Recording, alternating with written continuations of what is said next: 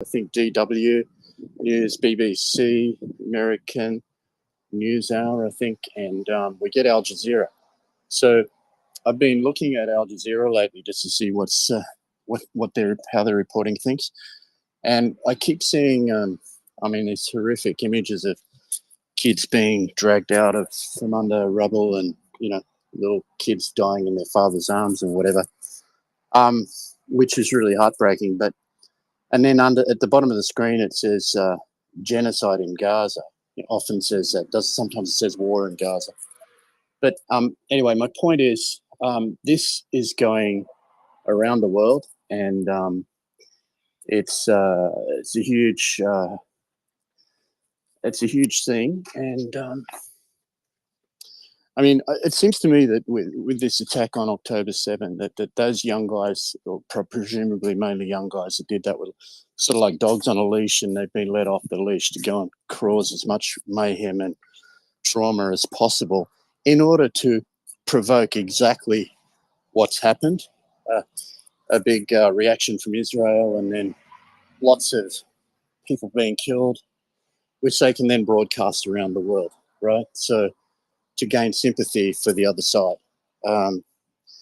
So I'm just wondering, like, in whose interest is this? I mean, it's obviously in Russia's interest to create a distraction from what's happening over there in Ukraine. But what about Qatar? Why do they want to get involved in this? Why do they want to create this mayhem?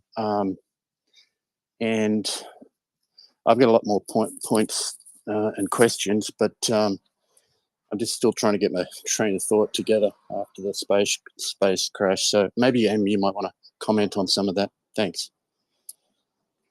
Well, Qatar is using its connection to Islamist organizations as a tool of statecraft.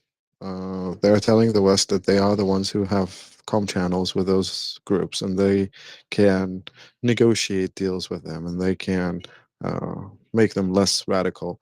But my opinion is actually quite different. This is a two-faced Janus game that Qatar has been engaged in for quite some time now. Eventually, or ultimately, what they want to build is a model of deterrence in a way. You leave us alone, and we will leave you alone. And by leave us alone, they mean leave us to our own devices. Our education is by us and for us. Our governance is by us and for us. Basically, the model of illiberal democracies that Shadi Hamid from Carnegie Endowment arrived at back in 2013, 2014. I can't remember right now. So eventually that's what they want to do. They want to help build Islamic countries that can be powerful enough, strong enough, resilient enough, economically, politically, and militarily, who can rule themselves, engage in international cooperation, international relationships without having their identity infringed upon. I believe that that's their ultimate vision. That's what they want to build, or that's what they want to help create. They think that, oh, God gave us all that oil, all that gas, all that money, and we will use it in the service of God by helping other Islamic nations to rise, become strong enough, near peer to the West, so that the West can stop meddling in their affairs and stop infringing their own ideals and their own social machinations on them, and allow them to live proudly as free and strong Muslims, if that makes any sense.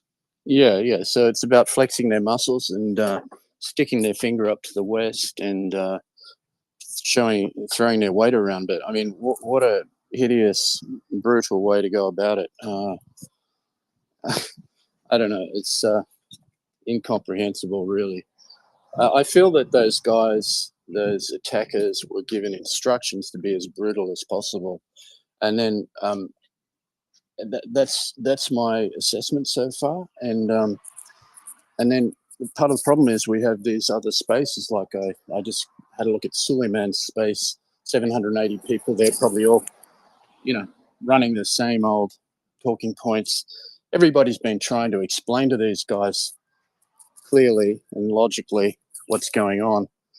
and they will not listen. They just keep repeating the lies over and over again. And it's, you know, for people that haven't been paying attention, they hear those things and they think, yeah, you know, Israel's a bully, Palestinians have been victimized, it's a genocide, apartheid state, all this sort of stuff, without actually thinking it through properly. So yeah, I'm not sure where I'm going with that. Just not sure how. There's not much point arguing with these people, right? They're not going to believe it. They're so angry, they're so emotional. Yeah, I'll just stop there because I'm not sure what my question is. Thanks.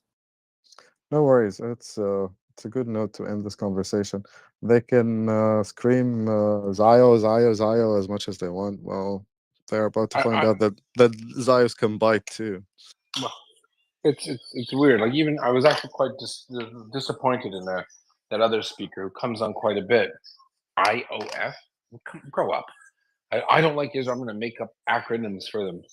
What does he call the opposing football team? The Cuckapoo Pants team? Because unhappy. I mean, come on, we're all adults here.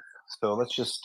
You could say, listen, I hate the IDF, and I think they're horrible, and I think that they don't, conduct themselves properly.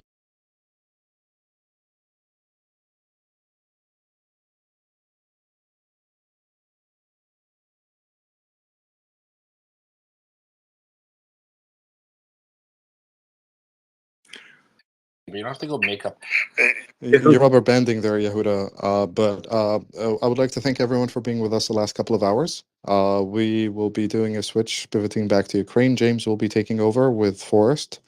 Yehuda and I will be here on speaker slot going forward. So I'll be just dropping down, and Forrest will be joining James in co-hosting. So thank you again. James, Yehuda, thanks for having me. Thank you all for coming. We sure appreciate your listening and joining in the conversation with us about the situation in the Middle East. We'll be continuing to talk about Ukraine until the Russians go home, and probably then thereafter for some time. So, stay tuned. We will continue to touch on the Middle East as it comes up. But right now we will be switching over to a slightly different topic, which is really just upstream from Israel and the Palestine. So they really are pretty close neighbors in the scheme of things. That is Ukraine and Israel and Palestine. So it's all connected by one enemy, and that is Russia. So we're here to make sure that Ukraine wins against Russia. And while you're listening, please also, if you are from the United States, please do call your representatives, particularly your Republican friends, and remind them that all of the countries in NATO were there for the United States when the United States called for aid at 9/11. And this is Israel's time. Remind them that they have some duties that they agreed to as part of being the United States through the Budapest Memorandum. And it's just plain old good sense to defend democracies around the world wherever they are. So I see Forrest is up now. Hello, Forrest. How are you tonight? I am well. Me and the mini co-hosts are all set and ready to go, but it was an interesting conversation the past couple hours. It sure was. I did watch that video with Stefanik interviewing the presidents of the Penn, Harvard, and whoever it was else, and I was struck by how hollow that sounded, and I don't think that anything that they said made sense, but also the actual genocide law in the United States law is really clear about this. It says you cannot call for or incite publicly and directly, and I think this is where some of the free speech issues are wrapped in these words. You cannot directly and openly incite genocide, and were they calling for 6 million more beers? You know what I mean? You can just imagine the kind of crap that people hand out. Oh, well, we didn't mean that. But a strict interpretation might give somebody a nod and just say, "Ah, whatever, we can't get you this time." But you'd think that on academic campuses that they could recognize when it's wrong to say something and call it out. So it was very disappointing to watch that video. And I don't know about you, Forrest, if you'd seen that, but it was pretty disturbing material. I had not seen the video. I heard him speaking about it, and it sounds pretty embarrassing. I'll be honest, today was an embarrassing day to be an American. Spent my afternoon watching C-SPAN 2 on my phone to listen to the Senate debate on the bill, and it did not leave me feeling great about our governmental institutions. But yeah. Well, it really is problematic. But, we saw the Republican Party really start to change with, well, over the last 5 years. Let's put it that way, 5, 6 years. And I think that the people who are unwelcome there, and you probably did see the news that McCarthy is going to drop out. It tells you that he's no longer welcome. Mitt Romney is no longer welcome. So two of the people that really could have helped call Republicans to their duty are disappearing. And those are the kind of people who are not welcome because they're not extremists. And this is very sad to see. Not sure how we get out of this box. Hoping that Mr. Biden works creatively with executive orders. Maybe even does something radical like calls for an Article 4 with NATO to at least get attention to the issue. And maybe collectively they could come up with some things that would call out more action from the people who are reluctant to give aid to Israel and to Ukraine. In particular, it seems that Ukraine is the offensive part of what is offensive to them to fund, and that would be right in line with how Putin would like them to behave. This is for all the marbles in terms of what Putin has wanted, and getting the White House is probably as big a win as getting Crimea, the Donbass, and all that. So it's a sad business. I hate seeing it. I hate America when it's like this. It is a political problem. It is also sort of a lawfare problem in the sense that everything being done may be legal, but it sure is wrong. And there may be no remedy that, is ready except for giving away the shop, throwing in the towel on, something that we really need to keep. And the Republican Party has been pushing for a lot of cuts. And I don't think we can afford a lot of cuts because we had a lot of cuts before. So I don't know what the right answer is for us, but I hope that we get it worked out quickly. And I hope that these people who are on the bubble are protected from threats. So my view of the situation, I'm gonna try and leave as much judgment out of it, is the more extreme part of the GOP doesn't want aid because that's what the person who tends to run that side of that wing doesn't want aid. And because of that, that's kind of pushed into the voters, and then it just keeps going and going further away from helping Ukraine and exactly what Putin wants, 100%. But they're not even thinking about Ukraine. They're not thinking about what's in the bill. It doesn't matter. It could be a perfect bill with, 100-foot border wall and everything. but they're thinking about November next year and getting reelected by people who are questioning aid, and they're scared to do it because maybe it'll turn, and it's really depressing. But I did spend my afternoon listening to some interesting senators, some conversation, but probably trending too close towards American politics and feelings that I'd rather not get into. But yeah, anything else happened in Ukraine today? I haven't followed that news as closely today.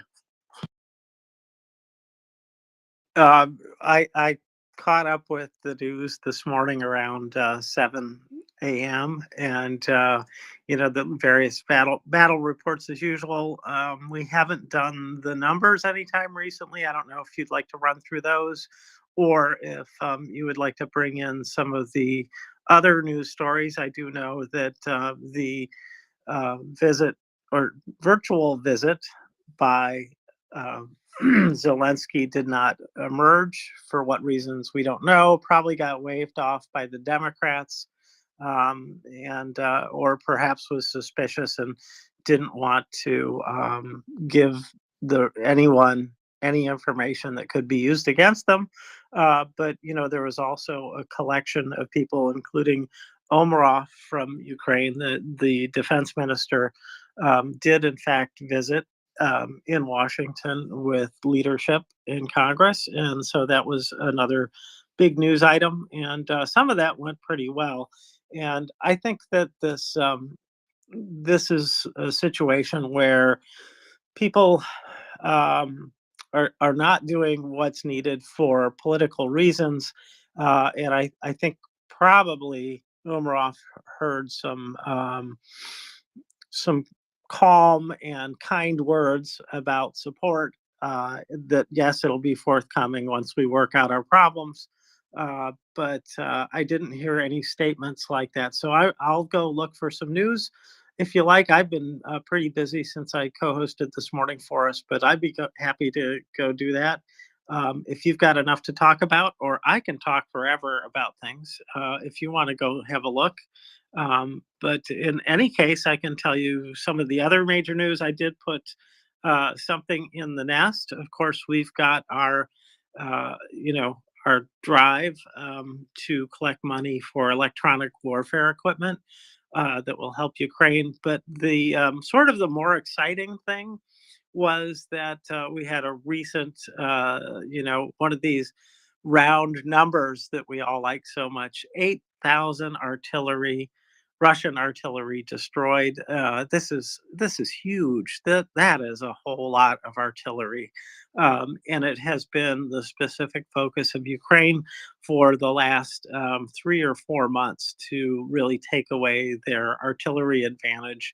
And I'm suspecting that pretty much they're at parity, and it is really now more about drone warfare. I do recall one of our recent speakers talking about that, well, they're doing well in drone warfare, that Russia is still sending out more drones than they are. So this is a battle. Go ahead. So everyone can look in the nest and see that we're doing a fundraiser for one of our frequent guests from Ukraine, Scruff. We're looking to raise money for all sorts of electronic warfare equipment that's needed. But I saw a video he posted today of a Ukrainian drone attacking a Russian drone and knocking it out of the sky with nothing but its weight went up above it and popped down on it. This is a pretty cool video.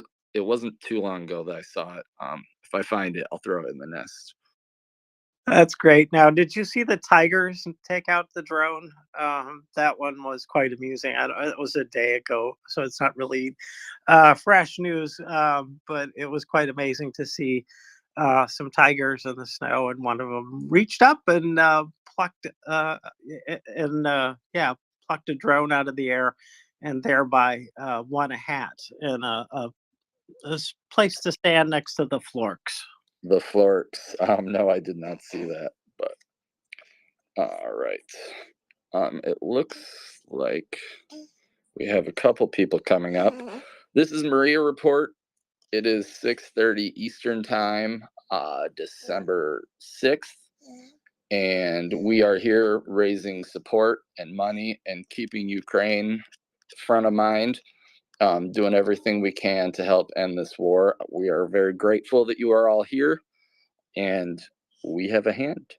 Go ahead, Tony. Hey guys, hi James Forrest. We're back. I've modified the petition for the jackets. We want a Mercedes Unimog donated to Ukraine. If you can share, I see Norma's there. If you guys want to share it, it's pinned to my profile, and we'll try to get some more vehicles. But there's a beautiful Mercedes Unimog recovery truck. Good to go and get our Bushmasters and Abrams that are damaged out in the field. And it's only done 3,000 kilometers. Let's see if we can get this withdrawn from sale. Yeah.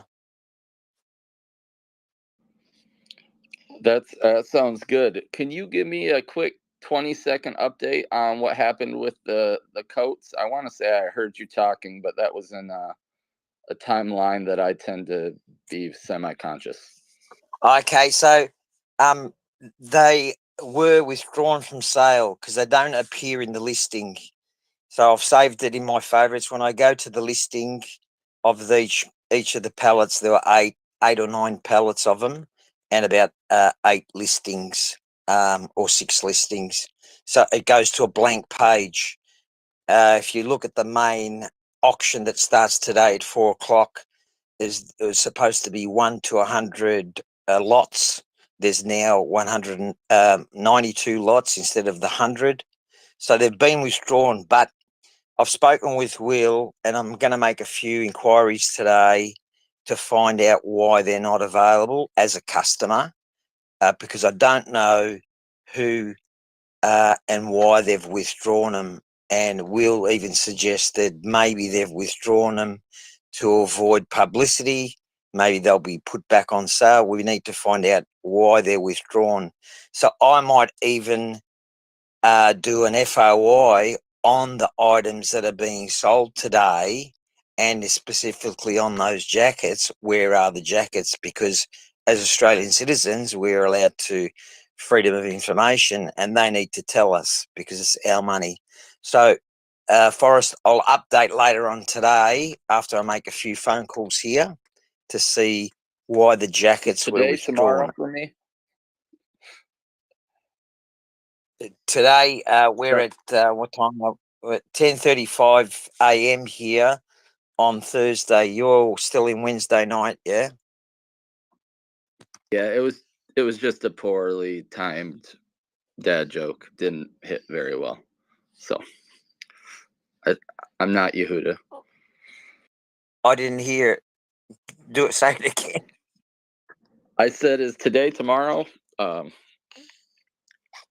We're just gonna move past. Yeah, it is. No, it is. It is. Your yesterday is today, but today is our today. You're still yesterday. So I'll update anyway. I'll update anyway for us, James. Everyone here. Pin tweet. If you want to sign the petition, let's get the Unimog. Well, it is up in the nest. Please do sign it. I think that the fact that the other, the jacket one, at least stopped the sale was a really good sign, Tony. It was. I kind of was surprised because I wasn't expecting any impact after Will had frequently talked about kind of Australia and not doing all they should. I kind of was going, I'm not going to expect much then. And so I was definitely surprised and happy to see that the jackets at least were pulled back. And hopefully, did you ever find out where they went? Were they sold secretly to somebody for even cheaper, or did they make their way? Do you know anything about that, Tony? No. Well, I just said I've got to ring up today as a customer and ask why they withdrawn because I wanted to buy them. And I think I was going to speak to Will. He might do it in his voice too. make a call inquiring where those jackets gone. You know what I mean? But we don't know, James. I'm going to do a couple of phone calls to the auction place. There's a phone number there, so I'll be making a few calls on that, and I'll be making an FOI request on that also of all the items, and in specifically the jackets. But I must add, Ukrainian ambassador to Australia, Vassal, who's very proactive here. He liked my tweet. Now he's very coy and he can't really speak out or make comment, but he liked my tweet. So I don't know whether he had something to do with it, because he would have direct access to one of the ministers. So maybe he made a call. Maybe they were withdrawn. So that's our best logical thing that's happened. So hopefully they are going to Ukraine, and he did intervene. That I'm gonna choose to assume good intentions today, and I'm thinking that happened. We're just gonna put it out into the world and see where we get. But that would be a small win for a lot of hard work of yours. Yeah, it's just putting it out there, or someone's just felt guilty and thought, shit, what are we doing here? We're going to look bad, and pulled it. But I doubt it very much, because they shouldn't have been listed in the first place. You know, someone should have had a bit of nous, a bit of brains. Think, what are we selling these jackets for? There's a war going on in Ukraine. I mean, it's common knowledge we're sending them bushmasters and everything else. So. Yeah, I'm placing my bets on Ambassador Vassal done something about it. Nice. Thank you again so much. We all have our ways that we can help, and it'd be great if you end up getting a whole load of coats and everything head over there. Chris, I see your hand up.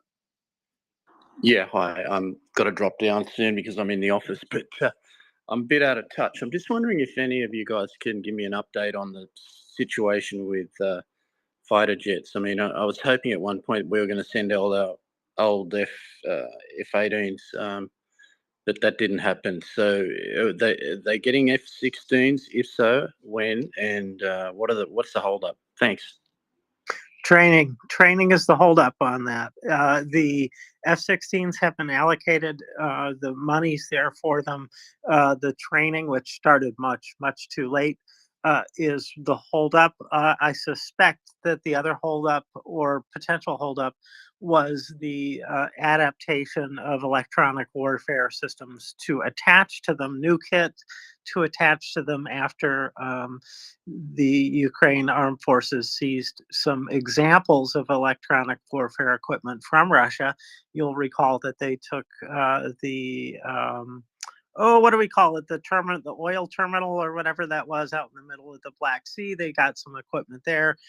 They got some from Crimea, and these kind of last-second additions help to one-up Russian efforts to stop them by incorporating the very latest technology that Russia has.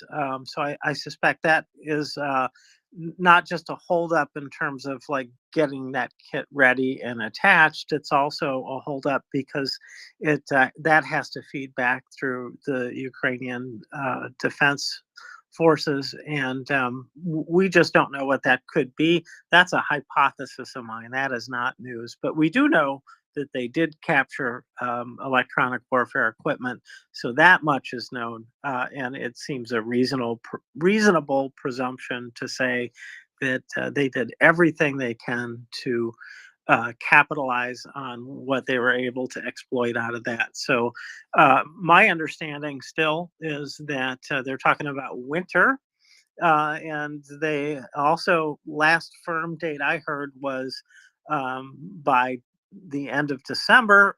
So I'm still optimistic that it's going to be sometime around the first of the year. Thanks for that, James. Yeah, I'll have to drop down in a minute, but I feel like this is going to make a huge difference, right? When they get the jets, is that right, or is that wishful thinking? Oh, I think it's going to make a difference. And, clearly one of the things it does with air to air missiles, it makes the Russians less able to project power as far as they are. And what I mean is that, they get up in the air, they go and fire an air to air missile at a Russian bomber who's probably got, I don't know, some kind of missile on it that's aimed at some civilian target, right? Well, now they can't go as close to the front line as they would like because these F-16 carried air to air missiles are going to really push them back.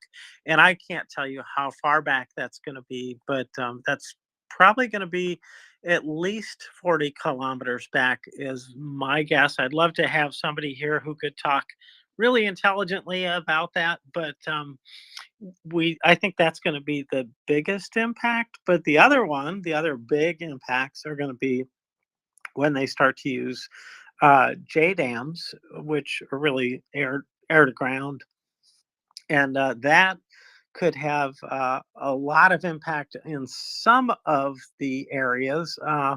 But again, they're going to have to treat these aircrafts very carefully and not do the riskiest missions. However, Russia, as we've seen, is now willing to risk more of their aircraft. And we had Latin up to talk a little bit about that. And they are risking more of their aircraft because the situation on the ground is very poor for the Russians. You can't take 1,000 casualties a day, 30,000, liquidated personnel a month, and plus all of the severely injured that are there. And just absorb that continuously. It has to come out of somewhere, and it's coming out of the population. Can they feed that many people in? Yes. Can they feed that many soldiers in? No. And the Russians keep feeding people in, but not soldiers. So what I see is that that is forcing the Russian hand about using their long hoarded aircrafts, right? Because we haven't seen them. They just haven't been in play that much, except for the helicopters. And what Latin was saying about this was that the KH-2 and, oh boy, another aircraft. He said it looked like they were the ones selected for use because they were essentially expendable, the personnel and the craft, as opposed to the other kinds of bombers and other aircraft that Russia still is hoarding. So it is going to very much change the game, but not, is it decisive? No, I wouldn't say there's any weapon system that's decisive, but will it add a big punch? It sure will. Yeah, I think our dual air wing brethren have gone a long way to kind of tamper some of the expectations of the F-16s coming on. But I don't know. I see it in a way that the way that our Ukrainian friends can adapt technology to suit their needs so far has been astonishing on every level. And when we give them better technology, they give us new ways of using that technology.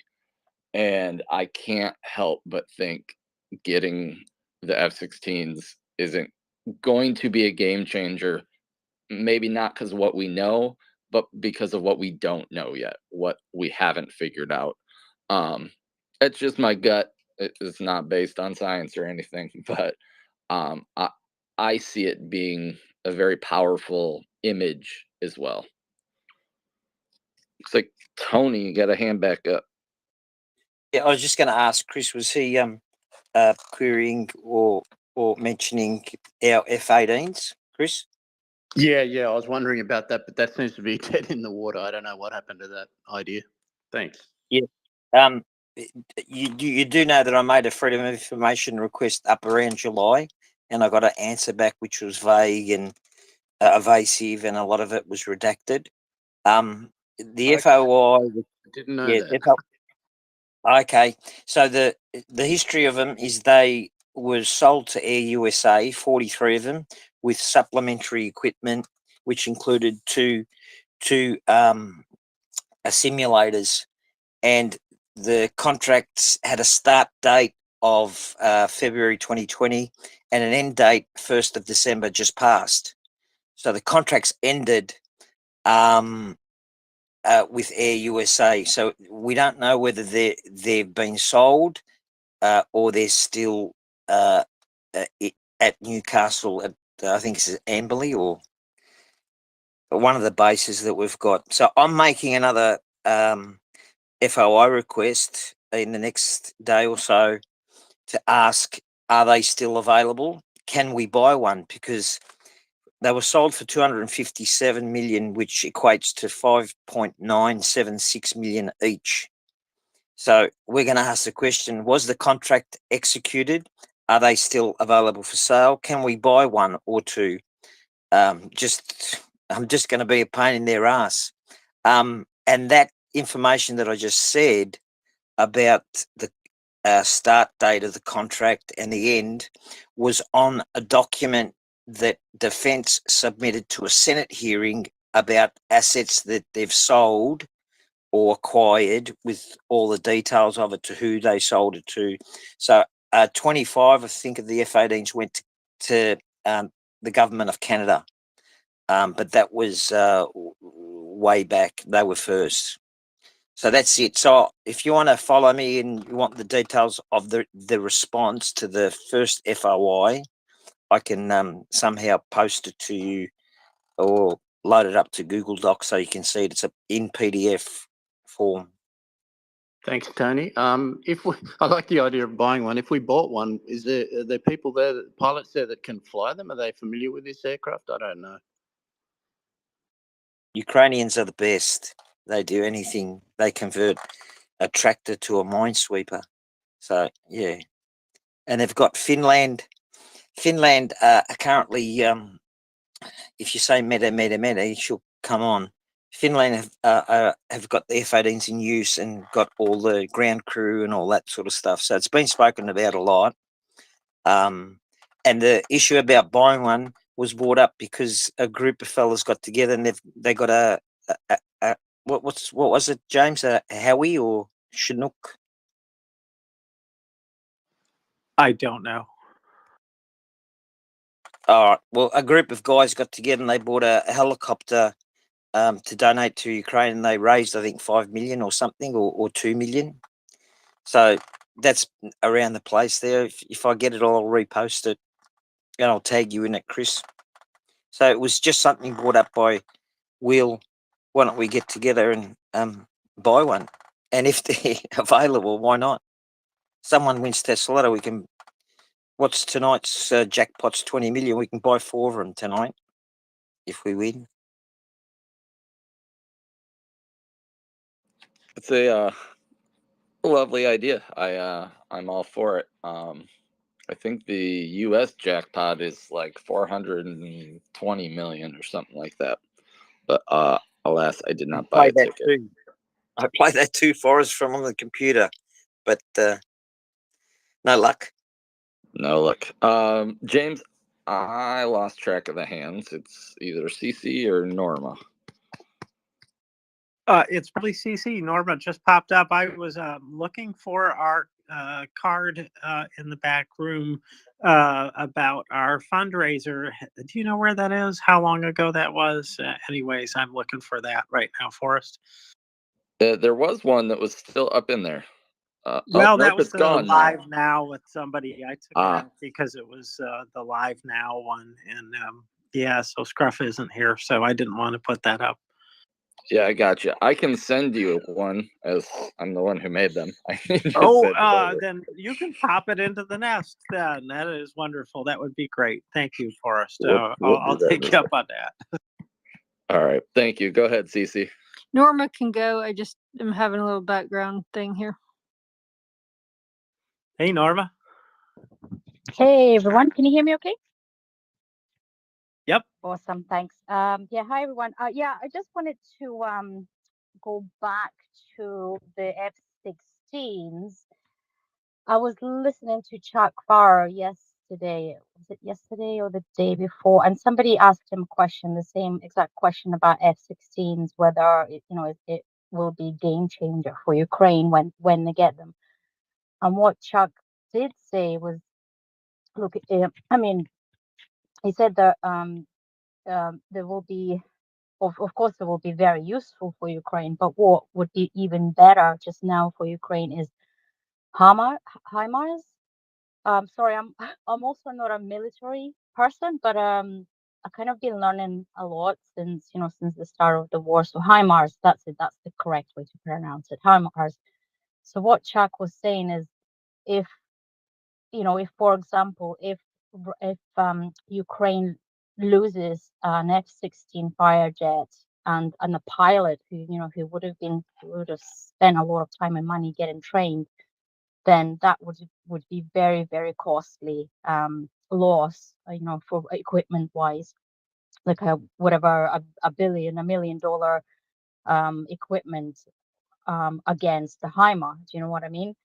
So I think that's what that's what Chuck basically said. That was his advice. It's best for Ukraine to get more HIMARS at the moment, and once they get the fighter jets, it will be helpful, of course. But on top of that, I just wanted to quickly get back. I can see Tony in the background, and I'm basically, when I got in contact with my local newspaper with the article with regards to the jackets and the rest of the gear,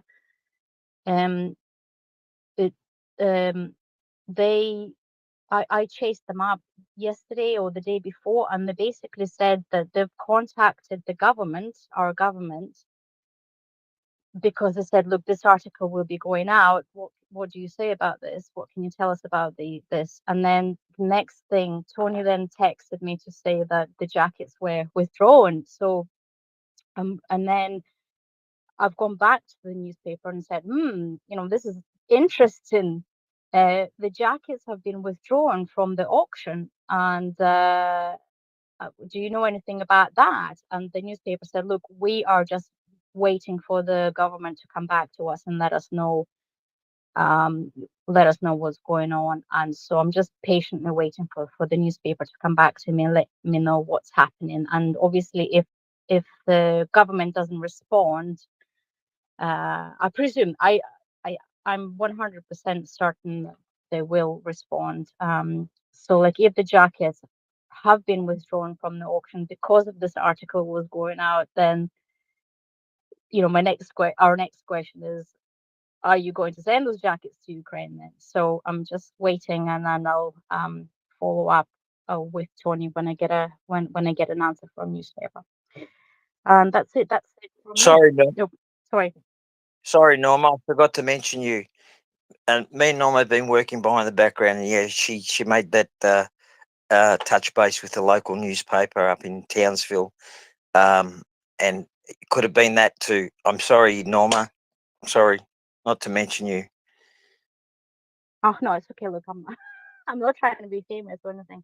Yeah, I'm just giving you a little feedback, and those jackets were going up for auction in Townsville, so that's why it is relevant. That's why it was relevant for me, to contact my local newspaper, because that auction of jackets was happening in Townsville. So that.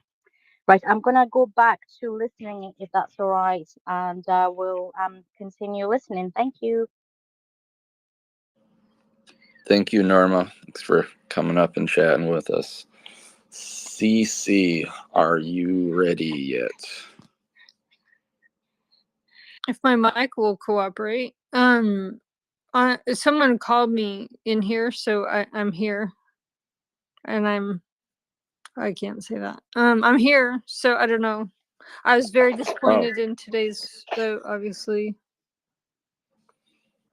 But we need to stay strong, right? So despairing will get you nowhere.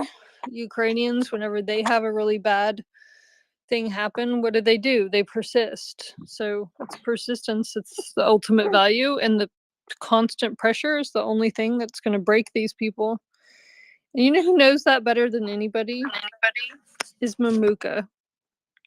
And Mamuka has fought since he was a child. He's had to fight against Russians trying to invade his country and his neighboring country. That's why he fights under the main directorate of Ukraine, for Ukrainians and with Ukrainians. So he is doing a really cool thing where he has signed a flag and a patch that's being sent over for, we're doing a raffle. So if you can please not despair and just, oh, Forrest, you got a hot mic. I love your baby. I want to hold your Sorry. babies. I want a baby. I want your little baby. I don't want a baby for me. But so what we're doing is, if you tag me in any tweet with a screenshot of either a letter or a phone, like your phone register, showing that you've been calling, then you retweet and boost it, then you're automatically in the raffle to get with $0, because it's tough right now, right? I understand it's Christmas time, to get something incredibly historical while helping protect Ukrainians. So it's a really, really cool deal. Thank you. That's an awesome thing. And I did it before I even knew that I could win such a thing. So I'm giving myself a little bit of credit there. You should get credit. I kid. But for everyone who is listening, it's not very difficult to do. I made all 6 phone calls, I think it was, and got through to either a person or a voicemail box in 11 minutes. I did it over lunch, and I felt better afterwards, even though I'm still angry today. It did help in the moment, and it's something we can all do. Yeah, I would just add that can we throw in there that we can get to hold the winner gets to hold your baby for an hour, your newborn. Maybe not. So she started crying. You're like, sure. I would just say that also an explanation people have been asking me, the reason Zelensky canceled his video conference was because he was being snubbed, and he knew it, and he wasn't going to stick around for it. So if you're wondering, there's your answer. Unbelievably so. Yeah, thank you, Cece. I don't think that it would have done any good had he spoke to them at all. So why waste your time with people who are set against you? And not sure what they're after, but I do think that they are after whatever it is that their leader is after. Oh, I know what they're after, and it's very important to be clear about it, if you don't mind me talking. No, jump in. So I wish it was border funding, because then that would be something that you can negotiate, because we do need border legislation. Unfortunately, it's not, because every concession that was put forward, every idea that was put forward was a no. How politics works, and on every other bill, they're discussions, right? They go back and forth, they talk. All this was the word no and or shouts, screaming shouts, like when they tried to get the Ukraine intelligence update, which has nothing to do with the border. This was strictly a Ukrainian intel briefing.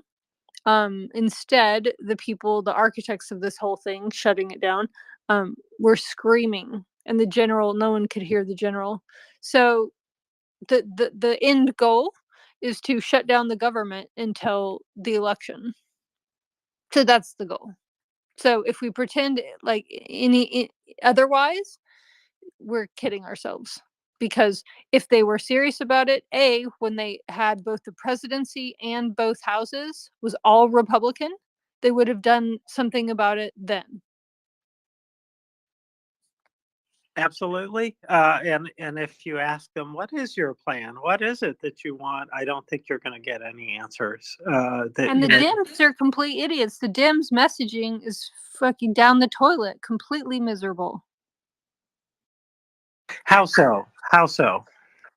Because they should be very precise and open, saying, look, America. These are our national security interests. This is what's happening. We don't want boots on the ground. This is what Article 5, all the stuff that we all talk about should be front and center of explaining to people this is why we're doing what we're doing.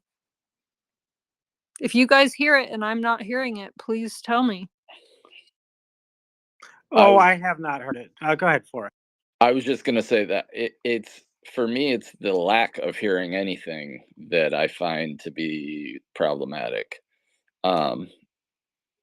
It should be any politician in the White House should be speaking on this urgently and often and yelling from the rooftops all the things that we know to be true. And it's just not happening. It's not, you can't find it because it's not there. And that's entirely frustrating.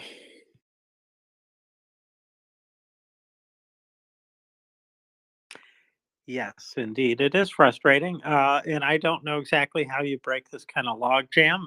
What they're doing is legal, and it's also wrong, wrong, wrong for America. It is wrong for Ukraine, wrong for Europe.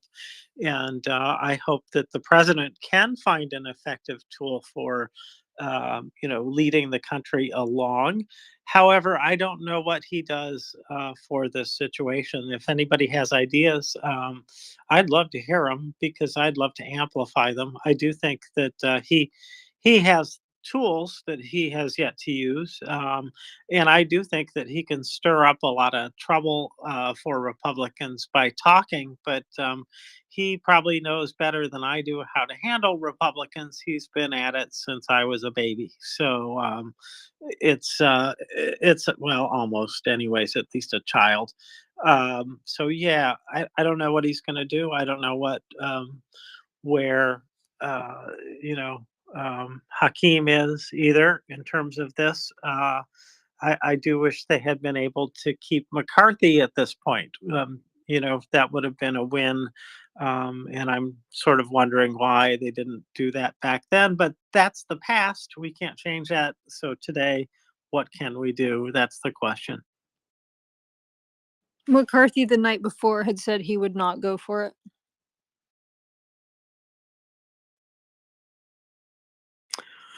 Well, there you go.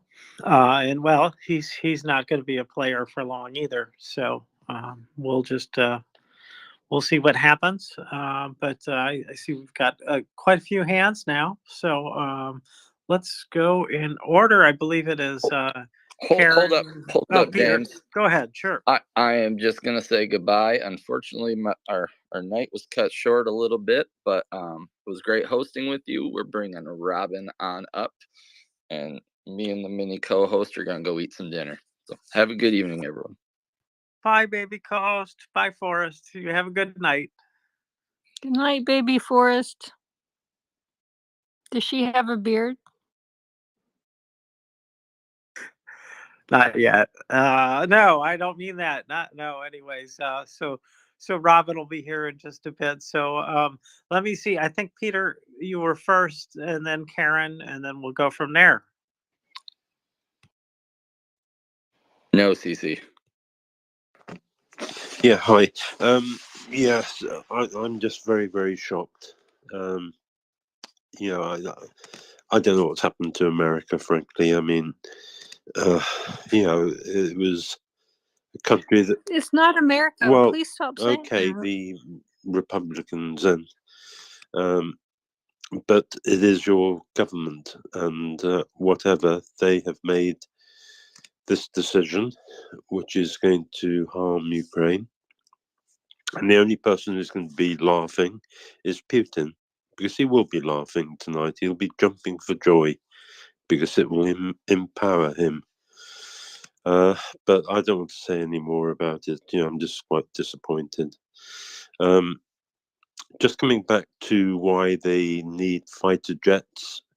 Ukraine is a big, big country. It covers a big area. And they need fighter jets for two things. One, it can get to places very, very quickly, which ground equipment cannot. So if there is a threat in one part it can very quickly move there to cut off that threat. The other point is Ukraine has been starved of longer range missiles, and again a fighter jet can take a shorter range missile further, if you like. So it is vital now that we do get these aircraft for Ukraine, and I think we need to really push from Myra to put pressure somewhere to get the F-18s in there, because they're great aircraft. They're sitting there. They're even better than the F-16s on shorter runways and not picking up stones and stuff like that. And they're very capable, so it's I don't know which, whether a government somewhere can put pressure to buy them. And as Meta always talks about, but yeah, it is vital they get aircraft. Thank you.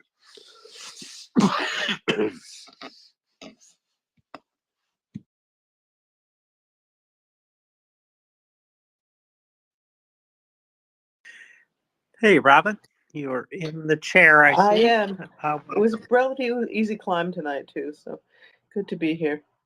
I have a question from a listener in the background. So at some point, it's something I want to ask Cece, but let's go through some hands first. Karen's next. Karen, hello. The Welcome. answer is I don't know. Hello. Hello. It's about a little after 3 p.m. in Alaska. Good evening to you. I just wanted to recommend a book for those that are saying, I don't understand what's going on in American politics now. And I'm not going to segue deep into American politics, but there is a book that came out that I feel will throw some light, and that is Liz Cheney, former Representative Liz Cheney's memoir. I just started reading it last night, and it's a good read. I got too tired to get too far into it. I'm going to go to bed earlier so I can read more of it tonight. But her new book is called Oath and Honor, a Memoir and a Warning by Liz Cheney. Now, I first heard about this book when she was on the Rachel Maddow show on December 4th. Now, if any of you know Rachel Maddow, she's like the polar opposite of Liz Cheney. And they made many jokes together about how they looked forward to fighting with each other after this was over. But both women wanted to point out the fact that there are forces in the world now and in American politics that the good people need to stand up and take a bipartisan approach to, because this coming election is going to be a dangerous one.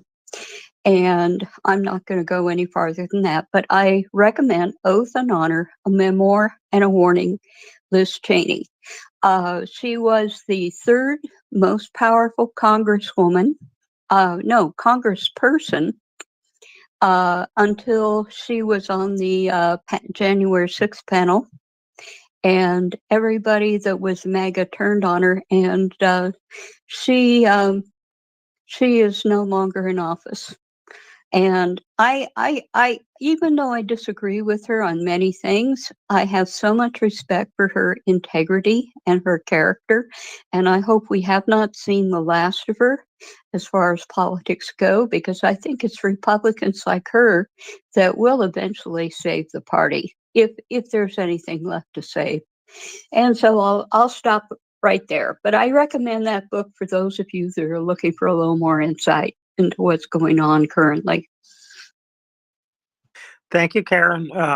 Yes, she played quite a role there in the last Congress in terms of looking into the January 6th events. And so her voice as a Republican was very important in that. And we saw steadily through that Congress what would happen to people who, took up the side of holding people accountable for their actions.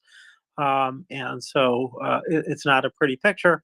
Um, and how America gets out of this, how we get aid back to Ukraine is the vital question. But thank you. It does point out a lot. I don't think I'm going to read that because I'm so far behind on all my other readings, except for the book club book, which I'm up on, Robin. Just so you know, haven't done all the notes yet, but am ahead actually by a little bit. So that's good news for me. But anyways, regardless, we've got some other hands up, and I want to go to them. And Cece, can you wait a bit for Terry and Of Bruce? course. Okay, then Terry and Bruce, you guys arm wrestle for who's first. Oh, Is that I'll go. I'll, mine's going to be short if Bruce is okay with that. Thank you, Bruce. I just want to respond to something Cece said. In the U.S. news, well, let me put it this way. Actually, I just wanted to let you know that I think the Dems are starting to message on this. And the U.S. news has a report of all of Biden's remarks from the Tribal Nation Summit, but he went into quite a number of things about Ukraine. And basically what he says, you either fund Ukraine now or wait to see how Americans can fight Russians later. And he detailed that. So I thought that was hopeful. That means the messaging is starting. And I don't see a lot of play on CNN or MSNBC because I happen to be off like this evening. I don't have to do like a lot of extra work, but there's just nothing on there. And I just think sometimes the stuff that's in newspapers, it's just a blip on the radar on the other channels. So hopefully it does spread out. But I also wanted to say too, there was a guy regarding the F-15s or 16s or whatever they are. There was a guy from Odessa on about 4 days ago, and he said, that the pilots aren't the problem. They can fly them. It's really still getting prepared to have them in country, like, having the roads paved, having people that can actually work on them. That's still the thing. And it's been my opinion that they've been training since June of 2020, because all the people that were squawking in the US Congress for these things have been very quiet ever since then. But anyway, Cece, I look forward to what you have to say. Thank you.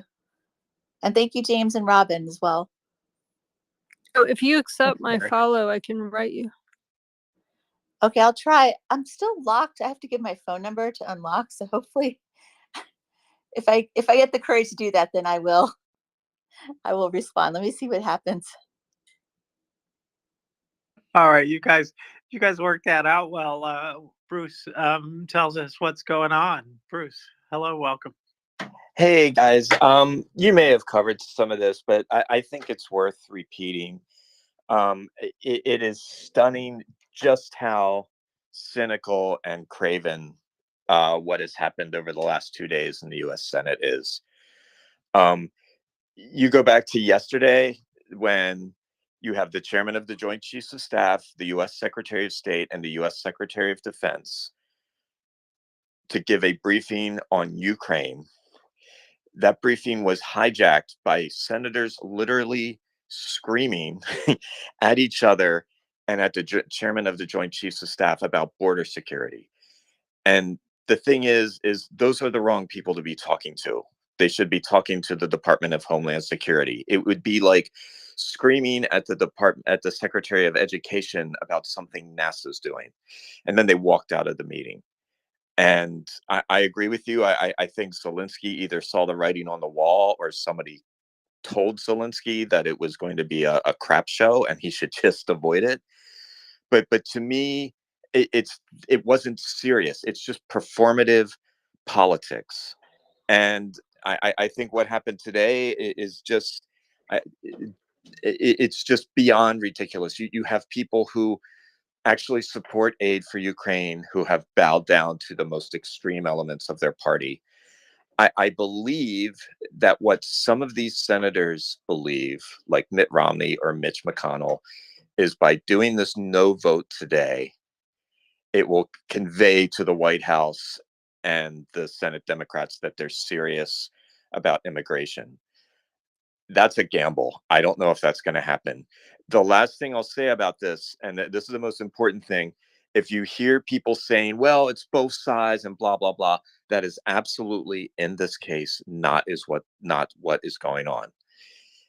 Biden offered to increase funding for border security, more agents, streamlining the asylum process, better facilities. It would have meant that people coming here to seek asylum, if we decided they didn't deserve it, they would get out of the country faster. These are all things that the GOP supports. And instead, they went for wholesale policy changes to our immigration program. And they tried to do it at gunpoint. And again, you have a bill, and I'll wrap this up quickly. You have a bill that's basically very simple. Let's give money to Ukraine. Let's put more money into a border security. And they basically tried to overhaul the entire immigration system with a very extreme agenda, essentially overnight. And just think about that. Like, you wouldn't do that. You wouldn't suddenly wake up on Thursday and then say, well, we're going to change the entire post office and let's get it done by Friday. It is just the most cynical, craven thing. It is a minority trying to hold this government hostage. And I have to say, we've reached a point where these people just need to be voted out. You know, it's just really, and the gentleman wondering what's wrong with America, you are absolutely right, because somehow we allowed these people to take power. Thank you. Vote. You did. I didn't. It was a joke. Yeah, thanks. Yeah, I think, Cece, you mentioned it before, and I think it's really important to remember that it's a small group of representatives who are the problem, not America. Ukraine has broad support still. I'm hoping that this translates into voting some of these bozos out of office. And the bozos are mostly in my former party. But I'm sorry, just one last thing, not to interrupt, but this is becoming like Charlie Brown, Lucy, and the football. Because we keep saying, oh, well, there's bipartisan consensus on this. The Republicans will take a principled stand. This will be the time that the Republicans will finally do the right thing. And over again, people who we thought were principled, people who we thought supported Ukraine, like Lindsey Graham or Mitt Romney, just bowed down to that extreme wing. And so it's time for us to stop saying, oh, it's just a few of them, because every single gosh darn one, including Mitch McConnell, who 2 weeks ago was out talking about how funding for Ukraine meant jobs in America and revitalizing our defense industrial base, all stuff that Republicans support. They just bowed down to the most extreme. So at this point, we just have to assume that there's no difference, and we have to stop fooling ourselves, because it is Charlie Brown running at the football. We are Charlie Brown. Lucy is the Republicans, and they pull the football out from under us every single time. The issue is now I will step down. Thanks. The issue is, and I'll go to CC after. The issue is, what are we going to do about it? Because going over again, I this morning I came up and spoke about this too. Going over and over again about bad things that happen doesn't do anything for us. We have to take a page from the Ukrainians and say, something really bad happened. What are we going to do now? And I think Cece is great at that. And I'm going to go over to you, Cece, and let you take it from there. Yeah, exactly, Robin. But the thing is we have to know what exactly happened in order to develop the solution, right? So if everyone keeps going like, no, it's the Dems too, it's both people, no, it's Bernie. Here's what's happening. The center is not holding. The center was holding. Is one of my favorite phrases. But now we have one Democrat, and then we have all of a sudden a flood. I mean, it's happened kind of gradually with 117, but I thought I was told that was just grandstanding and throwing red meat to the base. Then I was told a month later that was just temporary grandstanding, throwing red meat to the base. Then I was told a month later that was just grandstand and ad infinitum, right? And here we are.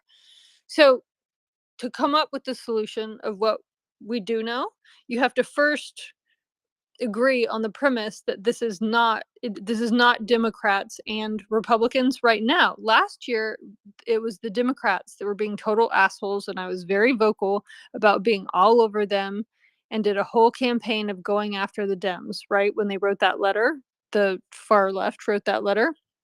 And guess what? They retracted it. So under pressure, the reason this is not just a fun fact, it's demonstrative of our solution tonight and every day after that we sit here, is with pressure, these people will change their minds.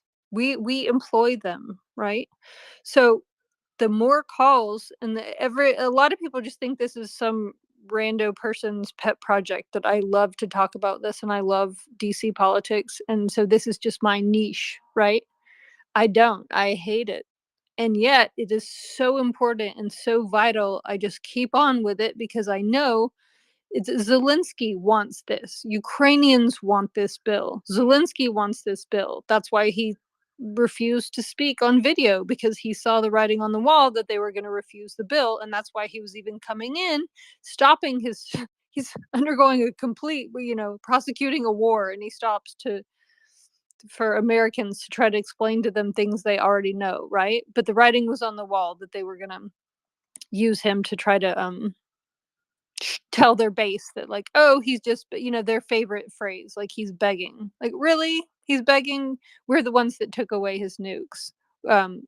He's not begging. Our country screwed them. So my point is that the solution, and I apologize because I'm tired of hearing it too, but I'm not going to not state the truth over and over again. Pressure will turn them. It will.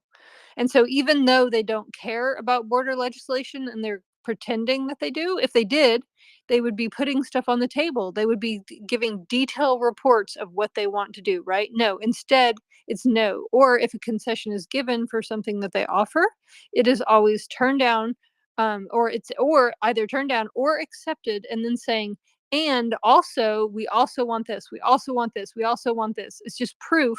And I've put in the nest.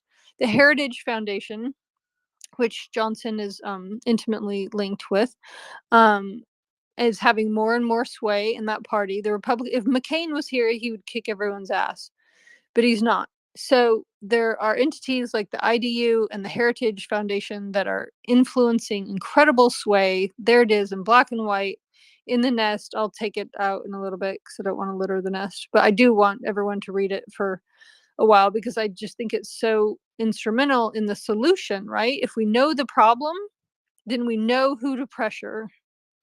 And then that's how we will get this to go through. It's a critical mass. So clearly it hasn't worked yet, right?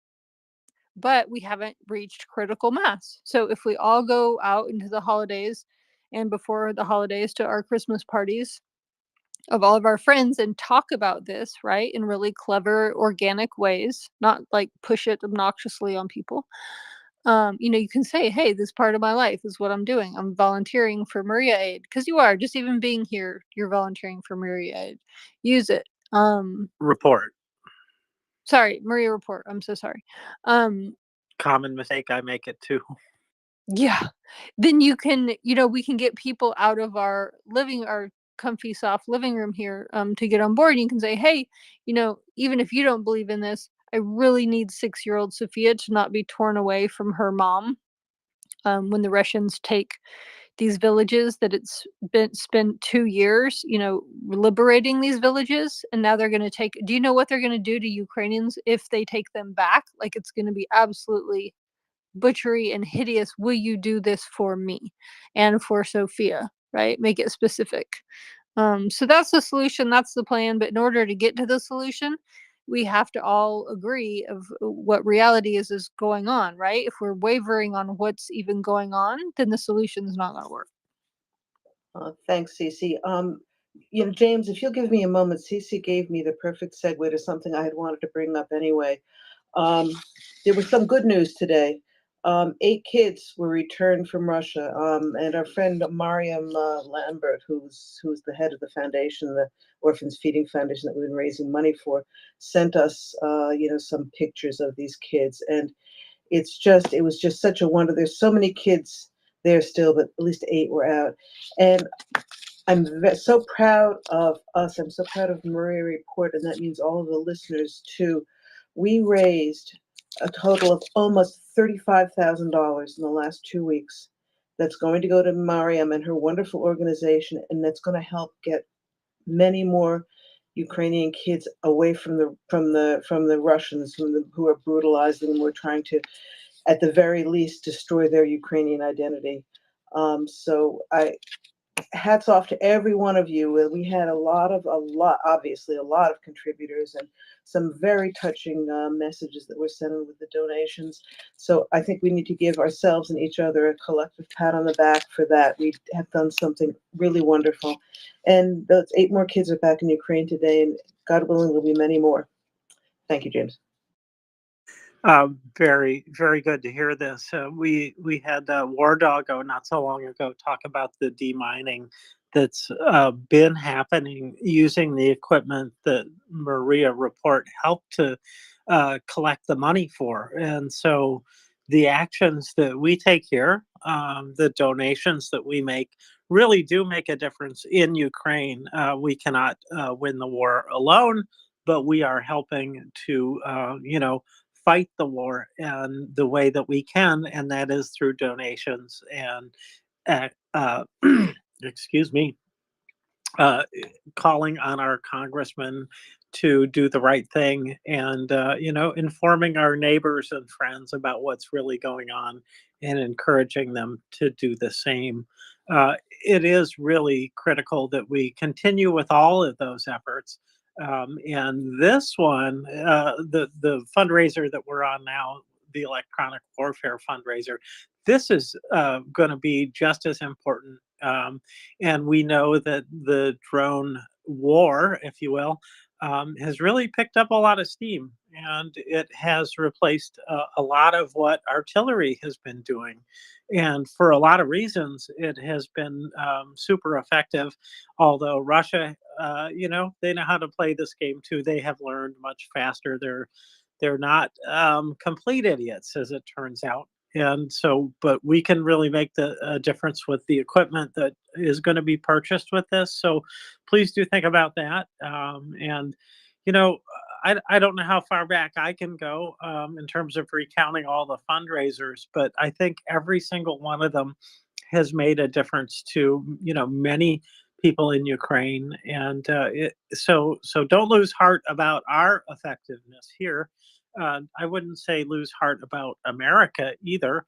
But I do think that there are some fundamental problems that need to be overcome, one of which is the corporate press's decision not to run stories about Ukraine. I find it terrible. I know that Apple News Aggregator, which I canceled.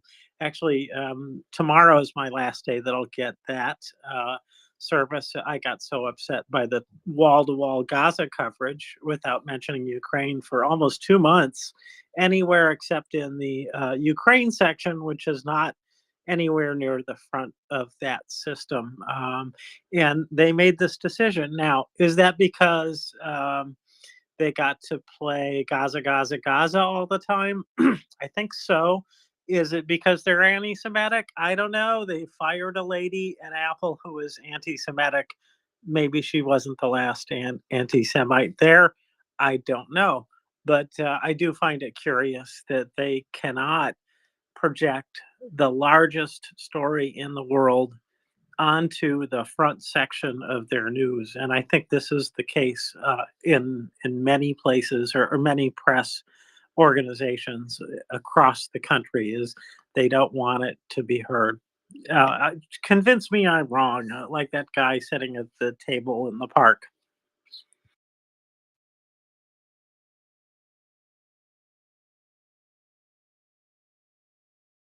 Yeah, thank you, James. Okay, I see Peter has his hand up, but let's go over to Peter. Yeah, James, I was actually just going to bring up the very thing that you just discussed. So you have to excuse my voice. I've got a cold tonight. So, yeah, it is, what we talked about before, that we have lost the narrative with Ukraine. And you know, it is really, just imagine for 1 minute that all the media tomorrow morning was full of the fact that they were plastering it everywhere. Look what the Republicans are doing. They're destroying America. They're destroying our security. They are giving bad messages to China to come and do what you want with Taiwan because they are weak. Just imagine if that was plastered everywhere over the media.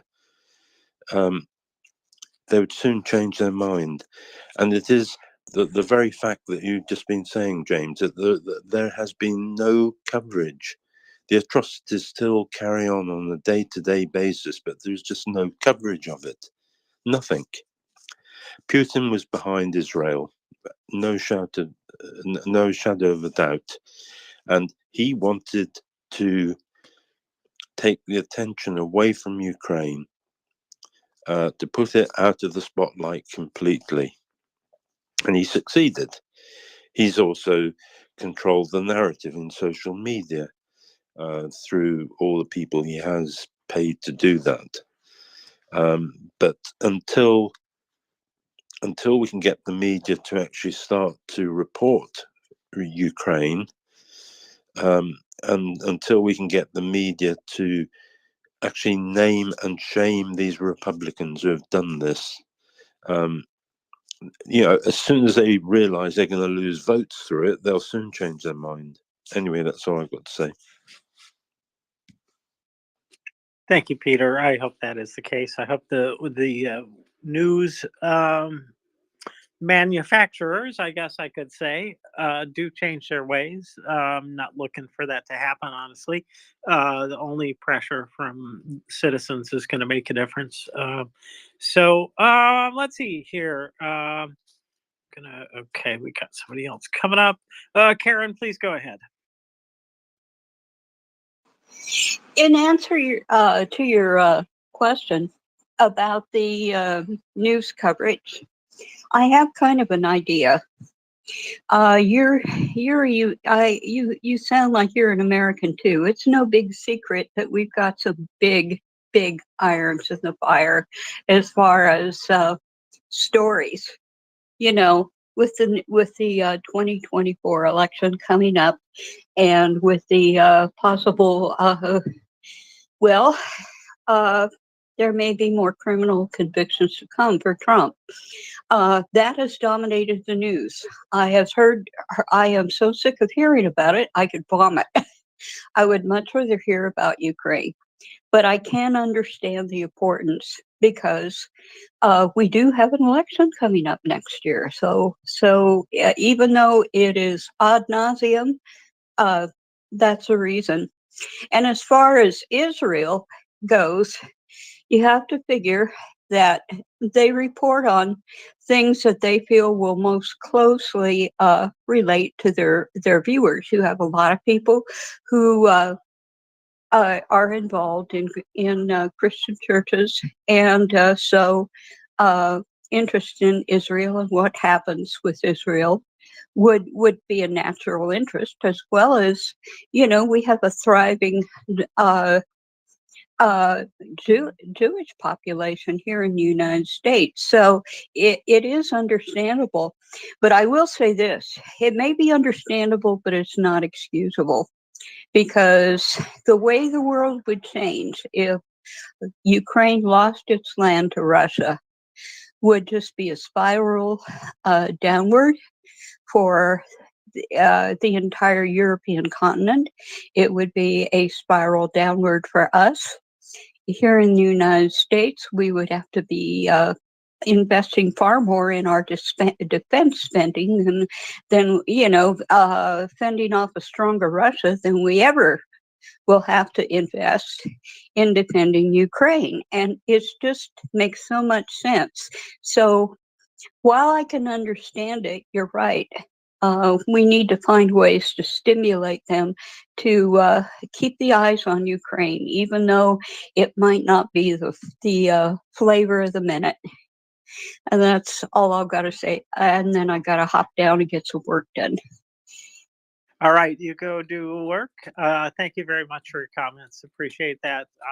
And we'll see what we can do with America to whoop it into shape, as if any of us were able to whoop America into shape.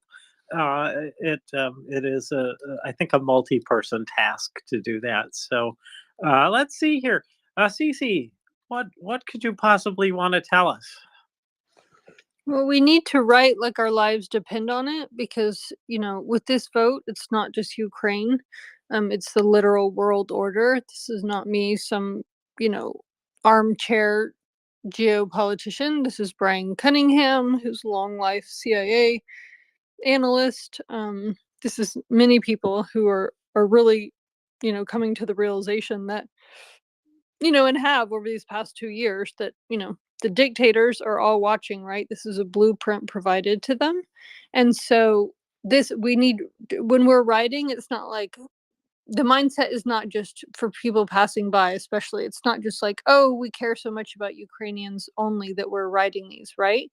Get other people into whoever you need to get into their selfish mode. You are writing for the very world order and for America to not be put. If we're pulled in 6 different directions with 6 different dictators that are just like, holy mother of God, Russia got away. If Russia, of all people, the second largest army in the world, could get away with this, hell yeah, we're going to do this too. Hell yeah, we are. So it's not going to be just Taiwan. You know, it's not going to be just North Korea. It's going to be a free for all.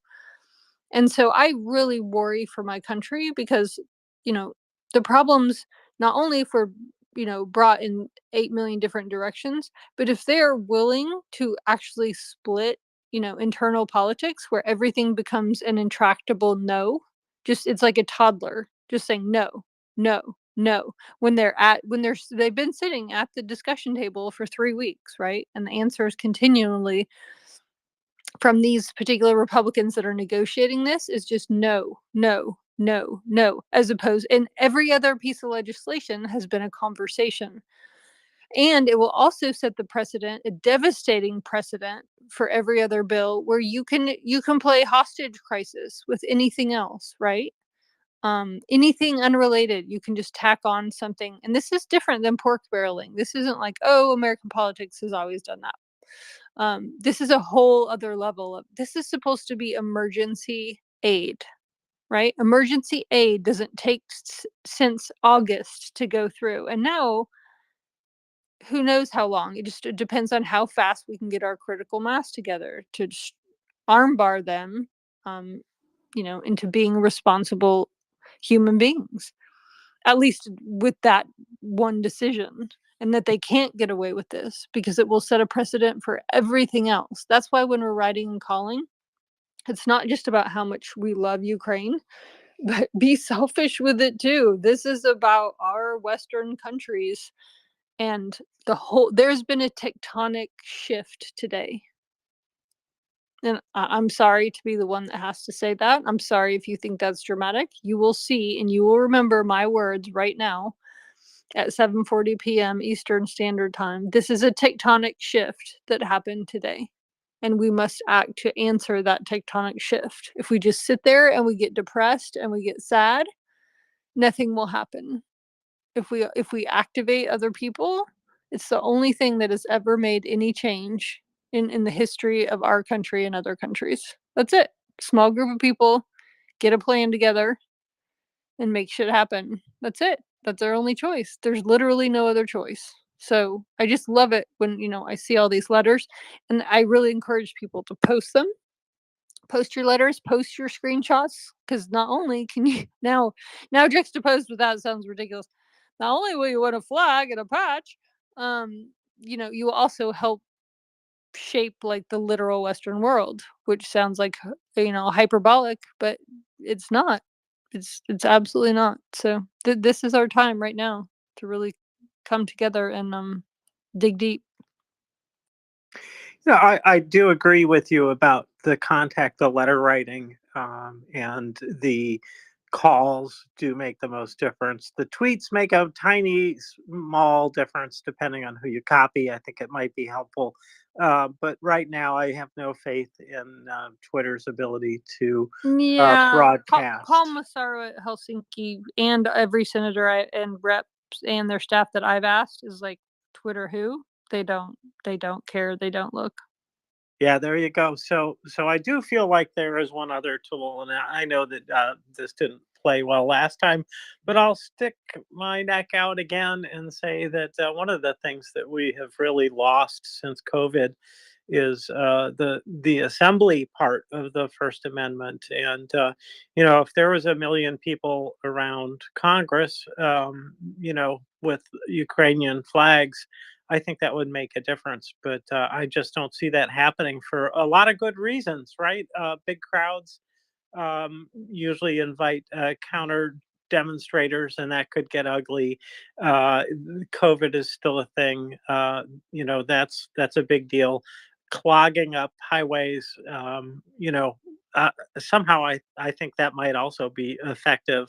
The way that some of the I don't know, those Trump trains or whatever, they caught eyes. So I still think that there are other things like that, but writing local newspapers as well. Just copy if you're going to write a letter to somebody, copy it to a local paper, and try that approach. Other than that, CC, I have to agree with you. I do think that a more in-your-face approach feels better. I have trouble with the pulling it back in and being polite, and especially with that ending that you like to end with, which is, but I believe in you. I believe that they're all done with democracy and that they don't care about that. They want the money that Russia's going to give them, and that oligarchy. That's what they really want. That's the ring that they're reaching for, is themselves becoming an oligarch, and that it's yeah. Well, anyways, CC, what do you think? I mean, I think that the Russians haven't reached all of them, right? So that's why we're putting this pressure on. Like, some of them are compromised, right? But Johnson can't not bring it to a vote if many powerful people are pressuring him, being like, "What the hell, dude?" So it's pressuring the ones who are still reachable, and that's why it's a time crunch. That's why it's a 911, all decks on hand right now, and not like, oh well, we'll just do this gradually throughout the year, because this next year is election season. It's silly season, election year. Like, there's no doing. It's now or never. James, one of the things I wanted to mention, you said about not having demonstrations.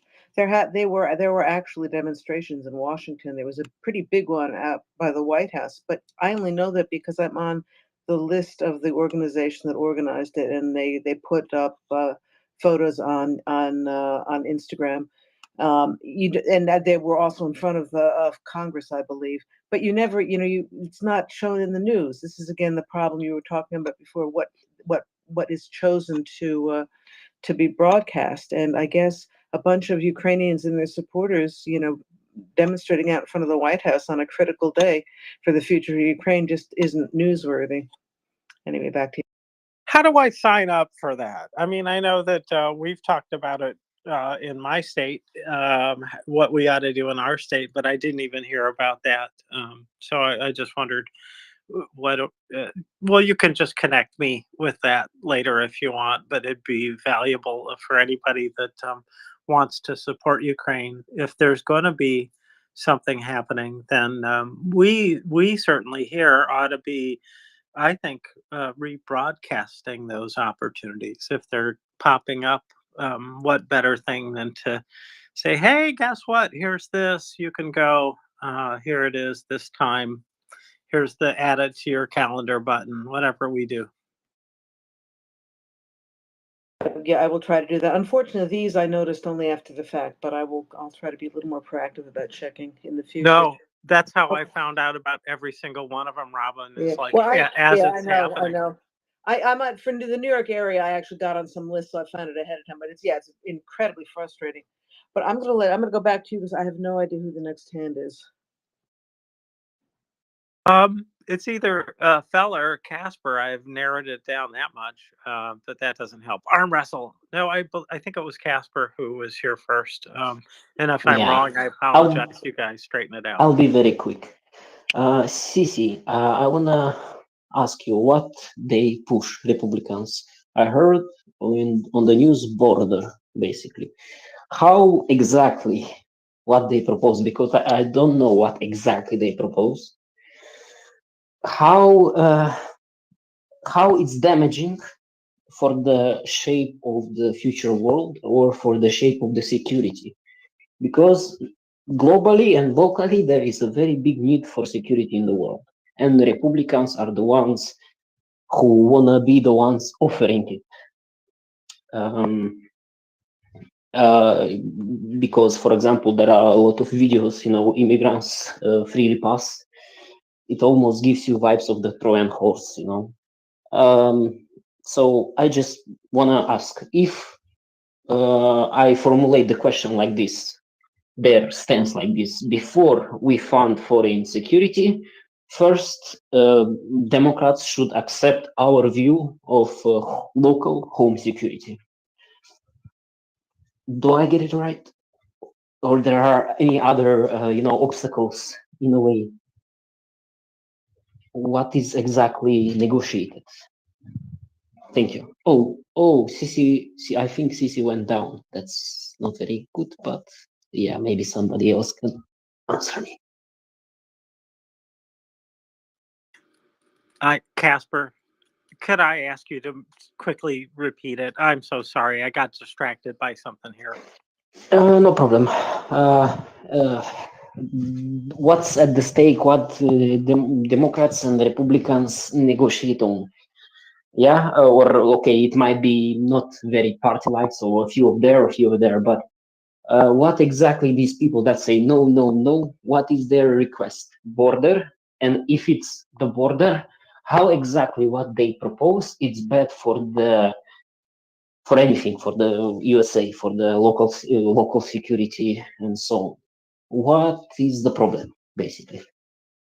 Got it. Thank you. That's a great question. And you'd think that with something like this, that if they had something that they'd have it in front of them, they'd lay it down on the table and they'd say this, but they're not saying that because they don't have any plan for the border.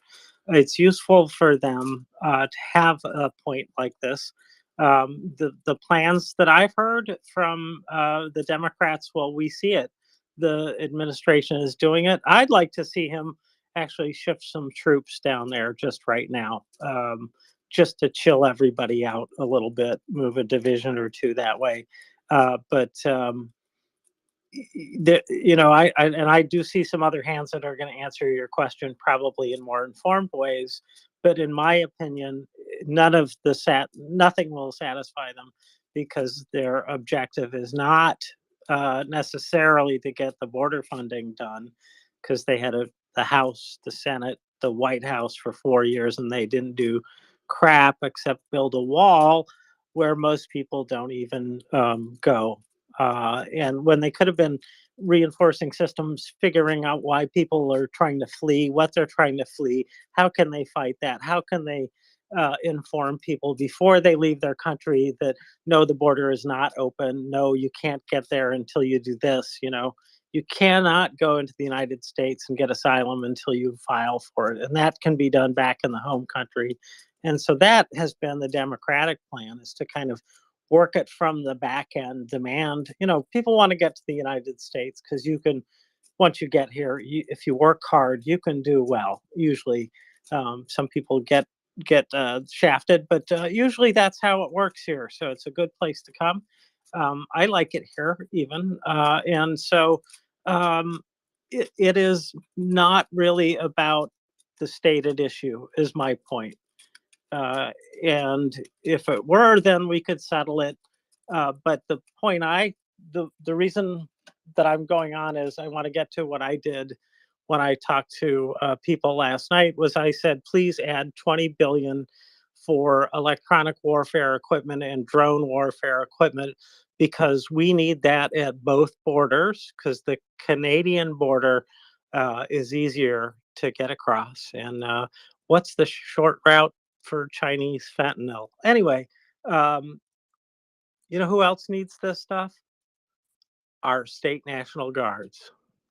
There are groups inside the United States that are paramilitaries who watch the news and have a lot of military experience quite often, and they are keeping up probably near the curve that you're seeing in Ukraine in terms of development of things. So we need an integrated package like that. But here's all I said to them. I said, don't tie anybody down. It's not a policy debate. Tell the Pentagon to step on this and follow best practices. And they know what to do. They know how to innovate. Just get the money spent, get it out there, push through a comprehensive. This is a defense bill at every step. What we do at the borders, what we do within our states to protect our citizens. We're in war in a lot of ways in the United States, as is the world. So, we're not alone. That's the other part. And that external part is critical, and GOP doesn't want to solve it. I apologize. I said GOP. I apologize. I do not mean the party. I mean those people who have turned from the principles that the GOP used to stand for, who have turned away from country, from God. They've turned away from decency. They've turned away from fairness. They have turned away from democracy itself. They've turned toward Russia. They've turned toward money. And maybe they do in their minds have some way of justifying what they're doing, but I'm not buying it. Sorry for going on so long. Nope, it needed to be said. Thank you, James. Now I think Fella Mike is next, and then Ali, and then Bruce, and then Marcus. So Fella Mike first. So with all the amendments that's unfolding right now this week, there was a hearing. I can't hear anything. Is it just me? No, I'm really sorry, Fella Mike. We're not getting anything but tinny sounds. There's no words that we. If you've got earplugs or if you've got head equipment, take that off. Just talk right into your phone and get closer to your Wi-Fi or whatever it is. Okay, maybe he'll come back up. Let's go to Ali in the meantime.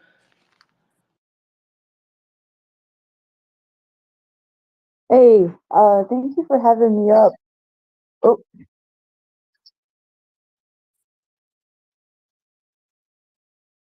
There you are. Why don't you go ahead? I'm glad you cleared it up so quick. Thank you. No, I just dropped down and up. Thank you for bringing me up. So while all the madness is unfolding right now, there was a hearing on the Repo Act today, in the afternoon, and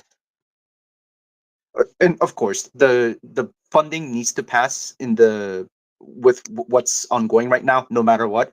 I do want to mention the Repo Act. This is very important as well. So there was so during the hearing, just a couple points.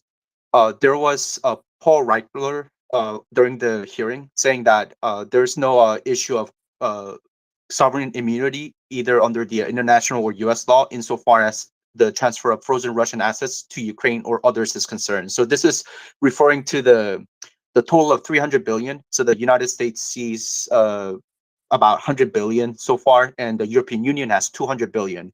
And also, he further makes a statement saying that if Congress has the power to authorize the executive, which is the president, to freeze a foreign state's assets, it must also have the power to authorize the executive to transfer them. So if the assets are not immune from seizure, they're not immune from the transfer either. So this is during the hearing, because I watched the whole thing, they were referring to what's called the International Emergency Economic Powers Act, which is one of the federal statutes that's used to charge as a crime under like there's a couple examples from DOJ National Security Division that they do this. So the point of all of this is that during the hearing they were saying that even again with all the madness that's going on, if also like having the United States to set up or to further this legislation forward, to set up an example, to also have the European Union to follow, to replicate, to influence their model, to follow through as well. So in addition to 100 billion, and also to the 200 billion that's being seized from Ukraine, then that's one way to support Ukraine in that way. And also, what's her name? Julia Jiskina. She's apparently uh, legal counsel for Raison for Ukraine. She brought a piece of a medal that struck Ukraine to the hearing, and then also more information as well. So I really appreciate her for speaking up during the hearing. And so as far as as far as the struggle that's there in the United States, I do believe that at least in the European Union, at least in the EU side of things, getting the 200, because you just froze 200 billion. If European Union naval fellas can also let the European Commission know to also to get that going, that I do believe that is very, very, very, very important, because that will give Ukraine the funds they need to manage internal and external threats. In addition, I DM'd you, but there's an article from Politico yesterday. If you want to put it up, but basically Spain, so that's España. So Spain put up a proposal to get this done, and all the it says several diplomats from other countries like question the Madrid's goals of this, and then basically they made fun of Spain for trying to help Ukraine to get the transfer assets to them, somehow saying that that they seem aloof, or they're not somehow aligned with the European Union. It's kind of disconcerting, and it's disheartening when you're trying to do good just to be insulted, saying, oh yeah, you're not with our agenda, like you're not with us. There's no time for quarreling, right? It's time to come up with solutions and to get this done. And there's no way to iron out every single detail on what's gonna how this all will play out specifically.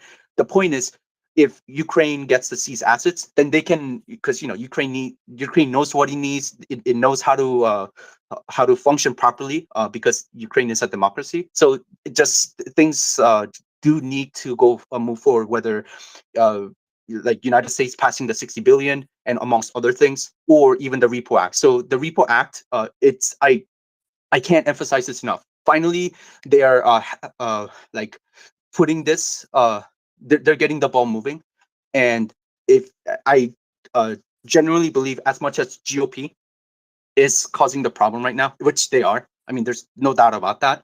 At least on the EU side of things, like us as a West, we're a strong economic power. I think that's what people forget. As much as weapons go, we have power. This is not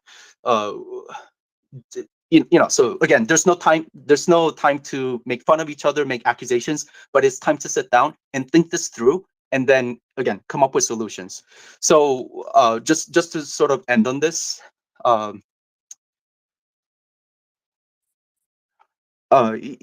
yeah, so that's pretty much it. And just on a side note, I remember the letter that was leaked from the Democrat caucus last year. I remember talking about it. Basically, it was leaked. They didn't because it is true they wrote that, but one of the staffers leaked. So it's not they didn't deliberately intentionally push it, but they acknowledged that the letter was leaked, and then they retracted, and they accepted they accepted that they were wrong.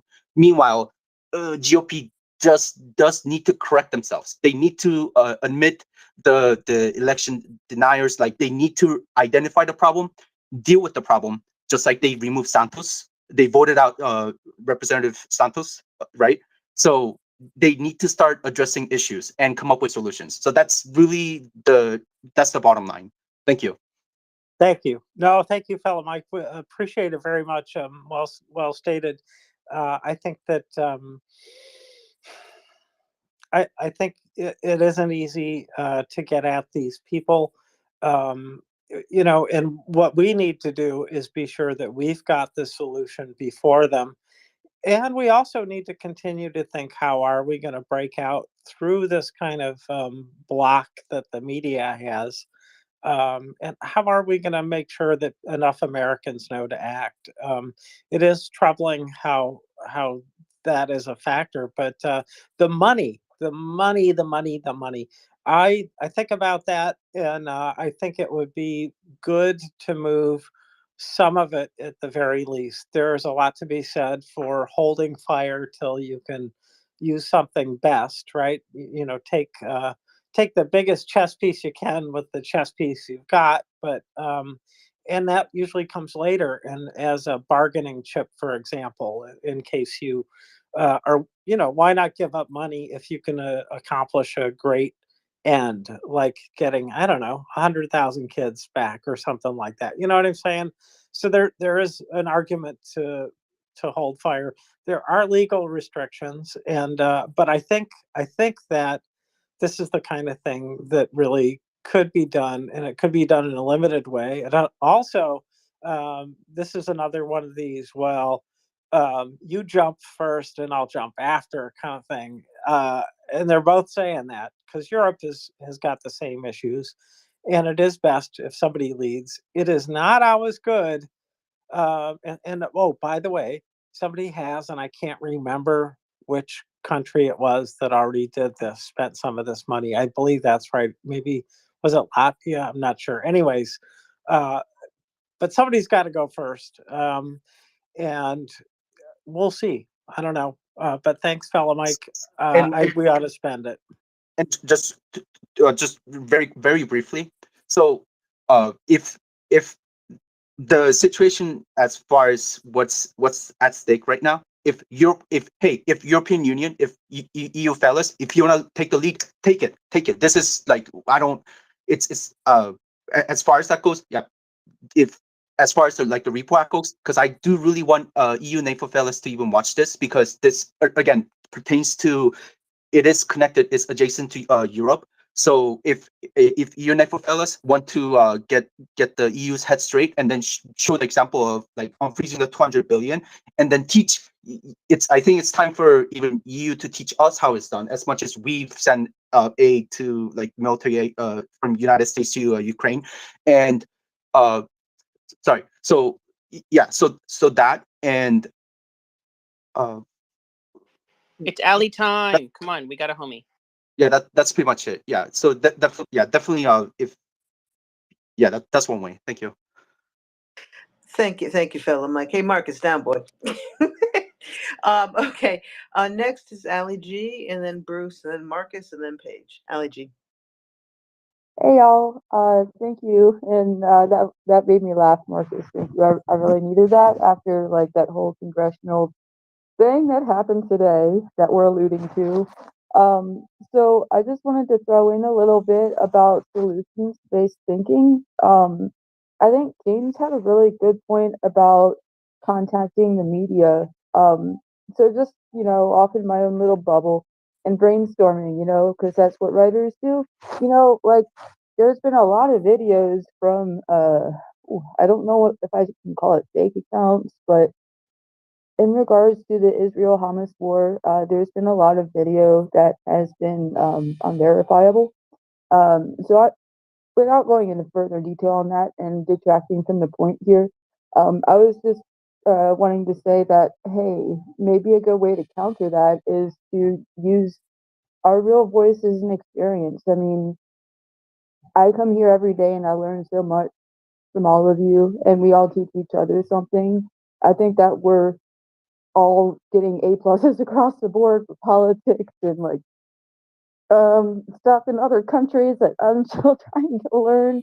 I'm an aspiring journalist, right? And I just got this idea to turn in all my stuff and just like pitch it to local and state and whoever will listen to me media. But if we all do that, just imagine what the outcome could be. Not even considering making the phone calls. I mean that too, but this is just a slightly different point of view. And also because I really like book club, I'm just gonna wrap it up with this. So the road to unfreedom, Russia, Europe, and America, there is this one statement that just really sticks out to me, and it says, as social mobility halts, inevitability gives way to eternity, and democracy gives way to oligarchy. I feel like that's kind of where we're at right now.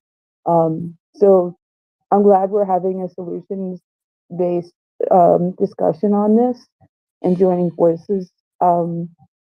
Is really empowering when we all come together and put our thoughts in the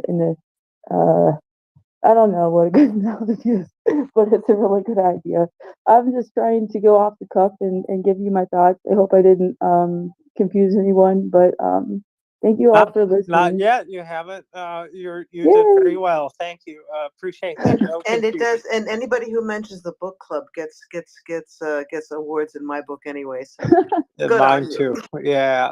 No, and a good, cogent quote there. Very applicable to the situation. I think you're right that we're looking at this sense that it's like, oh my God, what can I do? And it can feel that way. And alone we can't do anything. But 10 million white blood cells or whatever it is can do a lot in the body, and we're like that kind of. So Absolutely. Yeah, agreed. Thank you for the support and letting me speak. I'm going to drop down to listener and, just continue listening to everybody. Thank you again.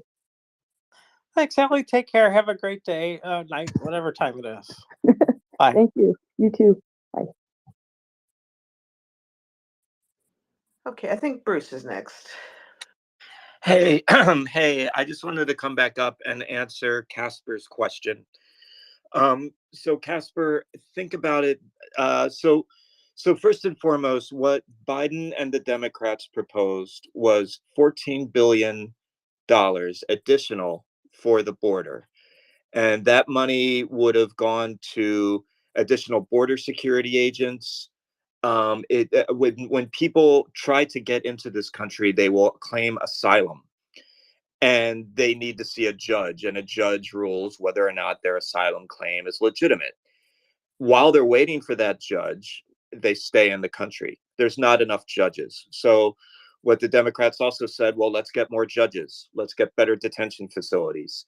Biden at other points has talked about a border wall. How does this affect Ukraine? There's something else so what the Republicans are coming back at is that they want to change the asylum system completely. And they're interested in something called parole. Right now, there are 271,000 Ukrainian refugees in the United States. And they are here under something called presidential parole, which is the president can say, hey, on humanitarian grounds, these Ukrainians don't have anywhere else to go. We can keep them here. They can work for 2 years. We do that with places like Nicaragua or Cuba. The Republicans want to ditch that. They want to make it a case-by-case basis, one person at a time.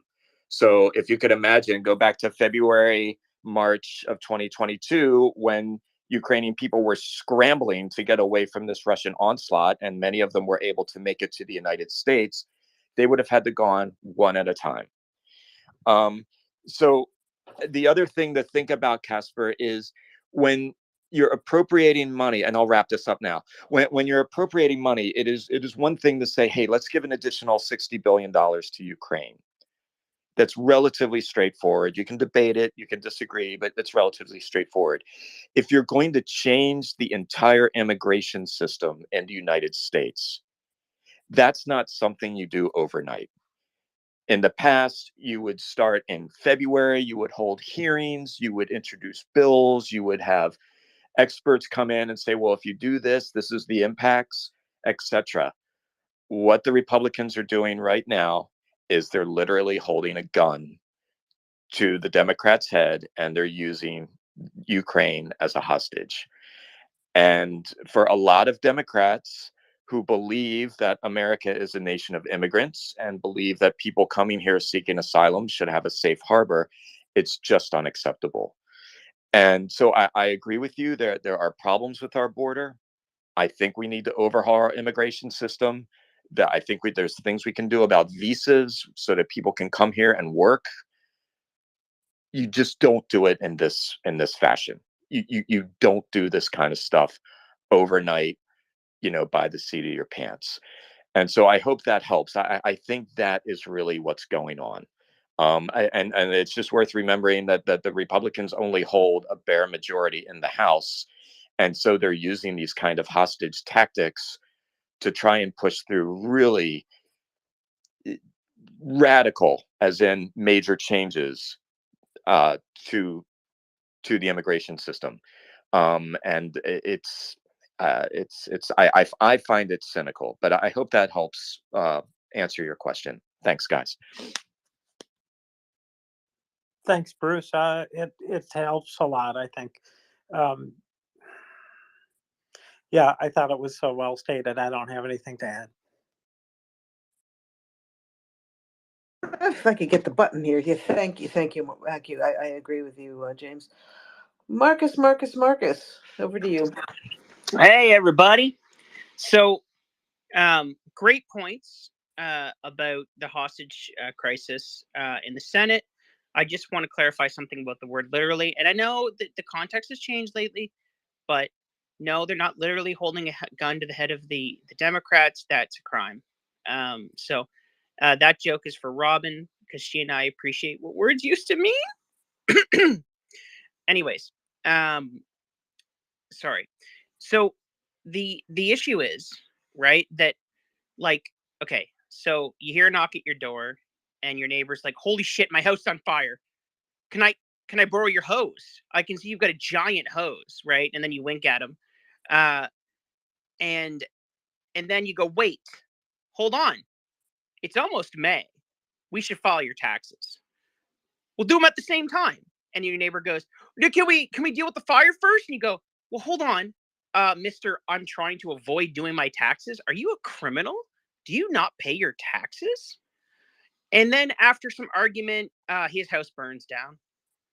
And that's what the Republicans are doing right now. And the worst part is they wasted the Democrats' time. And I'm a Canadian. I don't care about either party, honestly. I think they're both full of, excuse my French, la dildos. But one of them is acting in good faith in this situation, and the other one's not acting in good faith in this situation. And to do a negotiation with someone and make a deal with them, and then change it at the last minute to something that will take months to close, is not good faith negotiations, right? It's the my house is on fire. Well, let's do your taxes at the same time. Yes, both things are important, but can we deal with the primary issue here and not interject with a new thing at the end? So the worst part is they gave them billions. They gave them 3 times what they gave Trump to build a wall. Biden is not an open borders president, okay? If you believed in that thing, he's as bad or worse than Trump. Personally, I'm not American. I don't care about your southern border in as far as who comes in or comes out. I just treat them humanely and follow the law. That's my advice. Just be humane. My point being is, I don't think it's fair to characterize him in that way, right? He's been a pushover to the Republicans on that. And frankly, I don't think he's exactly like a mega liberal dude. He would be a conservative in a different era. So the reality here is it's not good faith negotiation, and it shows, I believe, that the Senate knows that it would get pushed through if they voted for it on just a strict funding. And they also know that if it gets pushed to a vote in the House will vote for it too. So they're just playing games. And my big question is, cui bono? The answer to cui bono is simple: Russia. And not America in any way whatsoever. This does not serve the American people, even remotely. Oh, there's a handful it helps, Marcus. There is a handful that it does help. The Senate Yeah, people getting right. reelected. Oh no. Well, what about the oligarchs? American Okay, oligarchs. touche. I give you that, James. Yeah, and I would put them in the same bucket as Russia anyway. Some of those, I mean, a lot of them are benefiting from their entanglement with Russian money also. Yeah. So thanks. Let's see. Is it Paige next? It is, yeah. Hey, Paige. Welcome.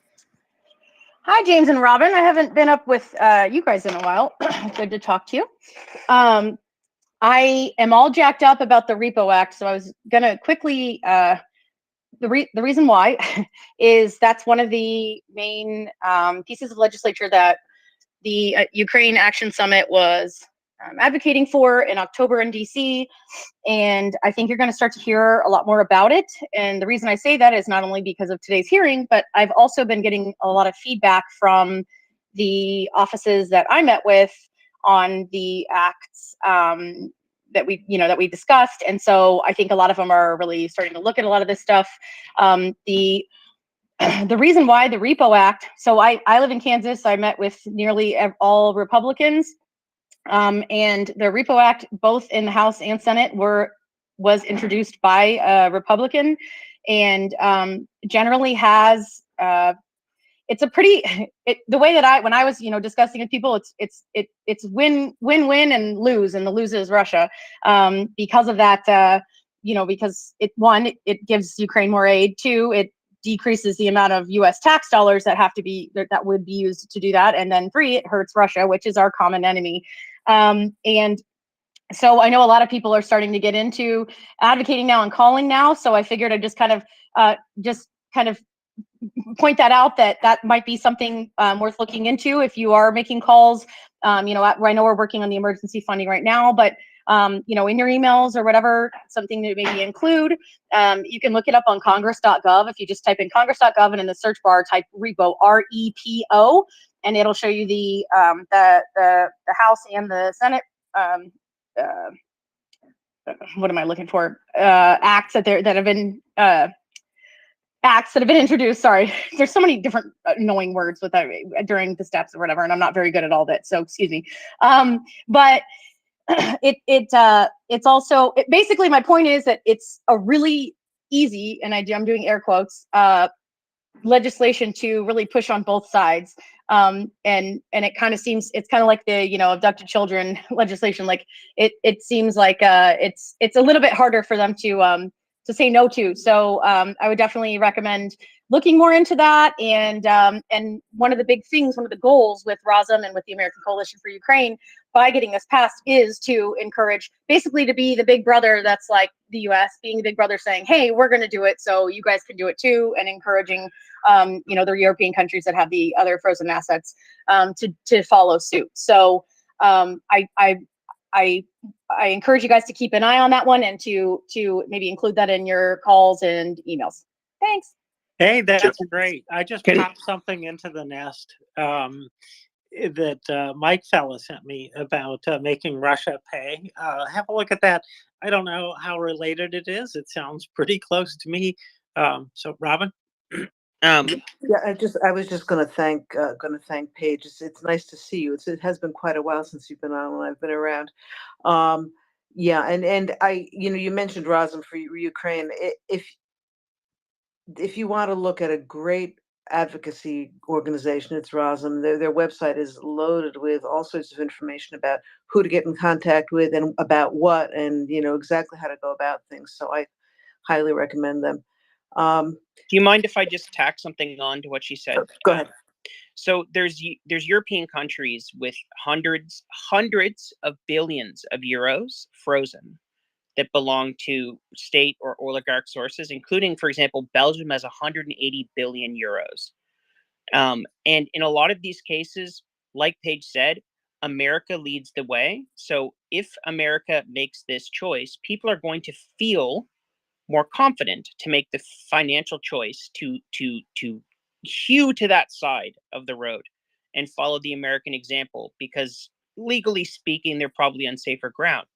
The banks won't sue them in New York, so to speak. So the point being is, if we do this, if we get people to listen and pass this in the States, it'll be a domino effect, I think, at least with the countries that are already looking to do it. Yeah, that's right. And also, we have the Magnitsky Act in the states, which makes it a little easier to do this. We have our law has more teeth than some countries, and as you're saying, once we start, hopefully others will follow. Dry-Fi, welcome. Hello, I got a quick question for you. I dropped out for a little bit to have dinner with the wife.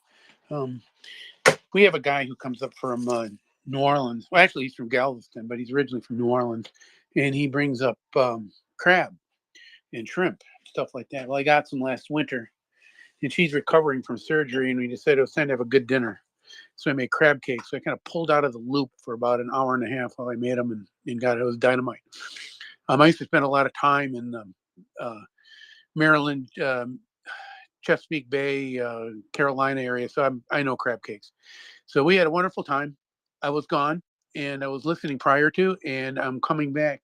Have we heard anything from anybody on the Republican side with respect to the negotiations? And I ask that because all during the day I've been looking to see the voices of the people who generally here and in other spaces and on threads and in conversations who are constantly saying things like, oh, this will all work out.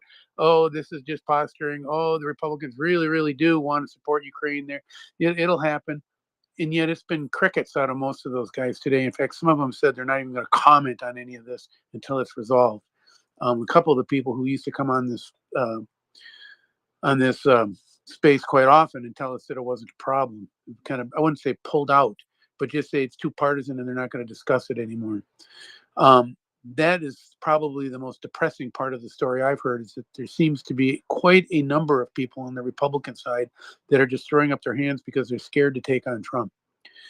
Have we heard anything from anybody recently around here who were some of the Republican voices who are coming out strongly in support? Because frankly, we need them to call the congressmen and the senators, because they carry more weight, especially if they've been donors or they've worked in the party or they've knocked doors or they know for a fact that they're in the Republican database. I'm in the Democratic database, and there's no doubt about it. My Republican congressman knows it. The letters I've gotten back from him as I've asked for letters have kind of indicated that they get it, that that they know I'm not on their side.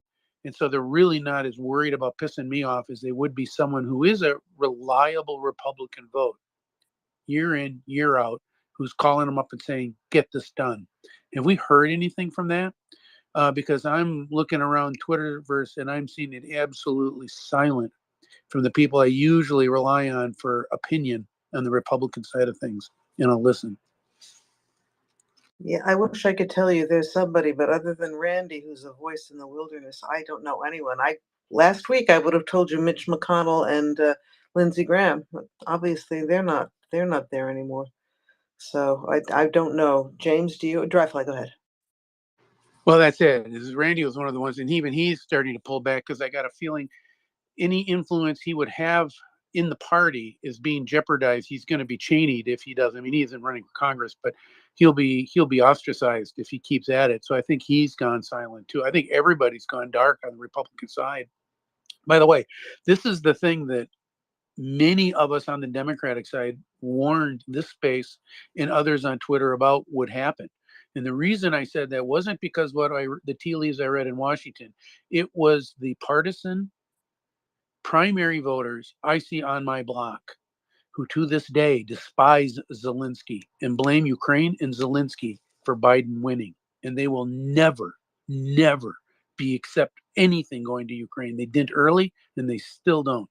Because at the end of the day, they look at it and say, if Zelensky had prosecuted Biden and made a scandal out of it, Trump would be president and none of this war would be going on. The Donbass would be Russian. There'd be a Russian guy in Kiev, and everybody would be happy. And that's to this day what they believe. And you aren't going to change them. And if they're the ones who are calling into the local Republican congressman, and they knock on doors, and they get out the vote, and they raise money, their voice is going to absolutely be a tsunami compared to my little trickle. And so I'm just asking if we have anybody in this group who were reliable Republican voters, donors, party workers who support Ukraine. Now is your time. because you're the guy who can call up a congressman and tell him, hey, you're not only jeopardizing, Trump's reelection, because I ain't going to vote for him if he does this, but you're also jeopardizing your own reelection, because I'll either sit it out or I'll switch and vote for the Democrats. That would have far more effect than me threatening to vote for the Democrats, which they know I'd probably do anyway. Listen. Thanks, Dryfly. Now I'm thoroughly depressed. I have a problem. I'm in Chuck Schumer's district. Not only does he not worry about whether I vote for him or not, although I will next time, even if I have to hold my nose, but he's been very strong on Ukraine, so I can't even bother him about that. But anyway, James, yeah. Yeah, there was something out from McFall. I think he's pretty solid, and I can't find it now. So one of those problems I have sometimes. I'm still looking for it, but I think he had something out recently. And I would just say that I think if you actually interviewed Mitt Romney pretty hard and got at him, I think he would own up and say just how he feels. I think he's unwilling to do so because it would just set the party more against him. And maybe he's a little bit afraid himself for what might happen. So sad news. Yeah, they get Cheney. I mean, Cheney was really she was hung out to dry specifically for that. And now Trump's saying they're going to prosecute her if he's president. I mean, that's because for January 6th. I mean, they've come right out and said it. So anyway, it's ugly, but I think that's really the point. And I've been saying it for months. I've been saying it for a year. Okay. I was one of the voices that was being told to settle down because I'm too partisan. But all I'm doing, I'm not looking at Washington. I'm not looking at the wonks. I'm not reading the Wall Street Journal. I'm not reading WAPO. I'm not reading Times. I'm just looking up and down my street. And, there are people on my street who to this day, I mean, if they've made it clear, they do not like Ukraine. They do not like them. And the reason they don't like him is they did not support Trump, period. That's it in a nutshell. Now listen.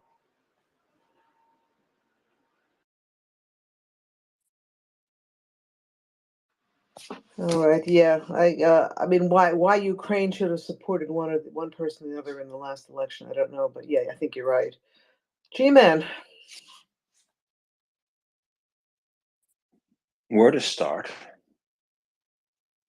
Right, I have to start somewhere. I put a lot of things in the nest because I had a lot of things to say, but there's a lot of hands, so I'll just say one and then I'll move on to the next one after. First one I'll go to is Mariam. Mariam Lambert put a tweet out, it's in the nest, just congratulating her in her for the part she played in getting 8 children back. I replied to her and I got quite biblical because I was sort of saying they're not prodigal children because they weren't wasteful or whatever, and they didn't run away from home and spend daddy's money, but they were taken and they were lost and now they were found. So I sort of all biblical on her anyway. But I put a tweet together praising what's happened.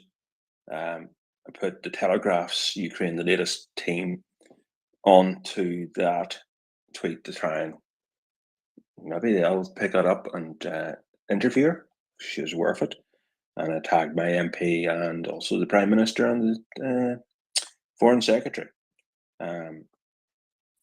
Mariam been in touch with me. I'm trying to, as I've been talking to my MP about her case and the case of the 700,000, according to Russia, children stolen from Ukraine, forcibly deported, genocidally.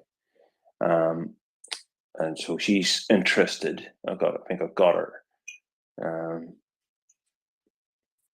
on the hook, not quite ready to reel in yet. And also Mariam's in Ukraine, and she's going to wait until she's back. I think she's back in Belgium on Friday, and that hopefully will gel with having my MP back in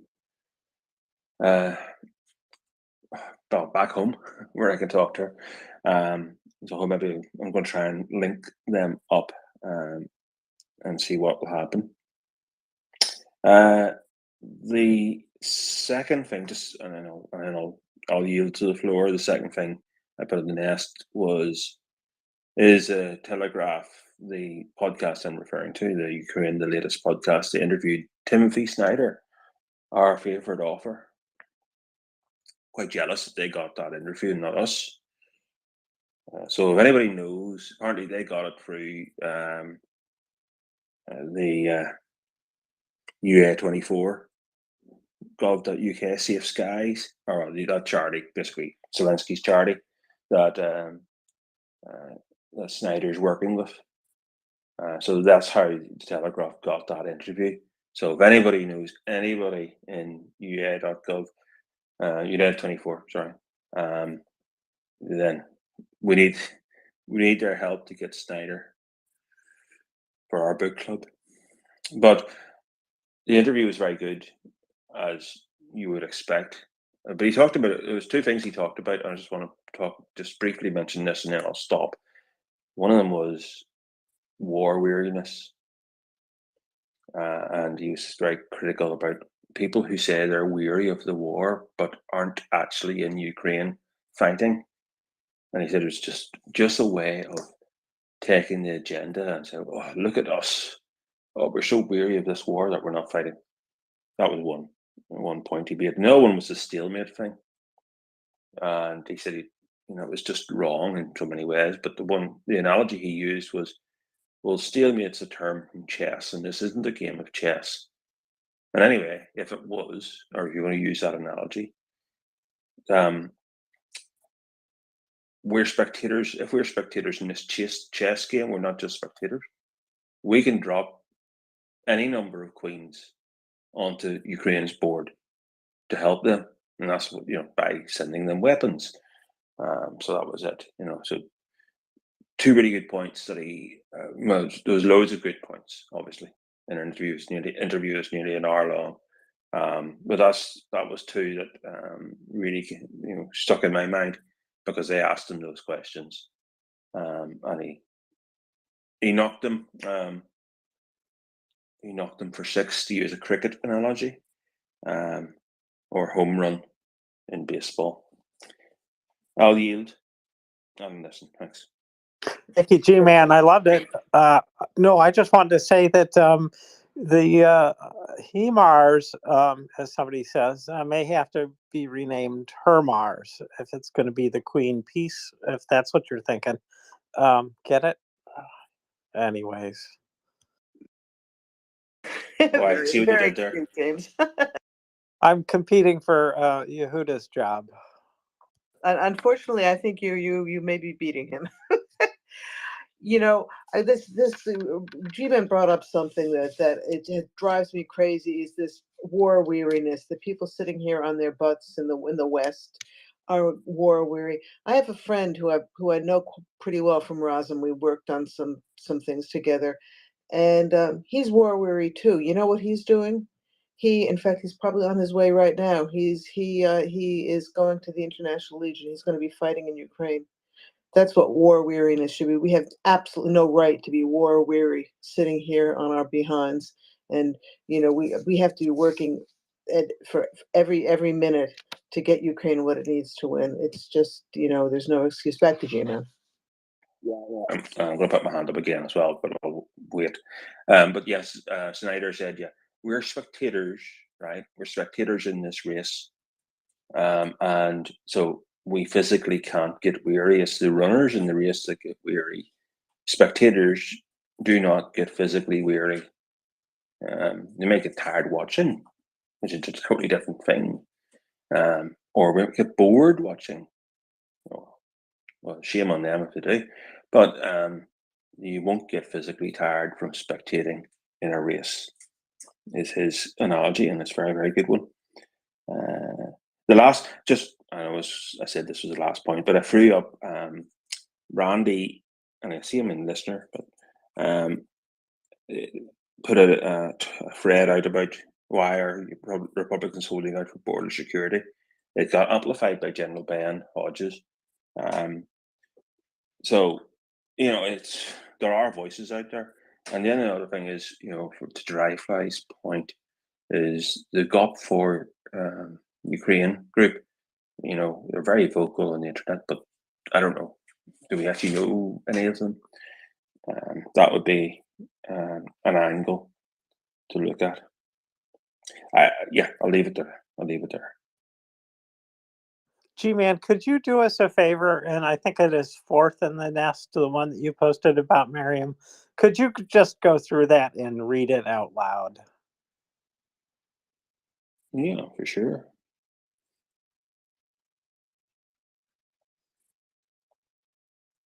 Okay, Mariam at US Cinderella and her NGO Orphans Feeding are in Ukraine working to bring illegally deported children back from Russia.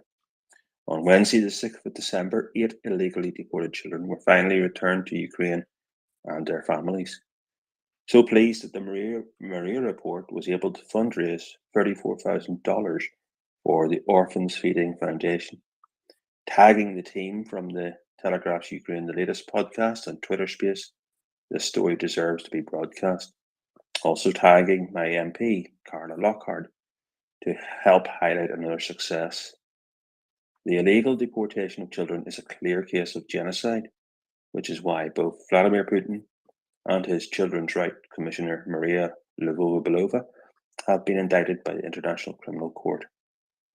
Rishi Sunak and David Cameron, the UK is a signatory to the Genocide Convention.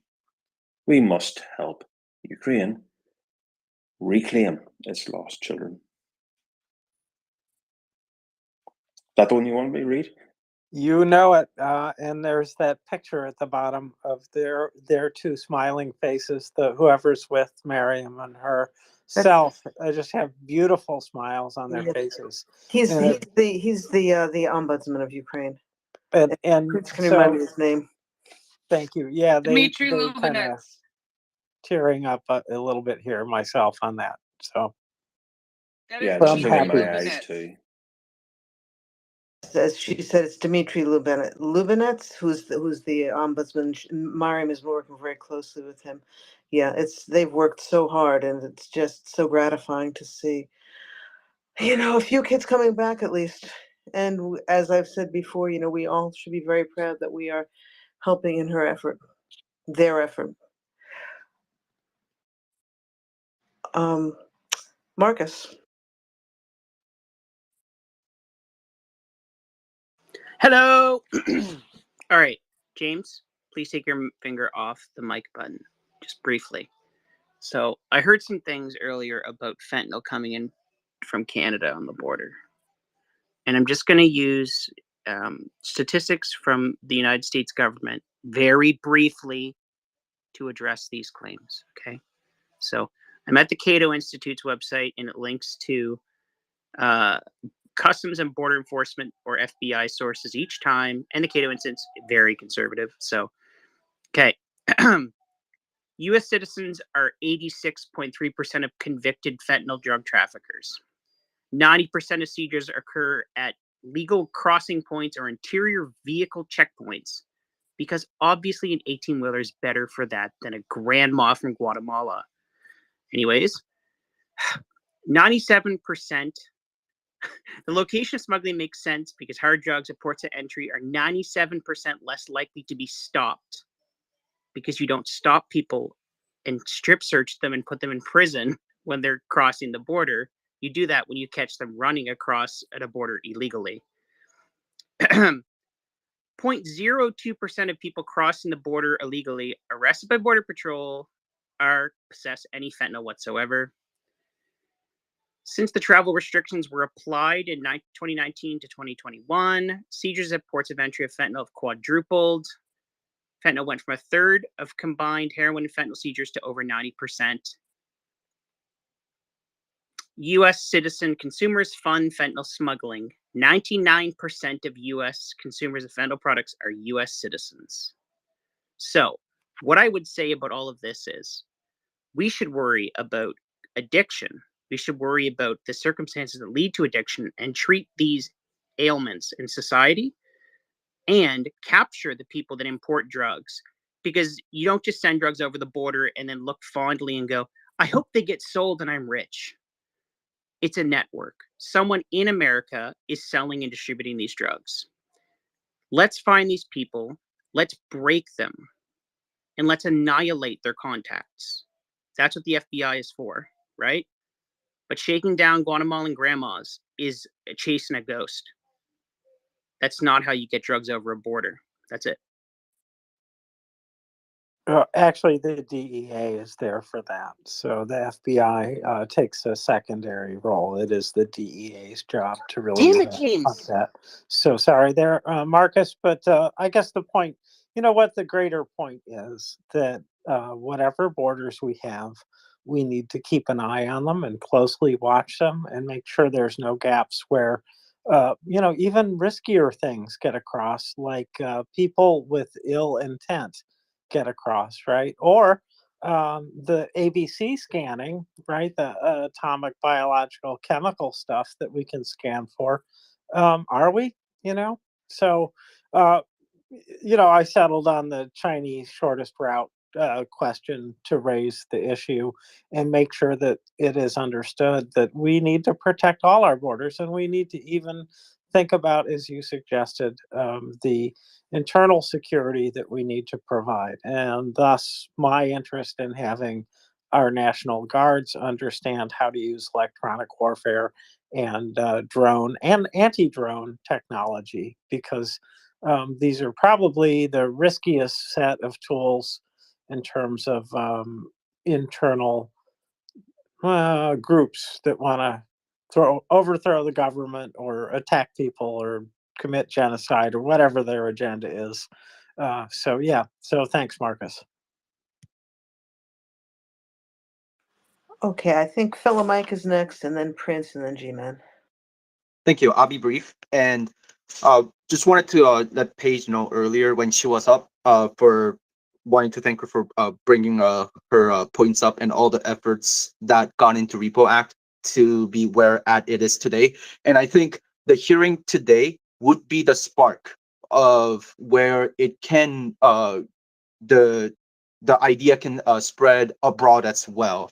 And I really, really, really, really want to hammer out the fact that if our United States government, if we're struggling to lead, I have at least this is just me, but I have no problem if European Union takes the lead. And I just really want to let other EU fellas know that to also while our in the states where we make our calls to our legislators, please let European Union know to make that to make that happen, to provide as much as the EU has provided more in GDP than ever before, even compared to United States, that unfreezing it and having it sent to Ukraine to have them secure their existence once and for all. I would very, very, very much appreciate from the bottom of my heart. And if the European Union fellas, if you need to congregate, get together, get the message, and then get the message across to them, please, like again, what we if you want to take the leadership, take it. This isn't like about it needs to be done this way or that way, but ultimately to secure the Ukraine's existence. And sorry, my mind's going blank, but yeah, that's really the key point. I really want to get it across to everyone. And sorry, one last thing. So even countries like South Korea, not even part of the region at all. Like they so far it says I'm seeing from You're Not News, she's a South Korean news. It's in English, but they supplied more 155 millimeter shells indirectly for Ukraine. So meaning they gave it to United States. It's about 330,000 155 millimeter shells to United States. Well, because end user being United States, so that the United States can focus sending all of their artillery shells to Ukraine. So the things that South Korea would send to United States, I imagine they will Meanwhile, the things that North Korea sends to Russia, they just do not work, and they're I mean, everyone knows that there are cases of exploding by itself and all kinds of mess. So I genuinely believe this is doable, and we're all pulling the weight together. So as far as the direction goes, it's clear to ensure the existence of Ukraine. Thank you. Thank you. Prince, haven't spoken to you in minutes. Welcome. I'm just testing to make sure my voice is lasting through the day. It has, I have tried to be kind to it under interesting circumstances, and it seems to be holding up at this point. So I actually was going to ask Paige something, but she seems to have disappeared, which is fine. I know she's got a lot going on. So I guess that's just a testing, 1, 2, 3, and I'll see you guys in about an hour and 10 minutes or so. And we'll see if it holds out through the night. We will see. We will see. And if Paige comes up later tonight, I don't even see her listening now, then I may ask her a challenging question. Thanks, Mickey. It sure is nice to hear you. No, she doesn't sound like Mickey anymore. I love your new avatar, but you're gonna have to change it back now. You I sound am like going to Prince. change it back because I do sound. I came back. Well, that's good. We need you in full voice. So I'm glad you're back.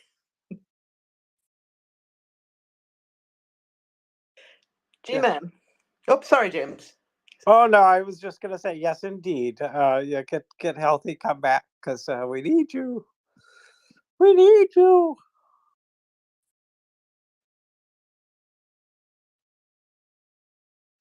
Okay, over to you, G-Man. Oh, it's me. Okay. Let's see. Yeah. So fentanyl, obviously a big issue in America. The problem is, you're right, Marcus. You know, the migrants aren't smuggling it, right? Because they are the commodity being smuggled. If it's anything like the UK, there's people smuggling gangs. You know, the boats going across the channel anytime there's any calm weather. There's small boats, rubber dinghies, maybe 40 people in them, mostly men, fighting age men. They pay 3,000-4,000 euros to the people smugglers to get them across.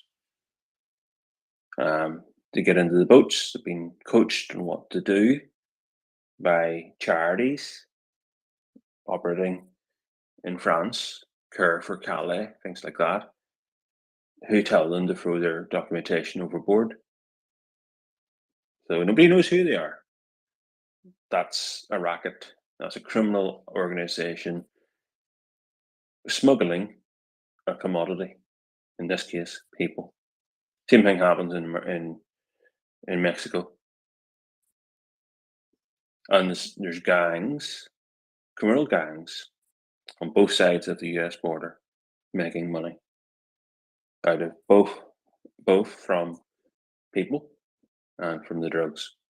And no doubt weapons and other stuff. Now, the Chinese are apparently heavily involved in this fentanyl thing. I had a conversation by DM with our resident Chinese expert, and I can't remember his name right now, but you know who we were talking about. Maybe he'll come up if somebody can mention his name. And he talked about the fentanyl thing. He talked about a number of really interesting things. One of the things was Epoch Times being a right-wing online like newspaper thing, but very heavily sponsored by the Chinese government, by the CCP. Yeah, As we've sort of like a thrown it false out of Canada flag. in some places. Yeah, as it's like a Yes. false flag thing, and you know, so but yeah, so that's the problem. That's, you know, is being, as I would say, it's the same thing happening in Europe. You know, Putin is pushing buttons to cause instability wherever he can. We had somebody up a while back saying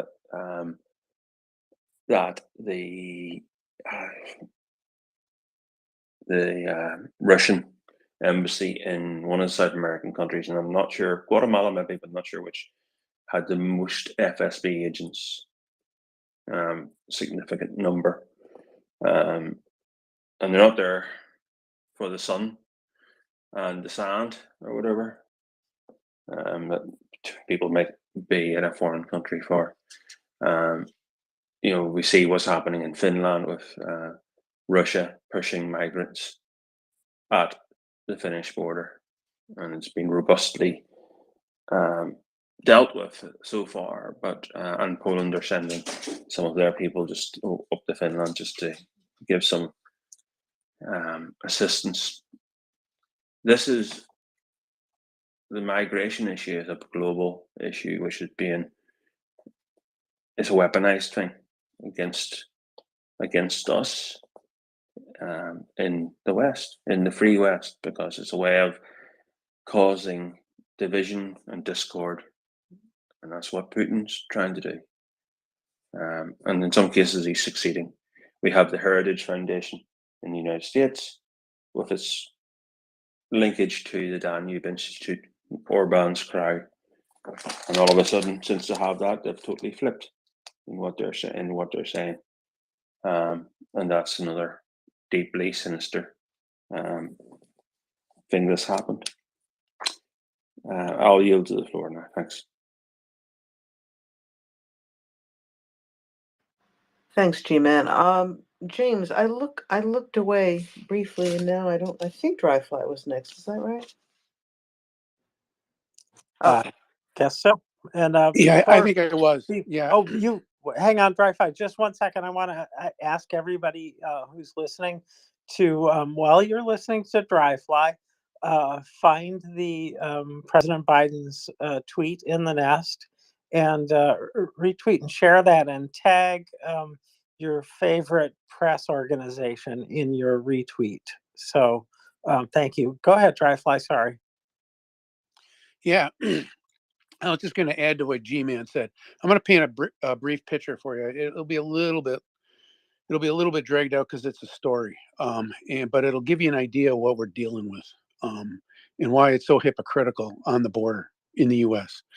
It is a legitimate concern, and it should be a concern. And G-Man is right that there are tons of operatives in Central America from Russia. I think most of them are GRU, but there's a lot of FSB too. They're mostly out of Mexico City, from what I'm told, operating out of the Russian consulate and embassy. But their brief is all of Central America, and they do exactly what he says. They go in and help the local government stir up trouble on demand. They also are helping to militarize the cartels. In other words, the cartels are not, they don't have good military strategy or tactics. So they're going in and coaching them up, trying to help them become more effective. So they're operating out of Mexico City. And this is widely known. So when I was back working, I used to support factories down on the border, as far south as Monterrey, which is on the border, sort of, but it's like 2-hour drive south of Texas. But I went to Reynosa, which is just south of McAllen. And for you in Europe, you're going to where the hell is that? It's in the eastern part of the Texas-Mexico border. And I went to Juarez and El Paso, which is the western end. And we did a few in between, like Acuña and some of the others. So I was constantly going back and forth across the border. It was unadvised that I drive, even though I had driven in Mexico. In fact, I even got lost in one of the barrios in Juarez one time.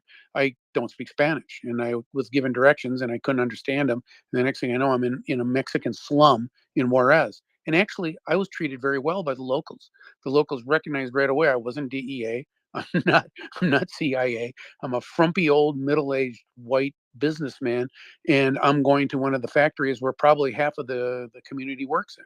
And so they immediately scooped me up and got me where I needed to go. So the people there are really decent. I mean, the average Mexican person down there is spectacular. I would go to these little bitty cafes, and then when I was in Acuña, and I went in. It was on St. Patrick's Day, so I went into this little Mexican cantina thinking I was going to have a Mexican dinner, and they were having corned beef and cabbage. And they looked at me and says, "Why can't we have corned beef and cabbage? We're not you're not Irish. You're American. We're not Irish. We're Mexican, but we're going to have it on St. Patrick's Day. Here's some green beer and corned beef and cabbage." And that was in Mexico. So it tells you that the people there are pretty decent. On the way back from that trip, I was coming back across a bridge they call the Far Bridge, and it's in Reynosa. It's on the eastern end of Reynosa into McAllen. And it was at 2 a.m. I was being brought back by a Mexican resident whose wife demanded American fast food. So when she found out he was going to be bringing me across, or when she heard that I was going across, she demanded her husband take me so that she could get a pickup and be brought back across the border. So we're going across this border, and it's a huge bridge, multiple lanes. You've probably seen pictures of this. And we're driving across, and I have never seen so many cars. We're bumper to bumper. In the sky above us are helicopters. Everywhere you look are guys with semi-automatic weapons, very, very serious looking guys, mostly Mexican uh, uh, soldiers on the Mexican side and American people on the American side, absolutely armed to the teeth. There were spotlights. There was all of that stuff going up and down the river. It looked like the scene from Apocalypse Now, where they're getting ready to cross over into Laos from Vietnam. Okay. And if you know that movie, you know the scene I'm talking about. At night, eerie spotlights, everything you would expect, armed people. And so we were talking about it, and he just said, "You want to know something? I'm a Mexican citizen, but my first wife was American. My kids are all American. My second wife is Mexican. My second family kids are all Mexican. I've got half of my family as Mexican citizens, half of my family as American citizens. We go back and cross the border all the time. We know this area. We've lived in this valley for over 500 years. Before there was a Mexico, before there was a US, before there was a Texas. Okay, we know this valley." And he says, "I could tell you right now, in these trucks is contraband. There are these big semis going back and forth. So I can guarantee you, there's probably, and some of them are probably illegal trafficking of migrants, and they'll never be caught. They'll never be stopped. The trucks will be waved right through because the people high up in the chain are getting paid to allow some of this stuff to go through." He says a wall isn't going to stop anybody until you fix the corruption on both sides of the border. And it's not some guy driving up and down the border in an ATV with a pistol trying to stop guys from cutting holes in the fence. He says the vast majority of them are coming through in an organized fashion, very much like G-Man said happens in North Africa, going into places like Calais or Marseille and Sicily and all the places along the Mediterranean or the Atlantic front. It's no different. Okay. So this whole thing we're reading about is about securing the border is a complete charade. If we wanted to fix it, there are ways to fix it, and it wouldn't even take a border. But until people wrap their heads around it and call their congressman and call their bluff on it and explain to them this BS, okay, that they know that these fixes that they're talking about aren't real fixes, and the real fixes are painful for the businessmen. It means putting on real tough penalties for hiring illegals that aren't undocumented, whose documents are either forged or not even checked. And I knew guys who were hardcore Republicans, very much for the border wall, who routinely every day go down to the street labor market in Houston and hire day laborers illegally. And they know they're there, and they're glad they're there because they're the cheapest workforce in the whole city. So, I mean, this whole thing that you're hearing from Washington is just so much bullshit. Okay. You should at least let your congressman know that you're not stupid and and to do something about it. But now is not the time. Don't hold up Ukrainian aid. Don't hold up Israeli aid. If you need money for the border, put it in. But if you really want to fix it, dig into it. There's going to be a lot of unhappy people if they do. But that's really how you fix it. And I'll listen. Thank you.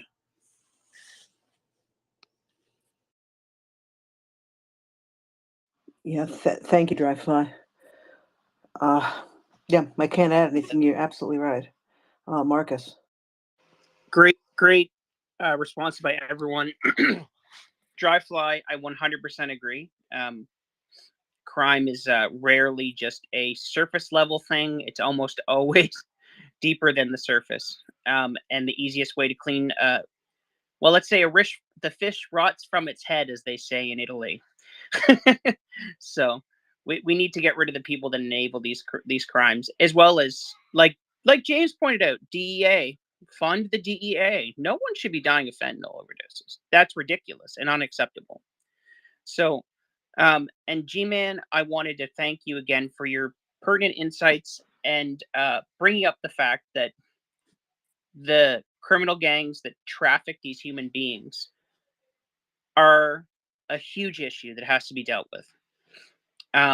They sometimes border officials or port of entry border officials will find a container with human bodies in it that didn't make it smuggling from somewhere, and it's never claimed, obviously.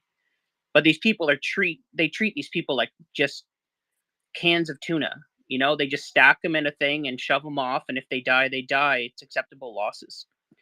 It's a humanitarian crisis, and you have to cut the head off the snake, let's say. So, both of you, thank you so much. Great points. I just wanted to give you love.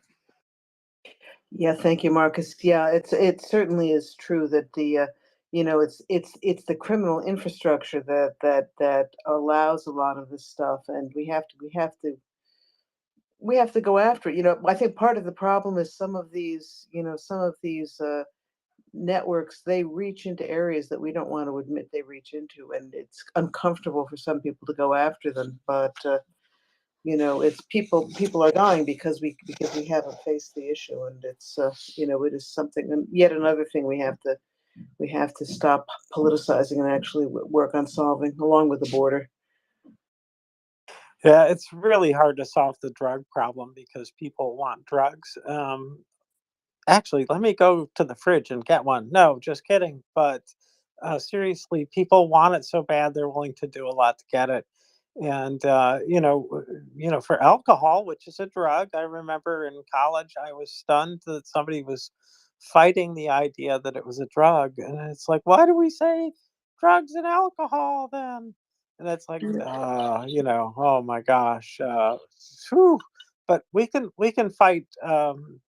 Drugs that are legal too. We can responsibly ask people to decrease their use of alcohol, and I think to some great effect, we have reduced the number of auto accidents involved with alcohol a great deal, and the number of people who die from alcohol overdose, I think, has been holding steady, but has come down.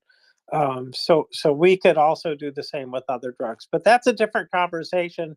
I hope that we do move in any way that we can to take the monies out of the markets where it's possible to do so, that support crime, which incidentally support our enemies. Yeah. Yeah. Yeah, 100%. And I think part of the issue too is we're just not smart with the so-called war on drugs. We go after medicinal, in some states, medicinal marijuana, even the same way we go after heroin, and they're different. They're different things, and it you muddy the water when you throw everything into the same grab bag. Over to Marcus again. Thank you. So, and James, you're right about the alcohol thing, and I'm going to bring it back around, baby, to Ukraine. So, soon, when Ukraine's victorious, there are going to be a lot of people that have seen a lot of things and experienced a lot of things that need a lot of help psychologically. And we have a tendency to treat substances as a therapist, and that's obviously not what they are. And I'm not preaching on this because I have a child that was born profoundly intellectually disabled, and I had a hard time coping with that. So I just drank every day after work for about, I don't know, 9 months, until my oldest kid was like, you should stop drinking just to make yourself feel different. That's not going to change anything. And I was like, God damn, that's correct. Okay. So I was able to stop, right? But it was because someone intervened like that. And I mean, obviously, if your kid tells you to stop drinking, it's a pretty sobering experience. So I'll be vulnerable and admit that, because I'm up here preaching about we have to stop drugs. I understand what it's like to try to cope with the terrible situation with a substance, and it just, you have to go get help from a professional. You know, whichever professional that is. If it's And if it's a you've got church, that's fine. problems, and Ukraine has real problems, and one of them is getting support of U.S. So I appreciate that, Marcus. You don't need to tell us all the details, but I do appreciate your, owning up to it. That's good to go get help if you need it, and it is a good thing to be sober at all the right times, is what I would say, and that's most of our time. Robin, Yeah, I think I also, I mean, I think what Marcus may have been leading up to also is the fact that in Ukraine there's going to be, and they're facing it. Olena Zelenska has been working hard on psychological counseling and mental health issues, but there are going to be an awful lot of people who've been on the front lines who are probably going to need some help, and may very well need legal psychiatric meds for a while. And it's going to be very important, that is available. I know there's a bill in the Verkhovna Rada, I believe, right now about medical marijuana, that there's getting a lot of pushback, from one of the parties, and that's something that I think is going to be, apparently a lot of amputees use marijuana, even though it's not legal for that at this point in Ukraine, with the pain, and those are issues that unfortunately Ukraine is going to have to deal with in the future.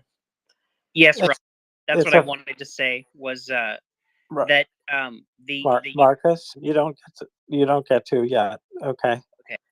All right.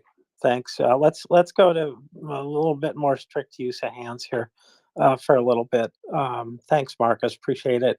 No, I was just going to say that Arya and I had a long discussion about the different substances, including cannabis, that are being examined by the MAPS Institute, and so MDMA is another, psilocybin is another, and ibogaine is another. So these four things are getting a lot of studies done as to the efficacy for the treatment of PTSD and other disorders. And these are all making incredible gains in terms of having a greater understanding of how they are effective and when they are effective. And so I think that there are a lot of things that are possibilities, and I hope Ukraine does find the right balance for those, because some of those changes what can be a years long, if not lifetime PTSD condition into something that can be turned around more quickly, because the drugs actually, in the case of psilocybin, for example, it builds connections in the brain, and depending on how things are going, they can be really good connections. And that's what happens when these chemicals are combined with a therapist who knows how to use them.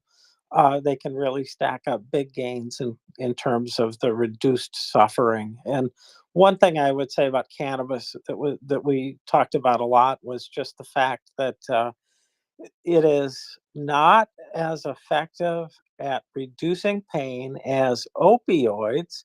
However, those who use it, whether in combination with opioids or alone, have a much higher sense of their satisfaction with what pain reduction they do get. So it's like, yeah, it still hurts, but I'm okay.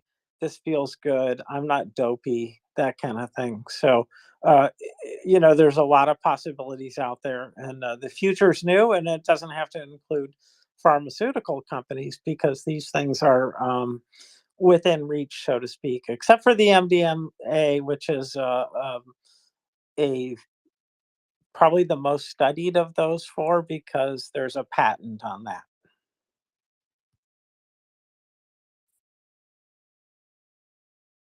Plummet, it's good to see you. Welcome up. What's going on?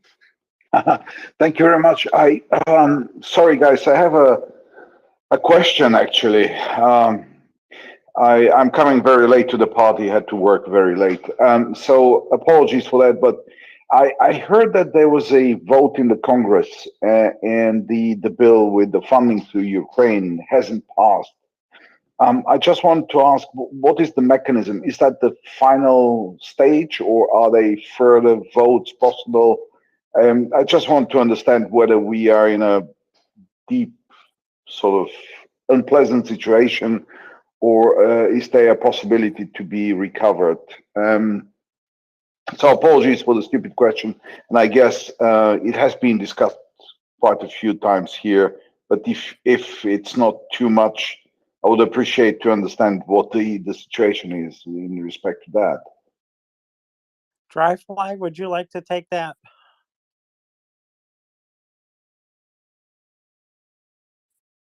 Yeah, I can. I was just out taking the garbage down to the street. It's that night. Here's the situation. I've been following it all day. I don't believe it even had a vote. I think what they did is they put their fingers up in the air in the Senate, and they decided it wasn't going to get through cloture, or they tried to push it through cloture. And cloture just means that you get enough votes so you can have a final vote. The good news is they can bring it up as many times as they want. There is never a final vote on any of these bills. There's never a like, this is your last chance forever and ever, amen. The bad news is that that doesn't mean that the next vote will be successful or the one after that or the one after that. What it means is that now it goes back into smoky rooms and hallways and meetings, and they try to twist arms and try to trade and what we call in America log rolling. In other words, I'll give you this if you give me that. And so it could be as soon as tomorrow. It could be never. It's really uncertain. And that's the hardest part for everyone who's not an American to understand, is that there is no final until the end of the term, which will be next, if I'm not mistaken, I think it's next January, not this upcoming January, but the January after that. So they could keep having votes all the way through the spring, summer, fall. It's just that if the minds don't change, the vote won't change. And what they're going to have to get is they're going to have to get 60 votes for what they call cloture. And 60 votes means that there's a super majority that agrees to have a bill brought to the floor for final passage. And that's where it's jammed. And the bad news about that is that yeah. I heard in the back channel that it was 49-51. Yeah, but if they did get the vote, so they got cloture on the vote, or did they not? 49-51 failed. It needs Oh, okay. 60, right? So yeah, so they're not even close. Yeah, they need 60 votes. And so what they were doing is they were having the cloture vote. It wasn't the vote on the funding. It was on the vote to have the vote on the funding. And they didn't get it. So I'm taking Manchin voted with the Republicans. Is that how it went? I didn't check into it that deeply. Manchin or Sinema, one of those two. Yeah, it could be either one of them. Anyway, the point is that they're still 11 votes away. And all these people who are on the Republican side who said they were for, all these, 70%, 80% of the Senate supports it. No, they really don't. They really, at the end of the day, they do not. And will they vote for it? They might not. It's hard to say. But my guess is that there's going to be an enormous amount of pressure brought on them by people who are pro-Ukraine on their own side. I mean, it sounds to me like that was a straight up party vote along the lines of protecting the Republican caucus from the vote. They don't want to have the vote.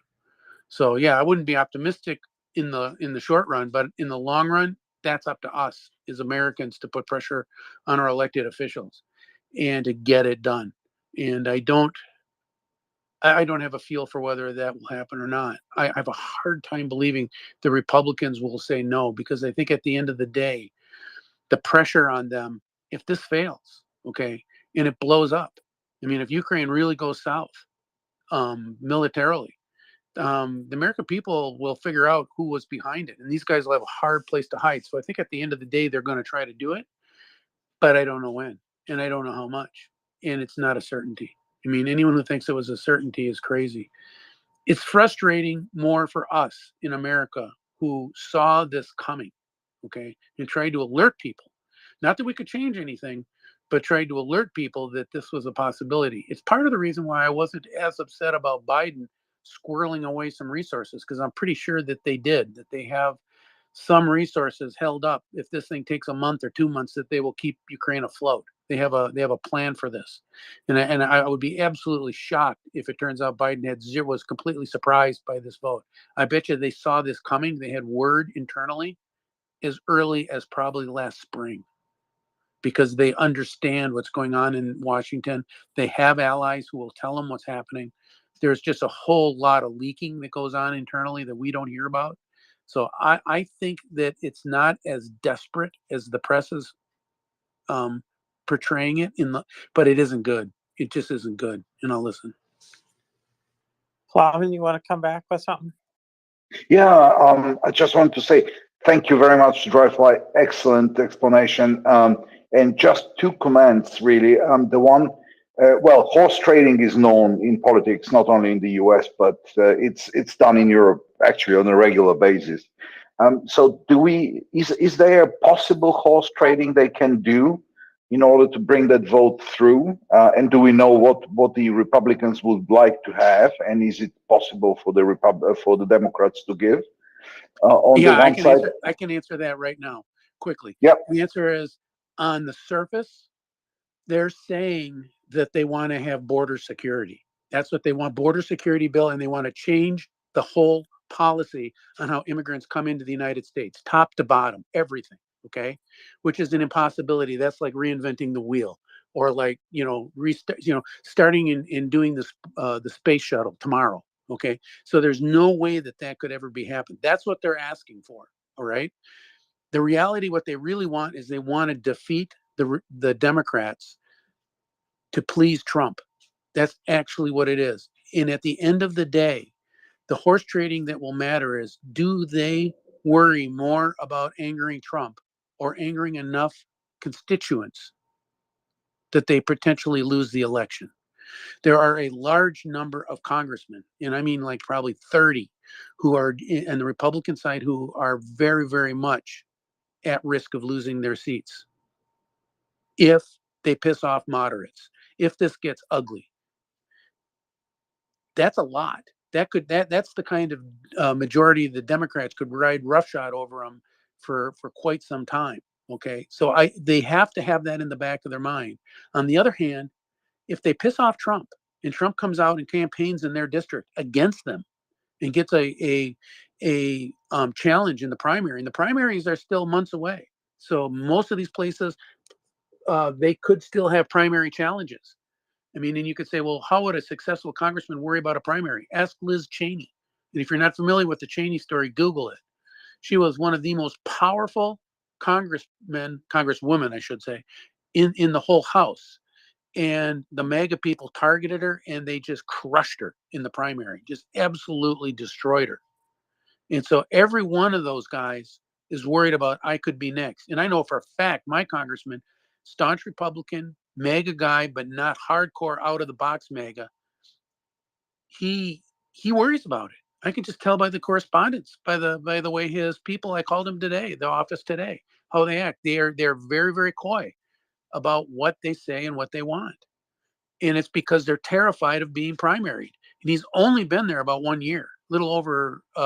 This is his first term plus a month. The guy before him died, so he's a newbie. The district hardly knows him. He could easily be primaried out of existence, and where they pick a Republican who's even more conservative than him, that absolutely swears allegiance to Trump, and the guy goes down the tubes. So that's what we're looking at. What they really want is to defeat Biden. They want to really, really hurt Biden so that Trump has a much better chance of winning the election. And the best way to do that is hurt him with his core constituency, which are liberals and minorities, many of which are immigrants. So this is absolutely targeted. It also boosts their base, which shows immigration, all immigration, as one of the leading things that they want stopped. I mean, these are people who do not just want illegal immigration; they want all immigration. They don't want anyone coming in. Okay, so you're dealing with highly emotional, highly charged political issues that are front page, and the question is going to come down to: can enough pressure be applied to these guys that they turn around and do the right thing and call victory? In other words, Republicans say we got what we wanted. I think it's possible, but it's not for sure. No, listen. Thank you, Dryfly. Appreciate that. Plavin, go ahead. I think Dryfly just answered my questions. It's an important development. I think losing U.S. support at that moment, where the NATO General Secretary said, or Secretary General said, that there's a couple of days ago, I believe he said that we have to be prepared to hear some unpleasant news, and that not all things are so certain. Or I paraphrase. I'm not exact, but the message which he was giving was that we should be prepared to hear some bad news coming out of Ukraine. That's compounded with the issue with the funding from the US as the major backer of Ukraine. That is highly sort of alarming, if you like, and therefore the development in the US is extremely important, and would be, these details are very interesting, and important. So thank you very much, Dryfly. Appreciate that. Thank you. Can I say one more thing, because it really dovetails with this? Again, if you know Republican voters, anyone here listening, anyone has friends, has family, has roots, has deep, or not even deep, just tangential reach into Republican Party politics, call them and ask, and if they support Ukraine at all, call them and have them call their Republican representatives, their senators, their party bosses, everyone they know, and say, don't do this. This is not the right approach. This hurts the party. It's bad politics, and it's especially bad policy for the United States. Don't do it. Find another way to get this thing done with the border, or get a compromise, and let's move on, because the Democrats have offered compromises. They're just not satisfactory, because that's not really what they want. They want to embarrass Biden. They want to hang an L on the administration that they can then take into November. And it's just, and so there's no satisfying them until the L is big and painful. Meantime, the Ukrainians run out of ammo. So we need, if we know anyone who's a Republican, and you're on good basis with them, and you know that they support Ukraine, ask them to reach out, because they're the people who have the most power with those people. If those Republican politicians think their own base is not happy, that it's split over this, they're going to be a lot less likely to go to the mat over it. Right now, they think all Republicans support this, that all Republicans hate Ukraine, all Republicans are willing to back Trump. That's kind of the mood in the party, and you can see how they've coalesced around Trump. Go ahead, Plum. Have doubts. Make them have doubts. We need Republicans to call Republicans. Listen. Go ahead, Plum. Oh, thank you, Dryfly. Extremely important. I can't stress that enough, actually, because it's not only the amount of help, but the quality of the systems which are delivered from the US. And we know that the most sophisticated systems actually have been delivered from the US to Ukraine, and if that supply stops, and I'm not talking only about the 155 munitions and supplies for HIMARS and ATACMS, ATACMS for sure, but it's extremely dangerous. I don't think the other supporters of Ukraine can deliver not the amount, but the quality of the systems which the US can deliver, and I'm sure people can comment on that, and they're military experts which can run circles around me for sure. But it is fact that the most sophisticated systems, at least I think so, which were delivered to Ukraine were delivered from the US. So without the US support, we will see it's not only, and this has to be understood by people, that it's not only the amount which one country provides to Ukraine. It's not the monetary amount, it's the quality of the stuff you can deliver. Many countries in the world might provide financial resource, but they cannot provide the systems the US can deliver and has in stock. People might have systems on paper, but they have to be produced. Manufacturers have to gear up, and that takes a long time. And we're talking about reserves which the US has in their stockpile. So it's extremely critical and crucial to get this thing going. And again, thank you very much, Dryfly. Very, very important messages, especially around the fact that it should be coming from Republicans talking to other Republicans and saying, hey, if we mess that up, it will be very dangerous for everyone. So thank you very much. I appreciate that. Extremely good explanation. Thank you.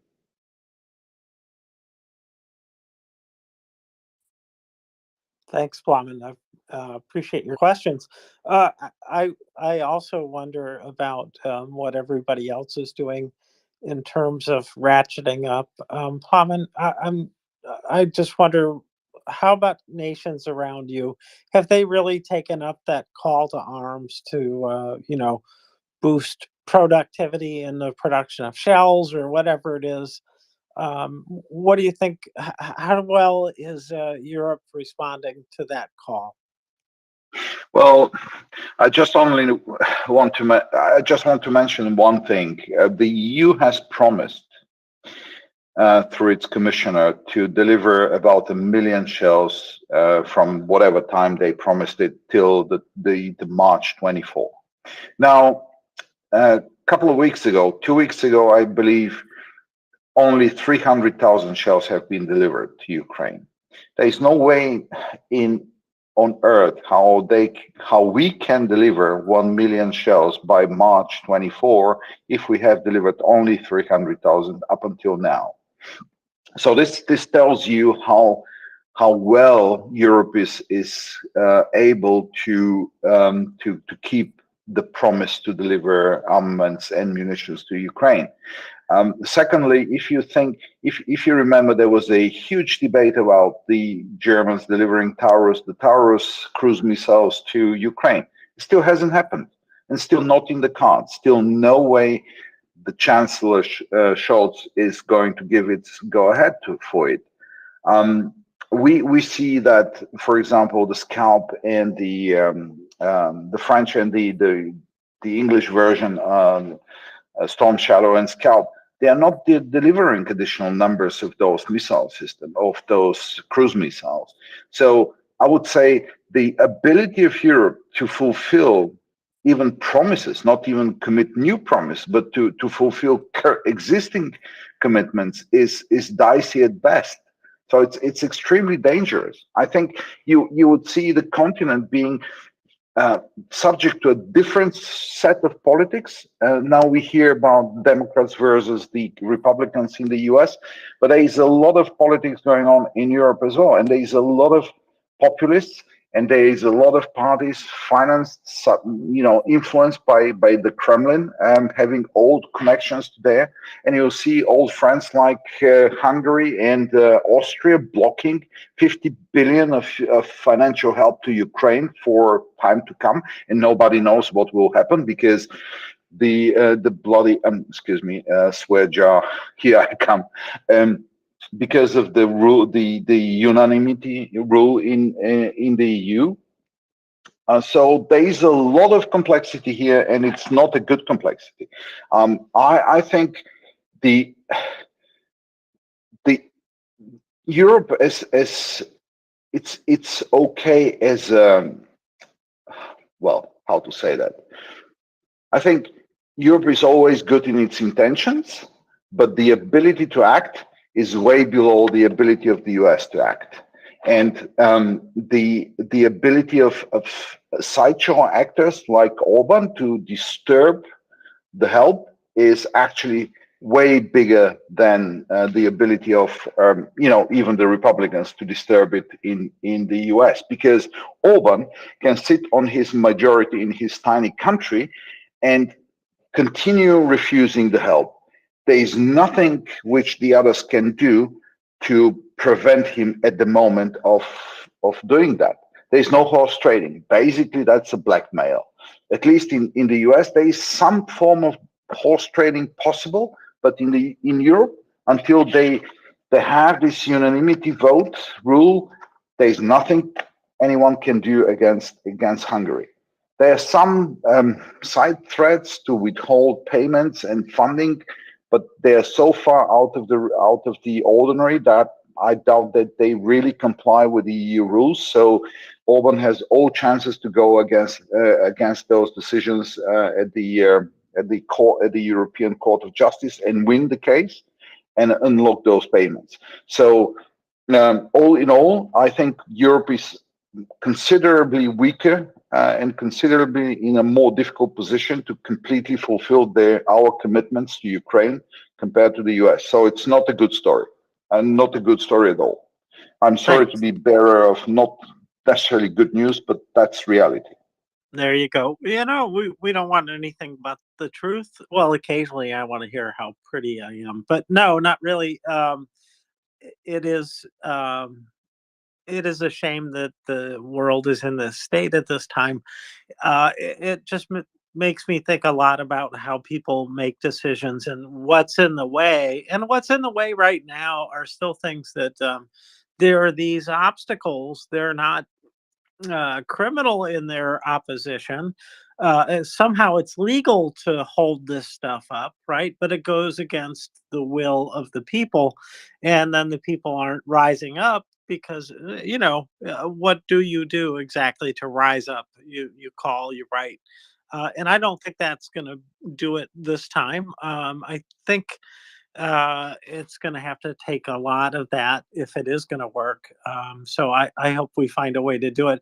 There are, however, good high points in this, and that one of them is, in fact, Germany. Well, I hear you saying the Tauruses aren't there yet, but what I heard Olaf say, I think between his words, is that we're not sending them yet. So, and I really do think that there's a time and a place to use them, and that the key thing is that bridge, but there may be other stuff that could use the same kind of treatment.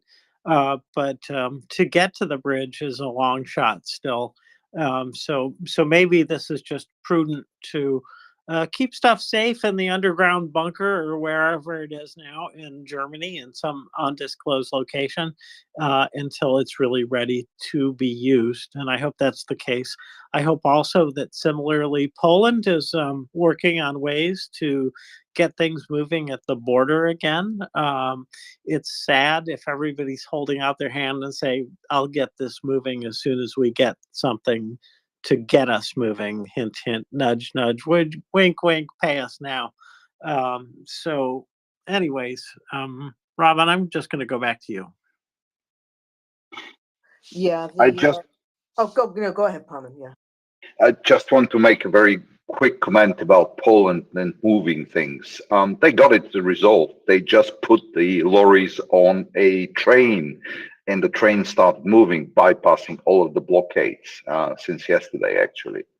So they're beautiful pictures of trains fully loaded with lorries. So there was a resolution. So kind of like thank you so much. That's Ukrainian innovation at its finest. Yeah, go James.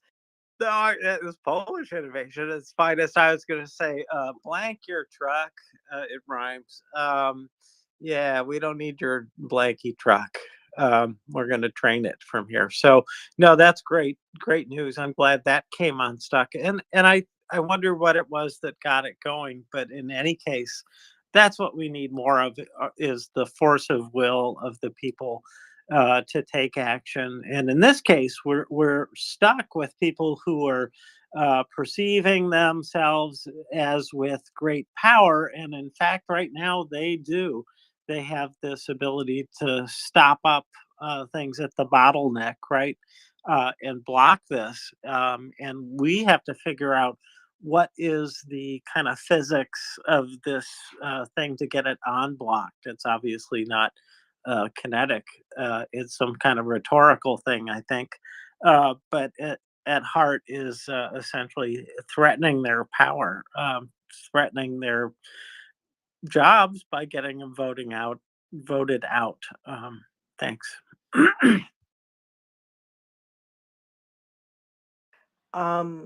I think it's Plum, back to you, and then we'll go to Dry Fly.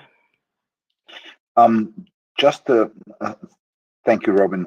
Really, Dry Fly, apologies. Just want to mention one other thing.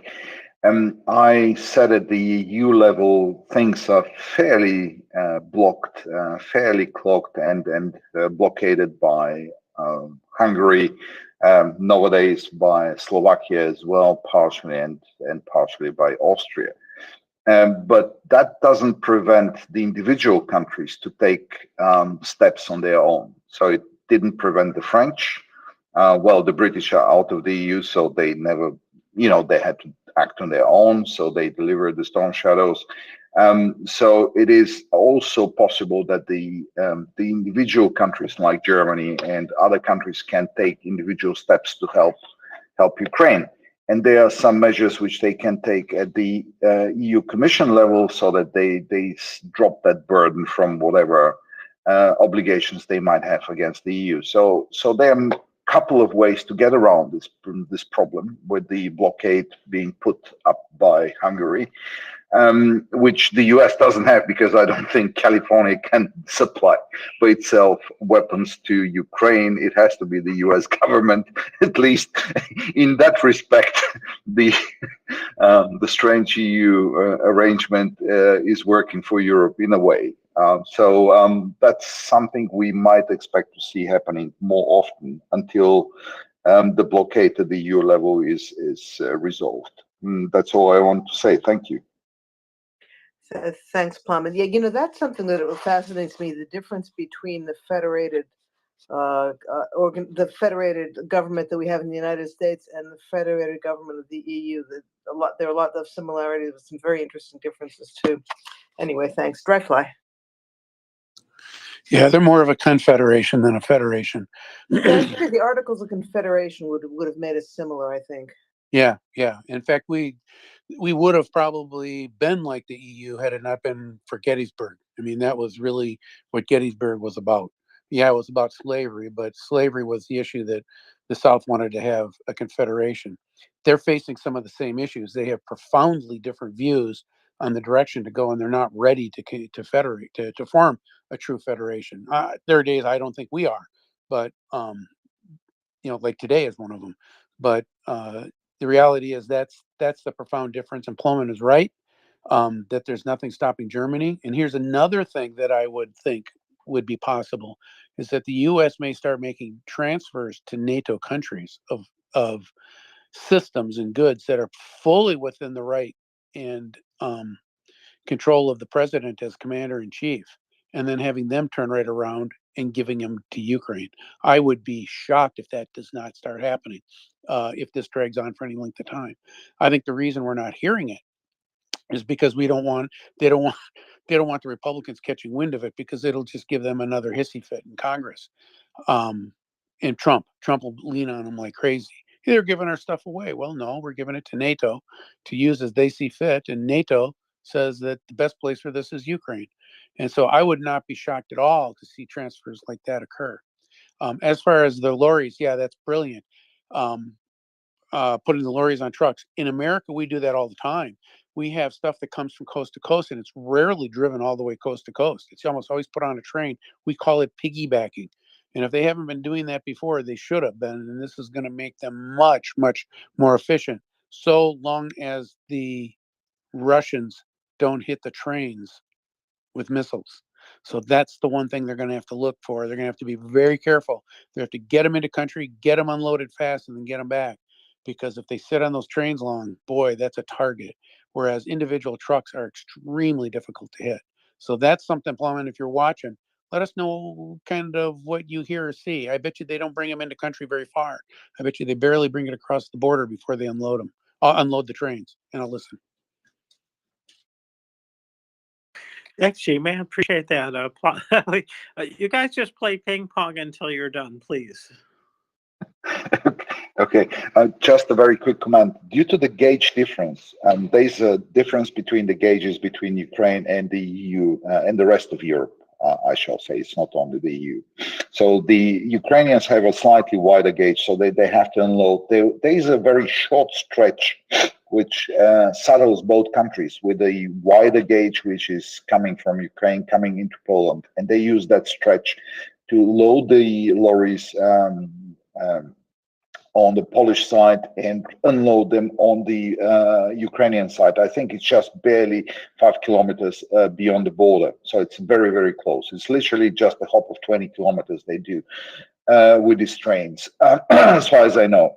But I'll be watching it, and you're absolutely right. And we know that the Russians have shot and they have used missiles very close to the border, so it's quite a possibility. But this time they're running a substantial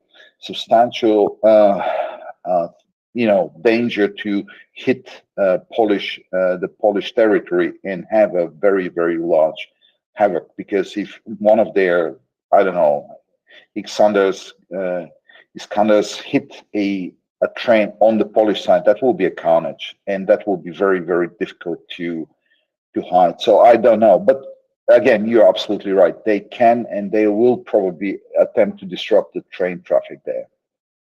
Thank you.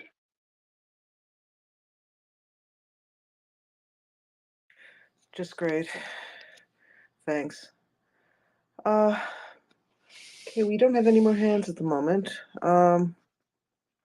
James, I have a couple of little things I wanted to bring up, unless you have something else, or if someone else has anything to add in this topic. Oh, I see a listener request. Okay, this is just an aside. I wanted to bring up, this has been a very depressing day for me, I must say, and I wanted just to mention a couple of nice things. Today, according to the new calendar that Ukraine is using for the first time through the entire country for the holidays, it's St. Nicholas Day. Used to be later on because Christmas used to be in January for the Orthodox Church. St. Nicholas Day in Ukraine is the big day the kids get presents. And one of my Ukrainian teachers has a little 4-year-old boy, and he was thrilled this year because he's going to get 2 St. Nicholas Days because they're going to do the earlier one because that's when people are doing it now, but they have always kept the later Christmas, so he'll be getting a second hit at St. Nicholas Day and apparently 2 Christmases too, which I thought was very cute. I think it's great that Ukrainian kids are getting a little extra time to be kids and to enjoy these things this year, which makes me very happy. Anyway, yeah, Plowman. Apologies. Just a very quick comment on the calendars used by various Orthodox churches. So there's not one single Orthodox church. There are a couple of the so-called autokephalic or self-headed churches, Orthodox churches, one of which is the Russian, the other one is Serbian, and there's the Greek one, which serves as a primus inter pares in a way. So the Greek patriarch is recognized as the leader of the orthodoxy, if you like. But every Orthodox church, which is a standalone autokephalic, it has the ability to select the church holidays. And so, for example, in Greece and Bulgaria, and if I'm not mistaken, in I don't know, probably only in those 2 countries, Christmas is on the 24th of December. The Easter holiday, on the other side, in all the Orthodox churches, is 2 weeks later compared to the Catholic holiday. So it's a bit of an inconsistency there. And Saint Nicholas, I think in Greece and Bulgaria was today, or it is today. So you see, it's it's down to the individual churches to select, and I think the Ukrainian Orthodox Church, separated from the Muscovy Church since the beginning of the war, I think they selected to follow the Greek, well, the 24th of December, 25th of December holiday. So I think they are not going to celebrate on the 6th of January as usual. Well, from yeah, that is true. Also, you've left out the Ukrainian Greek Catholic Church, which is in communion with Rome, and my teacher's actually Ukrainian Greek Catholic, but they kept the Orthodox dates, so it's all very interesting. The Yeah, Orthodox Russian days, not the Orthodox Greek days. well, the Orthodox days that Ukraine has always kept up until the last couple of years. Yeah, and it's interesting. I would imagine too.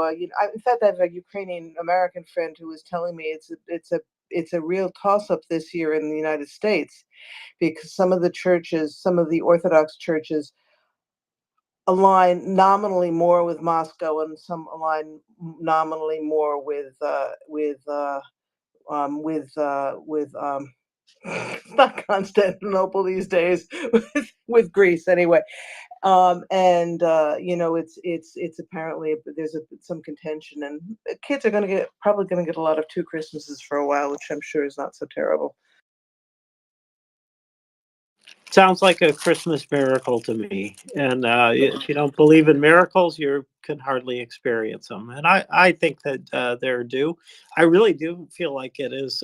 It's been stuck in my mind for a long time that this is a really special year for Ukraine because of the two Christmases. It really is another mark of inflection. You know what I'm saying? It's like they have rounded a turn and they're heading for home. And to mix analogies, I think. But anyways, yeah, they're on their way to a different place in history, and the aid that is coming slowly or being blocked isn't going to end this for Ukraine. It is not a final step. It is a huge flashing red light to American citizens if they can take note to do something to make sure their government isn't captured by forces of evil. I mean, I hate to put it that bleakly, but honestly, this is not a good thing that's happening. On the other hand, having a chance to join the EU is a very good thing. The accession process is, now in chain. It's going. The other things that are happening for Ukraine is that their economy picked back up after the first year. They've got contracts for all kinds of weapon systems. They've got the Black Sea reopened to a large extent to their shipping. They have recaptured most of the country that was taken in the first year, I should say, of this large-scale invasion. They have pushed the enemy now to really start to do more and more desperate things, and the death of 1,000 Russians every day, plus whoever else gets injured severely, plus the mounting equipment damage to the Russians' equipment, that is astounding, and that is continuing. And even though there's this blockage, it's still a slowdown, it's still continuing. And so Russia is even saying, well, we don't even have gas at home. So the partisans are doing things. We had that incredible strike on the train in the Russian tunnel.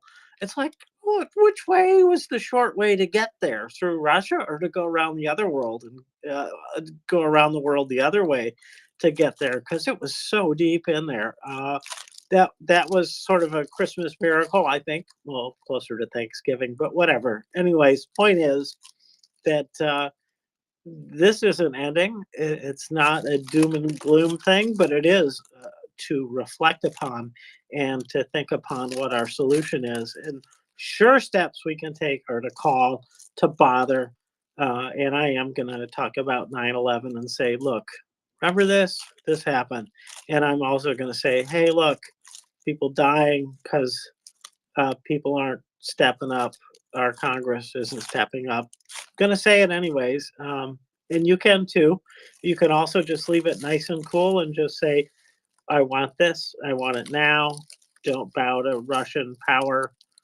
Stand up to them. We need to do this. Whatever it is, however you want to say it, do it.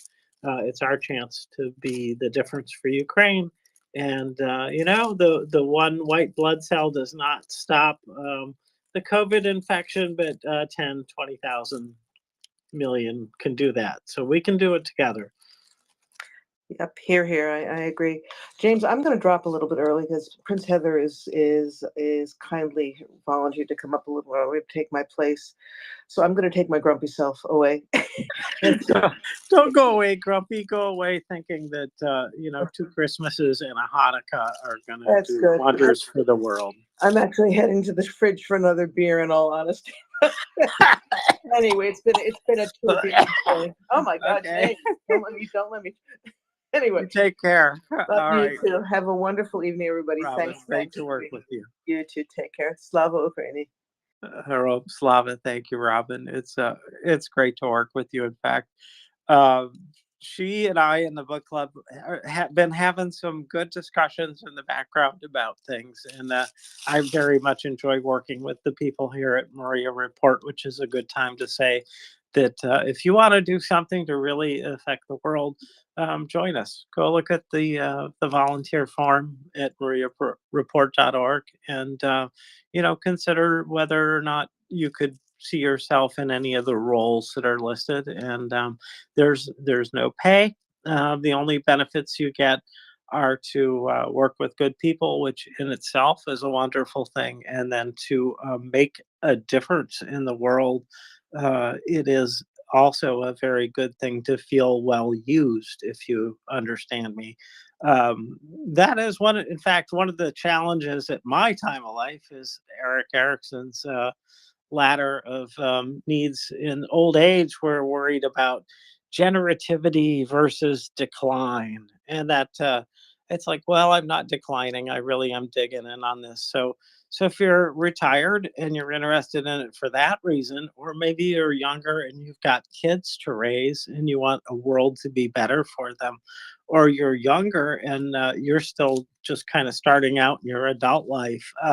If you want some real world experience in how organizations are run, then think about that. Now, we're looking for people with experience, people with talents, people who can speak for hours on end without failing to include Ukraine every 175 words in, or something like that. So that's what we're looking for, is people who are also willing to risk exposure. And I mean, just, we get exposed up here when we talk. We all do.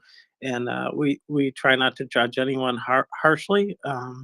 And I think some of you guys would be good at it, but I won't tell you who that is. You have to decide for yourself if you want to do that. That is my push for volunteering for us. And I'm going to say welcome to Prince, my new co-host. Yay, welcome up. Hey there. I was tired before, now I'm retired. Is that how that goes? Good evening. And yeah, go kill that second soldier there, Robin. I was on the phone with Robin this morning, shortly after I got up. Shortly after I get up, I was on the phone with Robin, and she says, I'm going to put these 2 soldiers in the fridge and they're going to be dead tonight. So she's going to go kill a second soldier. She's going to go take care of that second soldier, I think. And I don't blame her one bit. Officially, I have no idea what that means, but go on. Yeah, no. Anyway, yeah, and yeah, I can tell everybody about my revelation that I had earlier today, a little bit later, because Some Ting Wong has his hand up. How are you, Some Ting? I haven't talked to you in a while. Where you been? Well, thanks. Yeah, I've just been busy in the wonderful world of IT, fixing people's problems. Good to hear that Minnie Mouse has left you be for the morning now. anyway. Yeah, For now. for sure.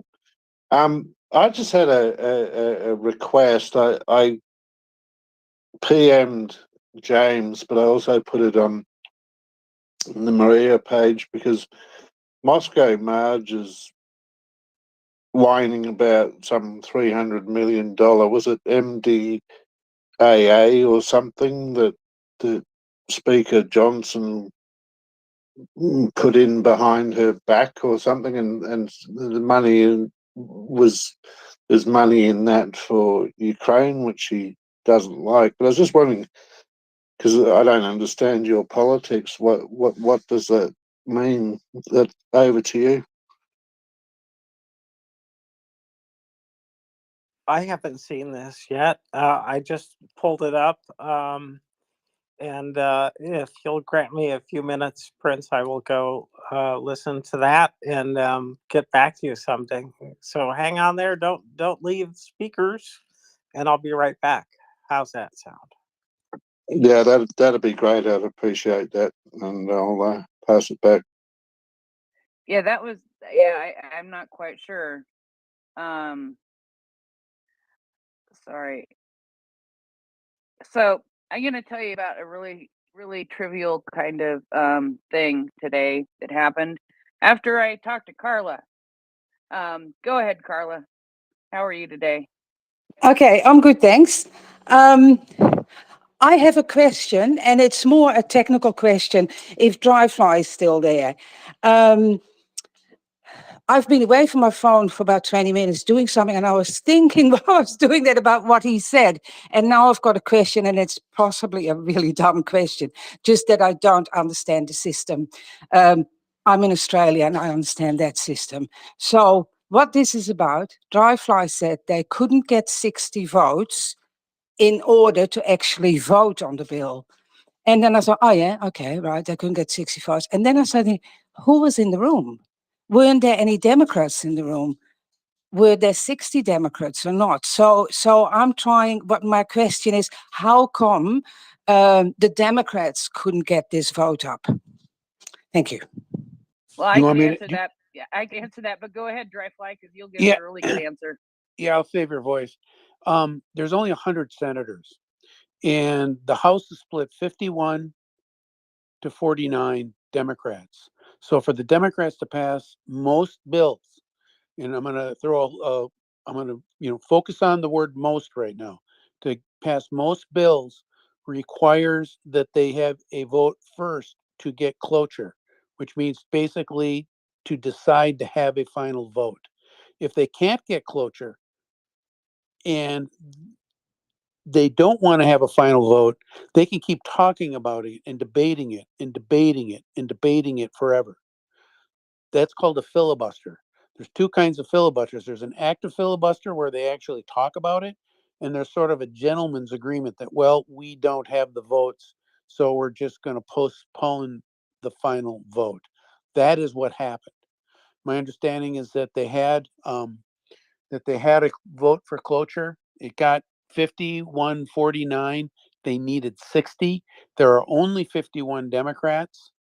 There are 49 Republicans. In fact, I think a couple of the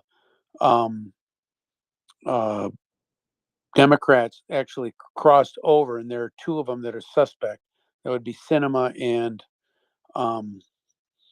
Manchin. They're two sort of Democrat, not Democrat types. But the point is that they did not get the thing done. It did not get. It didn't get to the 60 vote to have the final vote.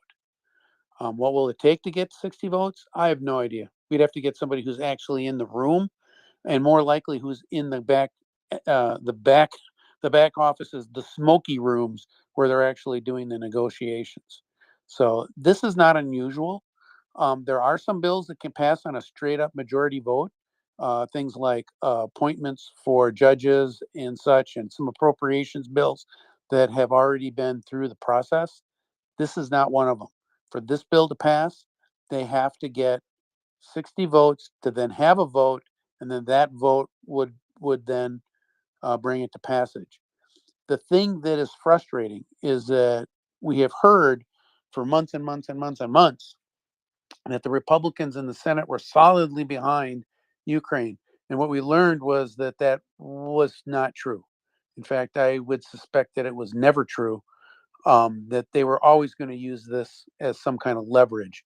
The question is, do the Democrats have something they can give that will unbreak it? And I don't know that answer.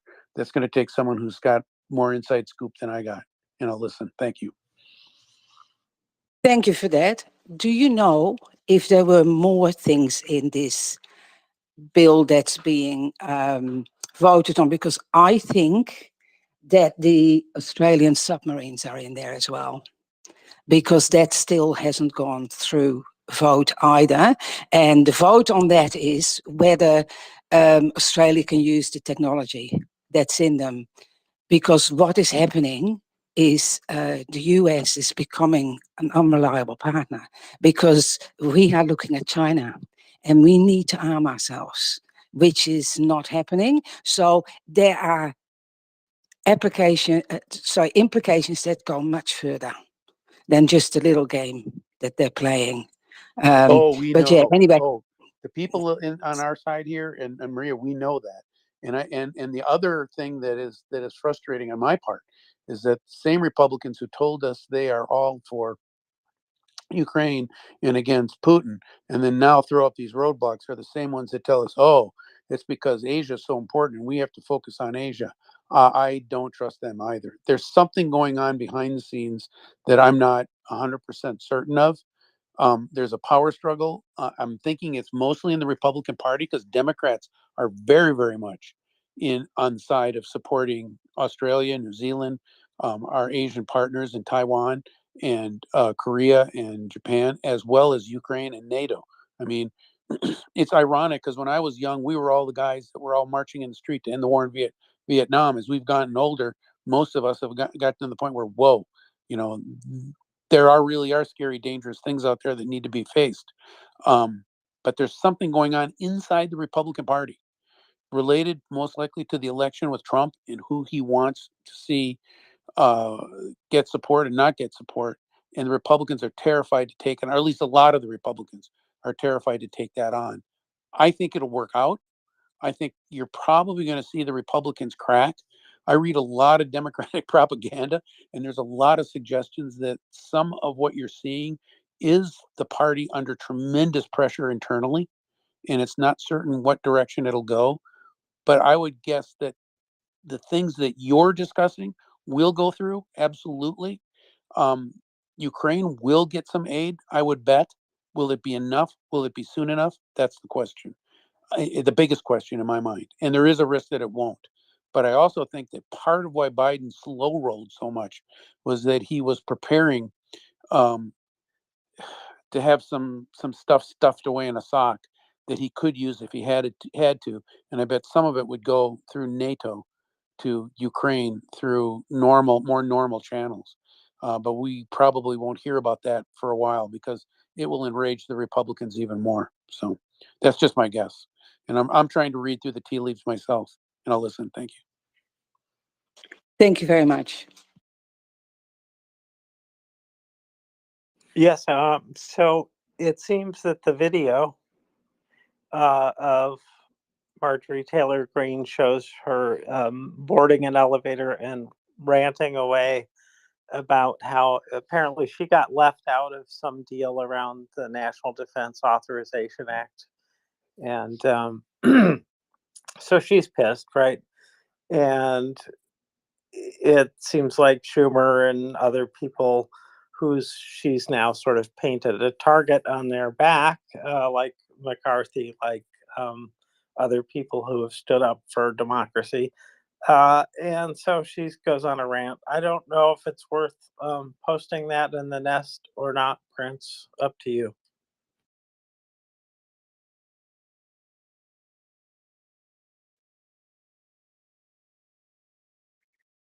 James, is it Wednesday? It is Wednesday all day. I'm telling you, I am confused about the week. I am sorry if I just totally went off in a totally different direction there for a moment. But it's like seriously bad. Seriously. It's Wednesday all month, in fact. It's Wednesday all month. This month Okay. only, limited time. Get your Wednesdays. Well, does that mean I didn't have to send a birthday present to my nephew on Monday? Anyway. Anyway, sorry. Something long, go ahead. Yeah, thanks for looking at that video, James. I still, what does the 300 million mean for Ukraine in particular? I mean, I don't understand what has occurred that's different to them blocking it. Back to you.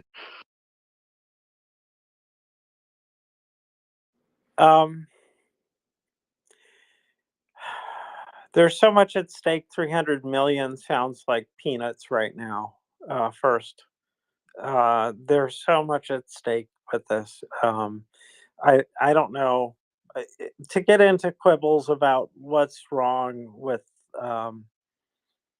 this or that isn't the point. The point is that they're dead set on an agenda that's driven by the former president, who's still the boss of the party, it seems.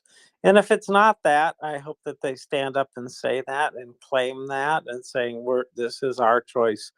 This is not, him. This is us. But it seems that they want to block this up. In and of itself, that seems to be the motive. Or they're asking for quite a bit more than we should probably deliver, like, hey, cut Social Security, or right, the retirement program for people who are retiring in America. It's not everything that we should have, but it's one of these things we've got. You understand it. So I don't know. I don't know that I can explain about that particular money.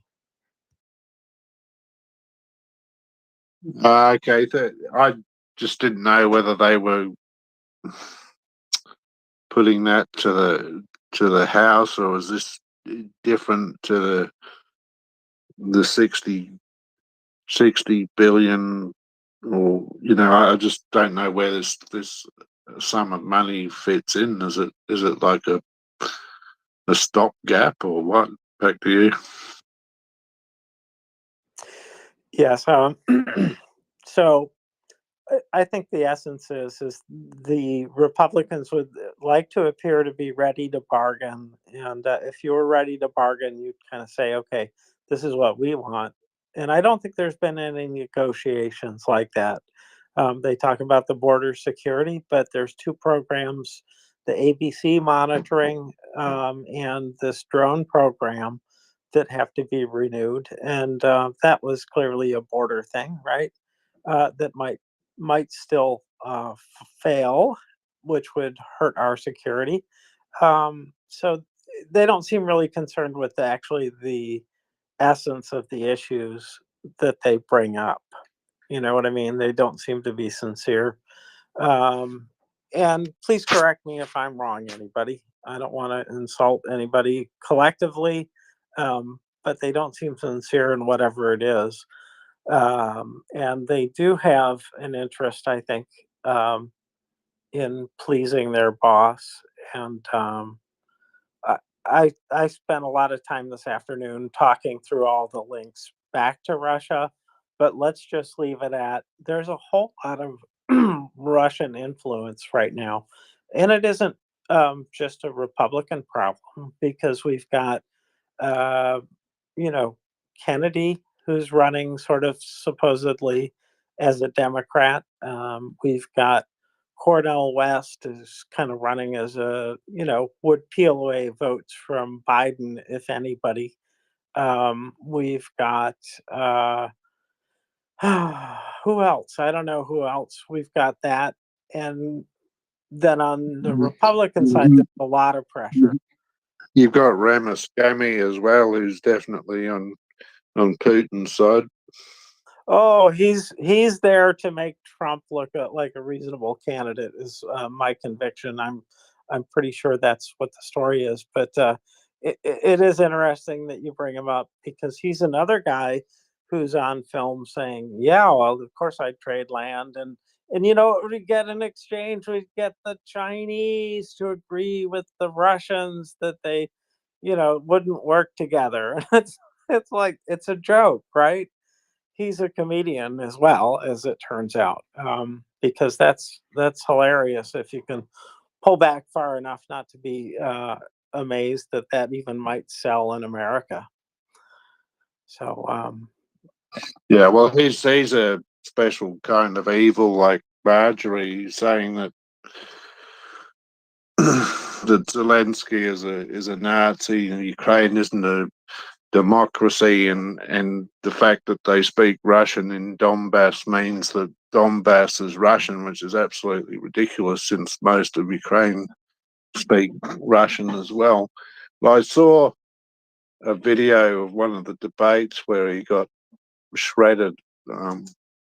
But I think I've got it in my bookmarks or something. Chris Christie on Republican accountability tore him to pieces on his lies. Back to you.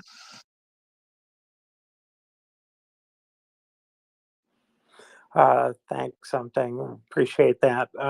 So how are things in your backyard? We heard from Tony about the uh, coats that got pulled back off the market, and maybe he's got a bead on some other equipment that can be maybe given to Ukraine.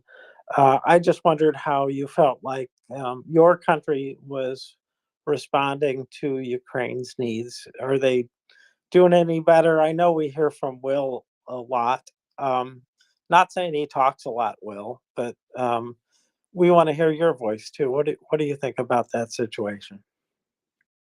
I think, well, I mean, I'd have to agree with Will that, you know, we have the economy where we could do a lot better, and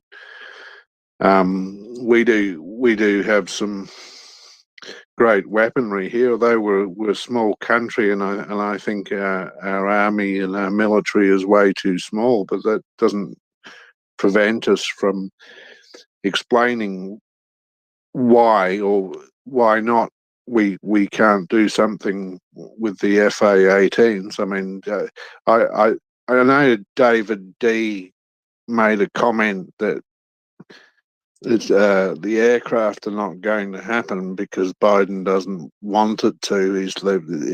He reckons they would have got a flat out no on that, and he's in military logistics, I think. But apart from that, yeah, why are we selling winter clothing? That's ridiculous for a start, and why can we not just keep producing more armored vehicles? Because you know, it's good for our economy, and you know, like the government, they just, like, most of the time they pretend like nothing's happening over here, and then they give a small amount every now and again and say, see, look, we're doing something, and I don't think it's good enough. Back to you. Yeah, I think that that's true of a lot of countries that are not doing enough. I do understand the impulse to like hoard weapons, because if you think you're going to be in a war or there's a possibility, you can't have enough. You know what I mean? But I do think that the point of this is that the fight is there, not yet in our front yards, right? They're a long way off in Ukraine, and because of that, we're pretty safe for at least initially. And they are going to file down, if you will, chip away at, tear down, destroy all the Russian capabilities that could come at us later on. And so I think that's where you can say, look, that doesn't matter. We don't need to worry as long as we keep ourselves armed and keep creating weapons as we need them, even stockpiling ahead of time so that we keep up with this. And what we found is once you do get in a big war, modern war, you need a lot of it. So what do you build these days? Seems like drones. So even if you don't want to give away the old stuff, get busy making drones, you know?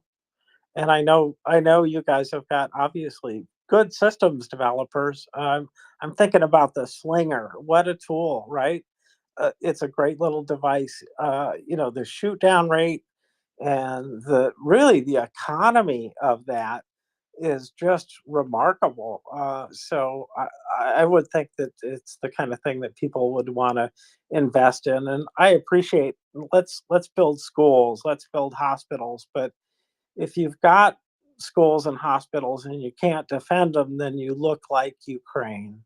And so we just need to keep banging at our representatives' doors about this, and we need to ask other people in our neighborhoods, what do you think, and why aren't we doing this? And can't you see the logic? I don't know what to do, but you guys will figure it out.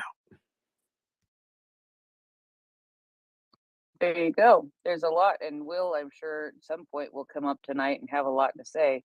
In fact, I believe he's co-hosting with me later tonight. Martin, how are you, my friend? I'm fine. I'm fine. How are you, Prince and James? You're doing great jobs as co-hosts as always. Slava Ukraini. I'm just watching the news now, and there's an item now about the productive, creative, ingenious Norman Lear, who died today at 101. So honor to his memory for the groundbreaking work that he did as a screenwriter and TV producer.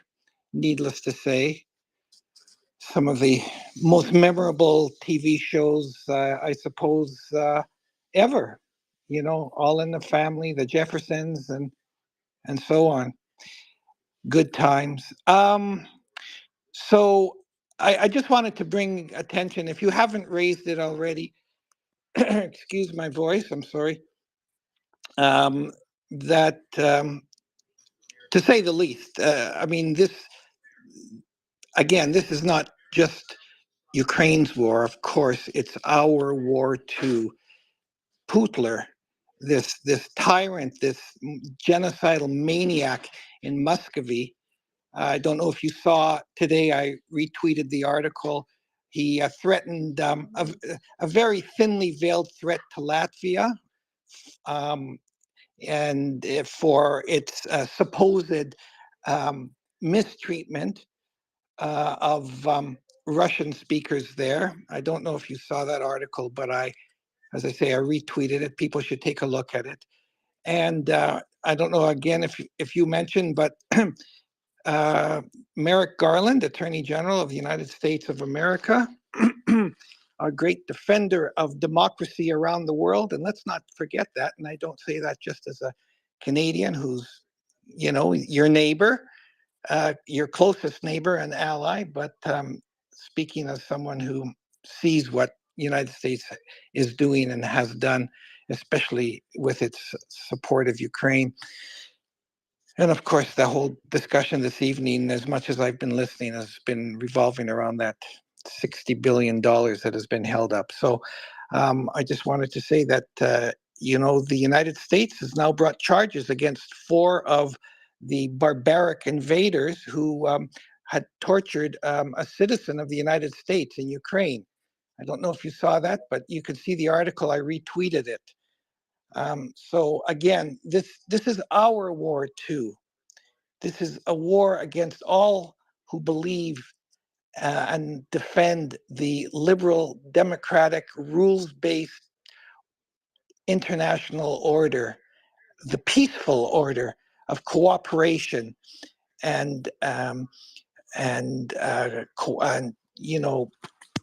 good neighborliness amongst countries that this genocidal invader is trying to usurp, along with its other axis of evil partners. And I don't use that term lightly. It's been used before in this space, but I wanted to just emphasize it again. And then I watched with great distaste as well in the news, Prince and James and the others. It showed that, I don't want to use the word I want to use, but I'll just say this: Putler, the worst human being in the world today, the #1 terrorist in the world today, this most evil of human beings, being greeted so royally in the Middle East, in Saudi Arabia, where the crown prince shook his hand and patted him and treated him to all sorts of honors. And then, of course, where I think he dropped down briefly at the environmental conference that's taking place in, what is it, Qatar? You know, I don't have to say anything more. I don't have to embellish what I've said. You know what I'm thinking. You know what has to be done. I'm going to drop down from here. I'm really getting angry and upset, and I'll just say, keep up the good work, everyone. Ukraine's struggle is our fight as well. Slava Ukraini, and thank you for Martin, listening. don't leave. All right. Who's that? Oh, That who's was that? Adam. That was Oh, Adam Adam. that said that. Hey, Adam, how are you? I'm pretty good, Martin. We Oh, gotta good get to you a hear your fella voice. still. Good to hear your voice, man.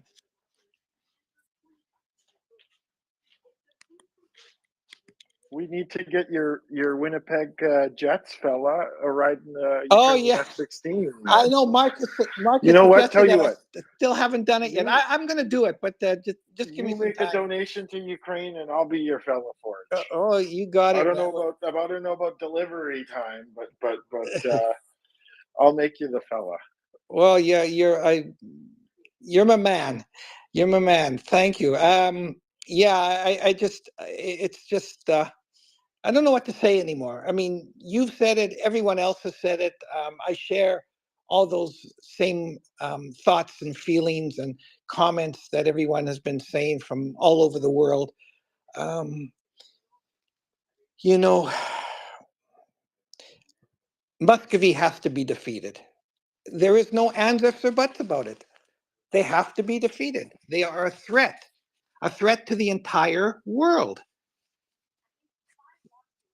To us as Canadians, to Americans, obviously, and first and foremost to Ukrainians who are fighting so valiantly. You know, Adam, you know, from Edmonton and elsewhere in Canada, how many Ukrainian refugees are here. And I meet them all the time. Just today, we were out shopping, my partner and I, and we met a woman at, she was a checkout clerk at the store we were at. And I could tell right away she was Ukrainian from her accent. And I said, you're from Ukrainian? I said, Slava Ukrainian. She says, oh, thank you so much.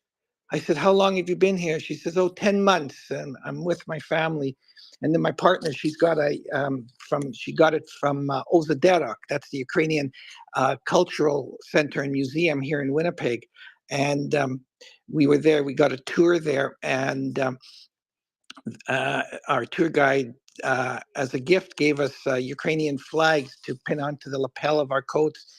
And Jen had hers on today. And when the checkout clerk at the store we were at saw it, you could see the emotion fill up in her eyes as we said, look at this.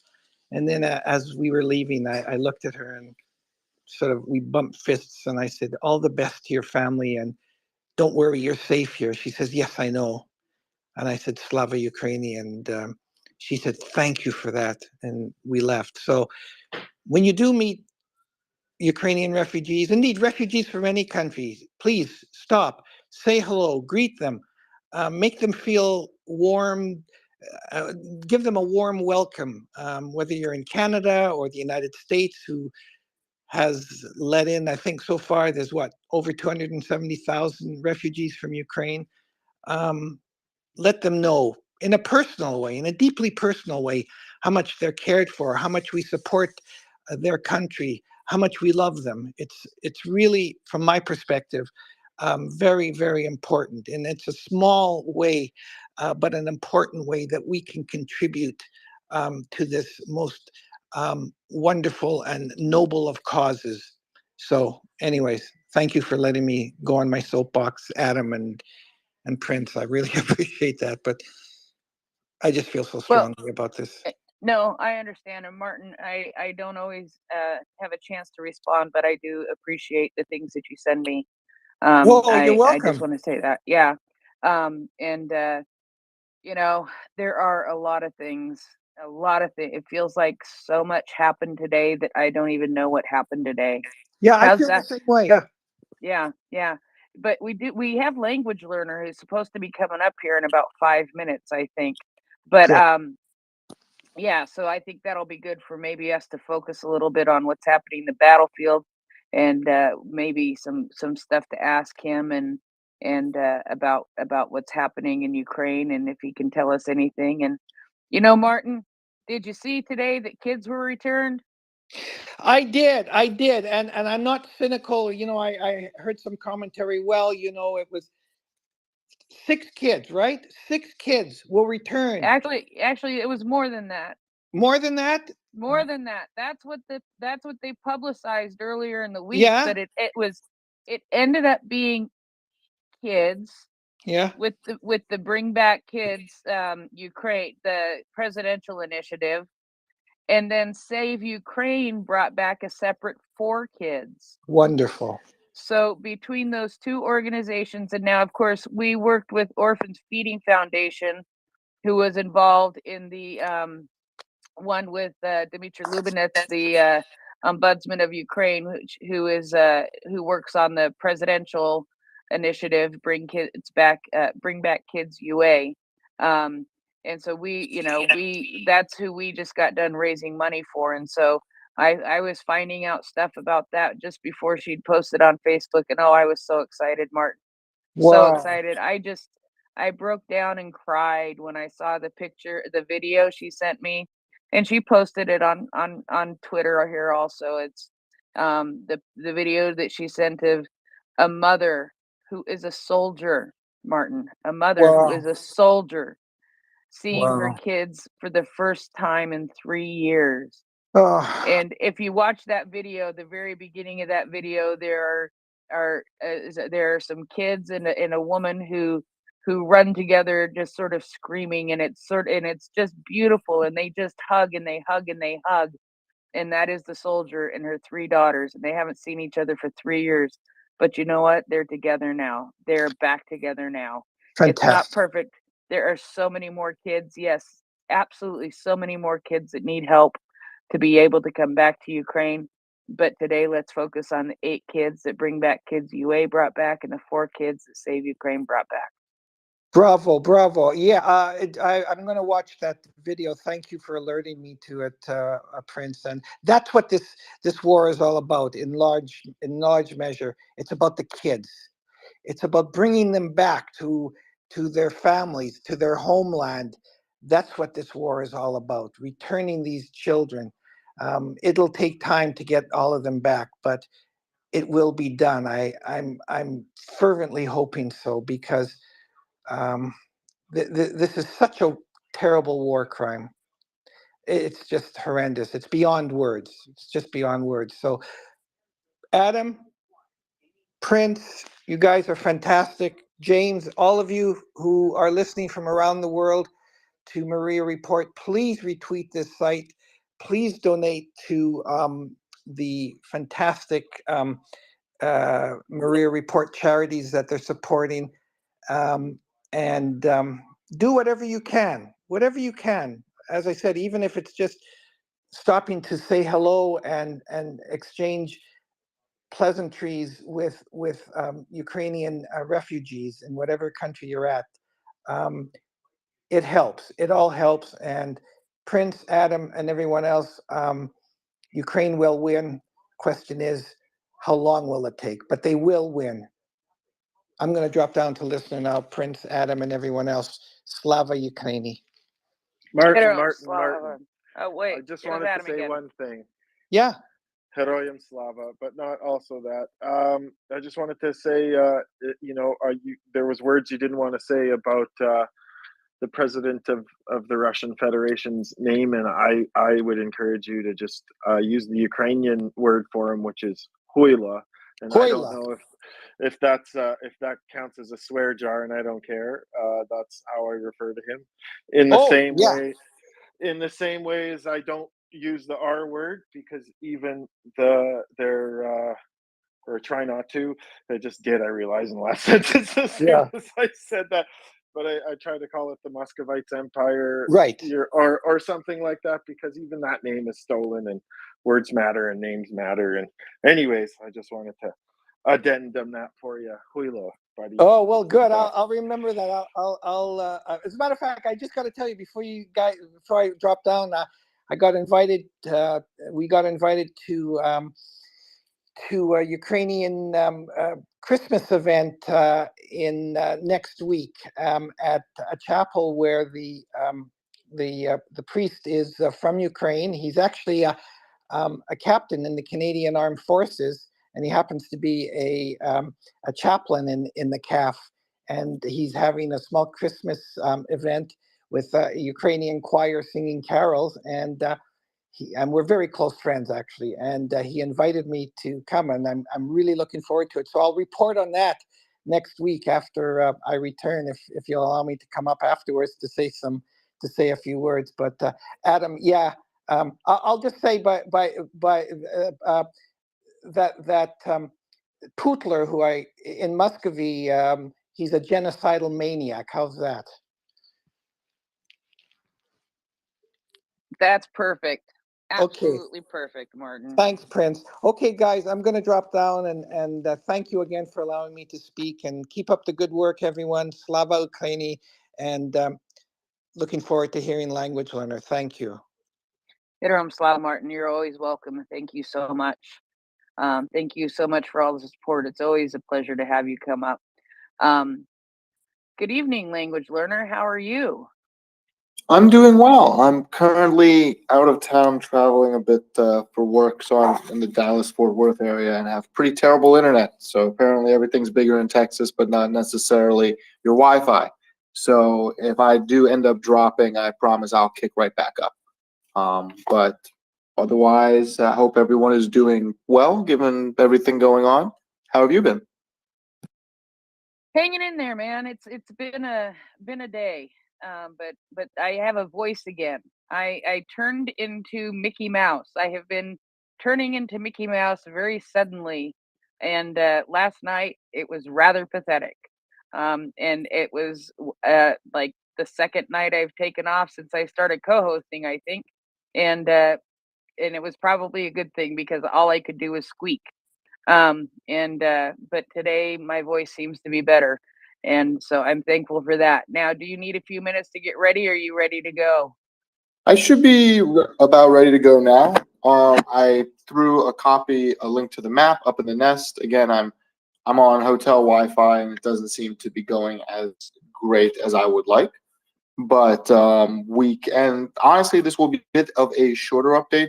Most of the news has been more political, less so strategic on the front over the past 48 hours, with a bulk of Ukrainian media discussing events in the US, although in very broad strokes, they've come back saying, hey, a lot of this is surrounded around domestic political issues in the US, and we don't want to touch those with the 10-foot pole. So neither will I. But if folks are ready, so am I, and we can jump into it in, a minute or two. That sounds perfect. I will take the opportunity. Just wave your hand or something when you're ready.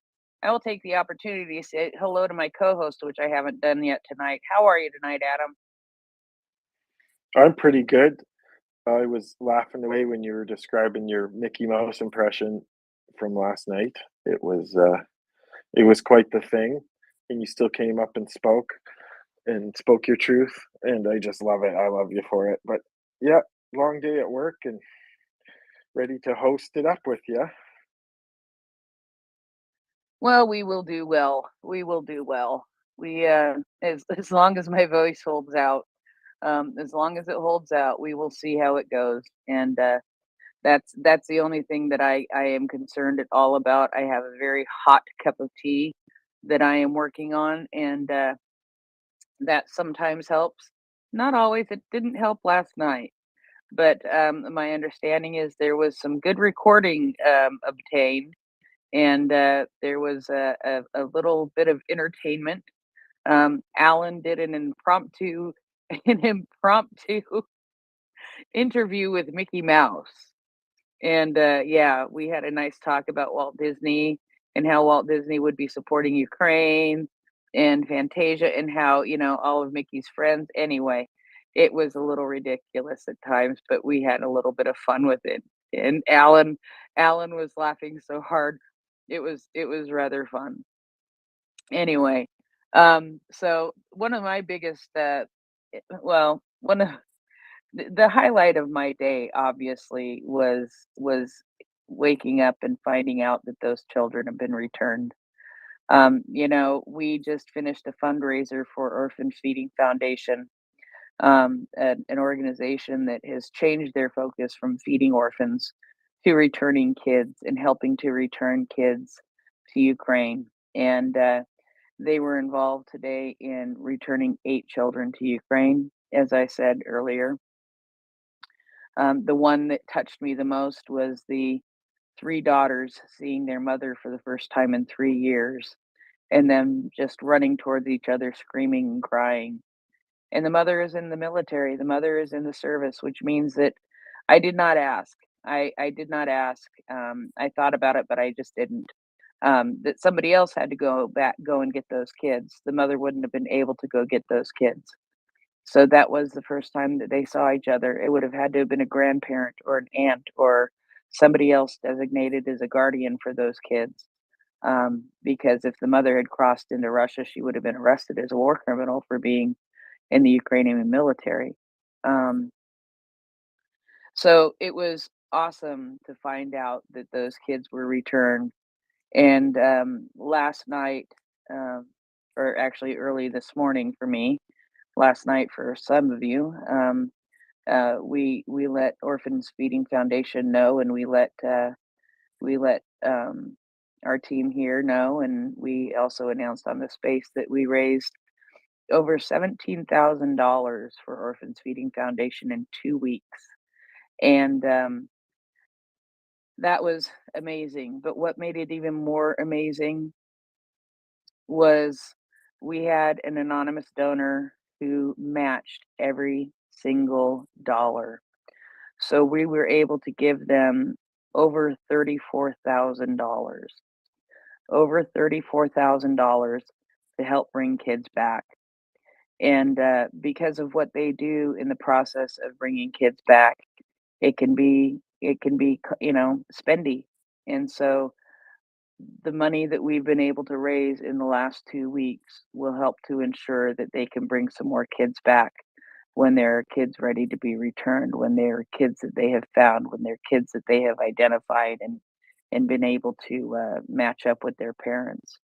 So looking forward to more of that. And I tell you, I feel like I've made a friend in Miriam and the other co-founder of Orphan Feeding Foundation, who I've just chatted with briefly, is Sam, and so it's great. And to see Miriam today in the pictures with the kids, um, with Dmytro Lubinets, the ombudsman of Ukraine, it was all fabulous stuff. So we worked hard and really pushed raising some money, and I know it's going to make a difference. And you know, we hadn't even told them how much the money was when these kids came back. But you know, some of the dollars that we gave may help some of these kids who came back in their adjustment to life back in Ukraine. So Adam, what do you think of that?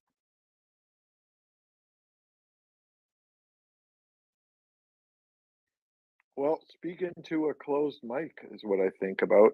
I think that's amazing community resilience and civic um, action in action. It's like Martin was saying, everything that we do as individuals ripples out from us. So a lot of what stops people from doing anything about problems that they see out in the world is just lack of feeling like what they'll do matters. And I think that this is direct proof that it's self-defeatist to think that way. And everything from saying hello to and welcoming new refugees to donating to MriyaReport does something. And don't feel helpless. And here's why. Yeah, and now we are, and it is the second tweet in the nest now. Now, so many people in this time period, especially, are familiar with Scruff. Do you know Scruff, Adam? Yeah, I've spoken with Scruff on the space and DM'd him a bit in Ukrainian awkwardly months ago when I was preparing for my trip. But yeah, this I was so excited to see that this is the new fundraiser for Scruff. That's awesome. I was hoping he kind of disappeared on us for a while, and he's been back lately, just like our friend Language, and it's so great. And I think it's the perfect next fundraiser, and I can't wait to throw a little bit of Christmas money towards it too. Yeah, he does such beautiful, beautiful work. The second tweet in the nest is not the tweet I was thinking it was. Oh, that's okay. The there is a beautiful, beautiful video, and I know it's on the MriyaReport page, so it won't take much to find it. Beautiful video that he did of there we go. It is just a beautiful video that he did with a drone, and I don't even know how to use words to describe it. But he was telling us a little bit about doing that video, and there's a stork in the video, you know, flying near the drone, and it just makes it so perfect, so perfect. I don't. The man has talent. The man has amazing talent when it comes to doing things like this. And of course, we know he has done music videos prior. I was actually driving when Mockers asked him this question earlier about who he used to make music videos for, and I can't remember. um, but he used to make music videos. That was part of what he did. He was a videographer, and it's Was one of it the. Boombox? I think it might have been Boombox. I want to say it was Boombox. And of course, we all know Boombox, right? We certainly do. I think Language is ready to roll here. How are you doing, Language? I'm doing well. Hopefully you guys can hear me. I'm having a bit of technical difficulties, I think, with the Wi-Fi where I'm at. But You sound I'm fine. ready to jump into it whenever you guys would like. It'll probably Let's be get her a going. bit of a more digestible amount tonight, not quite a huge 30-minute one. But I'm ready whenever you guys are. And then the link should be the second tab up in the nest right now. I can't hear what Prince Heather is saying. The only reason I can see anything is because I have subtitles turned on, so it might be a glitch on my end. Okay, no problem. I'll let Adam talk. Adam, take it away. All right, thanks, Prince. MriyaReport, military update with the amazing volunteer and general all-around great human language learner, brought to you by MriyaReport. Take it away, Language. Well, flattery will get you everywhere, but without further ado, let's begin. Hopefully everybody can hear me all right. Sounds great. So this is the military update for December 5th and December 6th, 2023, days 650 and 651 of the Russian invasion of Ukraine. Starting in northwestern Ukraine and proceeding clockwise. Per Reuters, the blockade at the Polish border has hindered Ukrainian and foreign volunteers, with the cost of transportation rising from approximately $2,000 per container to about $5,000 now. Additionally,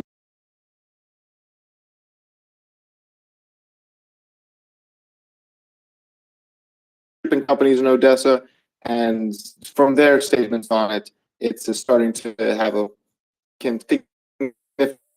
into Ukraine's domestic and international shipping right now.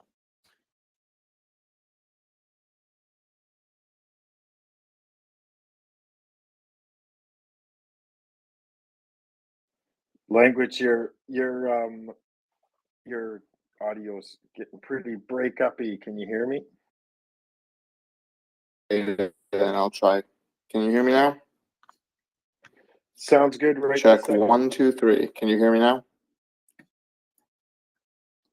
We can hear you. We can hear you. Can you All hear right. us? Yeah. Where did it cut out? About 30 seconds ago, before the shipping stuff. Let me get that dialed back.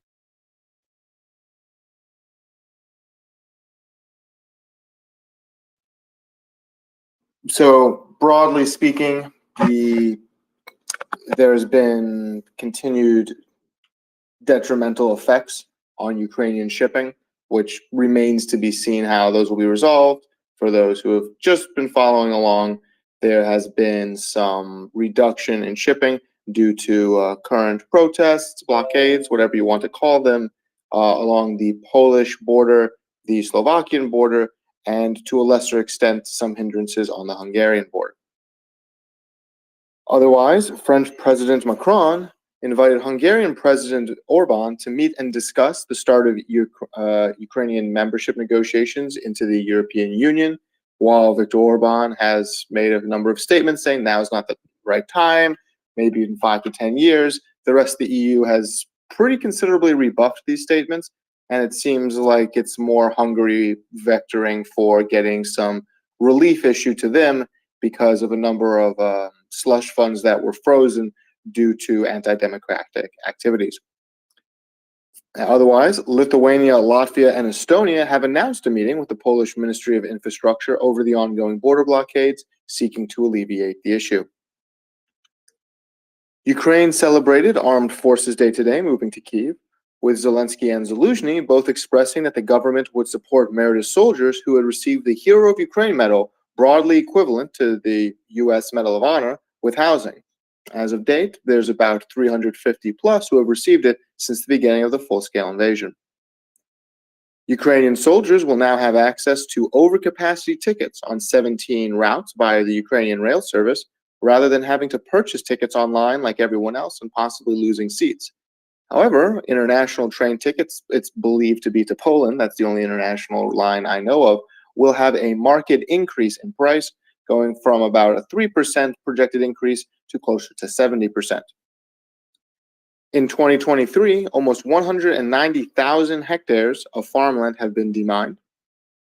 Zelensky met with the leaders of the G7 today, group of 7 nations, expressing thanks for their support. And the Ukrainian president's office rebuffed rumors about possible firing or removal of Ukrainian Commander-in-Chief Zaluzhny, and stated that part of the reason that Zelensky was not able to attend a Washington, D.C. Meeting virtually regarding passage of the Defense Spending Act, which would include funds to Ukraine, is because he was pulled away to urgent business dealing with the war itself, that he would be more than happy to show up at another point. GUR, the Ukrainian intelligence department, stated that Russia is preparing to launch a disinformation campaign targeting English media to discredit Ukrainian leadership abroad.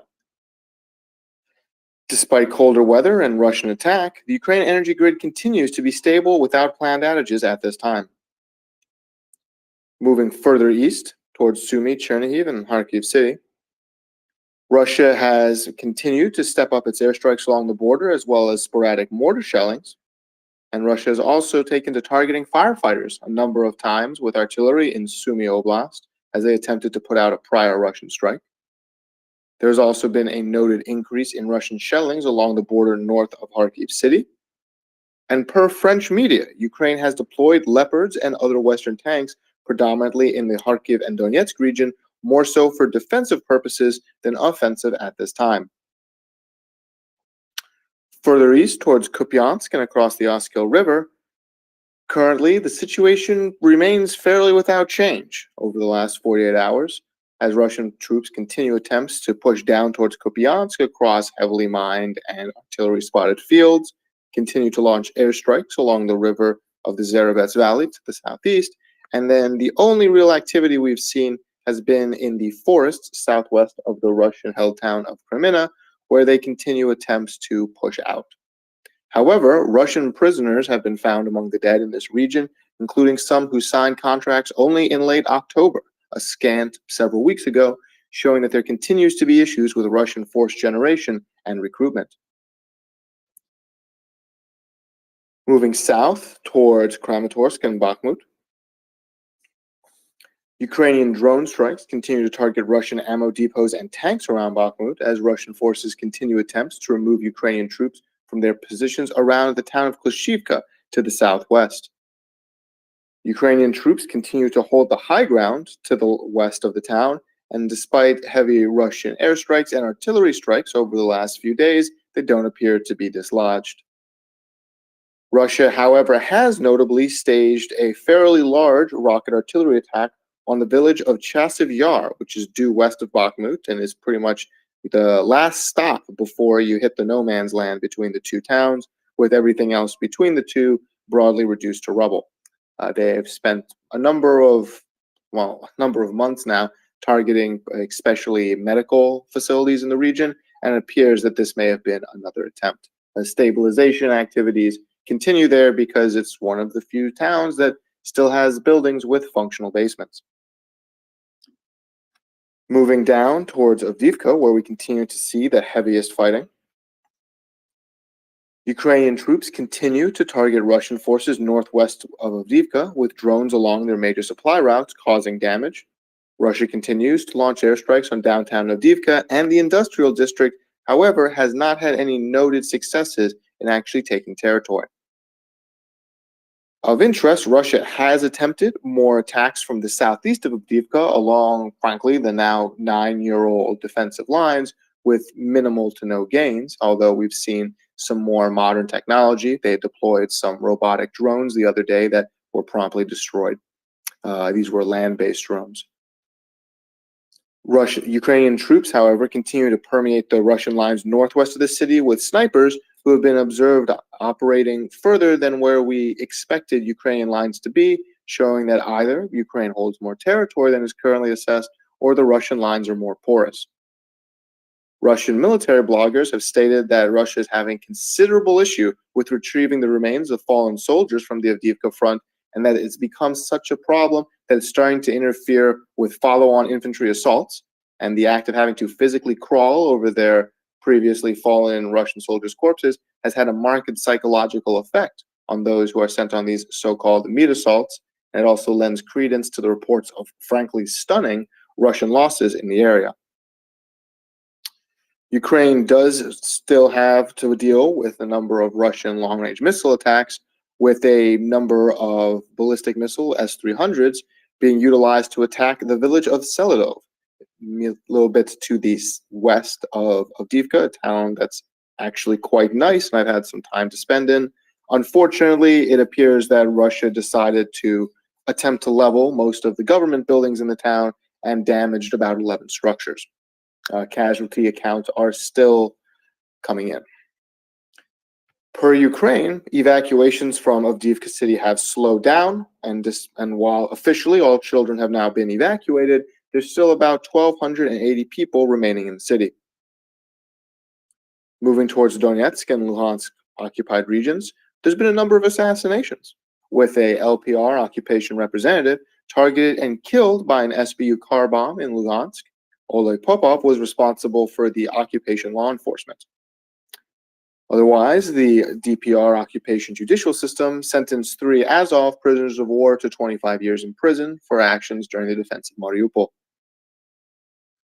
Immediately to the southwest of Donetsk, around the former town of Marinka, the 79th Ukrainian Brigade stationed in the area, speaking with regard to Ukrainian forces leaving the town, they stated, quote, "There is no city in Ukraine comparable in its destruction," unquote, explaining the city is now more resembling an open field littered with construction material than a place where people used to live.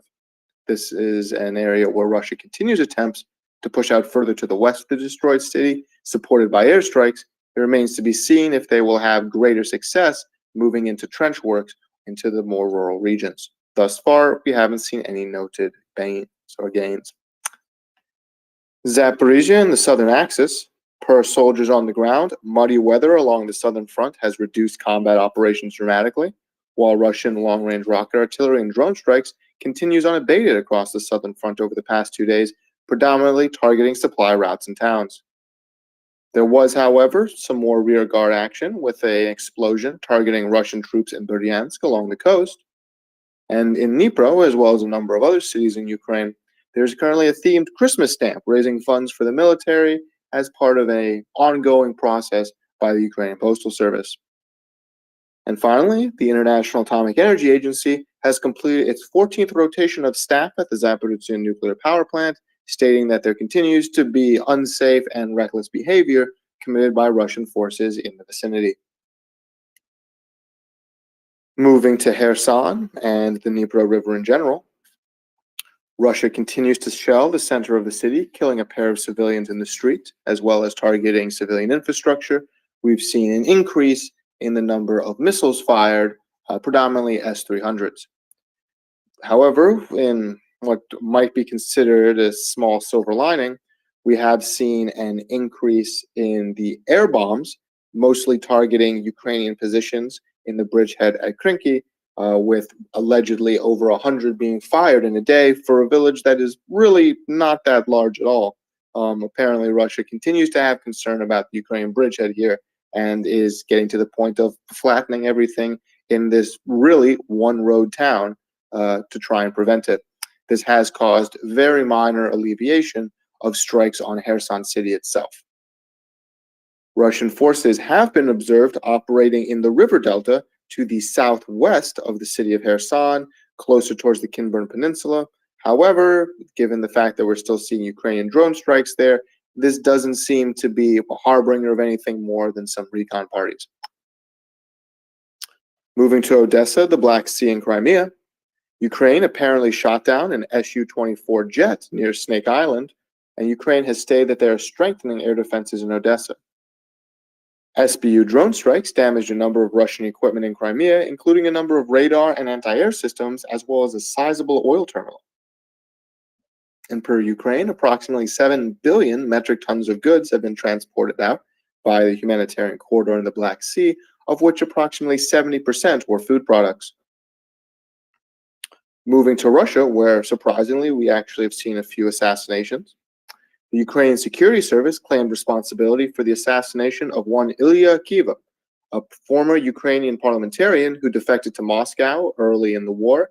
He was shot dead in the Moscow suburb of Suponevo, some 430 kilometers away from the Ukrainian border to the northeast. It's started to raise some concerns in Russia where people are saying, what is the FSB good for if they can't stop somebody from hiking across essentially the size of Belarus and shooting people dead in the street? Per Bloomberg, Russian income from oil exports is now greater than before the 2022 invasion, accounting for 31% of Russia's revenue for October at approximately 11.3 billion US dollars. The Russian shadow fleet of less legal or unregistered oil transporters covered over 70% of all of this. Otherwise, Russia convicted 2 air defense officers for failing to prevent airstrikes back in 2022 as what appears to be more of a public relations statement than anything else. And per the United Kingdom, Russia is attempting to improve their versions of the Shahed suicide drones, which we've seen equipped with various 4G, 3G cell phone SIM cards. There's a number of rumors as to why that might be. The one I currently subscribe to is not so much that they're using them for control, but that it's a way to map out where Ukrainian air defenses are stronger or weaker by seeing how long these drones manage to stay alive. Overall, in general, yesterday, Ukrainian forces conducted 15 airstrikes, while Russian forces conducted approximately 104, the vast majority of those being glide bomb attacks in the south. However, on the ground, Ukrainian forces eliminated some 1,270 soldiers for a total of 335,110, 40 armored vehicles, 13 tanks, 43 pieces of artillery, 6 of which were long-range rocket artillery, 49 cars and trucks, and 51 UAVs. Overseas, the U.S. announced a new package of military aid for Ukraine worth $175 million, including air defense and artillery munitions. Per the Pentagon, the U.S. currently has about 5.9 billion U.S. dollars remaining in military aid that they can utilize for Ukraine. And currently, there has not been passage of a defense spending bill including aid to Ukraine, with a recent vote of 49 for and 51 against in the U.S. Senate or Upper Parliamentarian House. Please contact your representatives. The U.S. and Ukraine have signed an agreement on the joint production of unspecified weaponry in the future, and USAID will supply some 20,000 tons of metal for constructing defensive structures around energy facilities, promptly to prevent them from being knocked out should drones attempt to attack them. Putin is on the move in a rare international travel, traveling to the United Arab Emirates and Saudi Arabia to meet with leaders there, specifically saying they're discussing statements on energy imports and the Israel-Gaza war. Putin is due to meet with Iranian President Raisi tomorrow, likely to work on more military matters. Otherwise, in positive news, 8 Ukrainian children were successfully returned from Russian territory to members of their family. And with that, that should be about it. If there's any questions, I'm happy to stick around. Thanks a lot, Language. That was amazing and very informative. I guess my first question would be about the government buildings in, did you say Sadove? Was that the town that got hit? Solidov, but yeah, I'm sure I'm butchering it now, but Solidov, it's just to the west. It's really to the south. I'll zoom in on it now. It's to the southeast of Pokrovsk, and it's to the west of Avdiivka, pretty much due west. It lies along the highway, and it's not a big town. I mean, there's not a whole lot there. It's got a grocery store. And that's actually pretty much where everything got leveled, was in that little downtown area where everybody shops. So they fired looks like a couple pairs of S-300 missiles and knocked out a bunch of government buildings around a central park. That's absolutely horrific. Can you tell us anything about your time there? Were you doing training or of medical units or anything like that, or what was your experience in Sadove? I mostly just passed through there to points closer towards Avdiivka where we were doing training. And then I had one time where a Ukrainian officer sort of just said, "Hey, you need to go down there. You don't have a car? Well, I know somebody down there that I want to go see anyway, so hop in." And her and her driver sprinted down there and dropped me off in Solidov as I waited to get picked up by another person who was coming from further east of there. And so I kind of wandered around the town. Good food, actually pretty solid grocery stores, and shawarma is nice, but it's not the first time it's been hit. It's not the last, but it's far away enough that it's uncommon. You do have to loft missiles a distance to get there, and so it's not quite as much of a frontline town as some others. And why it sort of stood out that Russia decided to expend not 1 or 2, but 4 of their S-300 missiles to broadly damage or destroy about 11 buildings. That is ridiculous. It's ridiculous that it's happening every damn day. Well, folks, MriyaReport listeners, I invite you to come up and get some questions for our information resource man here, Language, and no question is a silly question. Come up and ask while he's here if you can, or DM us, or type it in the chat, which I'm just remembering to check right now. Yeah, Prince, do you have any questions for Language? Maybe I might have to transliterate them if he can't hear you still. Actually, I'm rather good. I think James has a question, and I don't want to. I know how much of a pain it can be to not be able to hear one of the speakers, so I'll let you go. And James, go ahead. Well, what if you ask me the question in English and then I'll translate it to Language in broken Ukrainian? Yeah. Heather, I can read what you're saying now with the subtitles on. I just can't hear you. Gotcha. It's all good. Anyways, we'll let James go first. Silly idea. Just a chance to practice Ukrainian live on air. Well, I want to hear that, all the cuss words. I think there's a lady named Margot, somebody who teaches Ukrainian cussing. So, anyways, language. Sunday mornings, North America time. Margot, Margot. Oh, I can't. Gontar. That's it.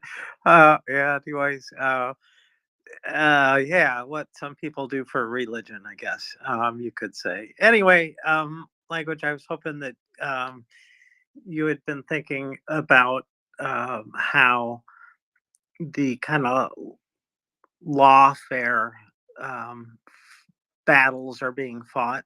For example, the Finns finally closing the border, and some of the other places where there's been obstacles that seem to be legal but really questionable in terms of what's going on. And I wondered what you thought about that, and what you thought about how far along NATO would have to be pushed through these kind of attacks, lawfare attacks, before they did something defensive, or would it be have to wait in? Would they have to wait on a kinetic attack? It seems like they've already met some thresholds with events that have already occurred, Reaper drones, rockets here and there, landing in NATO territory, but they've been forgotten for now. So I just wondered what you thought about that. I don't want to get conspiratorial, but it does seem to me that there's some options, at least for consultation. It, I mean, at this point, I don't necessarily see NATO as an entity doing much more than it already is. Currently, we're seeing that there's a number of logistical issues which have reduced the supplies from some Western European countries, and that's, I won't even go as far as to say bureaucratic, but it's just a matter of production. And no matter what you feel about that, unless you're going to start having people build them with hammers in the street, it's just a scalability issue. There's a number of legal activities going on. I believe most of them revolve around frozen Russian funds.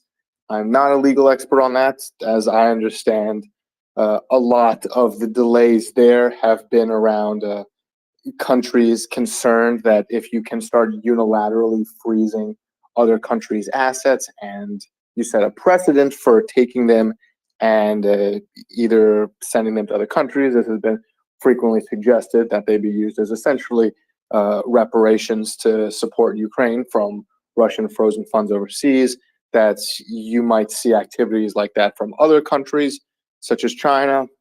I've seen arguments for and against that. I won't pretend to know much more than the theory itself. Beyond that, I can't really say I see much more. I know that the hybrid attacks, if you want to call them that, especially with migration attempts being fostered by Russia via Belarus into Poland, have caused more than a little bad blood. And it remains to be seen what the ultimate effects of that will be. But I don't peek my head behind that curtain very often. So unfortunately, your guess is as good as mine, I'm afraid. No, but it was still a very informative answer, so I appreciate it. Thank you. Thank you.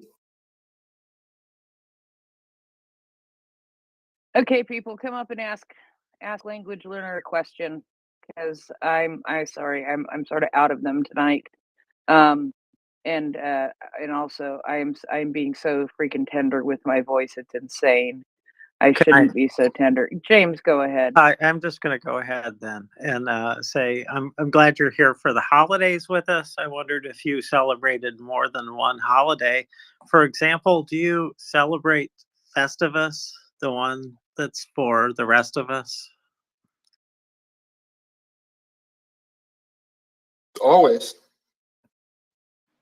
Yeah, cool. Just no airing of grievances on MriyaReport.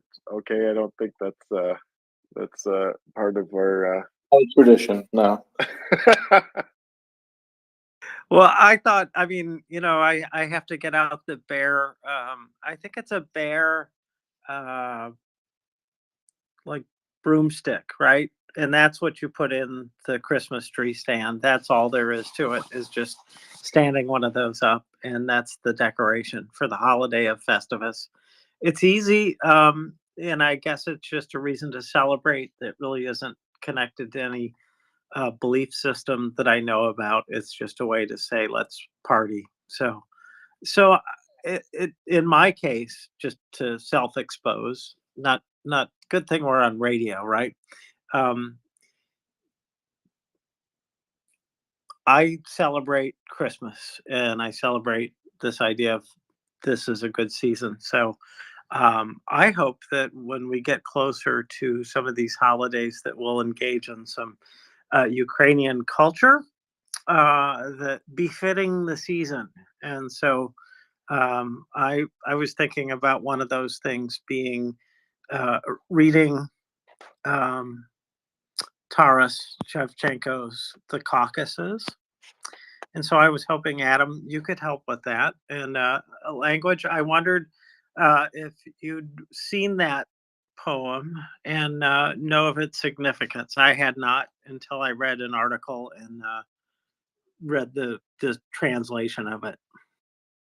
I can't say I have. I know that Taras Shevchenko is sort of like the Ukrainian William Shakespeare, and it seems like every town or village in Ukraine, or any reasonably sized one, has at least some monument or some building named after him. So for a while there, when I had to help out with some medical trainings in Kyiv, they said, "Oh, well, we need to have a patient name because we're teaching these guys how to give patient reports and whatnot." I was like, "Oh, my name's Taras Shevchenko," and so I think I still have a name tag floating around with that somewhere. Yeah, but it's most of the Ukrainian culture I know is very heavily drinking based, and also good food. But I won't pretend to necessarily know too much about the Christmas traditions, except that for a while it was on a different day than in North America. I believe that's being changed. But you want to talk about a real war on Christmas? I think in America people would have a conniption if we said, "Oh, we're changing the date from this week to another week." But I think thankfully in Ukraine, people have sort of taken it in stride as a way to separate themselves from perhaps more of the Russian Orthodox national holidays. You know what you did? You just gave me more ammunition to take care of those people, because actually, right, Ukraine moved to their date, right? How can you say they're different from you when they moved from somebody else's Christmas date to your date, you Republicans? I'm just They Literally moved from communist Christmas. I Christmas that is a fun name, but I don't know. I went past Dealey Plaza today and I saw that in Dallas they painted an X where Kennedy got shot. I'm not sure if they're bragging about it or not, so I'll watch my words while I'm down here. Well, that was a very sad day. I don't want to lose anybody else like that. Anyway, nope.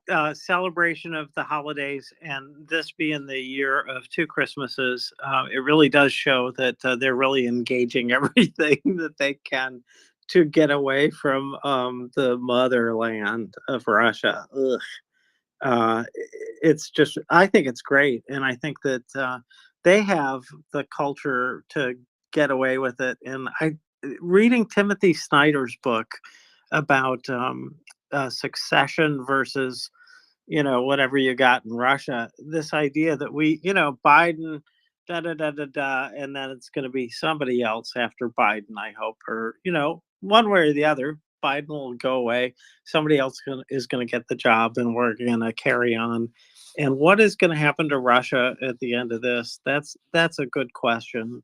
Timothy Snyder says that it kind of is not well planned out. They don't have a good succession plan. But everybody's like looking at the exits, is how it looks to me.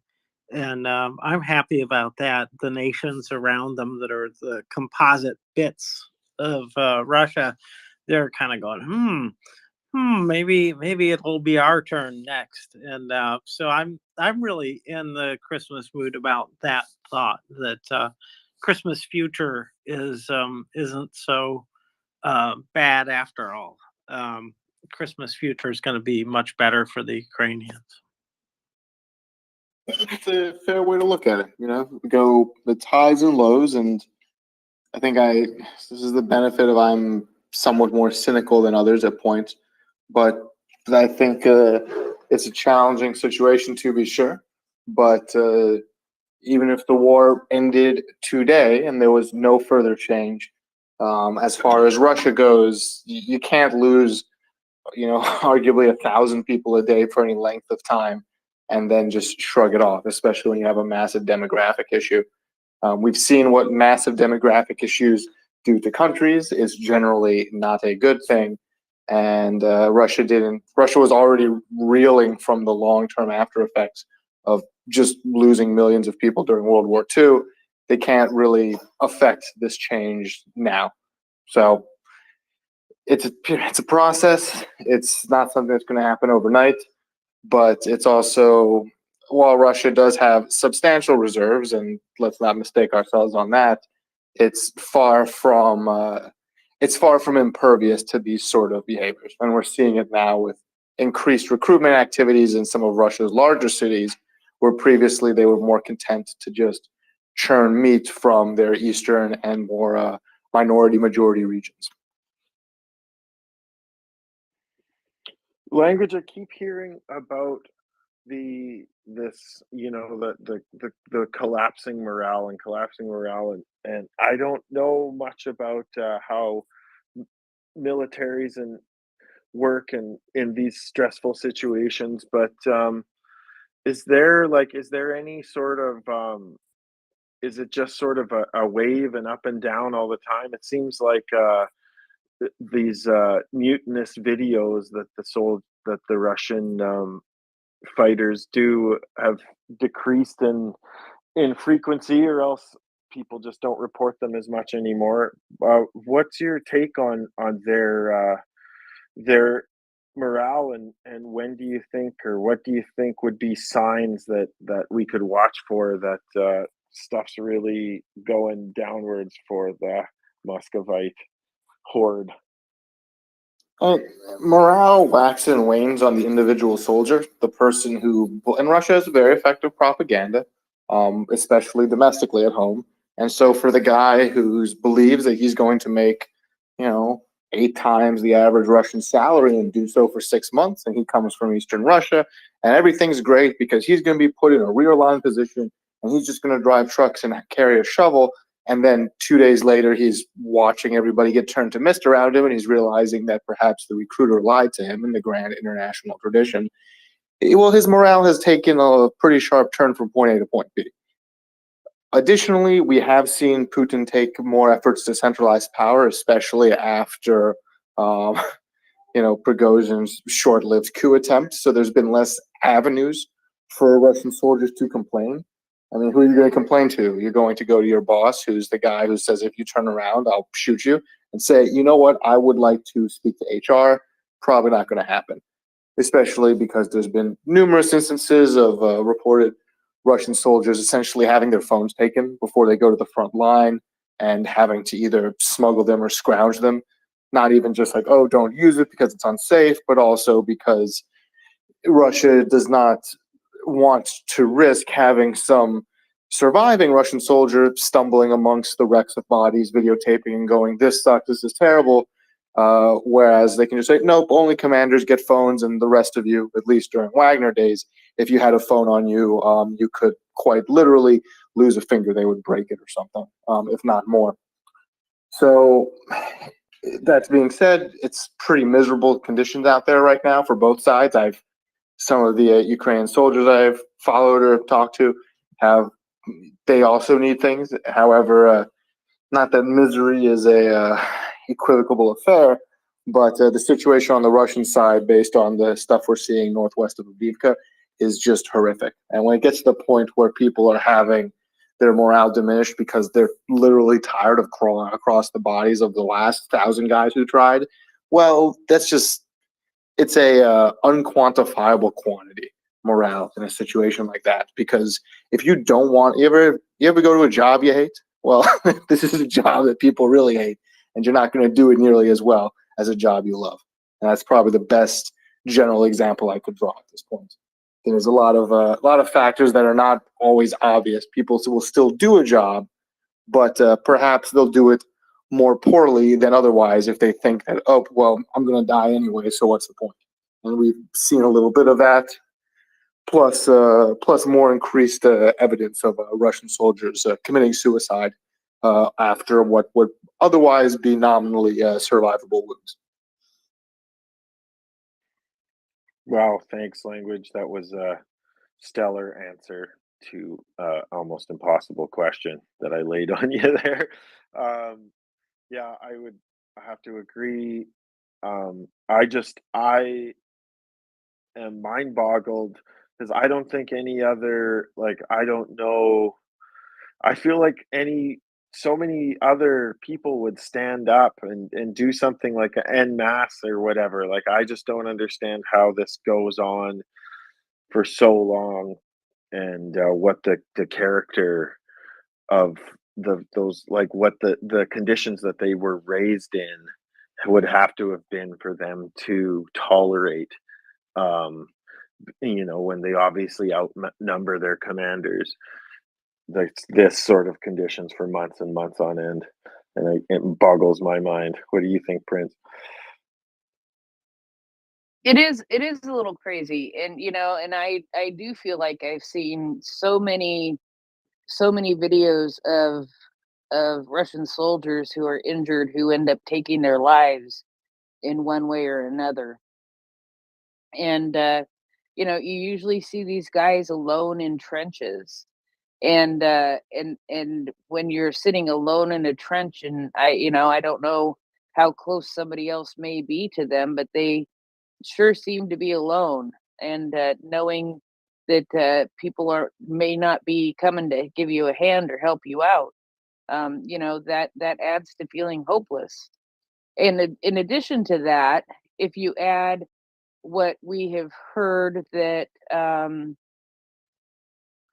Russian soldiers are told as far as what would happen if they are taken captive, about how the Nazis, in quote marks, would treat them and the things that they would do to them. It's not surprising that my understanding, in some situations, that they've been told to commit suicide. I don't know if you have anything to say about that, but they seem to do that an awful lot. And it's interesting to hear that you've been hearing about that too, Language.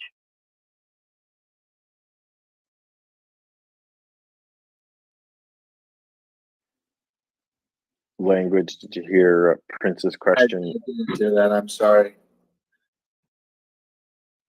She was just just increased the increased suicide things. What were you going to ask again there, Prince? He'll read it. Oh no, it was just it's just the things that I've heard about them being instructed to commit suicide, for one, and then other things that I've heard that they feel if they're wounded and they seem very alone, like there's no other soldiers around them who could help them.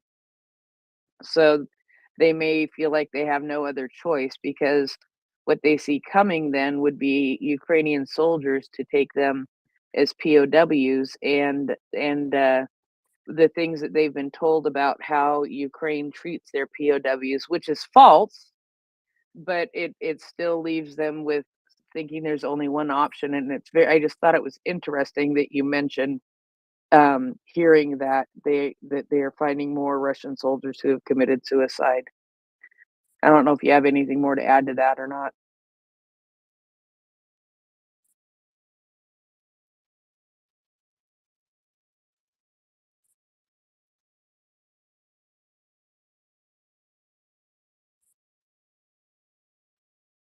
Well, maybe the captions aren't working.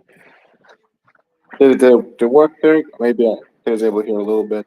She was asking about suicide and the depression and whatnot. I mean, we've seen yes, Russian soldiers have basically been told you'll be tortured to death if you're captured. Russian propaganda is rather effective, especially on their own population. Mix that with what appears to be a fairly significant amount of drug use. I actually was, it was strange. I had heard a bit about that while I was there, and the Ukrainian soldiers kind of have a statement that, you know, Russian soldiers, they decompose weird.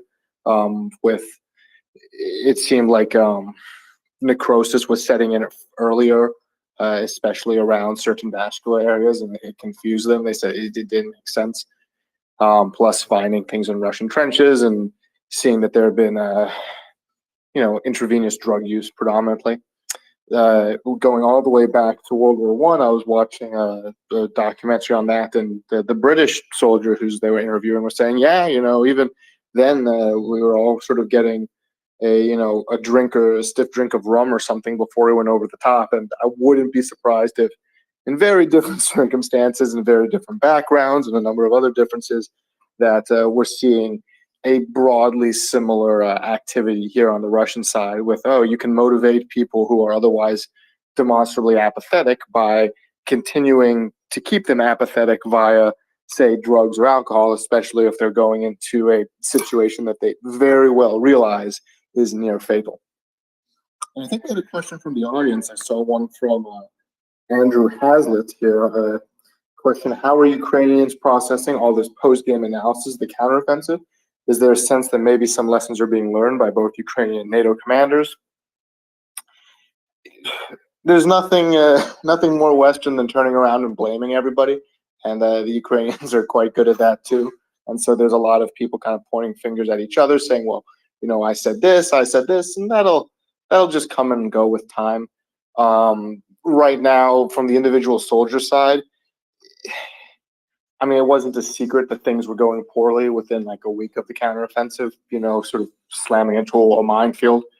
And as after that, it's not like the people who are fighting, none of this is coming as a surprise that mistakes were made. And it depends on who you talk to, whether the blame lies, oh, our commanders were stupid, or oh, yeah, America didn't send us nearly enough, or oh, NATO techniques are stupid, or oh, our commanders, you know, are using Soviet models, or whatever the case is. You can find your boogeyman there. I think especially you have to learn from your failures just as much as your successes, or you will repeat them. And so the only real crime here is if people spend so much time bludgeoning each other over the head saying, well, you see, this is someone else's fault. And as a consequence, as long as we blame them, we don't have to figure out ways to fix this in the future, then we go nowhere. But there's some objective facts there in terms of material insufficiencies, et cetera, and most people that I've seen talking about in Ukraine, none of them are saying the whole thing is doomed to fail, an impossible task. They're just saying, look, we didn't have enough resources, and the ones we did have perhaps could have been used better.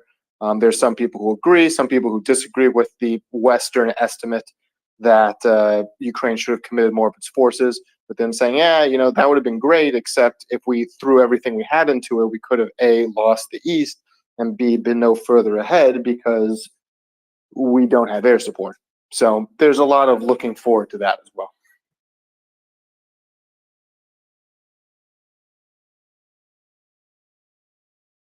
Well, I don't know if that answered the question or not, but yeah, broadly there is some post-game analysis being done and has been being done for several months at this point. It's nothing new.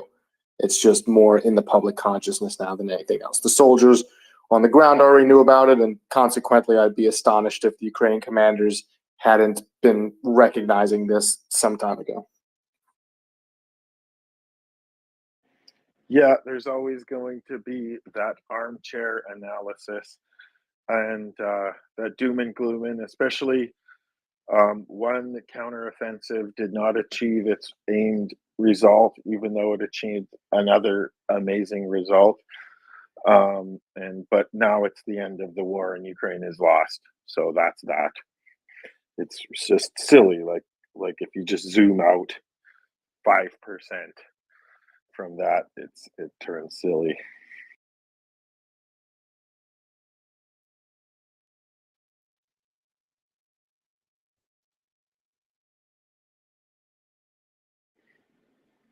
I'd ask what you're doing in Dallas. You said you were updating something, but I don't know if you would want to be more specific or not.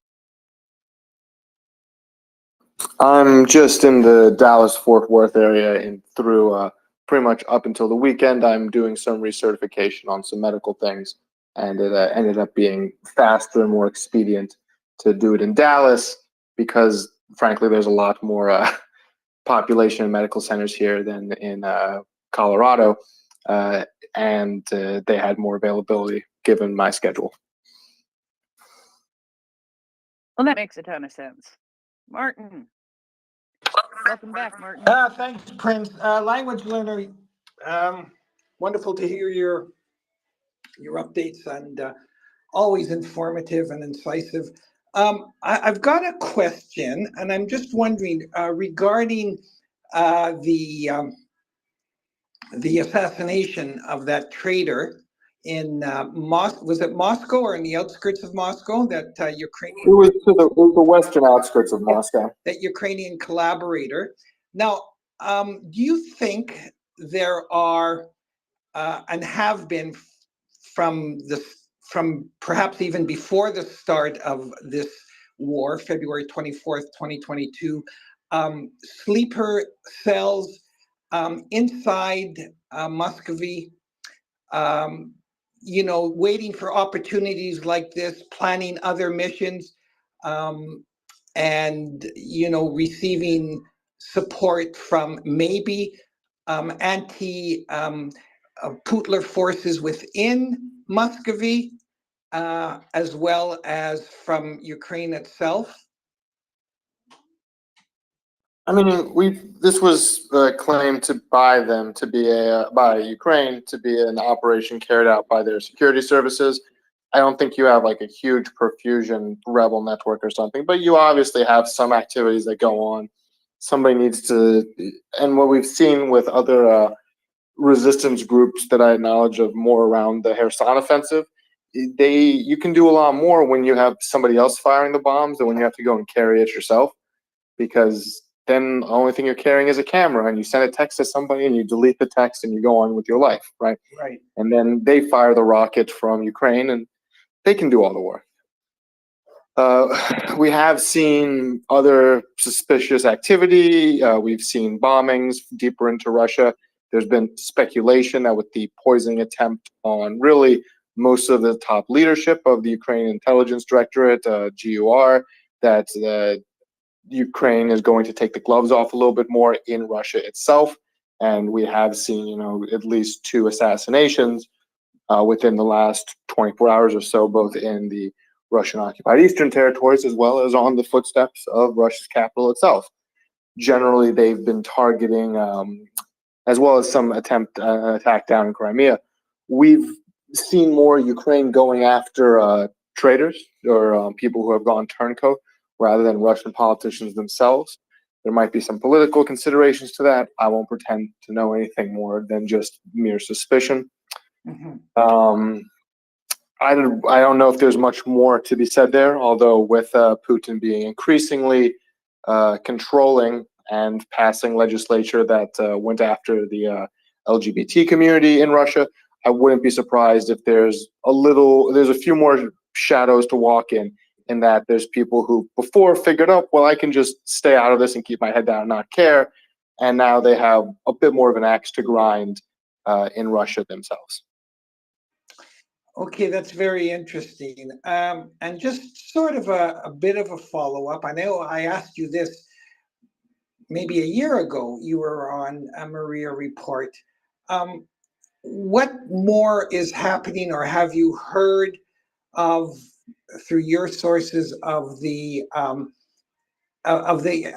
actual partisans that Ukraine has in the occupied regions? It's very similar to what it was before in that you can do a lot more work by spotting for people. And then the guys who get impatient and decide they're going to go off and play French resistance don't tend to last very long, because this isn't 1943 and you have a cell phone and your enemy can see all the people who are using the internet. So, good luck with that. There's less of them than there were.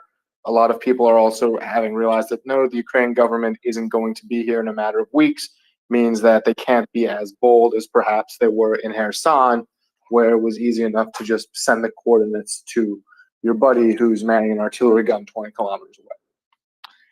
There's a lot more intel gathering and whatnot, to my knowledge, than necessarily direct action, because Russia does have pretty good suppressive control over a lot of the cities, at least. The towns, the villages are a little more hit or miss, but also when it's cold and you're hungry and you're wet and you're, living in poverty, it's hard in some cases to necessarily commit yourself to a guerrilla war for what could be a very indefinitely long period of time.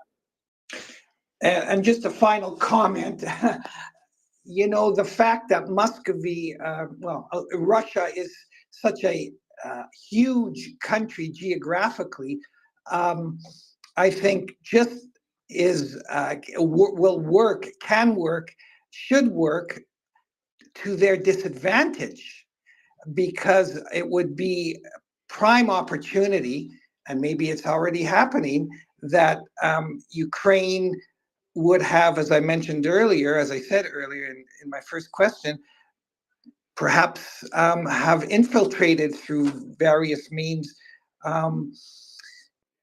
sleeper agents, resistance forces, whatever, into Russia. And who knows, maybe they've connected and made contact with some of these opposition forces that we may not even be aware of, that we only heard of one or two times in the past, who are in opposition to the current genocidal regime. Just saying. You could comment or not. Yeah, I'm not sure how likely that is. There's a lot of factors that would make that less popular, more challenging. Although we have seen that for more discrete acts, generally infrastructure damage, that it's been Ukraine does have the ability to permeate into Russia. Look at the Kerch Bridge. We've seen, that ultimately came from Georgia and then was transported via truck through South Russia before detonating on the bridge itself. So, they have the ability to do these, not necessarily one-off, but maybe piecemeal is the wrong word, but isolated attacks. But if you're, for a variety of reasons, a lot coming down to overwhelming poverty, lack of infrastructure, and conspicuous governmental suppression and propaganda, you're not really going to have any group of people in Russia who are going to suddenly sign on, because what's the better life you're going to promise them, right? They're used to a lot of propaganda, they're used to pretty terrible circumstances, and you say, hey, we want you to go burn down, blow up the local police station, and in exchange you get the thanks of a country that you can't travel to anyway. It's a hard sell. I think Ukraine is more focused on infrastructure damage than so to speak, some sort of popular mobilization. Good answer. Thank you for that, language learner. I appreciate it. And Slava Ukraini, and please retweet this site. I'll drop down to listener. And thank you. And with that, because it is getting a little late here, and I am still just watching the audio try and upload. It's a very slow internet here. I will probably be on my way. It's lovely hearing from all of you guys. I hope you'll do well, and I'll see you next week. Thank you so much, language. Enjoy Dallas. Just be glad it's not during the summer when it's nice and humid and nasty. Yeah. I've been to Phoenix before. I choose not to go to Phoenix anymore. All right. Well, take care, Heather, Adam, the rest of you, and be well. Stay warm. Cheers. Cheers. Thank you. And Phoenix is different, man. Phoenix is like, anyway, so Adam, because what I wanted to say doesn't, I don't even think the swear jar could bail it out, man. That's what I wanted to say about Phoenix. So anyway, so one of the things that, something that James said earlier about Ukrainian traditions around Christmas. And our friend of the space here, Gina Christian, wrote an article at the end of November about, and I don't know if you were raised in the Orthodox Church or the Ukrainian Catholic Church or anything like that, but there is an Advent fast that that happens in the Ukrainian Catholic Church and Eastern Catholics and Christians worldwide. Are you aware of that? Yeah, I remember that whole thing. We did not practice it, but it was adjacent to us in the Ukrainian Greek Catholic Church community that I was sort of raised in. But you know, every family does their own thing, and we did a lot of the traditions. One year in my early 20s, I cooked the entire 12 meatless dishes for my family and had them over to one of my, you know, early rentals that I moved out of the house from into. And yeah, it's there's a lot of good ones. My favorite one personally as a Ukrainian Canadian kid was having two Christmases. That was awesome every year. And I would hope that maybe Ukraine would once they get over, you know, some of this, you know, trauma from the war, maybe they could just become a country that just has two official Christmases. Let's do it. You just want to have two Christmases, man. That's all. And if you knew my thoughts on Christmas, you would probably hang your head in shame. And yeah, it's a day. Anyway, it's funny because I am a person who has great personal faith, but it's a day. That's I'm really weird about it. Anyway, but the Advent tradition is known as Saint Philip's, the fast of Saint Philip, and this is also known as the Nativity Fast, and it's instituted by the Council of Constantinople in 1166, and it begins prior to Advent on November 15th, and it ends on Christmas Eve. And this is very, very interesting to me because during the fast, faithful abstain from meat on Mondays, Wednesdays, and Fridays while observing a lesser form of abstinence on Tuesdays and Thursdays. And the fast is often intensified in the days immediately preceding Christmas. So basically, you have to be a vegetarian for 3 days a week. I'm not sure. They didn't say what you do on the weekends. Well, yeah, actually, now that you've refreshed my memory, I do remember that. We almost never eat meat on Fridays. That was always the fish and chips night at our house because of that tradition. And I think part of it was, you know, subsistence farming and always those pagan rituals worked in there from those times of the conversion to Christianity when they needed to make things smooth for the populace so they wouldn't revolt and go back to their idol worshiping ways. But I think the yeah, the fasting is an interesting part of it. But what I was going to say is I think that it might be part of it of saving up for the big feast at Christmas time for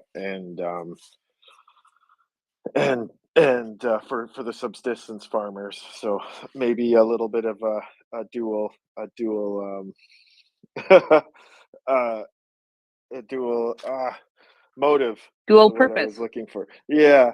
So you know, and I think, and another thing I was going to say about the subsistence farming is that it's probably way easier for them to be vegetarian most days of the week because during those hard times and even during good times, when you just have a small piece of land and maybe one or two animals, the meat is not a very not much to be had. Yes, and in these more modern times, I'm thinking this is a pretty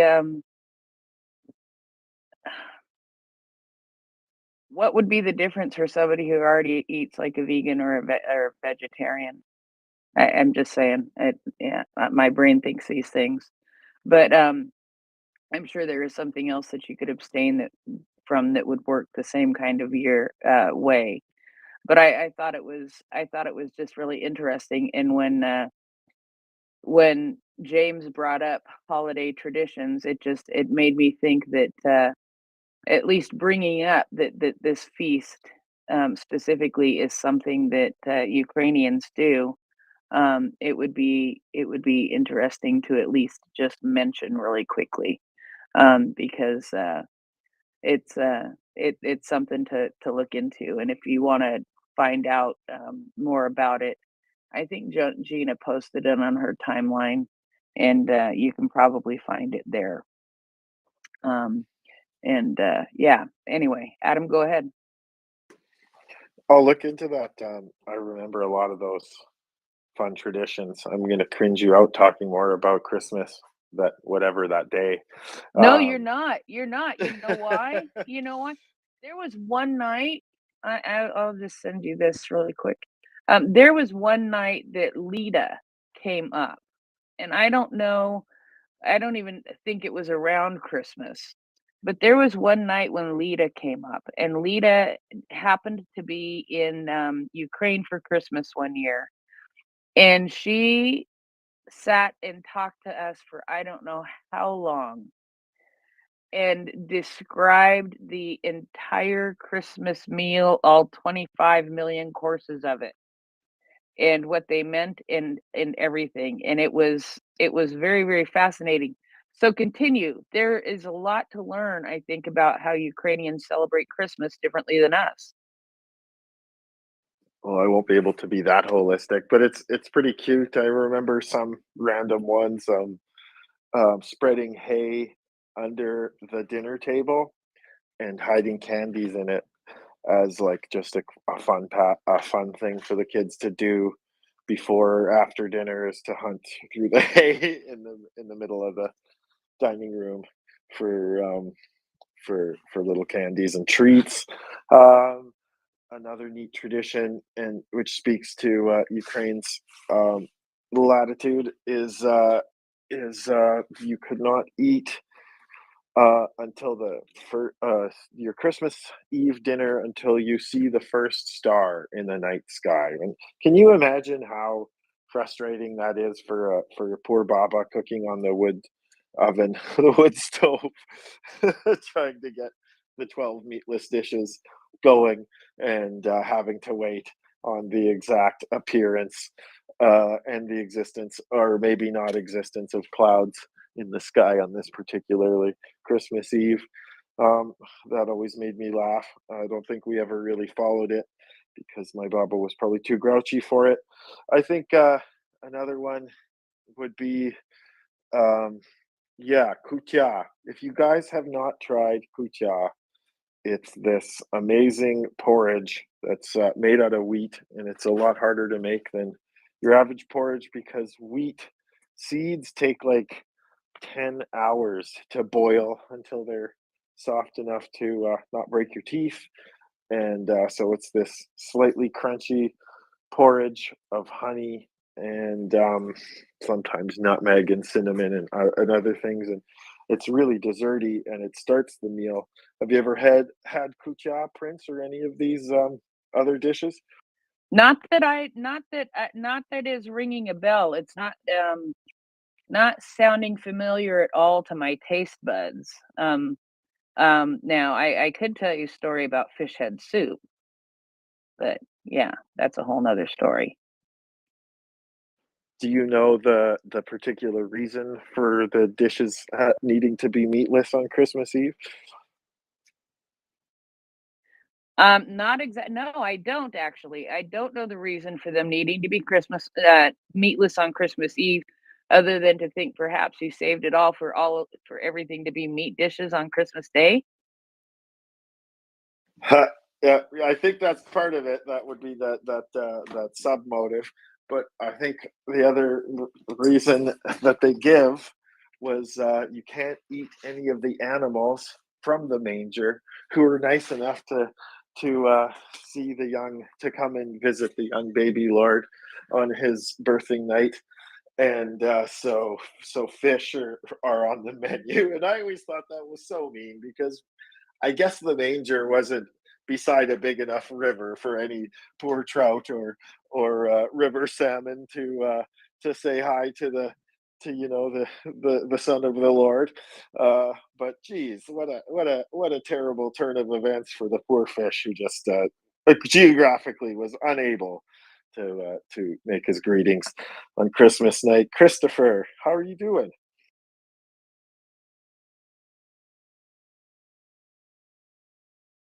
Christopher, sprechen Sie Deutsch? Thank you for asking. Nein. Nein, Frau. Nein. Listen, I'll tell you what, the Germans have this thing about the street names that I just can't quite get in my name is put together. Uh-oh. Like in America, we'll Christopher. stop with the name of what? Hello? Can you hear me? Occasionally.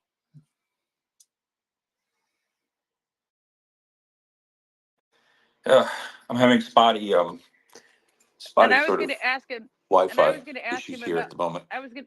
Um, I was going to ask him about Wiener Schnitzel.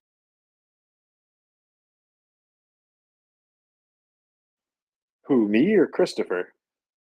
Christopher, he's in Germany right now. Oh, I had no idea. How's the spotty Wi-Fi and the blood sausage, Christopher? Yeah. It's spotty Wi-Fi, blood sausages, oh and gracious! Why is this? I just updated this app.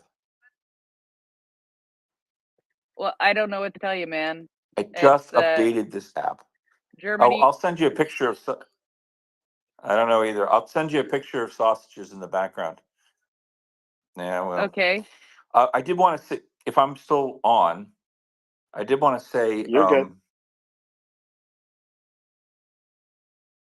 on the fish thingy, right? So one of the things I've heard about Fish and Fridays and Fish and Wednesdays was to as a incentive to increase the Navy.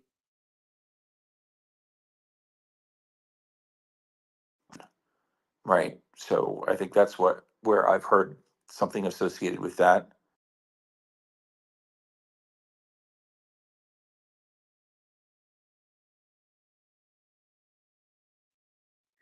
Christopher, Yeah. we're just losing key elements of your sentences. It's coming in and out.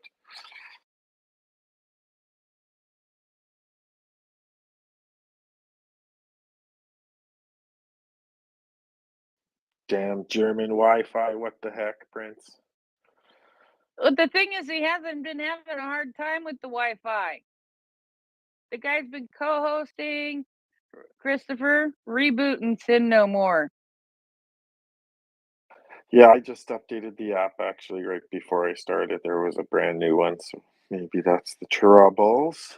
I don't know. Where were we? Christopher. Oh, he dropped. Yeah, no, I know. I dropped him. Christopher. Oh. Reboot, and come back. Reboot, like leave, close all your apps, reboot. I know you know how to do this. You're a techie guy. It's what we tell everybody. Have you rebooted your computer? Have you rebooted your phone since the most recent update? I mean, seriously, Adam. Gotta do it. Yeah, he's not co-hosting, so he's not breaking any rules. But looks like he dropped, so he's probably following your request and advice. Did you see a video today from Ukroposhta delivering to all the frontline towns? I posted it on on my page. Maybe I'll get it up in the nest. It was super cute. Who? Was it from someone adjacent to Ukroposhta, and it was just a little video montage of the postal workers going from town to town along the front and um, delivering mail and pension checks to the nice people who are still staying around some of these endangered towns. I'll put it in the nest right now. Awesome. Awesome, awesome, awesome. That's great. That's great. Let's see what else we have for news. Other kind. Oh, but sausages. There are lots of sausages. Kubasas. Kielbatas. Yes. And there is nothing better than a good German sausage, man. I'm just telling you that. Just telling you, good German sausage. My dad only liked to go to the good German place for the head cheese. It's the only place it would be okay to get the head cheese, man. So maybe it's because he was trying to send pictures while he was also trying to talk on the space. It could be. Oh, and then dear Robin has sent us something from United 24 about the separate Santa Claus. So the separate Santa Claus, which you had today, right? From what I hear. Yes, the Feast of Saint Nicholas. We'd always, around here, we'd go to a church basement, and there would be a guy, and he would look basically dressed up like an Orthodox bishop, if you can imagine it, and very golden colored robe and sash and a big tall hat and of course a Santa-like beard, and he represents, of course, the Saint Nicholas of yore, who snuck presents to orphans and slaves or something. I can't remember what the legend was, but the guy that Santa Claus is based on, it's just a little bit closer to the origin of that legend still in lots of Eastern Europe. And it was actually the time that the kids got presents, and um, and families exchanged presents earlier, than more so than Christmas itself. That's more of a Western European tradition, or maybe even North American tradition. I don't know when the heavy gift giving all started as part of our Christmas traditions.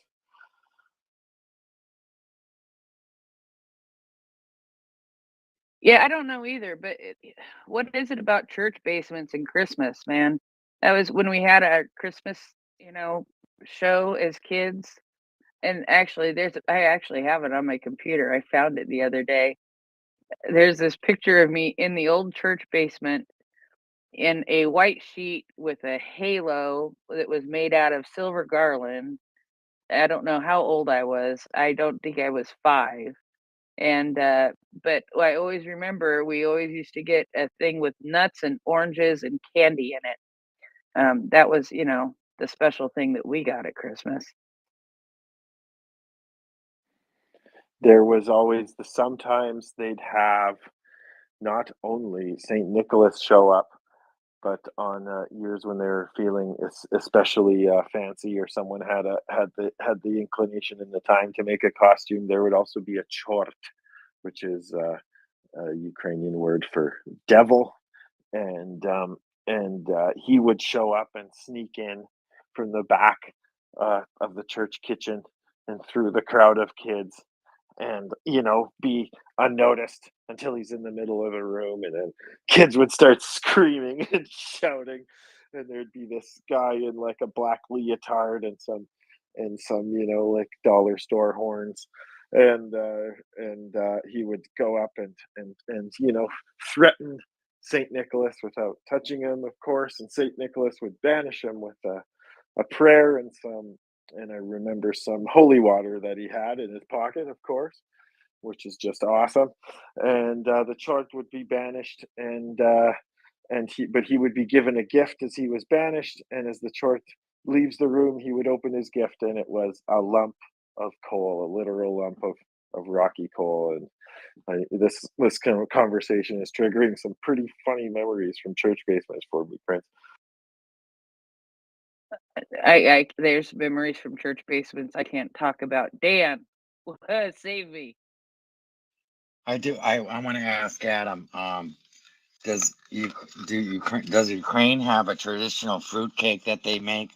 I've had bad experiences with fruitcake. I gotta explain. Like up into I think from the 80s till the end of the mid 90s or something.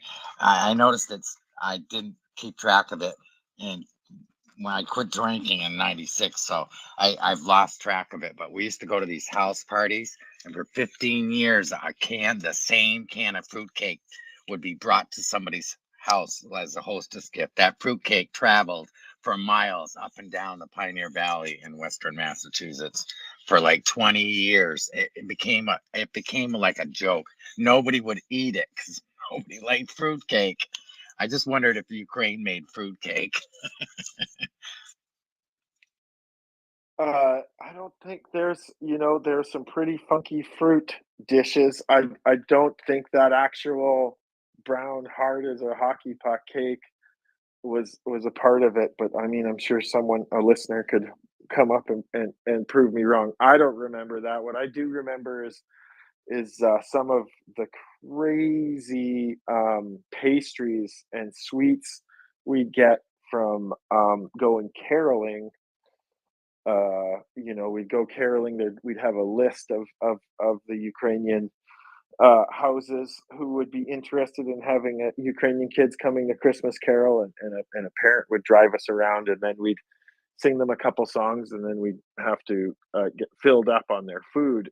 And we'd go to some of these houses of some very old country babas and didas, and they would have I remember biting into this one pastry, and it looked so flaky and tasty, and it was until you got to the middle, and it was just like onions and cabbage in the middle of this Christmas pastry. And I just thought there was a time in my teenage life when I wasn't really loving being Ukrainian at that very moment. Go ahead, Christopher. I have to say, Dan, I love it when you come up and talk. It's amazing. Thank you very much for your contributions. I really do. I think where I was is I was talking about fish and conscription and seafarers.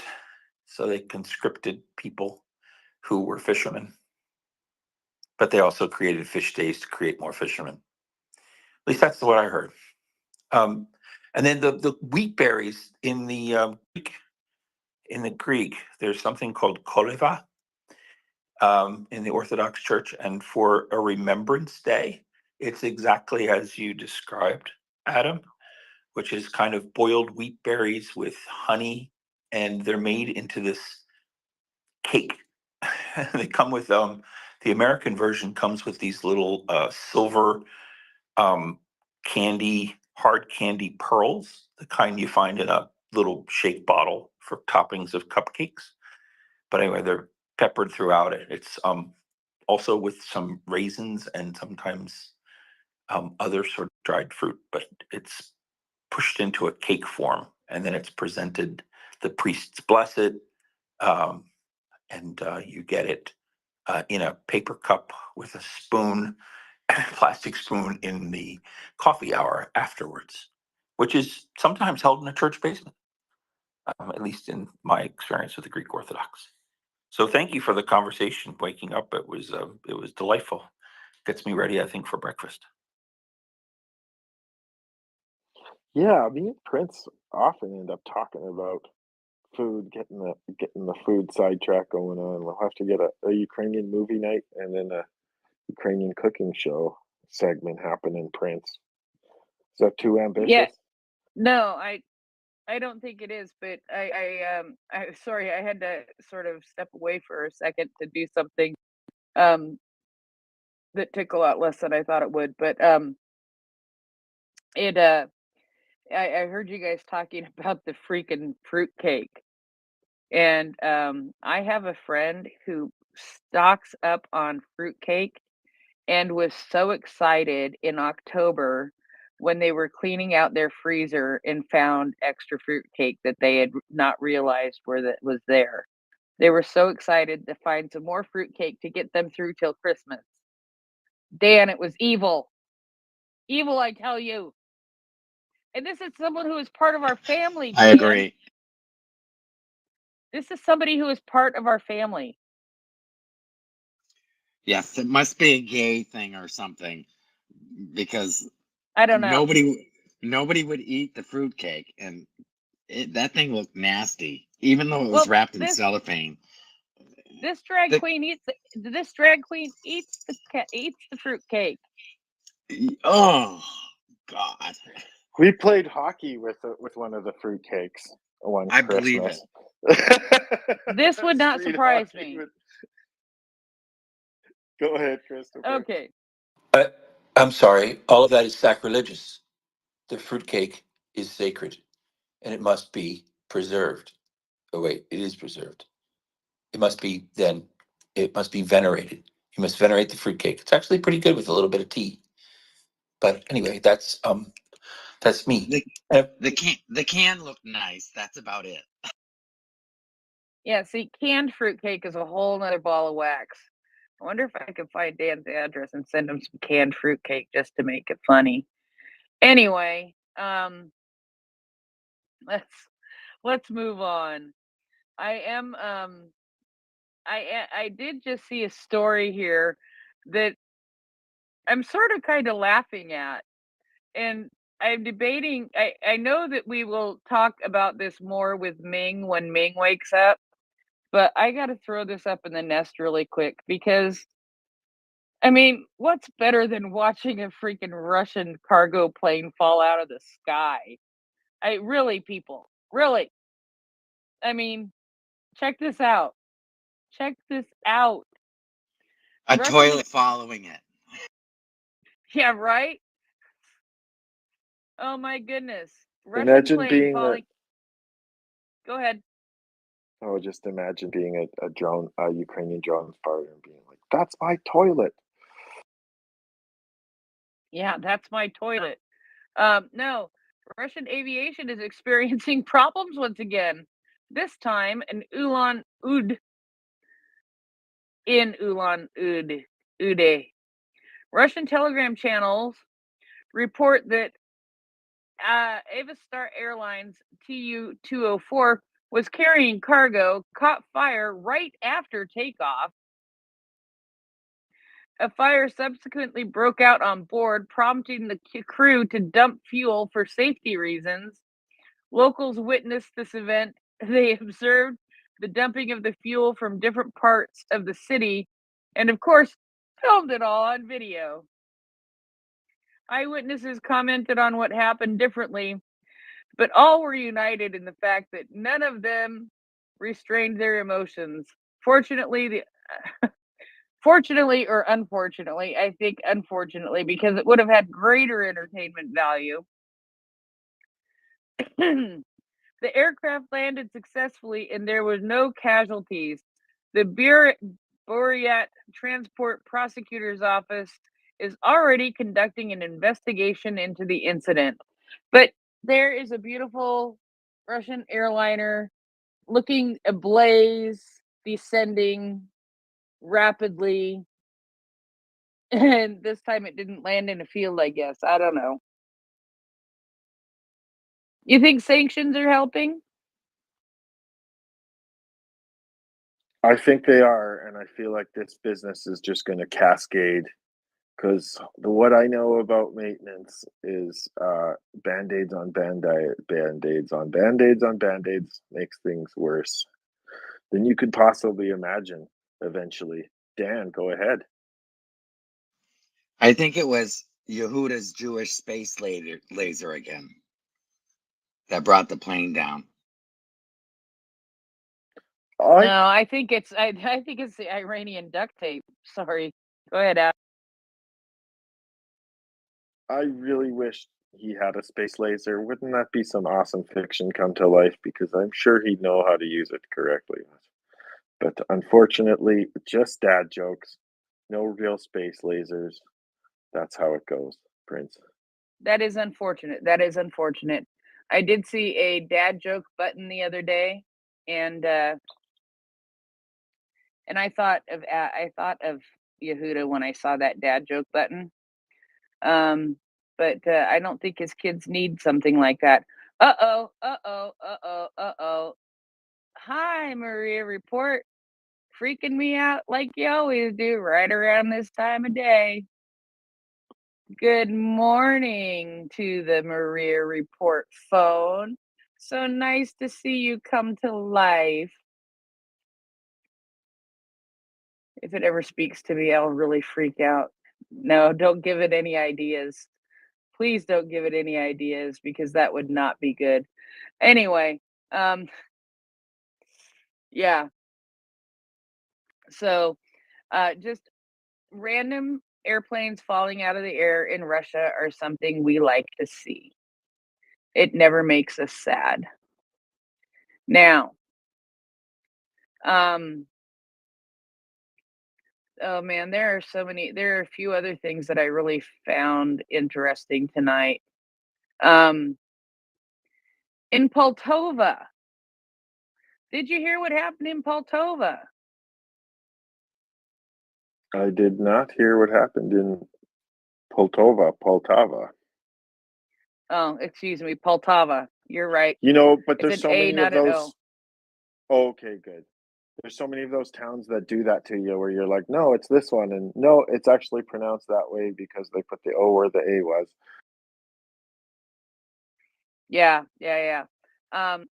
So evidently there was a mass poisoning of students in Poltava. The condition of the hospitalized patients is moderate. Basically, it's just it seems to be a case of food poisoning at a local college. There are conflicting reports that these were all students at a law institute, but some people say that information is not true. So whether they are or not, it doesn't really seem to matter. But the state food and consumer services for disease control and prevention are conducting an epidemiological investigation into the outbreak of the acute intestinal infection. Together with police investigators, they took samples of the food. This seems like overkill. It seems to me like they went to the college cafeteria, all ate the same thing, and got food poisoning. It was horse I just killed last week. I don't know. Yeah. But because they all ate at the freaking cafeteria. It doesn't seem like something that would be malicious to me, unlike, shooting a jogger while they're jogging around, because these things happen. But yeah. Oh, you're saying you don't think it was a GUR mission, a Budanov hit? No, because that was in Ukraine. I don't think it was Budanov trying to get us. I don't think it was Oh, Budanov I'm trying to get a. confused. Sorry. Yeah, I don't think it was Budanov trying to get a Russian collaborator. 1 out of 27. It might have been worth the cost. I don't know, but yeah, Christopher, go ahead. Checking my favorite yet least favorite to hate website, The Hill. And one of the lead stories is man running for Santos seat convicted on January 6th charges. Found guilty of charges related to January 6th. Say that again? Man running for Santos seat. That's the guy that got thrown out. The one Oh, from yes. Okay. one in New York from Staten Island. Somebody who's running. There's a whole bunch of people running for this seat, but one of them is convicted on January 6th charges. I just That don't know what to do with that. It's in my feed. I just tweeted it out. I just don't know what to do with this. America, you might want to stay in Germany because American politics right now are just, it's, hey, you're there. Claim asylum, something. I don't know, man, because yeah. They don't have me. They don't have me a southern border here to cross to get to the asylum. Okay. Well, I don't know what to tell you, man. But anyway, it's I have tried to follow something today, and it just my head kept spinning around in different directions, and I didn't know which way to look because it was also effort up, man. It was yeah, it was florked up, man. It was totally florked. And you can't change my mind about that. But I will say that there was another thing. Oh, you guys remember? Okay, you guys will remember this guy. You guys remember the Japanese volunteer from who has that restaurant in Kharkiv where he feeds people for free? Yes, I think I saw something about this. Don't we Awesome. love him? Don't we just love him? 100%. Yes, I mean, he, like, was there and he went home and he sold all his stuff and he came back and he, for a while, like, ran this, like, food kitchen out of the metro, underground metro, and then, when things got a little bit better, he was able to go above ground and rented a little place in a shop, and, so, yeah. So, but, Fumaroni Shininko became Santa Claus for the children of Kharkiv. Of course, the legendary Japanese volunteer who devoted himself to helping Ukrainians tried on the image of the winter wizard for one day, the Post says. The Japanese greeted 100 children as a token of gratitude. He was presented with a sweatshirt from Kharkiv, from a Kharkiv brand with an emblem of Kharkiv from the townspeople. As reported, he has lived in as a Kharkiv resident with residents in the subway during Russian shelling and helped people with food and medicine. With donations from his countrymen, he opened a new free cafe. And in August, he was awarded by President Zelensky National Legend of Ukraine Award. So I just love this elderly gentleman from Japan who has seriously made Ukraine his home. I mean, he was like, I'm here, I see a need, I'm going to fill this need. And boy, howdy, has he gone above and beyond to fill that need. And he is, you know what? I think he's Ukrainian by now, don't you, Ed?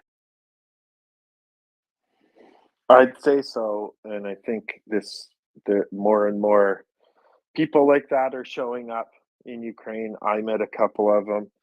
I met a former submarine sailor from Washington State, and he was there, and he had moved to Ukraine as well, and he was there to build straw bale houses that could be what is that, zero, no emissions, zero, net zero is the word I'm looking for, housing for the villages to help rebuild Ukraine, because it's actually a pretty cheap way to go. And he had done 57 of them in Washington State and written a book and had this whole business. And he just picked up, and when the war started, and moved. And I think there's more and more of those stories that will come out, and lots more that we'll never hear, because they're just amazing individuals doing their thing, and I don't think they trumpet it too much, too, unless they're really noticed because they're an elderly, cute Japanese man in the middle of a queue. Right? It's it. That's it. It's a cute elderly Japanese man in the middle of Kharkiv who is doing so much for Ukraine. By the way, I feel my voice starting to yeah, I feel my voice starting to. So I've got a few more hours to go. We'll try to stay away from the Mickey Mouse. But I don't know if that's gonna happen even if I try. So Adam, what do you have on your list of things today? I can hear it a bit, Prince. Yeah, Well, yeah, few and then things. when Mockers gets up, oh, Mockers is off today, I think. I was gonna say when Mockers gets up, she just laughs at me. Oh yeah, Will is coming up to. You'll be able to rest your voice with Will. He does manage to chew the fat very well, our friend, and say a lot of amazing Oh, things. quite honestly, he can come up and I'll say, "So what do you think about what happened in the United States today?" And I won't need to talk for the next 2 hours. Yeah. Yeah, the worker's paradise. Love listening. It's he's one of those voices I find like yours and Mockers on the space that just the tones, the dulcet tones are part of the ride, and it's just lovely. Did you see this amazing statue of Alexander Maskiowski that was I unveiled in did. Kyiv today? That blew my mind. I could not believe that was one of the things I wanted to talk about. Um, and I failed to find the artist before I got up on stage here because I could only find about it on Ukraine forum, Ukraine forum. I can't say it right now. I couldn't find much about it, but yeah, just retweeted the picture of Alexander's mom seeing the statue for the first time, and she's crying, and it's pretty beautiful, and it's just a slight in the face of the Muscovites to make a picture of this awesome man in the last moments of his life, and to make him a hero when they tried to make him nothing.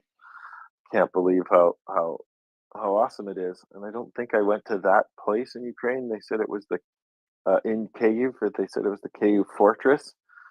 And I think I missed that on my whirlwind tour, and now I'm sad about that, Prince. Well, there's another thing. Well, see, and here I go. I'm going to talk some more. Did you go to, while in Kyiv, the Church of St. Nicholas? Is it the big blue one, or is it in the Lavra? I No, went to it's like 8 not. churches that one day. Uh, Then maybe not. I can send you a picture. This is I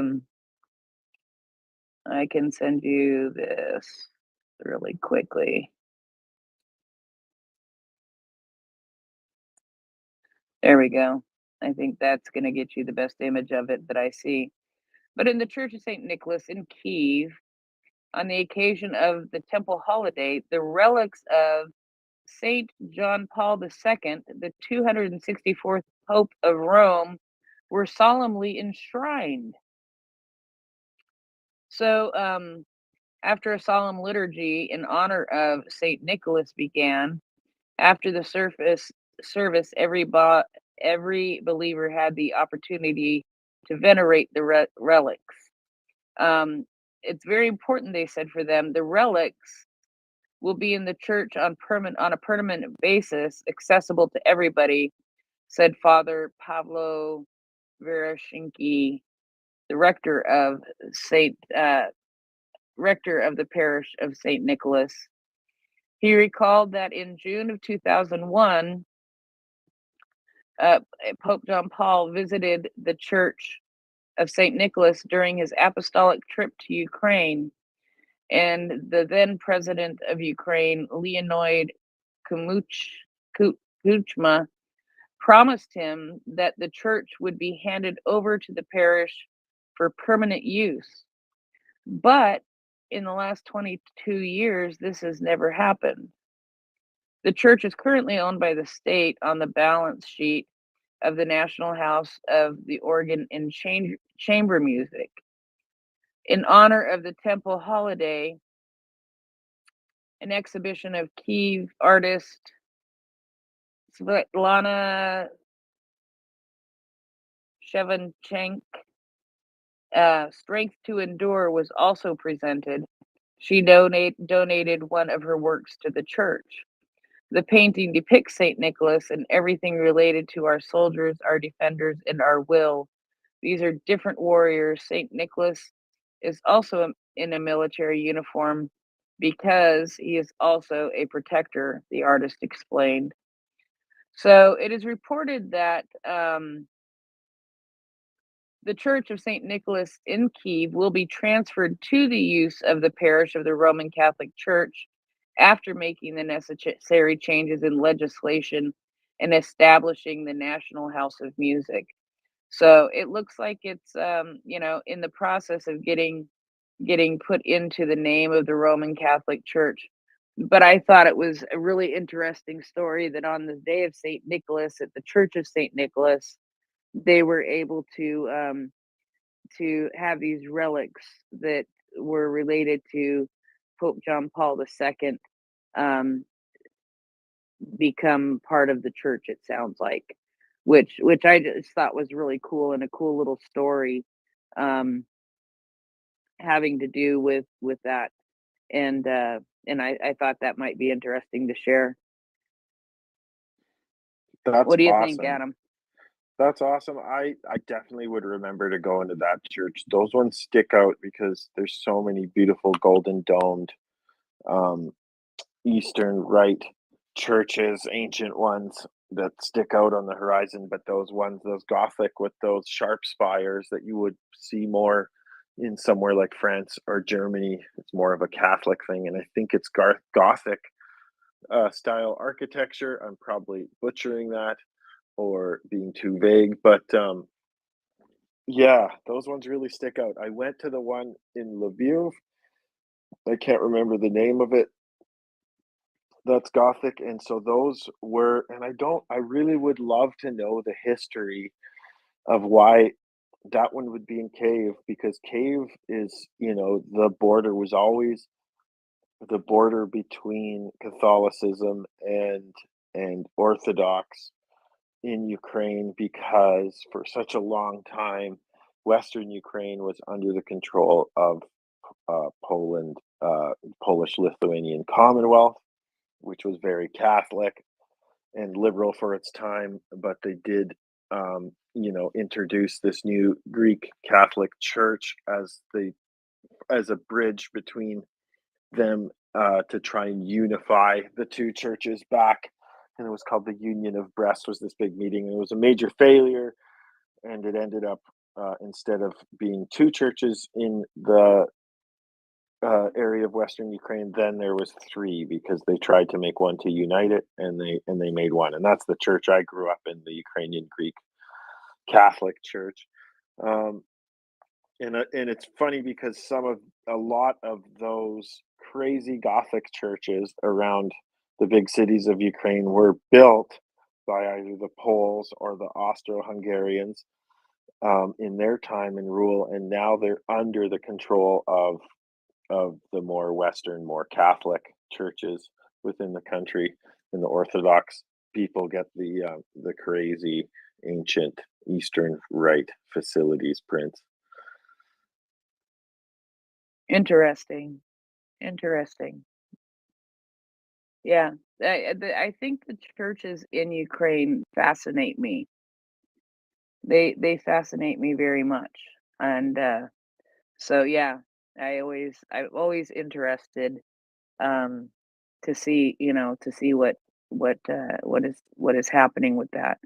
I'm not Catholic. I wasn't raised Catholic, nor Eastern. I was raised in what would be called Anti-Baptist evangelical kind of tradition that was very, very conservative. Think Amish, Mennonite. Yeah, think Amish, Mennonite, a little bit less conservative than that, but not too far in some ways. So that's how I was raised, but I still have great respect for many of these other faiths, and I'm actually, because of my involvement in understanding Ukraine, I've become a little bit more interested in finding out more about these other religions, especially how they interplay and how it's so complicated in Ukraine as far as the Orthodox churches and the Catholic churches, and then you throw the other churches in there, and then you throw Will in there, and he's an atheist and doesn't care about it any of. Yeah, yeah. I think it's I thought you were saying, and you throw this religion in, and you throw that religion in, throw that religion in, and I say, and then close up the bag and get rid of the whole lot of them. and No, it's I getting wasn't gonna say more. that. Oh, it's getting more complicated by the minute on my train back. I think it was the train to the border. Yeah. So my train from Lviv to Przemysl, Poland, the town I really can't pronounce. There was a guy from Mississippi, and he was a straight up cowboy. And I asked him why he was there, and it was really interesting because I assumed he was, a wartime volunteer. But he had been actually coming to Ukraine in the 90s for his evangelical church. And they had started a church in Dnipro, of all places. And he had just been visiting and volunteering there a bit.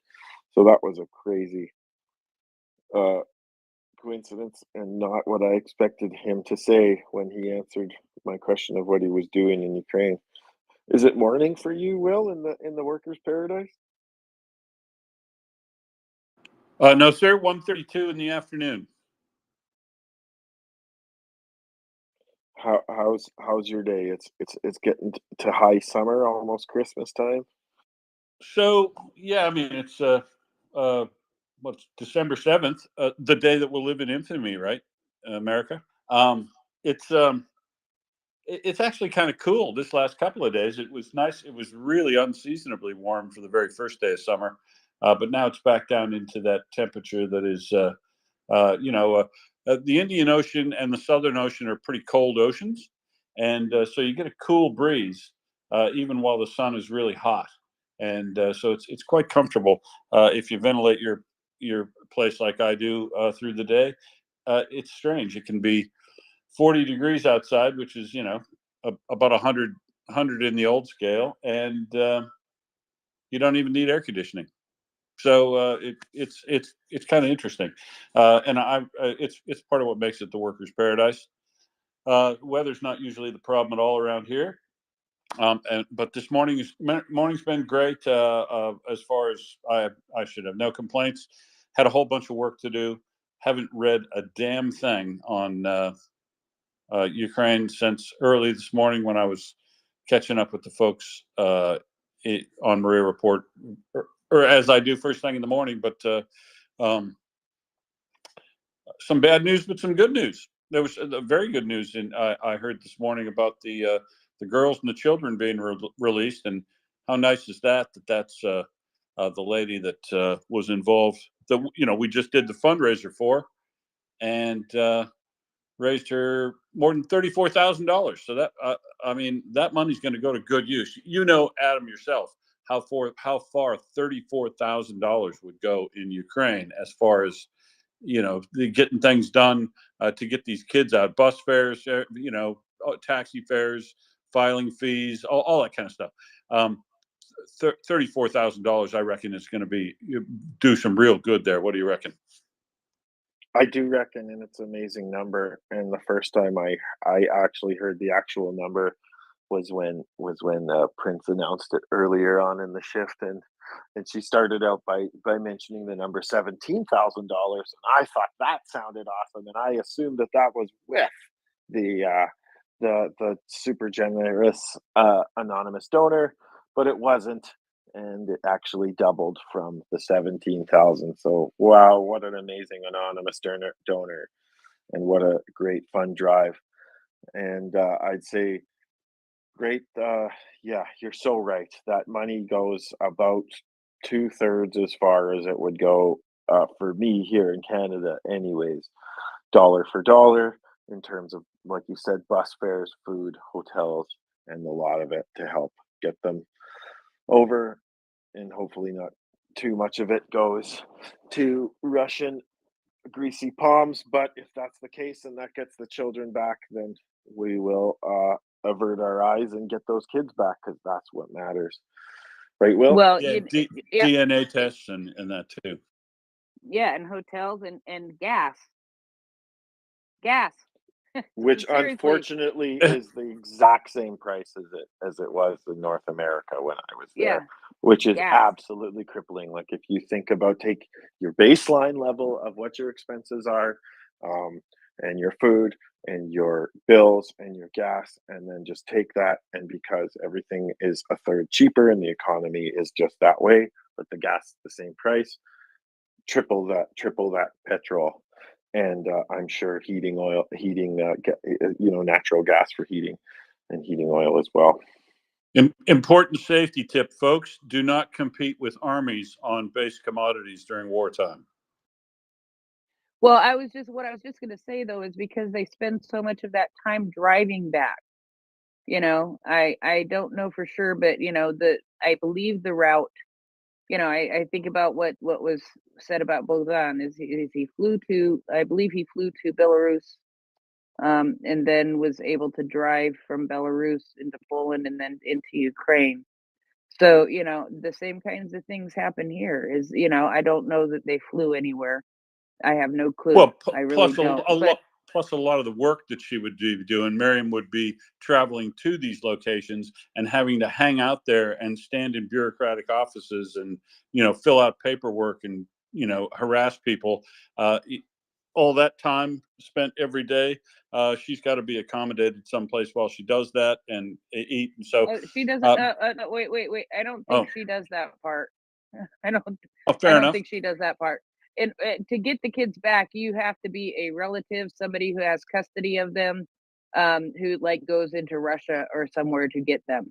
Yeah, you have to have guardianship or be a relative. It's like the situation. Let's think about. And I don't know the details. I'm assuming some stuff here. I could ask, Yeah. but I'm not going to, because I did get a message from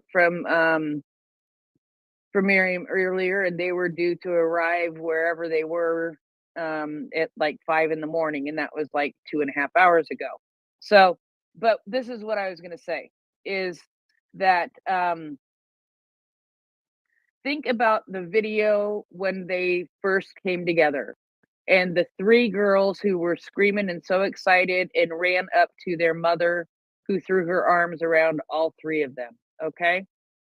Did you notice that woman was in uniform? That woman was in uniform. That woman is a soldier in the Ukrainian armed forces. That woman could not go to get her kids back, because if she went into Russia, she would be arrested as a war criminal.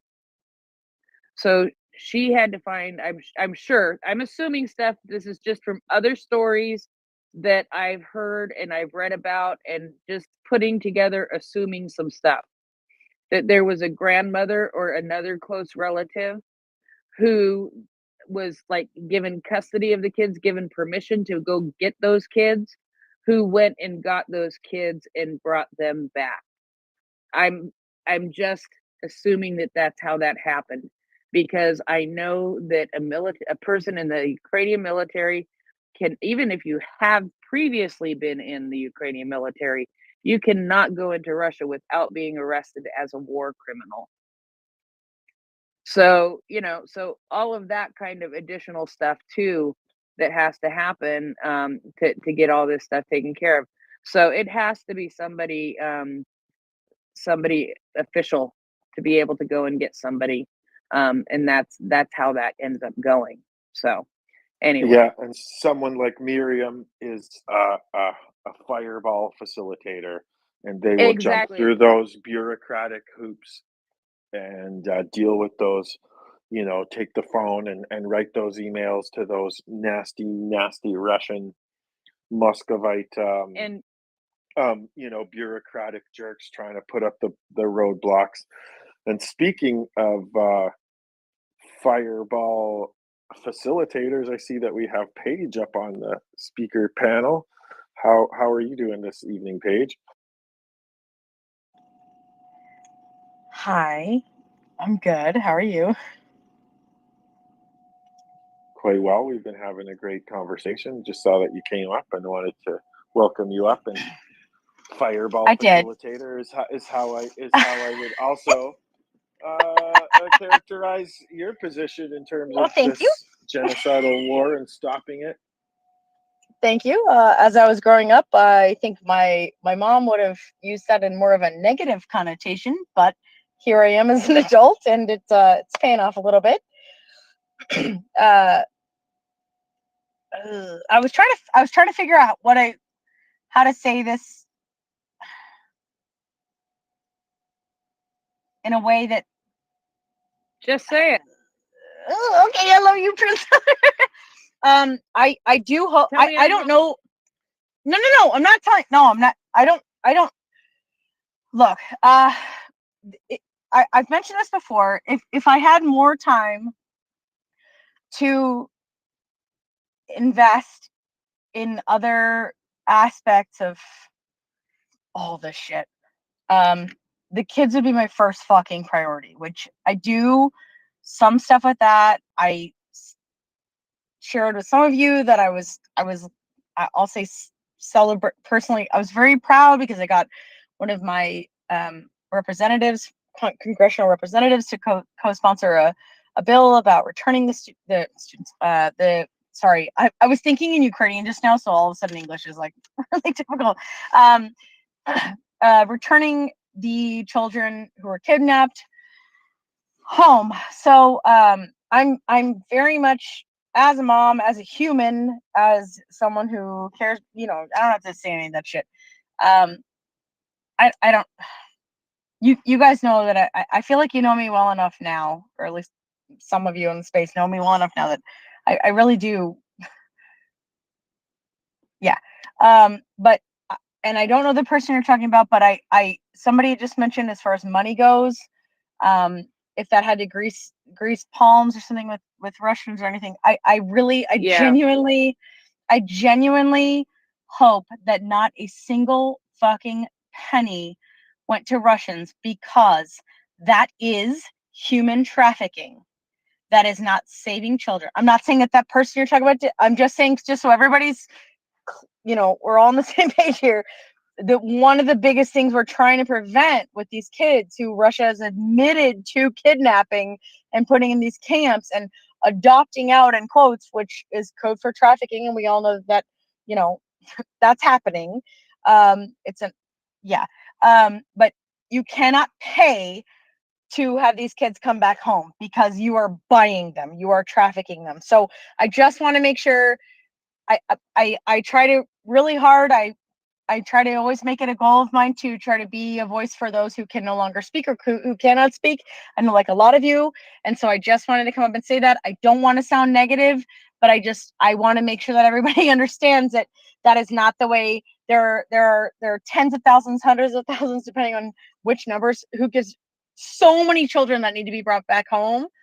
And I'm right there with you guys, but giving money to Russia is not the way to do it. So, and I don't know. I was just rambling on. No, it's okay. Trying to fill in time, and that's okay. And I just want to just come right out and say that thank you. That we have no knowledge of any sort of thing like that, and I was just doing my thing. No, that's and totally fine. On, and just sort of just elevating the fact that we don't know all the hoops that have to be jumped through. And I'm sorry 100%, if I offended. No. I'm not. I'm sorry. Okay. Just let me finish, and I'm sorry if you were offended, and I just misspoke. and just wanted to say that. I was not at all Ladies, offended. ladies and gentlemen, Adam is Canadian. He must apologize for everything. And so I Sorry. would like to take a moment to say I'm sorry for Adam because Adam, I understand. I know where your heart was, and I think Paige is just pointing out that it's I get what you're saying, Paige. I totally get what And you're that's what saying. and Adam, I'm not even like I honestly couldn't even remember who said it. It's not you, or I'm just saying it for, I'm not on every space all the time. I can't obviously advocate I try to advocate 24/7, but I'm mentioning it only because I fucking get it. Like, if it were my kids, I would give every single fucking penny I had to get them back. I 100% understand. And I'm not even talking about what you said. I'm just saying, as a parent, as a human, I get that. I just wanted to put it out there that, there are the right, and whether it's bringing the kids back home or all these different things, like there are right ways to do it, that are better for the kid, So I didn't mean that. Again, like I said, I didn't even remember if it was you or who said it. So I didn't mean it personally or anything. I just want to put that out there, that we all want this to be fucking over. We want the kids to be back home. We just have to be. We have to do it the right way, not just for ourselves, but for all of them. So we're all good, Adam. I really appreciate you. Yeah, and that's the thing is, what it is there's documents that need to be translated, and there's all kinds of things like that end up having to happen, and it's got to be all done correctly. And I know that that's part of what takes time, and that's part of what takes the money. And I actually don't know what all does take the money, but I know that those are some of the things, and other things that come up are the unexpected DNA tests and the travel. And I know that there are problems with Qatar, and people wonder and question motives and things such as that when it comes to Qatar and what they're doing to help here. But what I'm gonna say is, at this point, if they're helping to bring kids back, I'm okay with that. I'm okay with them helping to bring kids back. I really am. I don't know what they might want in return in the long run, and I hope it's nothing nefarious or bad. But what I know is, today, through Bring Kids Back UA, 8 kids were brought back. 8 kids. And it's not who we raised money for, but Save Ukraine also brought back 4 kids. That's 12 kids in a day. That's a big influx. Well, that's not a big influx. How do I say it? It's a large amount of kids all in one day to be brought back. We don't usually hear about groups of kids. We don't usually hear about that many kids at one time, right? No, never in a single day. I don't know if who's keeping stats on that, but that's the first time I've heard of 12 at once. It's really good.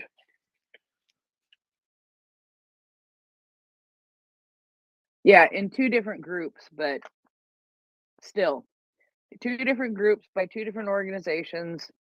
That's, that is what it is. But boy, it's and just watch the video of that mother reuniting with her daughters. That's all I need to see. I saw that and just cried. And I have to look. She's posted some more pictures from meeting them, and that's, they're great pictures. I mean, she posted pictures of blurred out faces, and that's totally understandable. And there's one additional picture that I've seen that was shared with me privately that is just amazing of a mother with her 3 daughters. And I can't tell you how thankful I am that they've been able to make this happen. The Orphans Feeding Foundation, um, the whole team and the Ombudsman's office, UNICEF, and Zelensky UA. Those were all very heavily involved, and that's one of the things that I didn't know for sure. But UNICEF has been very heavily involved with the Bring Back Kids UA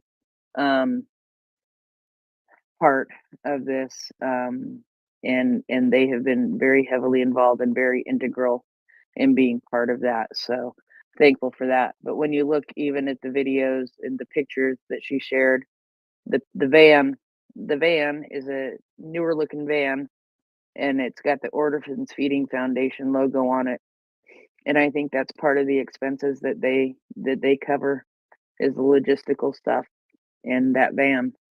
And you can't have an old van to bring those kids back because you want to know you're going to have a van that's going to go safe and it's going to go without breaking down.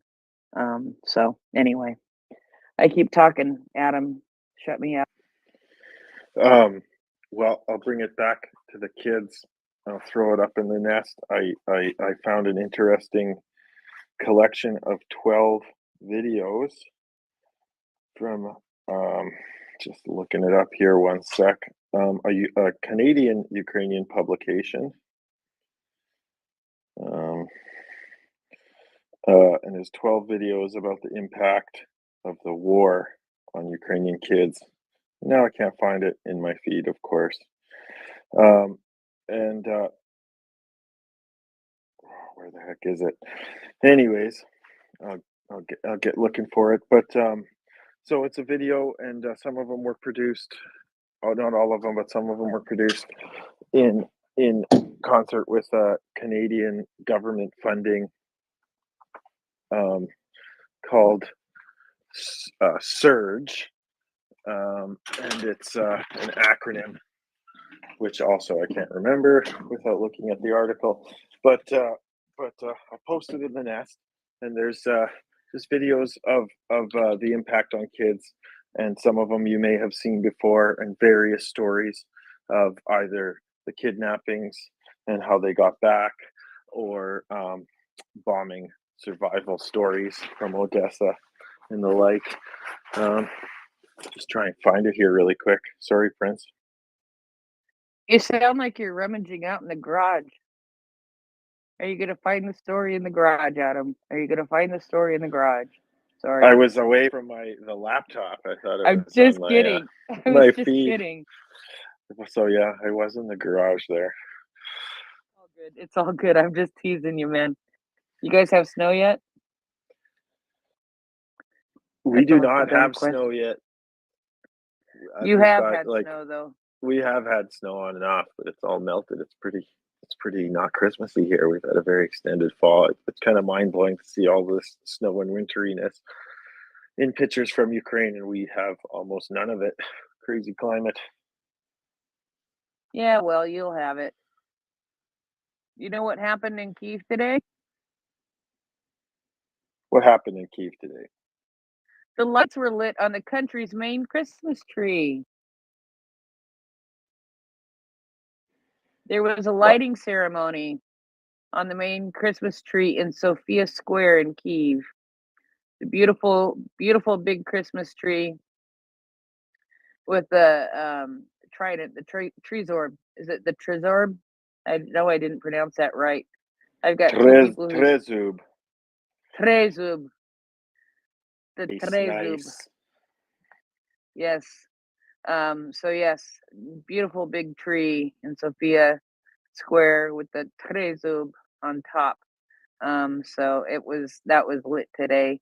And so that's always, though it's always fun to see. It's, I even enjoy seeing the Christmas tree lit in my own town. I wonder if they lit it this year. I don't seem to pay attention to what happens in my own city anymore. I'm too busy paying attention to what happens in Ukraine. I know Same, that's kind of same. crazy, Oh my gosh. right? Yeah, people tell me, friends at work, they're like, "Did you hear about this crazy thing that happened in city or provincial politics?" And I say, "Nope, I sure didn't. Haven't heard any of it. Can you tell me when to vote? Just remind me when to vote." Because I just write letters to the national government mostly. Yeah, so I found it here. It's from New Pathway Ukrainian News, Novey Shlach, which is Ukrainian for New Pathway. Children of War, 10 videos. They just have a description of each video. Ilya is a child who experienced a lot of pain in his short life.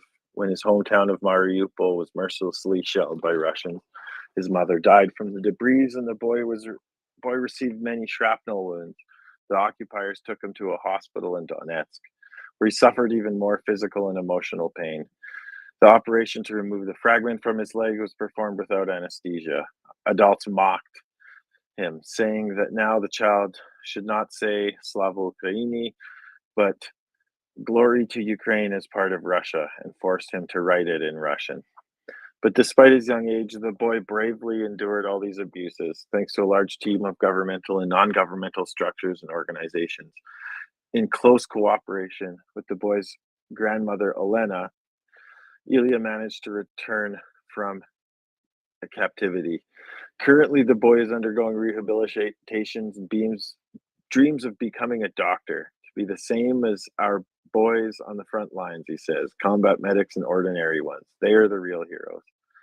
So this was funded by Project Surge, Support Ukraine's Reform for Governance, funded by the Government of Canada. I was doing some digging into that. I'll have more on it next week.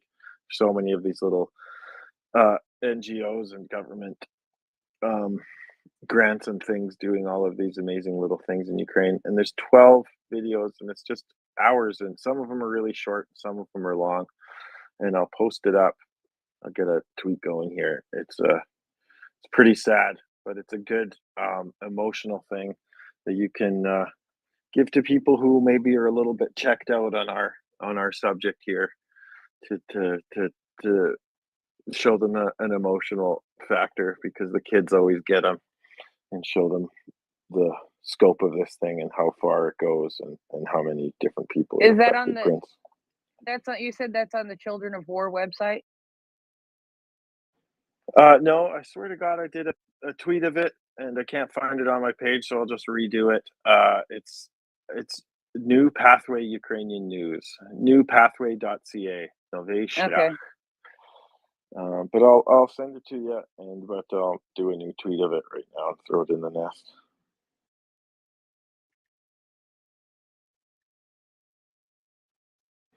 That being said, it's almost time for Will to come up here and relieve us in Prince's voice and my lack of things to say. So sorry, I'm still watching a burning airplane. That's nice. Is it Isn't the one that fun, that Will? Prince was talking about? Yeah. In Ulan Ude. So, but interesting to see it's on fire. I'm still trying to read the end of the story, see if it landed satisfactorily, or did it have an explosion on landing.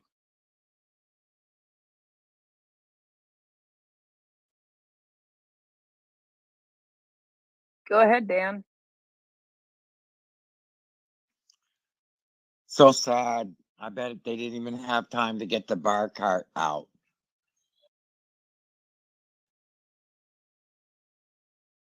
It was a cargo plane, but yeah, they did dump fuel. Will, that is, I think, where most of the fire came from. But yeah.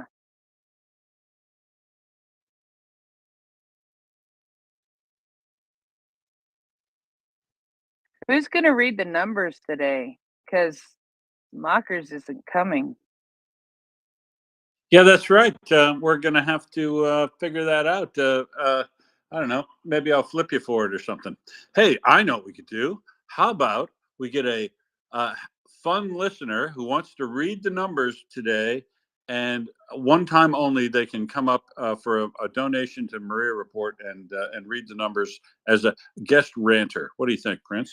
Oh, that would be very interesting. That would be interesting to do. We could have a bidding contest.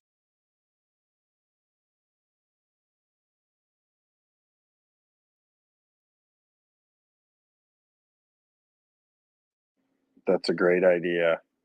And if they have, is there a discount if they've got a beautiful a beautiful whatever Mocker's accent is? Do they get a discount or get a matching on their donation? I don't know.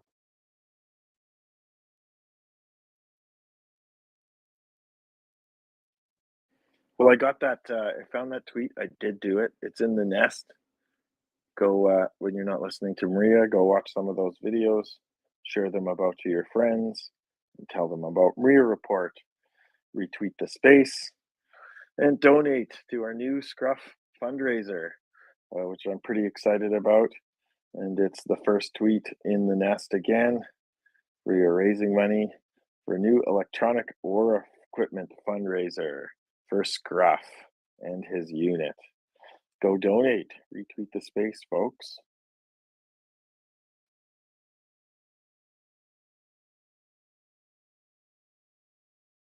Always go retweet the space. Yeah, these are those stories, because I knew when I knew that I had read that story that that you shared. These are also on. They are also on the childrenofwar.gov.ua site too. And they're just some awesome stories about the kids. Just awesome stories. Um, it's a website that I visit very frequently. And unfortunately, most of the time I just am going for the front page, which is sad, but it's true. And it's to look at the number of children who have died and who have been wounded and who have disappeared, who have been found and who have been deported and who have been returned. And yeah, so it's good to go and read the stories there. There was another story I read today about a little boy from Venetia. I'm sure I pronounced it wrong. 9-year-old Roman Oleskiv from Lviv, who lost his mother and suffered multiple burns as a result of a rocket attack in Venista in July of 2022. He met with the Pope. He met Pope Francis. And there is a beautiful picture of him hugging the Pope with his burn compression clothing on. But he wrote this himself on Facebook.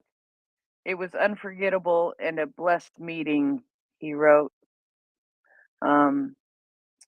So yeah, it's rather cool to see that this little boy, Ukrainian Form reported, after a year of treatment for severe burns in Germany, Roman returned to Lviv and is already participating in ballroom dancing competitions and studying at school. As reported, as a result of a rocket attack, the wife of the dean of Lviv Music Academy, Urislav Leskiv, and Galina died, and the 7-year-old son was in intensive care, and the doctors fought for his life. On July 14th, 2022, Russian troops from the Black Sea attacked the center of Venista with 3 caliber missiles. Dozens of people, including children, died as a result of the attack. But this boy survived, and he got to hug Pope Francis. So I think that was just a very short, small little story that I thought was something worth sharing. the boy is recovering. The boy has been left, I'm sure, in a very difficult situation, but the boy is recovering and he's healing and he is having himself an active life, it sounds like. And so I'm very glad to see that he got to have this experience for himself, because experiences like that can be life changing, and it's pretty cool. So Christopher, I hope you're eating some bratwurst and sausage every single day. And if I were you, I would leave all my clothes behind and fill my suitcase with cured sausage, because really, seriously, I would load up my suitcase with sausage. Sorry, it's just a fact. Some of them, yeah, the cured stuff, you can bring that in. I don't have too much of a problem with that as long as it's all packaged up with some labeling on it. Yeah, that'll make it through customs. Nom nom.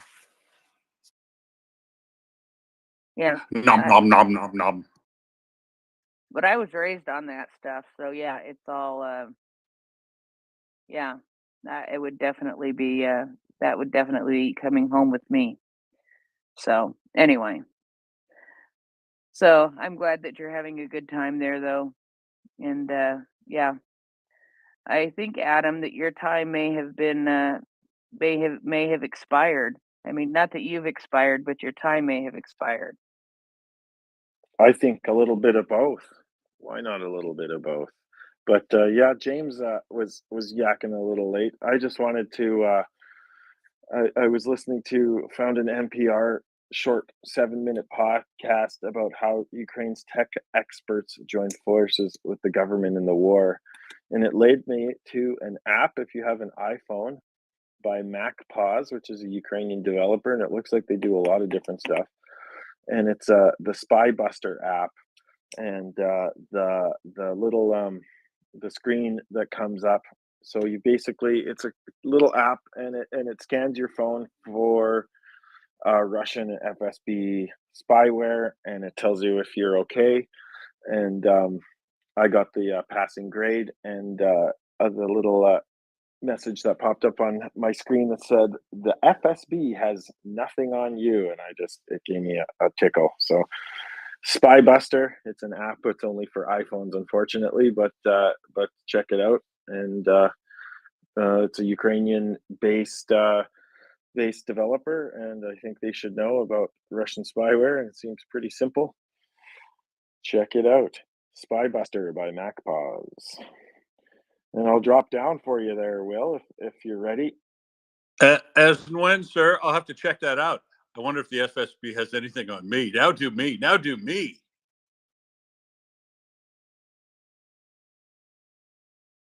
That would be very interesting, and I'm pretty sure they don't have anything on me. God, I hope they don't, because boy, there's some stuff. No, there really isn't. I'm so boring. It's crazy. It's like, as I told somebody today, the highlight of my day was I left the house, and when I came back, when I plugged my car in, I did it on the first try without having any problems. And that was the highlight of my day.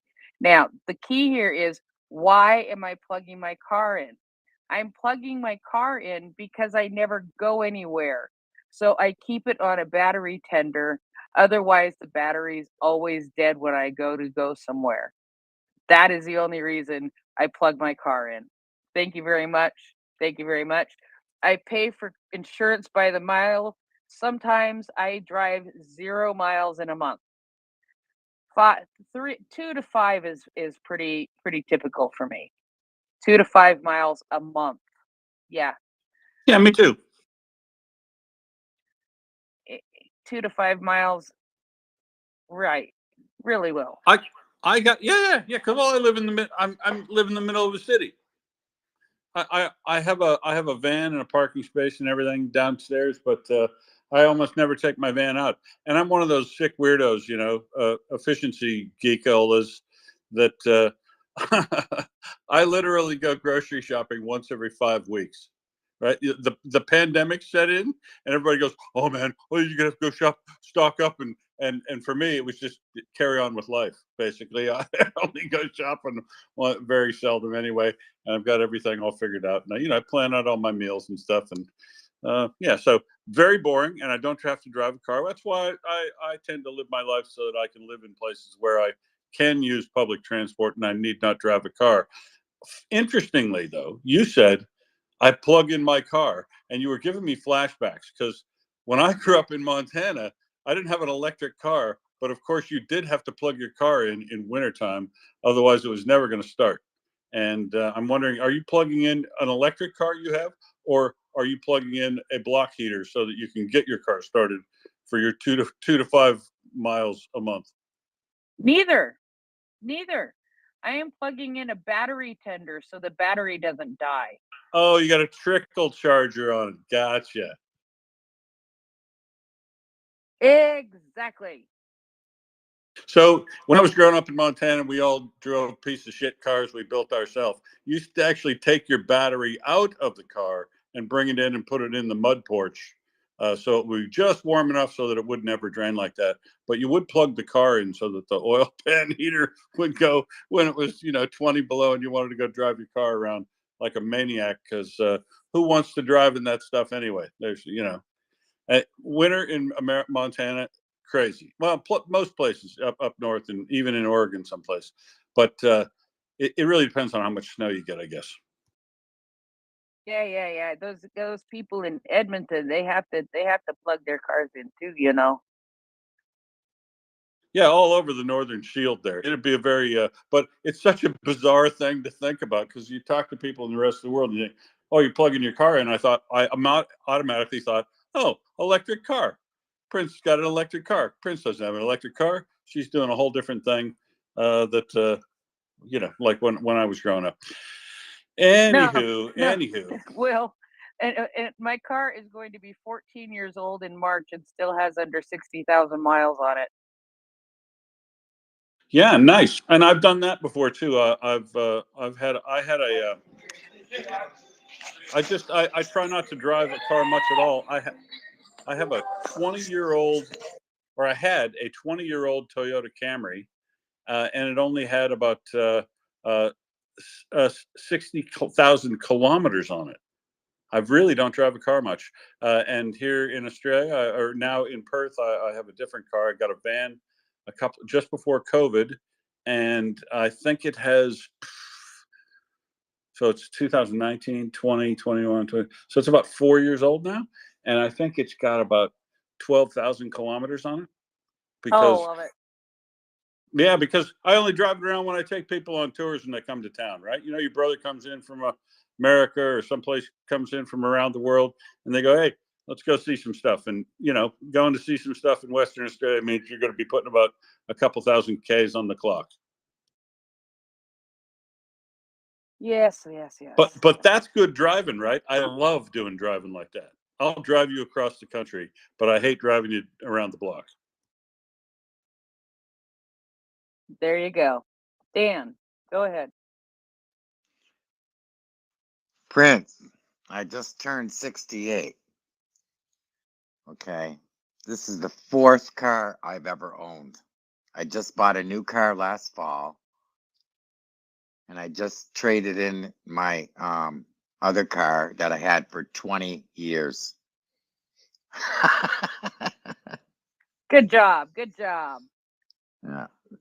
I hate to drive. That's why I got a fast car. But yeah, I take care. No, I treat the car like it's not mine, like it's somebody else's. And while I have it, I take good care of it and I keep it maintained. It's not cheap, but you take care of it, it'll take care of you.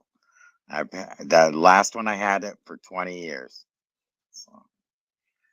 All right, just thought I'd let you know that. Yes, absolutely. How you take care of something is how it takes care of you. This is very, very true. I do need to go and get air put in my tire. It happens every year with the change in temperature. Happens every year in December. I remember very Well, clearly. that's because of Nitrogen. pressure, volume, and temperature are interrelated directly based on the ideal gas law. Yes, Do they are. do nitrogen, and you won't ever have to touch them. Better, but not totally true, because even nitrogen ones would leak some, and be it's a temperature thing that the temperature change causes the gas to expand and contract a little bit, and that can cause the beads to separate from the tire a little bit, maybe, and leak some. So, you typically have to pump them up when you go through seasons.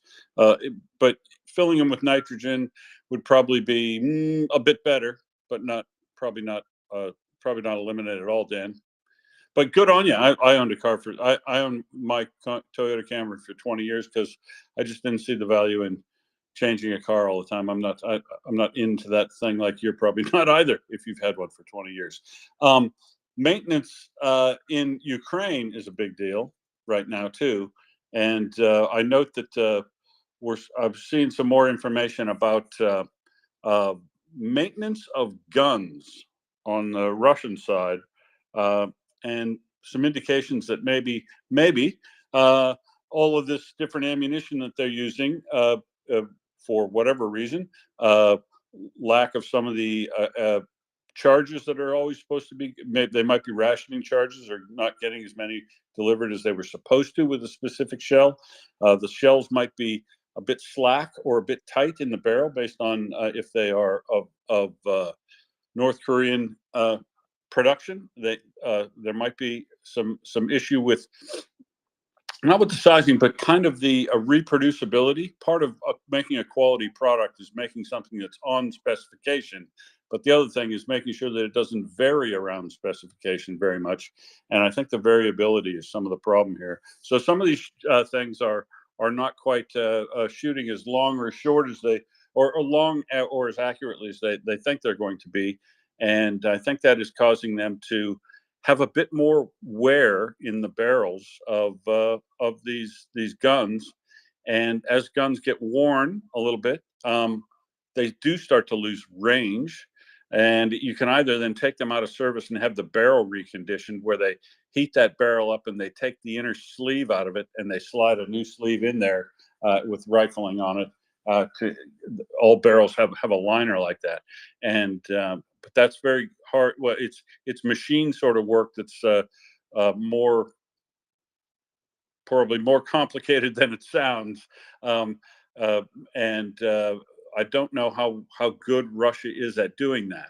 So what it's causing is, I think they're starting to shoot short some of the Russian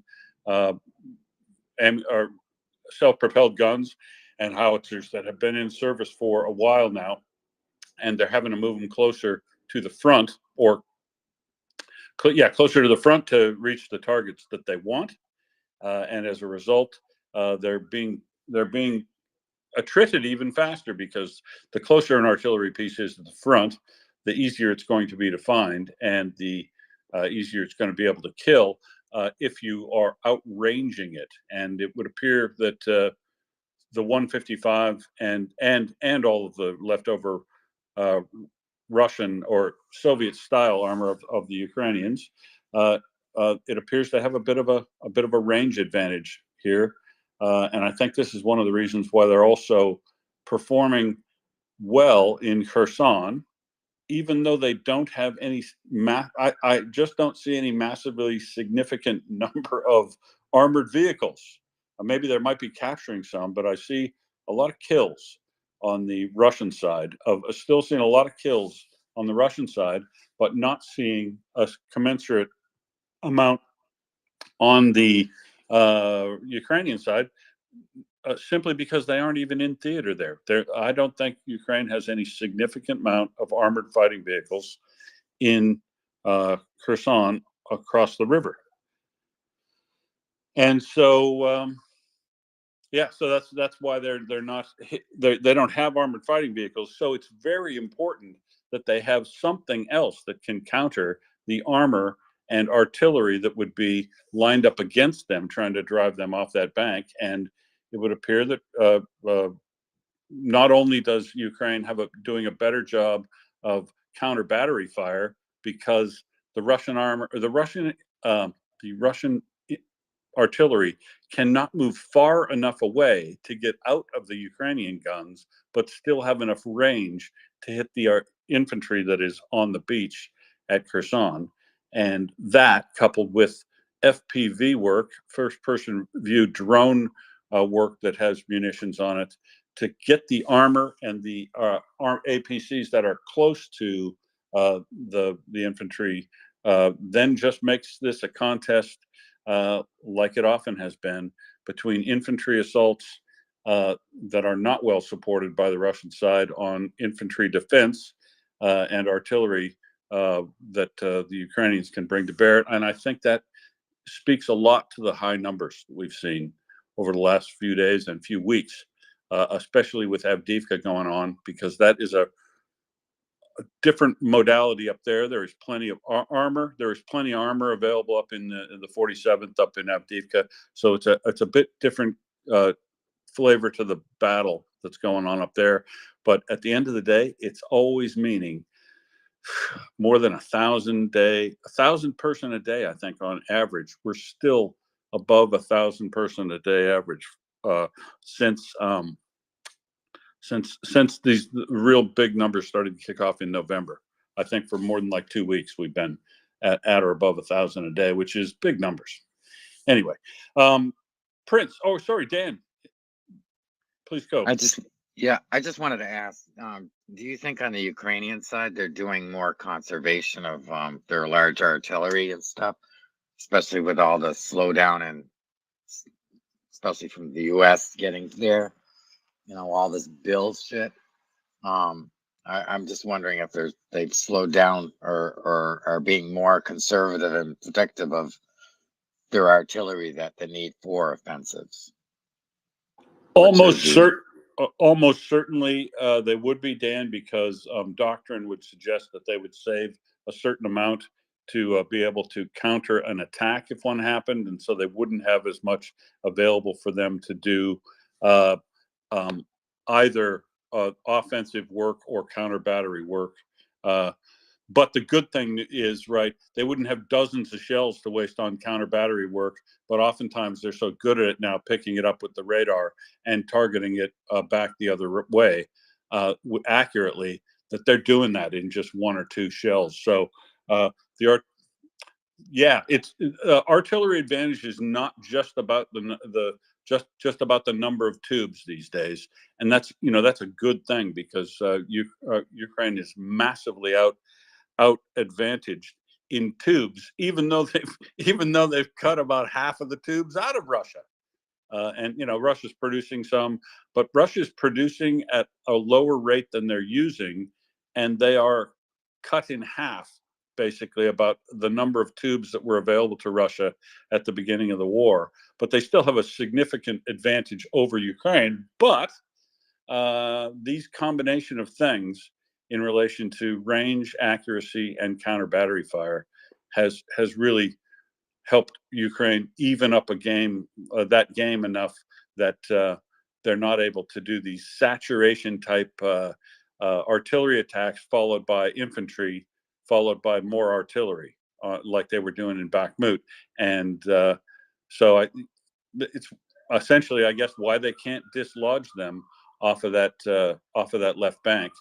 When if you told me I had unsupported infantry on the opposite bank of a river where my enemy had a force advantage of about 5 to 7 to 1, I would not suspect that force would be there when I came back 2 weeks later. And hell, it's been months, Dan. It's amazing how long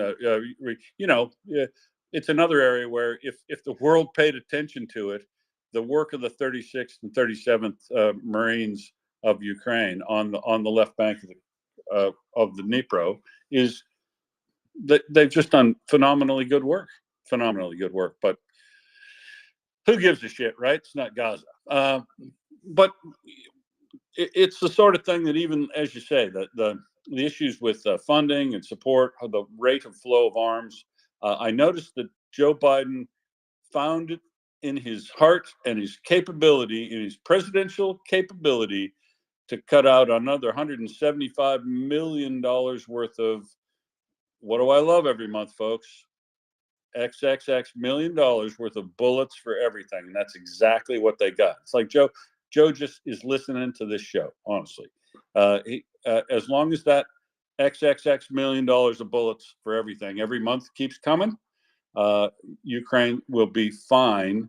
And by hook or by crook, Joe Biden's going to find a way to, he'd clean out his couch once a month and find a fucking $100 million, for Christ's sake. America won't even notice it, And speaking of money, and I'll talk about hopefully Tony Sammartino's on a bit later when he comes up, because we got to talk about government waste. We honestly got to talk about government, and it's a thing that I'm sure incenses Americans too, and also British, when you hear about government waste and the things that we're doing. And so when you say, $100 million, that won't even be missed in America, because it won't, because the budgets are so big, the overall gross numbers are so big. $100 million is really noise in a signal of where that money is at. But it's still a lot of money every month. And do you know how you could save a lot of money every month? $100 million a month in the U.S. budget. You could make that up easily just by looking at some of the things that are wasted each month as far as Army surplus goes. Because I know from looking at what Tony's been looking at, when we were talking about this today, you should know that the Australian government is disposing, with a supply chain that is far too long and has too many rent seekers in the row, it's disposing of material and equipment that would be very valuable to Ukraine on a daily basis for this war to be completed. And they're doing that for almost no money. And meanwhile, we can't provide any aid. It's costing us money to do these things, in fact, to auction off all this stuff and dispose of things from the DOD. And to them, it sounds like it's not a big deal. But honestly, some of this stuff could be a big deal to Ukraine. And so Tony's carrying on with his identifying and shaming campaign in relation to government auctions in Australia. And I want to applaud his efforts today, most recently for a wrecker vehicle that could, a few of these things that could really be getting vehicles, disabled vehicles on the battlefield have to be recovered, and they use field wreckers on them. Well, there's things like that.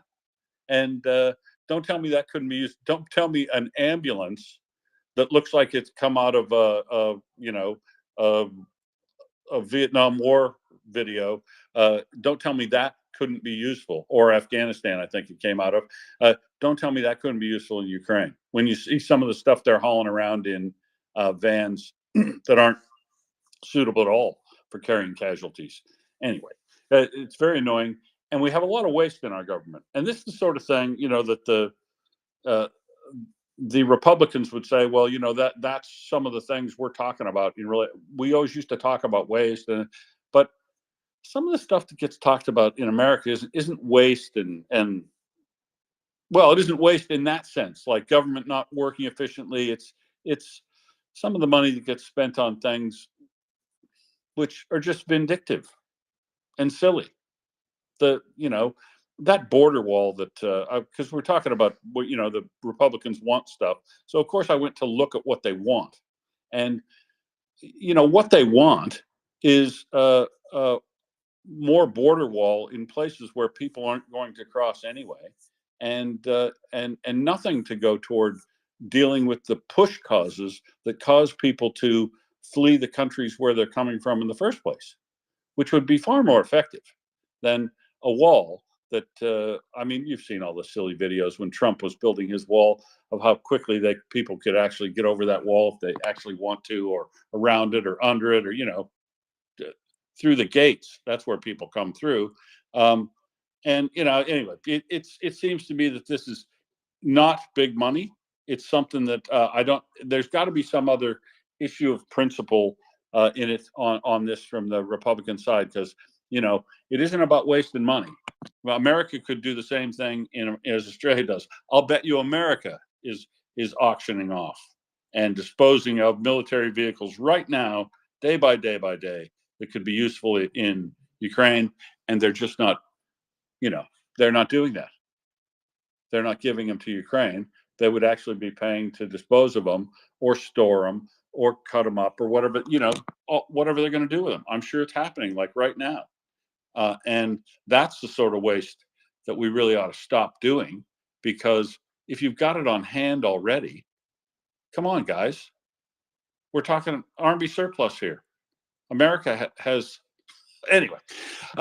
Ukraine did this half of the capability. They knocked off half of the capability of the Russian army with $90.1 billion of basically army surplus. And that's all we're saying to do is keep the army surplus flowing.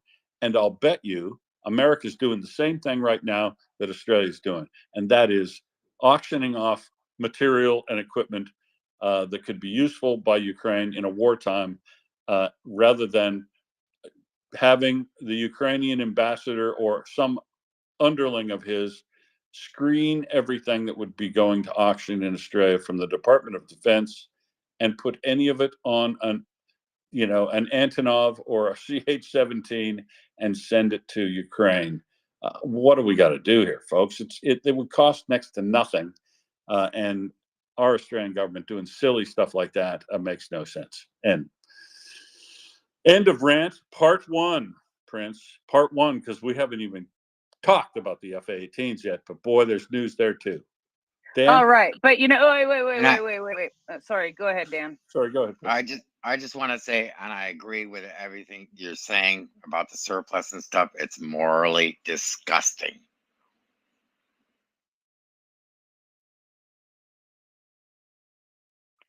Ladies and gentlemen, a rare performance. Not really. A daily performance. Christopher, I hope that you can be a little bit patient. On her day off, Mockers has joined us to read us the numbers. I saw that she was awake because I know she has to go do some stuff today and has a day off. And I said, do you have time to read us the numbers? Because, yeah, it's just the way it's supposed to be in the world. Otherwise, we were going to auction off the reading the numbers to the person with the largest donation or sexiest voice. And I'll go away then. My Mickey Mouse voice is gone, so I don't have the sexiest voice anymore. I think it's coming back, Prince. To be honest, I hear it trying to work its way out. It is. It's working its way back. I do feel that happening. Do you want these numbers? Yeah. Yeah. Oh, she's happy this morning. Go ahead, Mocker. No, I'm extremely disgusted this morning that I have to go into the office, to be absolutely honest. Going to enjoy this like a hole in the head. Don't you worry. Okay, so let's go through them. Oh gosh, there's still more than 1,000. In fact, 1,120 liquidated personnel. Let's just get that straight. Wow, 18 tanks. That's quite a lot. 26 armoured personnel vehicles and 21 more artillery systems. Do you know artillery systems hit 8,000 yesterday? I kind of missed that, but they did. Yeah. Sorry. Oh, sorry, I just got attacked by a yawn there. 33 UAVs, and again, 1 cruise missile. 29 vehicles and fuel tanks, but 3 more special equipment. And, well, I did see something special blowing up over the last couple of days. Don't know exactly. Sorry. Don't know exactly when and where, but there has been an awful lot of special equipment to be taking out recently. And I still can't speak properly, so I guess I need some coffee. Morning. So thank you. If you want some good news, well, so a little bizarre. I don't know. I won't call it good news. People died, but it wasn't our people. Some of those folks that got killed in yesterday were on the way to Avdiivka. Actually, there was 26 Russian military personnel died, and 31 others sustained injuries when a shelling and fire incident, because Ukraine hit an oil depot in Donetsk yesterday, which you probably do remember. But what you didn't know was there was a makeshift camp of army people on the way from Rostov-on-Don to go do their assault in Avdiivka, and they made camp in the wrong place. So big fire at an oil terminal that threw hot flaming death all over the camp of some people who made a hasty camp next to them. So important safety tip, folks. Don't camp next to the high volumes of flammable materials. It's not safe.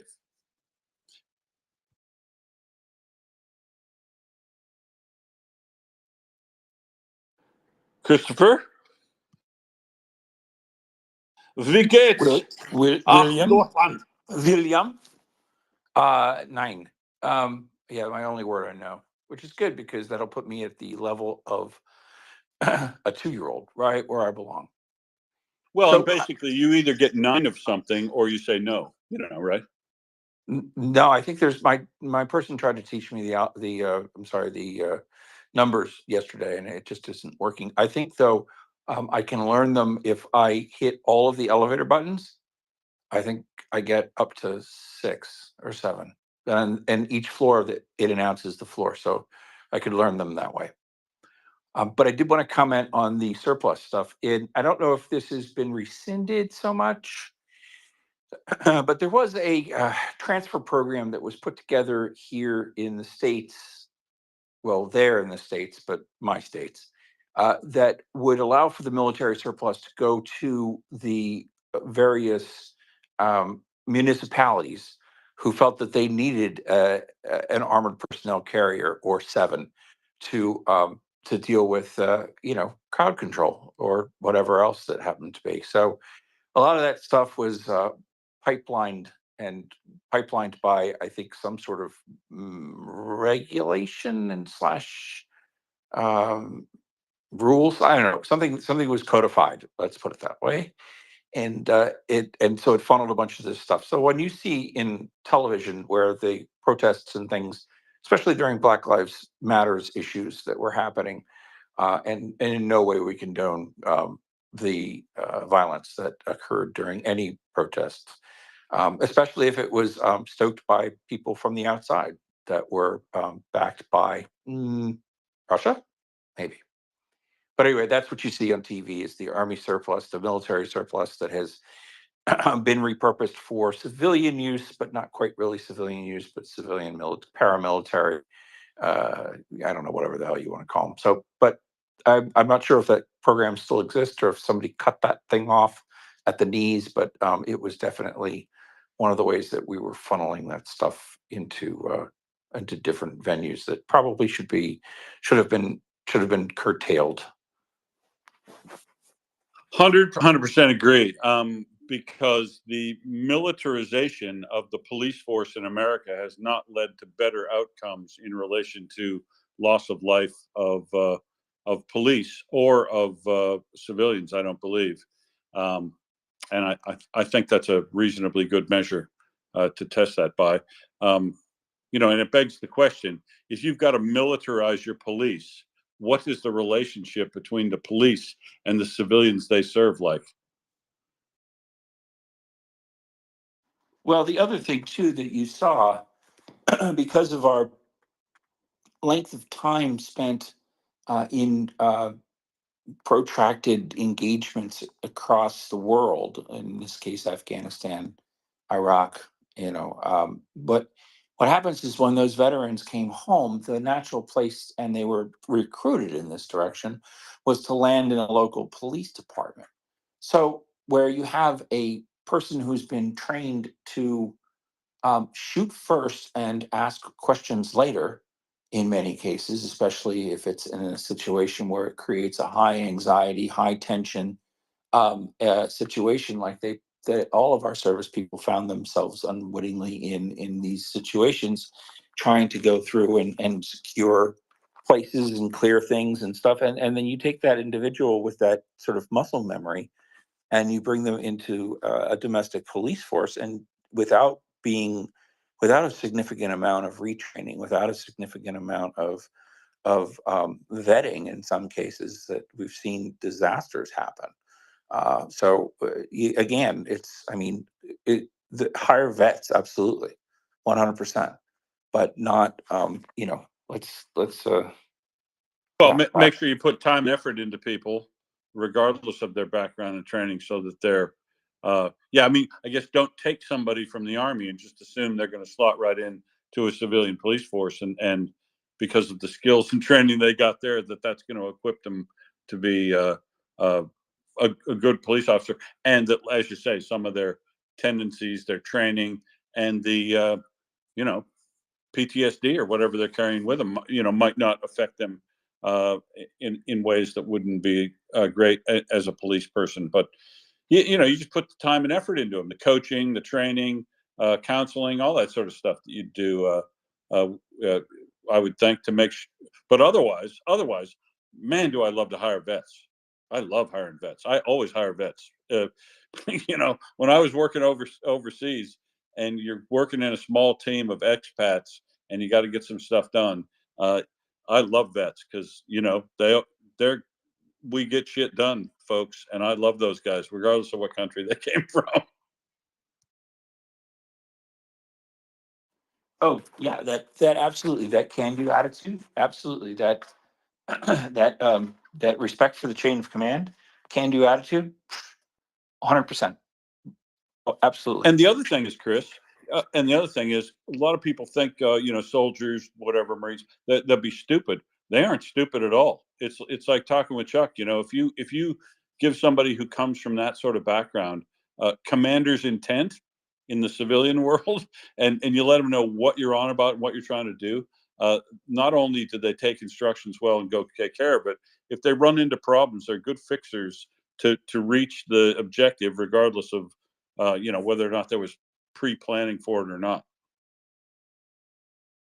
Yep, self-motivated, self-directed, and a sense of pride in what they do.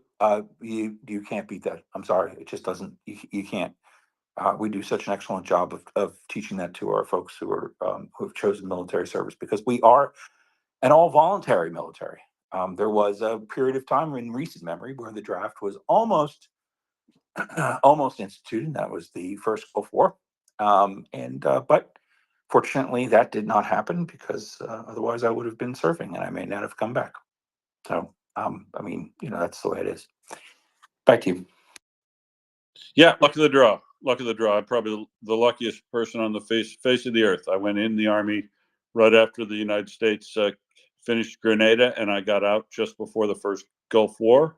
And how lucky was that? You couldn't pick a time in U.S. history, probably in the last 100 years, where there's not been a war going on sometime in an 8-year slot like that. So lucky me too. But I always, like I said, I loved hiring vets because they were good at, you could do anything. But the thing is, like in relation to these equipment and policing, you have to think about what you're doing when you're applying military equipment in a civilian theater. One of those big things with like the Bearcats, the huge armored personnel carriers that they hand over to the cops in America, and sometimes even here in Australia, is, it might surprise you to know that quite a lot of the percentage of all combat or deaths and injuries in a combat zone for the United States, like in Iraq, was vehicles backing over pedestrians. And I mean, we've seen shocking cases of this on the Russian side, where the APCs have people jump off and they drive over them, or they just drive through a whole group of guys. They have terrible visibility, very high. You can't see under them very well. You have a, well, they're more difficult to drive and maneuver, and you know, just that makes them not great sometimes, I think, for use in a city. But yeah, they applied them that way. So it would be good to see more of equipment that is meant for the battlefield sent to the battlefield in Ukraine, and less of it sent either cut up or wasted or used inappropriately. And I just know, like, because if we're doing that in Australia, based on the size of our economy and our population, it's just got to be, even if it's just as bad in America, the scale of it would make it just incredible. And yeah, so it just continues. The answer to this, though, is I think the thing is so big. There is so much slop in the U.S. system. This is why I'm confident that Joe Biden will find a way each month to make sure that they still keep some amount of aid and support for Ukraine going until such time as they work through the political squabbles that I guess, I don't know, Chris, Prince, it looks like to me we have to do the long game here, right? We're going to have to go through the long route of getting something through Congress, and it's going to be possibly unlikely that gets done before Christmas, and it'll have to be done in January, February. Is that where we're at with a failure to get a cloture bill through here in the Senate? I really don't know. But you're American. That's fine that I'm American, but I also had some other stuff happening today that caused me to not be able to pay attention to that. I seriously. All right. Well, let's ask the guy who's on holidays in Germany then. Yeah, Chris, I Chris, apologize. justify your existence. Well, I guess from everything that procedurally that I understand, and I think Alan is probably the best one at this rather than I, but that they're going to need to now they're going to need to now create the more of a structure of the bill, and they're going to add in, and then the process of adding in can be arduous because it could be anybody deciding to drop shit in on the floor. And then they're going to have to then come to an agreement at some point on something. And that will then be voted on after a long protracted process, I'm sure. And then if it passes, then it will wind up going either to the House, or the House will have some sort of their own version of it, and they pass it. And then both of those things will bump heads in the middle, and a conference committee of both sides, bipartisan, including the rules committees and or the what's that person? There's an office that does that, like, is this legal to do kind of thing. I think it's rules. They'll also be involved in all of this, and it will take additional time. It will not get done before the new year. It will not get done probably before February, my guess. But maybe I'm just being pessimistic based upon my own readings of things. Back to you. Yeah, I wouldn't say that doesn't sound pessimistic to me. It sounds pretty realistic, I guess, knowing all the machinations that have to happen, and people that are going to have to get worn out on positions and conference bills, and they're just going to be, the argument's going to be intense and lengthy. Like everything you Yanks do. I can't believe it. What did it take you almost a year and a half to elect a president of the United States? You can get that done in about 4 weeks, but you don't then spend $2 billion worth of advertising on campaigns, I guess. So, it's all a balance.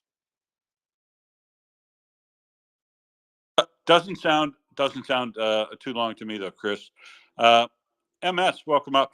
What would you like to ask or add? Hey, hi everyone. I guess I'm going to bring the pessimistic version of all this to the conversation.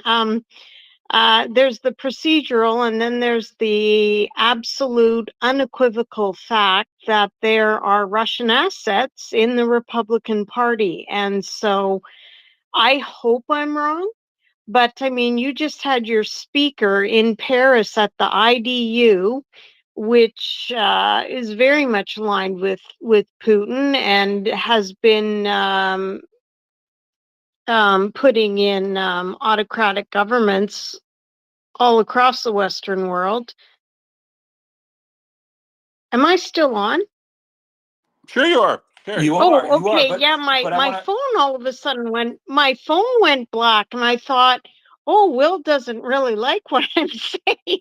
No, it's just the Anyway, NSA, MS. Carry on. Just the NSA. I do hope I'm wrong, but and I hate to be so negative, but I just feel like hell's gonna freeze over before this vote will ever pass through. Even if it passes through the Senate, I just don't see it getting past the Russian plants in the Republican Party in the House. So that's my worry. But I do have a question for the Americans.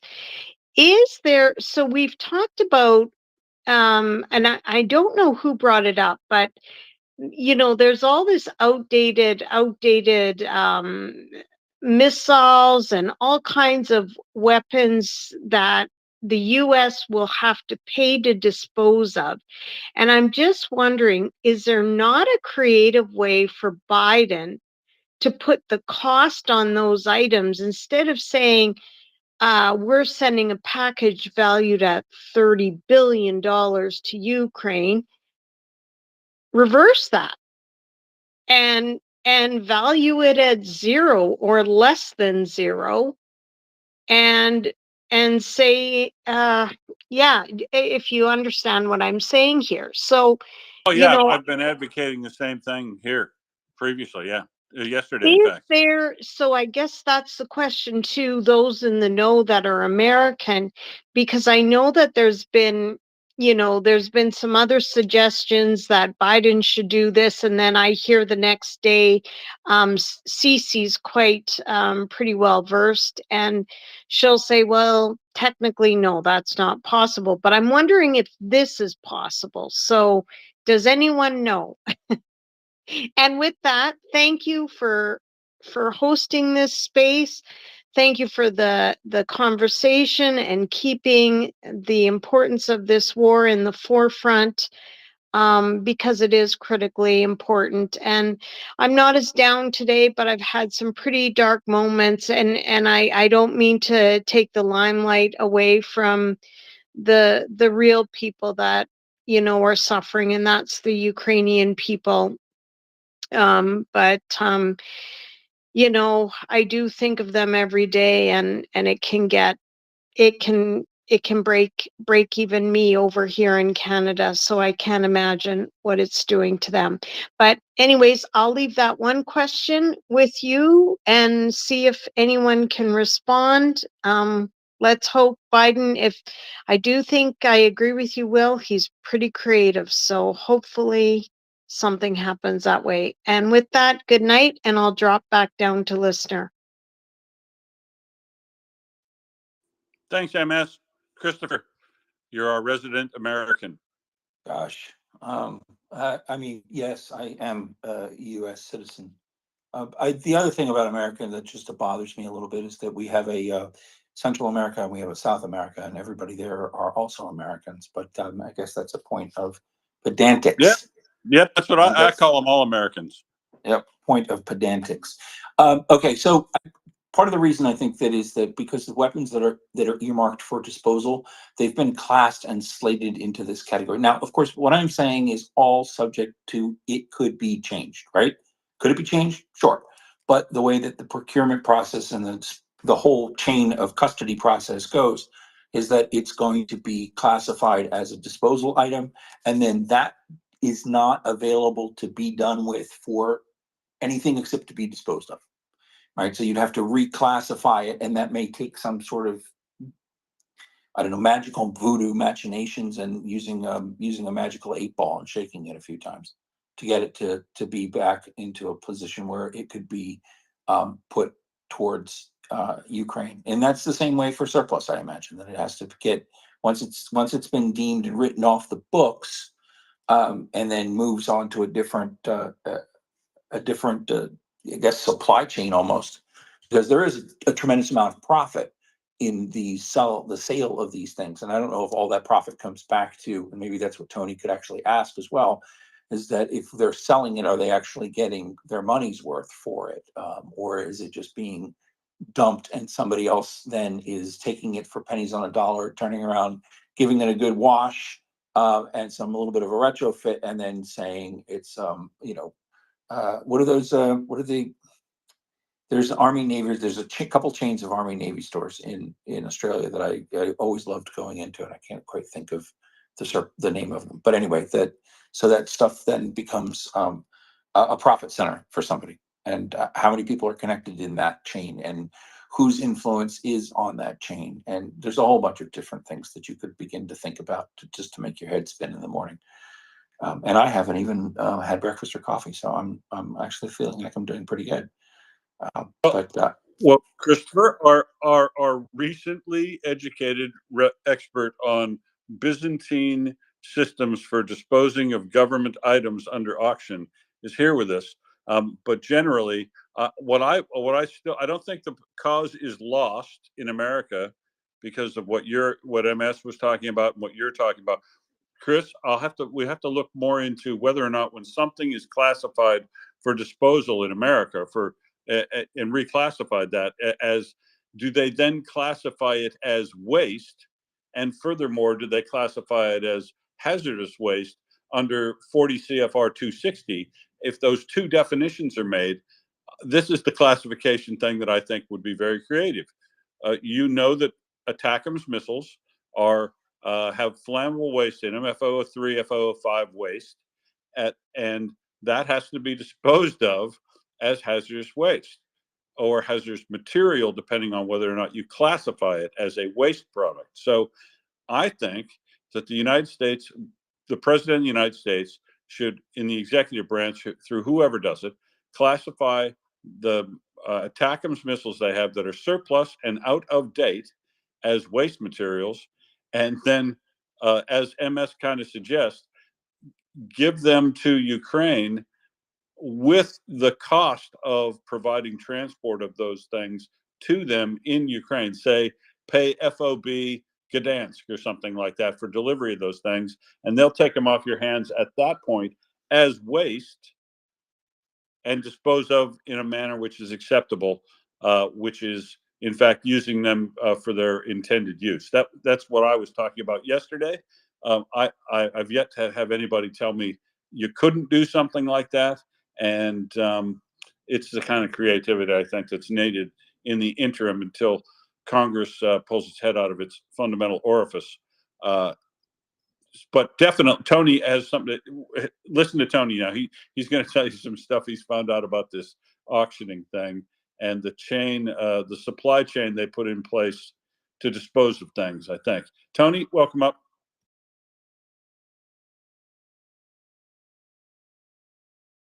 You're on mute, buddy. Oh, I done a chuck. I heard surplus before and I was going to jump up. I was at the supermarket. Chris, what you just said, that's a Groundhog Day for me, but in reverse, because I found out it's still owned by the government here. So what I did was I rang the Pickles, that's the auctioneer on the coats this is, right? And they said they were pulled, the jackets were pulled from auction by the vendor. I said, oh, the vendor, the government said no, Australian Frontline Machinery, AFM _Australia, Chris, on Twitter. You can check them out. And I said, oh, Australian Frontline, not the government. No, the vendor is Australian Frontline Machinery. So then I rang the Australian Frontline Machinery and asked them why they pulled the coats from sale. And they said, oh, the vendor pulled them from the auction. I said, "Oh, I thought you were the vendor because Pickles told me that you're the vendor." And they said, "Oh no, it's the Australian government."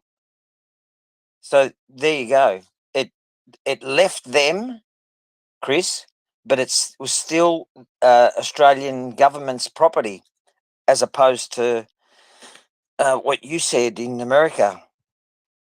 Shall I, do you, if you want to listen to the recordings, I recorded both calls, hoping to post them, but they're over 2 minutes 19, so I can't post them. But yeah, it's ridiculous. Oh, before I go, do you want to answer to that, and then I'll speak about the Unimog? Yeah, that's interesting. It's kind of the same U.S. government property like your passport. Passport's not yours. It might have your picture on it. It might have your data chip on it, but it's not yours. It's the property of the U.S. government, and they can ask for it back at any point in time. So I guess in the same sense, there's to extend that logic out to your equipment. If the government has purchased it and it has been manufactured by a certain entity, and the government then says that's okay, that's great, where you can we're going to go use it, but if we don't use it, then the government still retains the rights to it, I guess. Yeah. Before I forget, because I've got a sieve brain. Norma, our often speaker down below, her name's Lena. She made a approached her local paper up in Townsville, and that reporter called the government, and they're waiting for a call back. So I was saying this morning that it was probably Ambassador Vassal that had something to do with it. We know now the Australian government did pull it, and it was theirs, but we still don't know who and why they done it. But it could have been Norma's doing. So Norma's on the bandwagon. She's Ukrainian too, so I'm very proud to be fighting here with a Ukrainian. Scottish, Ukrainian, Australian. I don't know about the Scotch. She didn't tell me that. Just on the Unimog, I rang for the Unimog, which is another different department. That's up in Queensland. And I just asked the guy, "Do I speak to you about it? It's only got 3,700 Ks on it." And he said, "Oh, yeah, it's really good." And he's doing the salesman thing, right, with me. This is the auction place. And then he said the vendor had it and only drove it round for a little bit. Now, by this stage, I know who he's referring to as the vendor, which is Australian Frontline Machinery. And I forgot to tell you this, Will. So Australian Frontline Machinery used this vehicle around, and then he's putting it up for sale as ex-military. So it's driving basically. Australian Frontline Machinery is a private company. It's driving mine and your vehicle, Will, because we still own it, and then it's going to auction. Why not send it to Ukraine, and then they can sell it at auction, bring it back? You know what I mean? How ridiculous!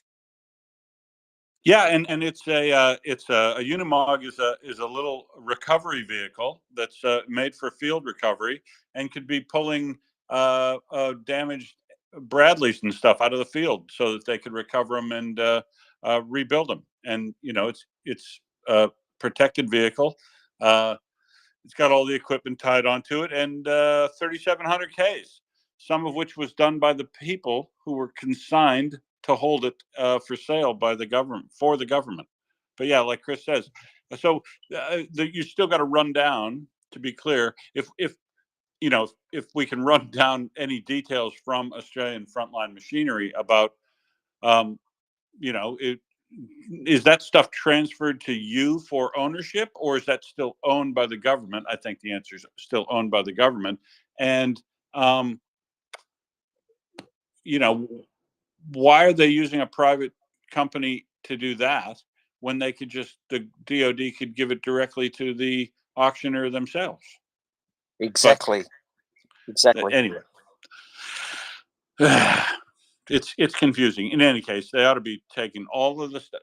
And I guess our long-term goal here, realistically, rather than just talk about why this is wild, it's really good And if you see one of these coming up that Tony's put up, if Tony's posted one of these petitions on change.org to have the government pull something off auction, Tony, correct me if I'm wrong, Tony, but you're going to keep your eye on this thing. And if anything that you find, a good example of something that should be pulled from auction, let's say you find 1,000 things. You don't want to put 1,000 changed out things up. It's too. But to make the point, ones that you find are particularly good, right? You find a tank, it definitely goes up as, hey, Australian Frontline is auctioning this, and it goes on a petition, because what you're trying to do here, as I understand it, is to shame the Australian government, shame the DOD into pulling things out of auction for surplus that they could basically just be giving to Ukraine, and they should give Ukraine a list of anything they need for auction or anything they need and not put it on auction. We ought to just regularly be collecting stuff that the Australian Defence Forces no longer need, and they're getting rid of it on a regular program schedule to just hand over any of that that's on a specific list for transport to Ukraine, if they need it. Yep. Yeah. Well, those auctions are monthly. They're held monthly by, we now know, Australian Frontline Machinery, and their preferred auctioneers are Pickles. So Pickles is the one, and I always get alerts on them. They're held monthly. And can I just say, my petition for the coats ran for 4 days only before someone in the government got wind of it. Now, whether it was through Leno or Ambassador Vassal, but since I brought it up, it took 4 days for them to be withdrawn. Before they were withdrawn, I had a thought, I wonder if we do get them. I wonder if we get them and they go to Ukraine. And then I was starting to regret that I didn't do this in the last 11 auctions, because they're held every month. And I don't know what I've missed, because I didn't go through them, because I didn't sift through all the auctions to see what was for sale. But I did with this one here. I just had more time, I suppose. But I kick myself that I didn't start from January. Well, last July, let's say. So yeah, I'm on the case. No, I think it's a great initiative, because it points out a problem that we can periodically hammer on, that this is still going on, and make the case. Because really, the end case now, in my opinion, the end case is the major piece of surplus kit that Australia has that they could give to Ukraine, that we know exist, are 43 FA-18 aircraft, and Ukraine just put on their list of things that they want from America as FA-18 aircraft. So we're gonna, for ages, don't do, they're out, clapped out, they can't be used, they're all this, all the reasons, Ukraine hasn't asked for them, they say, all the excuses fall down. They all fall down, and you can't tell me Ukraine couldn't put 43 FA-18 fighter bombers into service in Ukraine alongside their F-16s, and boost their numbers by almost double, and do that probably most effectively in coordination with the Finns, who still fly the FA-18 and can teach them how to do the maintenance, skill people up on ground crews, refurbish planes, help them set up a maintenance system. Finland is doing it right now. I'm sure Finland would be more than happy to help their good friend Ukraine set up an air force. Because remember, think about interest too, right? If Finland helps set up an air force that's capable in Ukraine with FA-18s that get bolstered by the 43 coming from Australia, they can then, as they get F-35s in stock and cover themselves, they can then transfer all of their FA-18s remaining plus these 43 to Ukraine, and really bolster their capability as an air force, because they're going to need one when the war's over. They're going to lose some planes. So if you're in Australia, when you see one of these things come up from Tony, one of these get on this change.org petition and hit it hard with you and all your friends, please help him boost these, because the long-term goal here isn't whatever petty little thing that's up for auction at the time. The long-term goal here is delivery of 43 FA-18 fighters to Ukraine in time to do some good. That's what I think the long-term goal here is. Tony? Yeah, exactly. And I spoke to Chuck the other day. I asked him about the weather, whether that is jet friendly, and it's really not. So we're looking at them needing the jets up around, is it February? I don't know what the weather does, but I'm sure that there's clear days during European winter. And just as we spoke about today, Australia owes it to Ukraine, or cannot be blamed if they gave those 43, because 38 Australian people died in the Donbass. We spoke about that today. Netherlands has given the F-16s. We need to step up and give these 43 and not be worried about what Russia says or thinks, because Russia was there in 2014. 3 little kids from an entire family from Perth, those beautiful kids, 3 little kids, blonde, beautiful kids, fell from the sky with their grandparents. The parents are childrenless.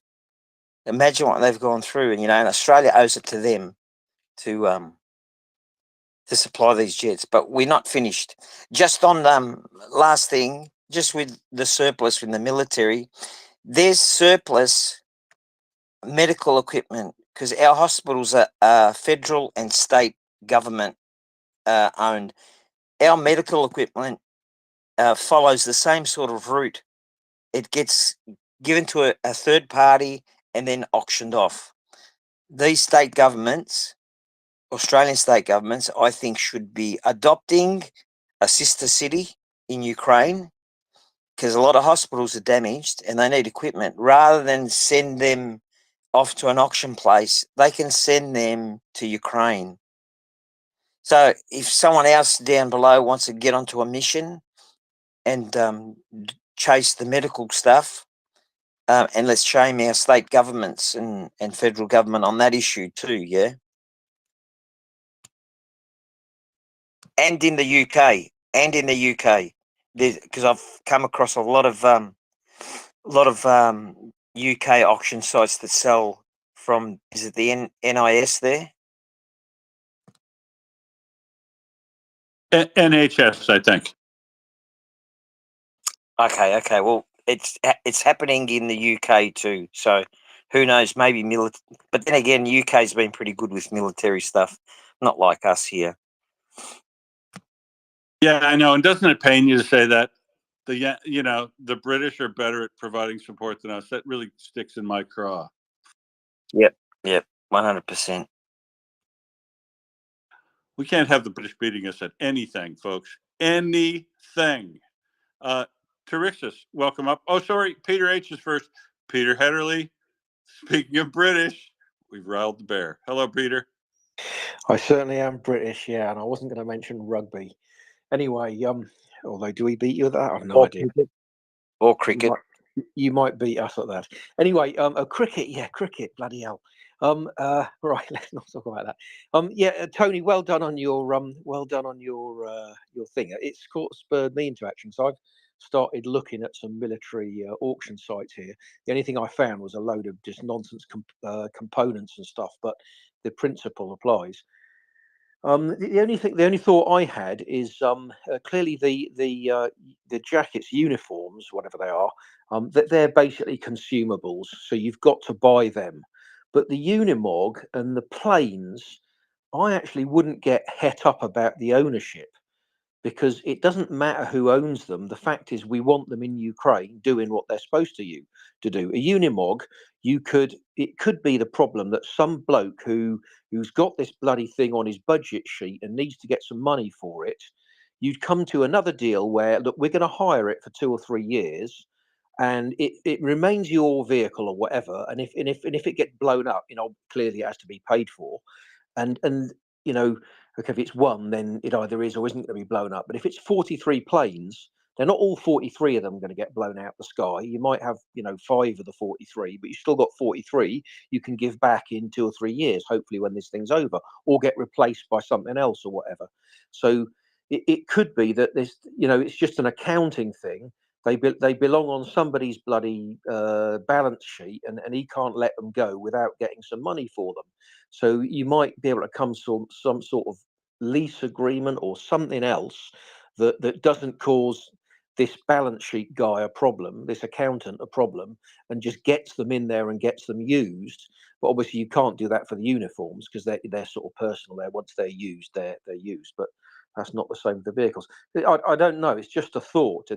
But from my point of view, what we need to do is find out this Australian. It doesn't surprise me that they use a specialist company to dispose of these things by auction, because that's just not the MOD's business. They're not in that sort of business. So they work through a specialist who's probably a mate or an in-house whatever. It's got some sort of deal, and their job is presumably to get as much as they can for the army with whatever they're given or whatever.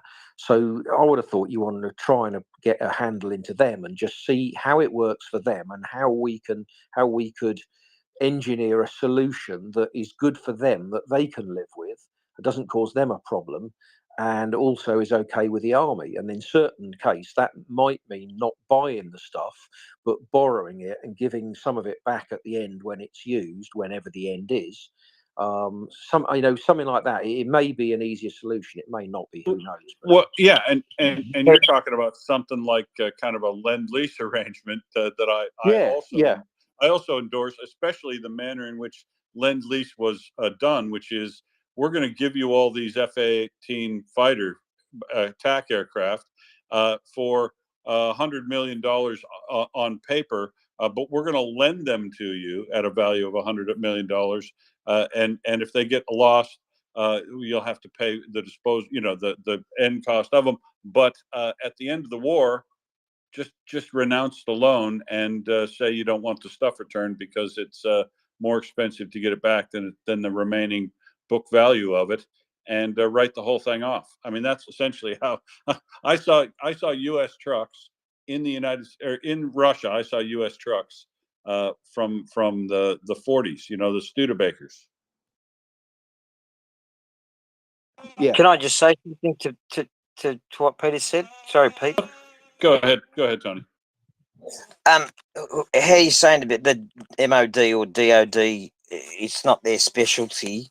I don't think that Australian frontline machinery should have their hands in the pie here, because most of the stuff is on military bases. So Townsville's got the truck, the satellite systems, the solar systems in Darwin, and Pickles are all over the states here. There's only seven or eight states. Whereas Australian Frontline Auction, it just seems like an office there in Sydney. So they aren't really handling it. And I've been to auctions where Pickles will be called out to, let's say, business going into receivership, and catalogues all the stuff and then sells it. There's no person in between, but there is here, probably only because it's the government. And yeah, like you said, Peter, someone's who's a mate of a mate of a mate of someone inside government has thought of, let's do this and get a business going. And who knows? That's what we spoke to Will about it, about finding out who the CEO is and what's their connection. If there's anyone there that's come out of government that's gone into this sort of business. Do you know what I mean? Yeah, it could be, but I wouldn't get too het out about ideological things about they shouldn't be there. Well, for whatever reason, they are there, and you're probably better off trying to work with them rather than work against them and cut them out of the deal, because I wouldn't mind betting that working directly with the military is a total bloody nightmare. So these guys, for whatever reason, are already doing that and are already able to do that. So you're better to piggyback them rather than try and reinvent the wheel. If they've already got a system to get the things out of the MOD, then cooperate with them. Don't fight them, because they're halfway there. If you know what I mean. Just change the delivery location. Yeah, exactly. Yeah. Yeah, Work so through them, work with them, cultivate them, work out, where they're based. If you're nearby, you're probably not, you're probably miles away, go and have a chat with them, work out who their directors are, what their turnover is, which you can get from open source companies' records, what kind of stuff they do. And then, and they've clearly got the ability to get the stuff out of the military to get it available. So rather than sort of trying to fight them, probably better to try and work with them and exactly just get it diverted to where we want it to go to. And if they retain ownership of it, or the military retains ownership, because actually they haven't got ownership of any of this stuff, they've just got the ability Consignment. to consign it. Yeah. So basically the Australian military retains the ownership. It's still on their books, and when it's finished, it gets returned to them, or it gets paid for if it's been zapped. And in reality, in the case of the planes, you're going to save them a bloody fortune in maintenance, and at the end of 3 years later, they probably won't even need them back. So they can stay there or whatever, or they can be transferred for a nominal amount or whatever. There can be different options. The other thing is you could take an option on them. You could have the option of returning them or buy them. So you could actually say, we're going to lease these for 2 or 3 years with an option to buy them. Yeah, that's probably the best way. And then they can say, well, then there is this actual thing. And after 2 or 3 years, you can either exercise that option to buy them, or you can return them. Yeah. Yeah, just on what you said also about there's a little man there crunching the figures and he's in control of stuff, looking at the books. I would say to you, I don't think so, because we don't care about breaching contracts here in Australia and costing us money, because we did with the French submarine thing, and the 43 F-18s divided by 257 million, it came to 5.976 million. The ones that went to Canada that Angry Moose said got the pick of the bunch, the Canadian government, there were 25 come out to 1.7 million for the pick of the bunch, F-18s.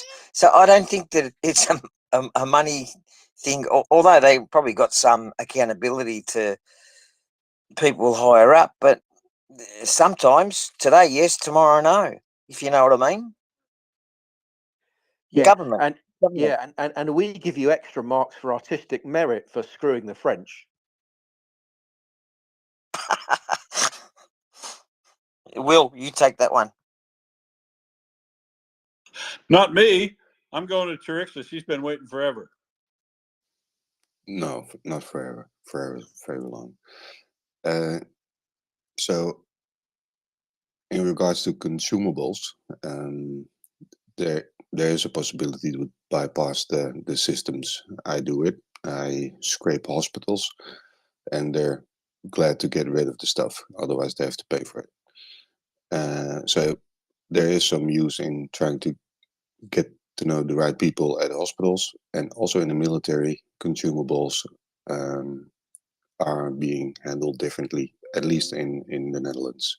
So there's trucks with outfits and boots and whatever going to Ukraine every week.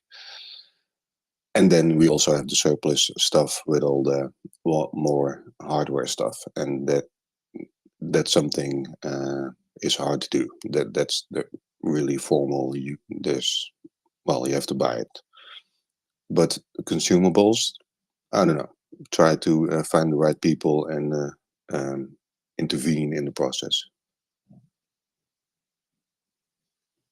It's a lot of work, though. going to every hospital to get their shit. And well, I'll call it shit, but it's good stuff. Right, and that's the important thing when you're talking about consumables or FA-18s or whatever. It's got to be, or would Ukraine use these things if I gathered them up and took them to them, or would they be a burden on the supply chain and of so little use or inappropriate when they got there, or not timely that they'd be wasted? There are considerations in that area for sure. That's a good point. You can't imagine how many face masks I've been offered, and in the beginning I've took some, but after I don't know 100 boxes, I said no, thank you, or threw them away.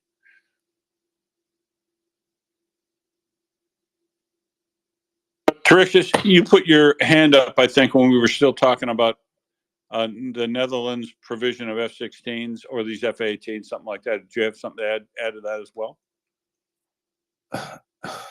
No, I put my hand up on the 8, but I have something to say about the F-16s because it's driving me mad. I know, pretty sure. I am pretty sure that the training is over. The guys are ready to go, and something is keeping them from not going into Ukraine, and it drives me up the wall. They've been training for almost 2 years now. They've been in the Netherlands. They've been to the US to do combat missions training. Now they're in Romania. They're in Romania because that's the last step to go into Ukraine, and they're waiting on something, and it's making me crazy. Repair, maintenance and repair. I don't believe it. I think it's a political thing again. Yeah, political will. I think they're waiting for every anti-aircraft, anti-air defense system in Ukraine being taken down because we are afraid to lose one F-16 or something. I think that's the rationale behind it. While Ukrainians die. Yeah, exactly. Yeah, it is very cynical when you get to look at some of these political stoushes and what it's looking at on the ground. I see Norma has joined us. Welcome from Townsville up in northern Queensland, somewhere there. Tell us about your conversation with the newspaper. Thank you. Yeah, well, look, I just contacted my newspaper and I told them what Tony pointed out to me, and I didn't think about it myself, of course, because I'm not I'm not a war expert or a military expert. But I just I've contacted them and they were very helpful. So they then chased them up sort of the next day, and then after that, just literally a couple of minutes after that, Tony phoned me and said, "Look, I've just gone online and the jackets have been pulled offline." So then I contacted the newspaper and said, "Look, the jackets are no longer there. Can you tell us? Can you let us know why aren't they there? Why have they been pulled off from the auction?" And the newspaper guy said, "Oh, look, we did contact the government, and so we're just waiting for their reply." So so I reckon somewhere in the process, the sort of in between, the government did actually interfere and halted the jacket sales, so because we were going to expose the government, to say, like, why are you why are you auctioning off these jackets? They could be really useful in Ukraine now. So anyhow, but I wanted to get back to sorry, I've forgotten the last person's name. Torixis, was it?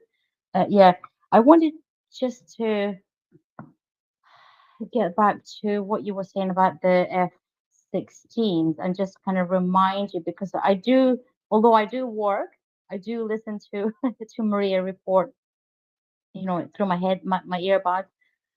As soon as I wake up, basically, I'll plug into MriyaReport. So I've been learning a lot of things about military things and a lot of stuff about politics as well. And so we had there was a guy on this space before. He's from Odessa, and he was saying that there was a lot to be considered before receiving the F-16s. For example, there's one thing he pointed out. There was the Ukraine needs to start building runways for the F-16s. That was one of the things, and the other thing was about building storage for the F-16s. Despite the fact that I know what you said, that Ukrainians have been training for a couple of years, and yes, that is true and that is correct. But now that they know that they will be getting the F-16s eventually, that Ukraine now has to, do the other things like I've just mentioned, the runways, the storage, they need to consider the fact about now Ukraine is going into very, very harsh winter, by the way, winter conditions. So that's got to be taken into the factor. So I think that is why maybe there is a hold up with regards to F-16s. And like I've mentioned before earlier today, I did listen to Chuck Farr's bullet points this week, and somebody asked Chuck, look, if Ukraine gets the F-16s, is it going to be really helpful? And he said, yes, of course it will be helpful. Of course it will be helpful. But what Ukraine needs now is the long-range missiles, long-range HIMARS at the moment. ATACMS. Sorry. Thanks, Will. Thanks for jumping in. Yeah, ATACMS. Again, like I'm learning this. I don't know anything. I'm just like a Ukrainian hippie, basically. So yeah, who cares about Ukraine a lot? And yes, and the security for the whole world at the same time. So yeah, so that's what I think.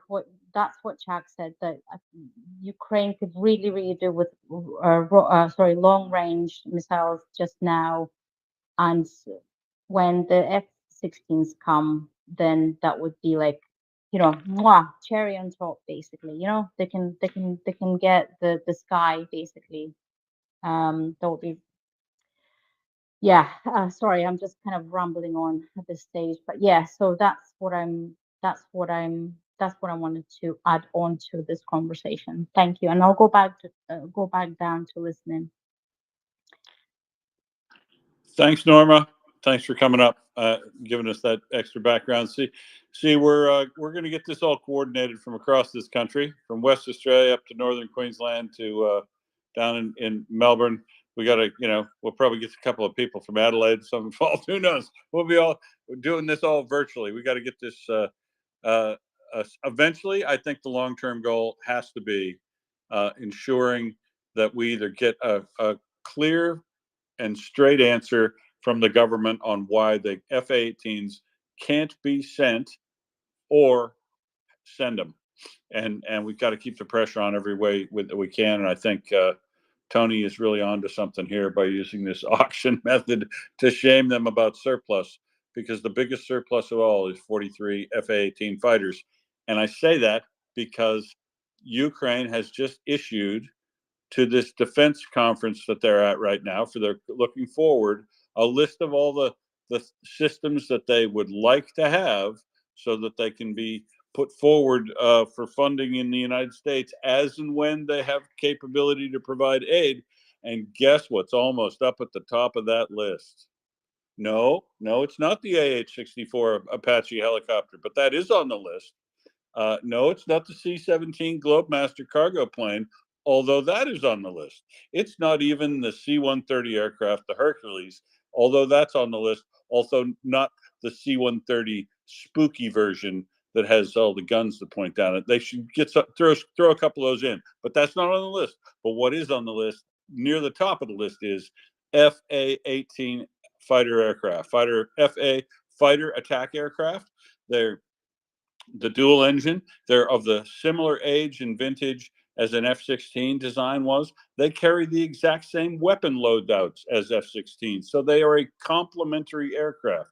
They're made to fly on, or land on runways that are shorter and maybe a bit more debris on them than a runway that an F-16 can land on, and they carry a slightly larger loadout because they're a dual engine plane. I think they go a bit slower, a little less maneuverable because they're not a fighter aircraft; they're a fighter attack aircraft.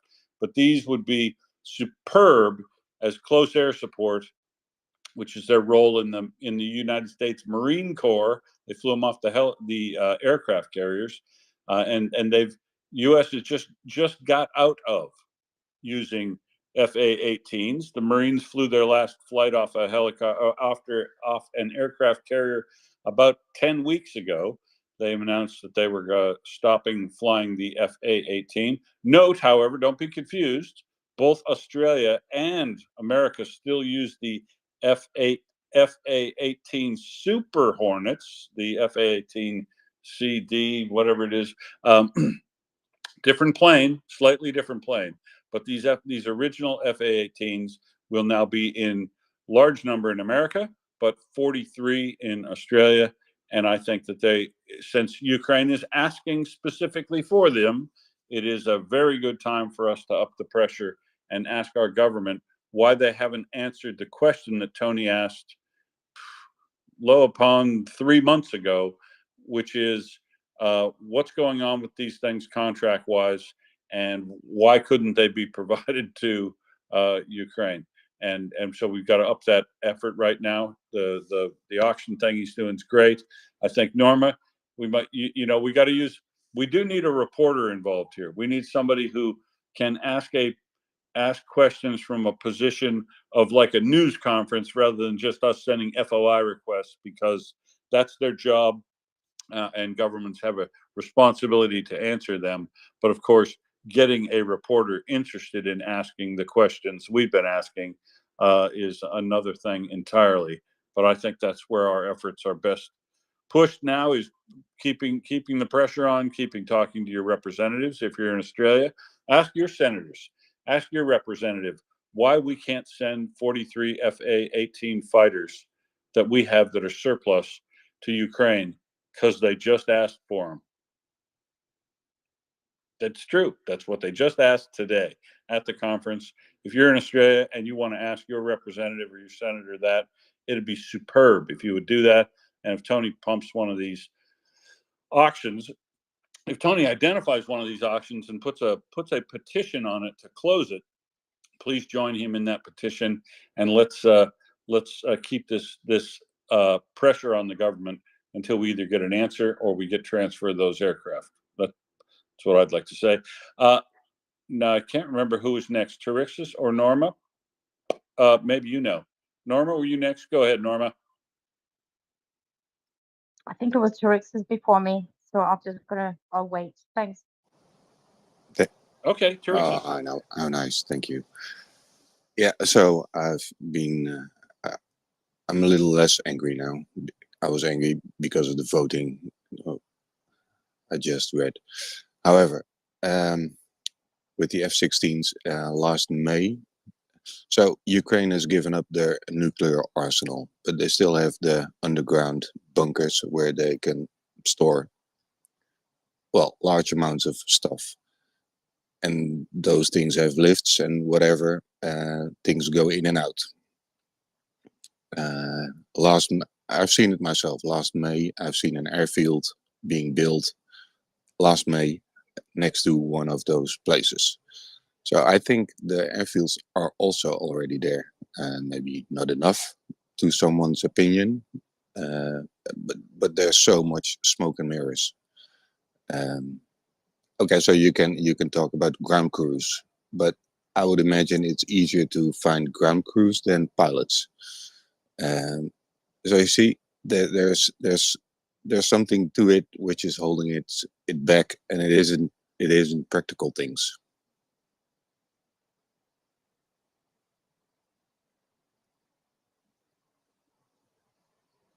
That's true.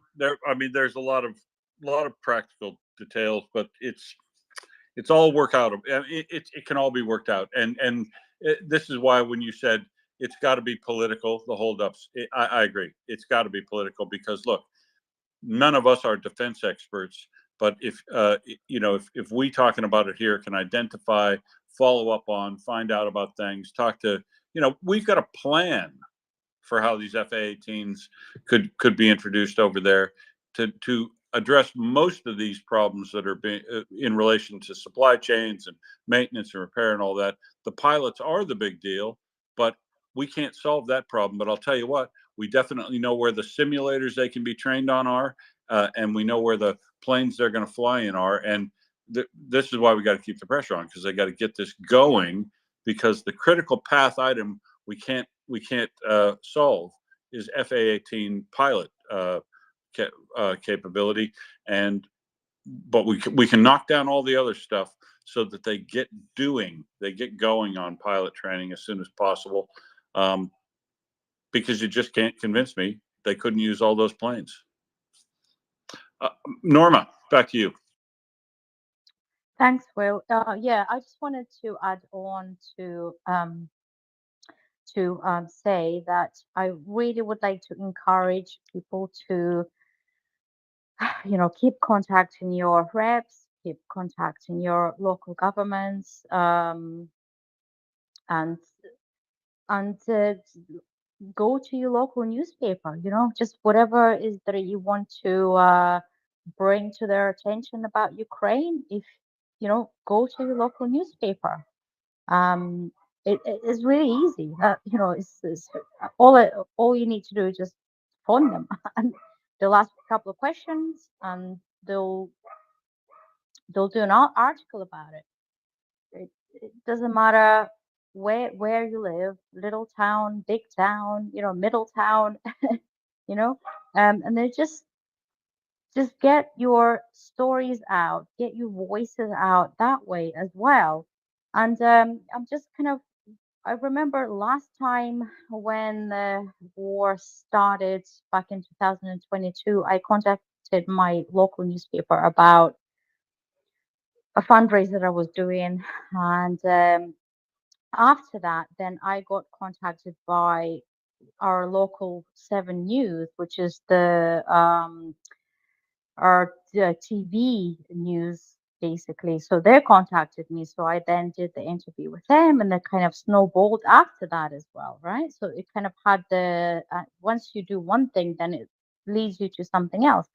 Then after I did the interview with 7 News, then my local church contacted me, and they wanted to they they they they wanted to start donations to Ukraine for clothes and toys for the children, all that kind of stuff. And they did do it. And then we then did organize that. So I would like to, keep in mind, just keep, if you really support, Ukraine, and if you, who are fighting for freedom, not just for Ukraine, but for basically the rest of the world, the rest of us at the moment, then just do this one little thing. So call your rep, call your local government representative, contact your local newspaper, and then that will snowball into something else. And yeah, just keep doing what you can to Whatever you can do. whatever you can do. That's right. Sorry, Will. I've been awake since like 5 o'clock in the morning, and my brain doesn't work anymore at this time of the day. But yeah, That's all I wanted to say. Just keep at it, and it's not that difficult. It's not that hard. It's not that difficult. All you got to do is pick up your phone, type that email, leave a message or whatever. But just keep remembering what Ukrainian troops are going through at the moment at the front lines. They're in the mud, in freezing cold winter time at the moment. Fighting for freedom for all of us. So yeah, on that thought, I will go back to listening. Thank you. Thanks, Norma. Thanks for your input, and yeah, I agree with your message for sure. Do what you can. Retweet the space. Provide a donation to MriyaReport. Contact your representative. Contact your senator.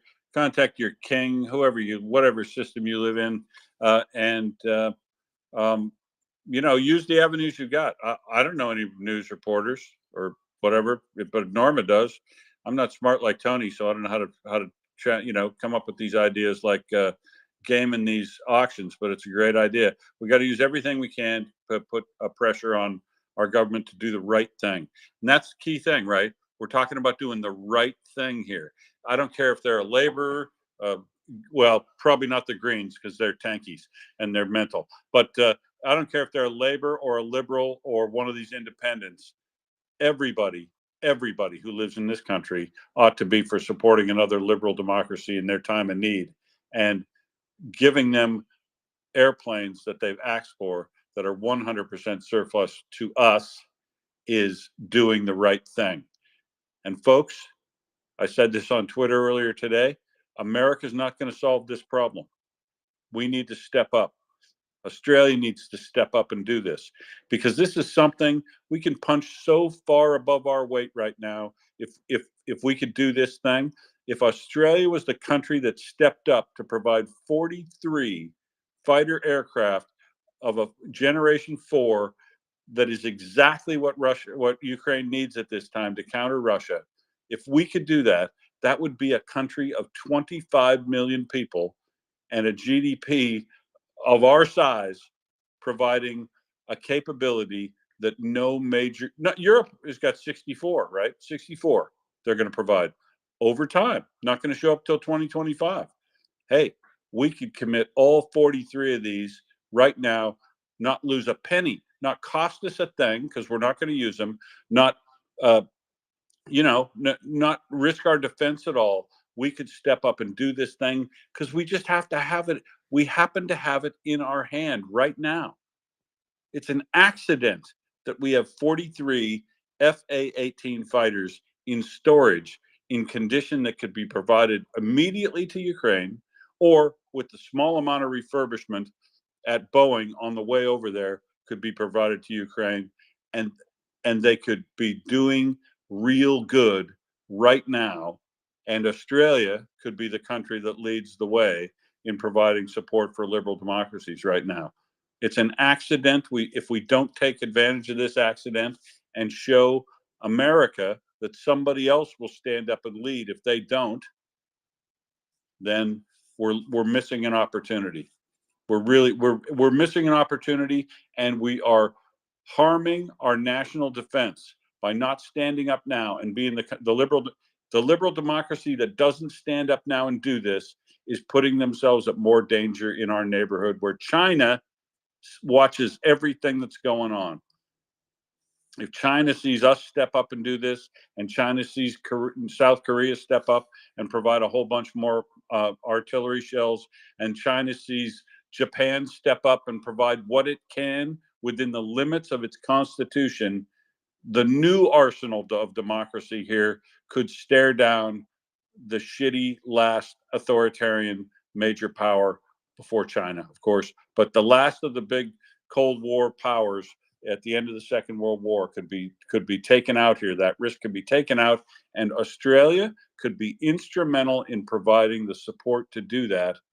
So far, punching above our weight that it would be the most amazing punching above our weight we've ever done.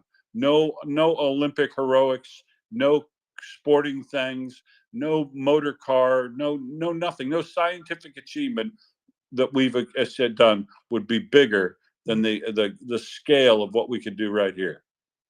We could provide 43 fourth generation fighter bomber aircraft to Ukraine that would augment the similar number that they're getting from Europe in the next year and be significantly affect the capability of Ukraine to have a decisive military victory in the next year. It's a realistic, I'm not talking about fantasy here. It is a realistic potential that if Ukraine were to get these fighters and fighters from European countries in this next year to provide them an air force like they're missing, along with the attack and the long range strike capabilities that Norma was talking about, and they get the bullets they need every month. You know, we don't need America to finish this. I'd like it, but we don't need America. The world doesn't need America to solve this problem. It's just Russia. I mean, at this point, I literally am saying that, folks, this isn't like taking on China or taking on Nazi Germany. This is just taking on Russia at this point. And Ukraine has sorted half of them out already, half of them.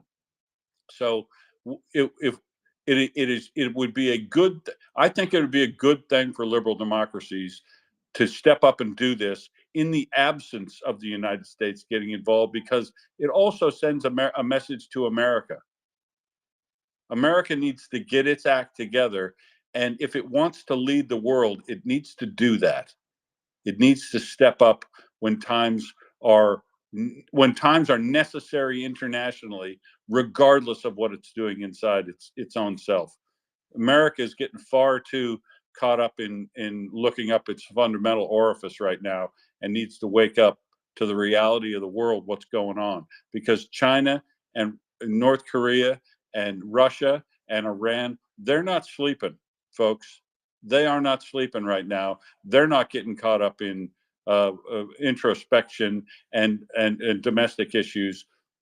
They're putting armaments on trains and sending them to Russia so that they can kill Ukrainians and win this war, so that all the authoritarians then have the license to do whatever the hell they want on their neighbors.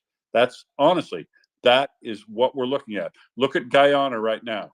Do you honestly believe that Venezuela would ever consider taking over, quote unquote, traditional lands in its neighbor if Russia had already been put in its box here and China had been contained?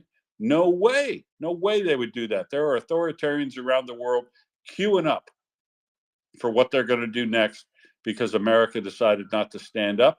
So the rest of the world needs to stand up and show these authoritarian assholes that in a case of somebody like Russia, we don't even need America to sort Russia out. We just need to collectively all get our acts together and provide what we can do to solve this problem with Ukraine. And solving that problem with Ukraine from Australia's perspective could be instrumental if we were to provide FA-18 fighters to Ukraine. Prove me wrong. Prove me wrong. All the time that we've been talking about this, all the people they're all clapped out. Oh, they this. Oh, they haven't asked for them. Oh, there's no parts. There's no this. I'll tell you what, every excuse that's been raised has never been proven, and no one has proven me that they couldn't make use of these planes. And they've said so themselves in individuals, and now the government has directly made this request into this conference in America. Prove me wrong for every child. Oh, well, you were just so sweet. I absolutely fell in love with you for the first part. And then when you got to the prove me wrong part, I have to tell you, I'm an American. I live in America. I never left America, even though I tried and England wouldn't take me. Well, I know you're from Arkansas, and I know I kind of offended you the other day when I talked about the end of the American leadership. But to be honest, No, Will. I'm not from Arkansas. I'm living in Arkansas. I'm a Texan. My family's been in Texas since before the Alamo. Both sides, both my mother's family and my dad's family. and We are is that better? dying. Is that better than being And from Arkansas? hey, you're damn right, because we've got more political clout. Not only that, more than 100 members of my family graduated from North Texas University, and my uncle was one of the outstanding alums honored for the centennial of North Texas University. So do not mistake me. And LBJ was from Texas. Absolutely. And I asked my mother why she voted for him when she knew he was a crook. And she said, well, he was a Texan. And he was a head kicker that could get things done. If LBJ was president of the United States right now, you can bet your ass there wouldn't be any of this shenanigans going on in the GOP right now. He'd sort them out. So now that we've got the record straight that I'm not from Arkansas, which has minimal political clout, and I am a native Texan, which has maximal political clout, I do not have the on the ground voice of a Texan because I'm not there. And because I haven't yet gotten my phone number changed from California, which enrages every Republican in the country. I have to get an Arkansas phone number just so I can keep people's blood pressure down long enough to talk to them. Nevertheless, all of that aside, you said, prove me wrong. There is a co-host who that's his wheelhouse. That's his forte. And go ahead, say, prove me wrong while he's sleeping. There's nothing I can do about it. It's not my wheelhouse, but there are people who can prove you wrong on a number of points. I just don't know which ones they'll work on. Now then, that's not why I raised my hand. I raised my hand to thank you and tell you how proud I am of most of what you said. Nothing to do with America, but everything to do with Australia. You did brilliant work. Now, here's the thing. Instinctively, I know that there are missing steps that MriyaReport can take to be more effective. I haven't really discovered them all. I just instinctively know that they're there, and you helped me see one of them tonight. Congratulations, you've done a beautiful job. Here is my take on a baby step that you brought to my attention. MriyaReport is primarily involved in fundraising and fighting disinformation. But what you touched upon was the opposite of fighting disinformation. It was investigative reporting and getting rid of roadblocks that nobody knows are there. All right, we are not reporters. We do not have those skills, but let me see if I can spot her name. My eyes don't focus too well while I'm talking. I think it's Norma. Norma is not a reporter either, but she's shown exactly how we can be effective locally on the ground with newspapers, because MriyaReport is getting background information that reporters do not have. And the crux of the matter is, how can we get that information to them? Norma showed us one avenue for that is to find out where there's a lot of questions to be asked, and then to contact the local newspaper in that area. That's just an overview of the flip side of the coin to disinformation to investigative reporting, and throwing light on things that need to be unraveled. It's not the same as disinformation, but it is definitely really important work for Ukraine. So my hat tip to you. I'm really proud of you. You're totally bonkers on the United States, but I do have one thing I can say about that that is my wheelhouse. One country should not be more important than another. It should be just like Maria reports, where we all have work to do, and we are all valued. It's not. There are no leaders here. Everybody's pulling their own weight wherever they see they can do something. I think the countries have to be more like Maria reports, where they're all doing what they see they can do, the way they see they can do it, and that there's no leader of the world, that we're all in it together. We all need each other. The United States is needed as much as Australia is. I know that Ukraine is fighting for its life. I also know that the United States is fighting for our life. We're doing it in the political arena. Russia is attacking Ukraine. Russia's attacking the United States. Russia thinks if the United States can be overrun, all of the rest of the world will fold. Well, I have some hope that that wouldn't happen, but nevertheless, the United States is important enough for the rest of the world to recognize that Russia is attacking all of us, every single one of us. The United States isn't alone in that wheelhouse. We're all on the same boat there. Slava Ukraine. Thanks, Dreamy Child. Something wrong. How are you? Yeah, not bad, thanks, mate. Yeah, I totally agree with you that Australia should be doing more, but it occurs to me that you would know as well as I, like in Western Australia, the Ukraine war is just about non-existent. We're lucky if the TV, which is where most people get their information these days, even mentions Ukraine.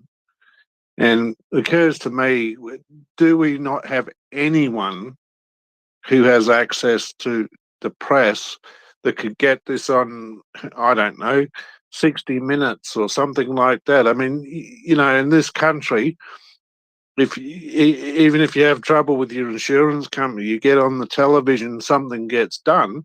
But people, and I find from talking to people, they're completely oblivious to the situation. They have no idea. And you ask these politicians on Twitter, and they don't want to communicate with you. They just want to tell you something, and they don't want to listen to you. So how are we going to get this out in the media so everybody can say, wow, that's a massive problem, and start talking to their politicians and get something done about it? Because at the moment, the war practically doesn't exist in this country. And I'll put it back to you. And Tony, something wrong. You know what? You are right in the respect that I thought we were doing pretty well before October 7th with keeping Ukraine stories in the news, even on the television news. Unfortunately, only the ABC and the SBS, of course, which aren't watched by a lot of people. But I thought it was relatively prominent. Given that you're never going to get Australia to watch something as often as we would like. But I thought, they were doing 2 or 3 mentions a week at least in the SBS and ABC, and I regularly saw stuff. Gaza has really drowned things out here, and then the protests, Palestinian, that stuff has really drowned out Ukraine in the press, which is exactly what they wanted it to do. Exactly what Russia wanted it to do. That is their entire interest in the Hamas thing. Their support for it, and any intelligence support that they gave for it, and the coordination of their disinformation campaign was designed to do exactly that. Take Ukraine out of our view, because if you're not looking, you're not caring, and that's that. So you're definitely right there. So, but the answer is, Tony. The answer is what Norma and Tony are doing right now. It's a multifaceted approach that you have to take. I agree that the politicians putting stuff out on Twitter and things, they're just pushing there. They're not listening. That's not an engagement tool for them. You have to engage with your representatives the old fashioned way. Go to the coffee clatches they have, or show up at the localized events where they're going to have, attend their office during office hours in your local district, and use the email and telephone to send get messages to them. And the reason why we have to do that right now, Tony, everybody here in Australia also needs to do that, just like the Americans need to do right now, because you got to be on their call sheet when they do get a call from a reporter, right? Because if you could get 10 people in your electorate to ring your representatives regularly, just ring them or send them email. Oh Christ, we got another message from something Wong there. If they knew that those were on the record, even if they didn't do anything about it, then once this other campaign that's going on to shame them and bring up this petition thing to get them to pull auctions, and then we can use a pulled auction as an example.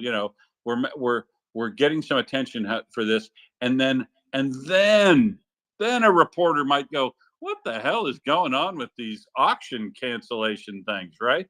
What are these people doing to try to, what are they on about? Get them to ask a question, get curious, and then use their power as reporters to ask the questions that really need to be asked, which is, hang on, why isn't Australia providing the support to Ukraine in the military form that 73% of Australians support? Why is the government not doing something that 73% of the Australian population get? They get it. Why isn't the government getting it? So, you have to, the multi-approach. People are going to notice this thing that I guarantee you, people are going to notice this thing Tony's doing on getting these auctions canceled, this little harassing enterprise that he's got going. It'll get their attention, and they'll get their attention, and then they'll talk to somebody in the DOD, and the DOD will talk to somebody in the department, in the minister's office. And when Richard Marles's office gets involved in it, the Minister of Defense, then somebody's going to go, hey man, this is starting a bit of a weird stir here. The Department of Defense is so goddamn secretive that any attention brought onto them, they are going to be hypersensitive to. And then if we can just get some brave reporter to go to a news conference and say, so we're done talking about all these AUKUS plans and whatever, Richard Marles and Minister, they'll be talking at something like that, but it'll be a news conference. And because it's a news conference, a reporter can ask any question they want, and they can say to Richard Marles, Defense Minister, I note now that Ukraine has just asked for FA-18 fighters to be supplied sometime from the Americans if they can spare some. We have 43 of those in storage in Williamstown right now. Why couldn't Australia be supplying those FA-18 fighters to Ukraine now rather than waiting for the Americans to do so? That would be a brilliant question to ask. I mean, honestly, that would get national. If somebody covered that from the Beetaloo B or whatever, and stood up and asked that question, I guarantee you to be on all the 7, 10, 9, SBS, ABC, it'd make the national news. And if it made the national news one time, boom, you cracked it. And I put both Norma and Tony in for Australia Day honors as people for, that started something that tore down this iron wall of lack of transparency in the MOD or a Defense Department, and got us to do something that was the right thing we hadn't done all along. I mean, this is Australia. We can do this, folks. This kind of stuff happens all the time, right? Because you know what? Because people like Tony, we're not going to take no for an answer. They owe us an answer.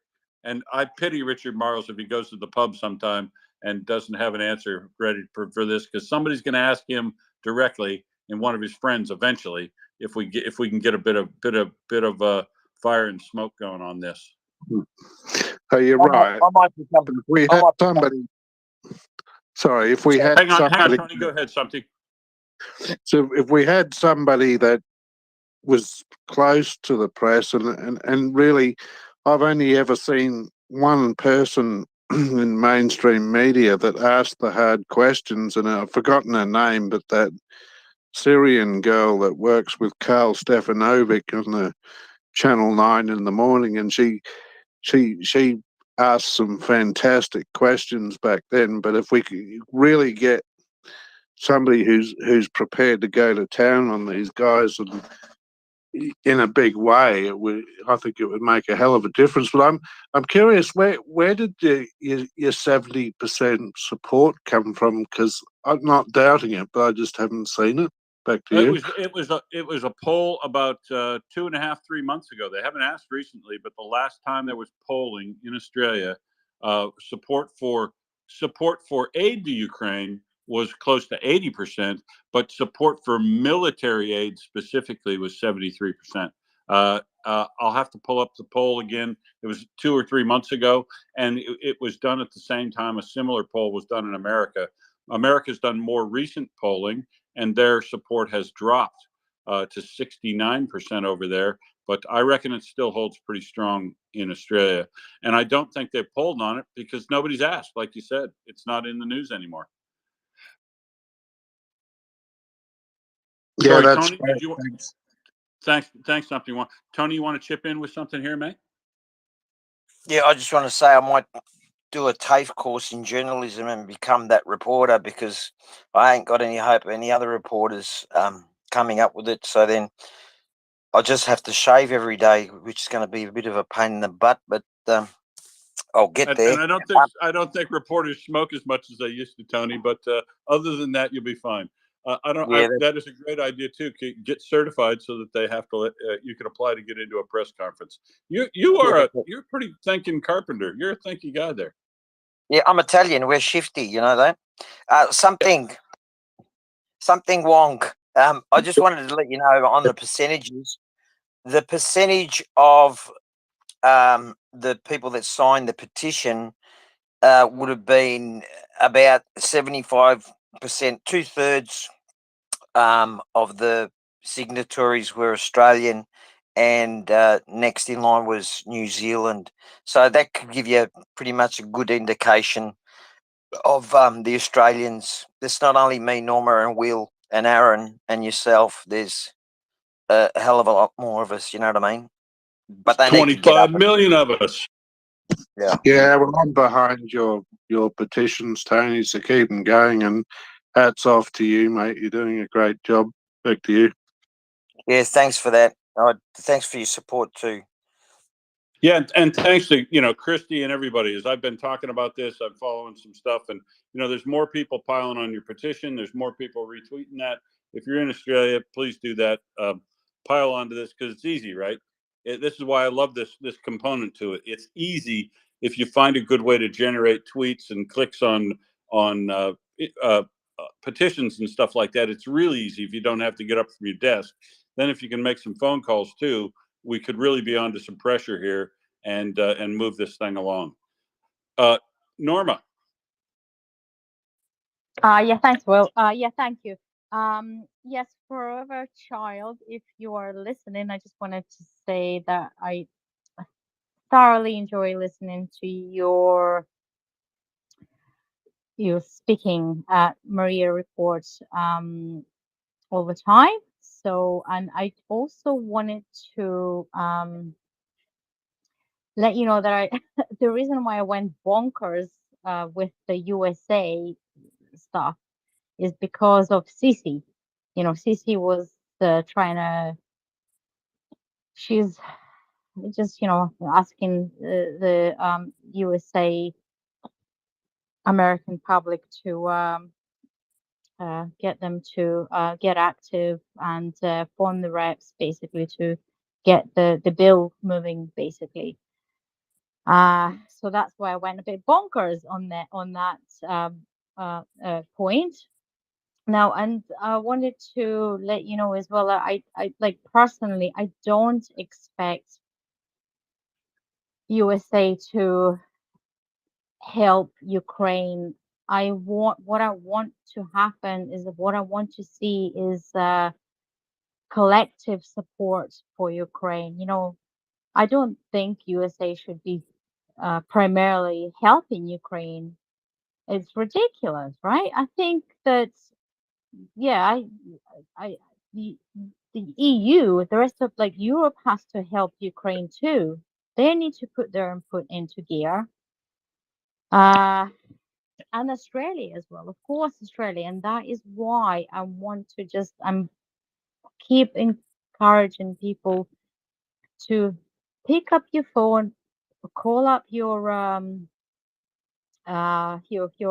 local government, use your fingers, type an email. As easy as that. If you want to somebody, I think it was something wrong, said he doesn't know anyone press locally, and all you can do is it's very simple. You just look up who's like, what newspaper do you read? I read Bulletin, which is my local newspaper. So then what I did is I found out who's the press dude, the main guy that writes articles for my local newspaper, and I just contacted him. It's really easy. You just go online, look them up online, get the number, get their email address, and it's just simple, right? It's really, really easy. So I think Australia is a lot, like I've just gone online as well, and last time Australia sent anything to Ukraine was July 2023.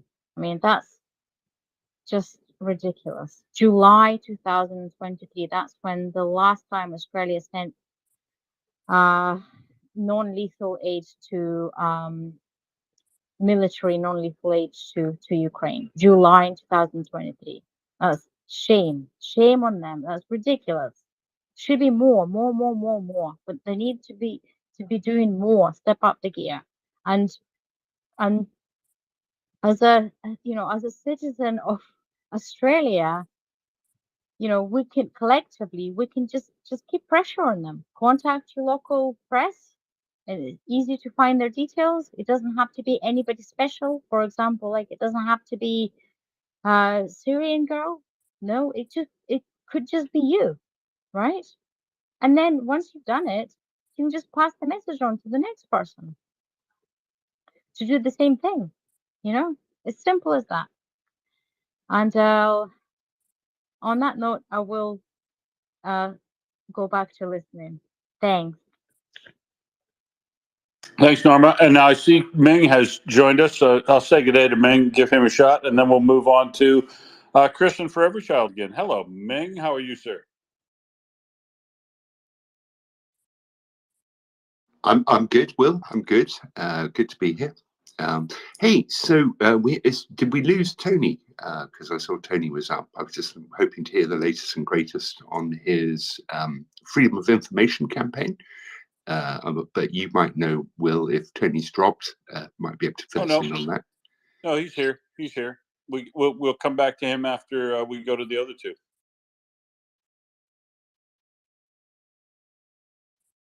Unless Tony, have you got to bug off right away, or can we take these other two questions before you answer Ming's question?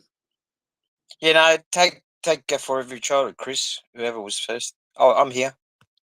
Chris, go ahead. Say good morning to you. Hello, Chris. And then For Every Child. Go ahead, Chris. I have to go real quick, but take care, everybody. I'll catch you later. Cheers, mate. Have a good evening. Cheers, mate. All right, Chris is currently underneath 4 to 5 dogs at this point, probably. And so For Every Child, we'll come back to Chris. Yes. I just love the way my thoughts are stimulated, but I'm walking around without taking notes. So I'm going to focus on the last thing I heard. Norma, thank you so much. I appreciate all that you do, and I appreciate your contributions. I'm not going to go down the America rabbit hole because I do that often enough. But Chris, Will, you just mentioned that Chris still has a petition, and I'm really feeling like referring back to Amanda. Is it Amanda Smarty Pants? Is that her name? Amanda somebody who's doing a group to post just a daily thing to boost for Congress, and that is now become invaluable because it's once a day, and I can go to it, and I'm online virtually 24 hours, and I can go back to it at one location. My timeline moves so fast I could never find it in a timeline, but because she's got it in a group that's it comes up in a special message section that's easy to find. If we could do the same thing with any specific topic specific things, and what G-Man is doing and what Chris is doing, those are petitions. If we could have a group that's topic specific on petitions and that would just post once a day, it would be easy to go back and pick those things up regardless of what time zone we're in. Since it's helpful for me to do that, I think it could be helpful for other people as well. Just off the top of my head, Chris, I hardly ever see anything you do. It just doesn't show up. But if things that you need really boosted and given a lot of attention show up in a group like Amanda has put together, I could be much more effective. Slava Ukraine.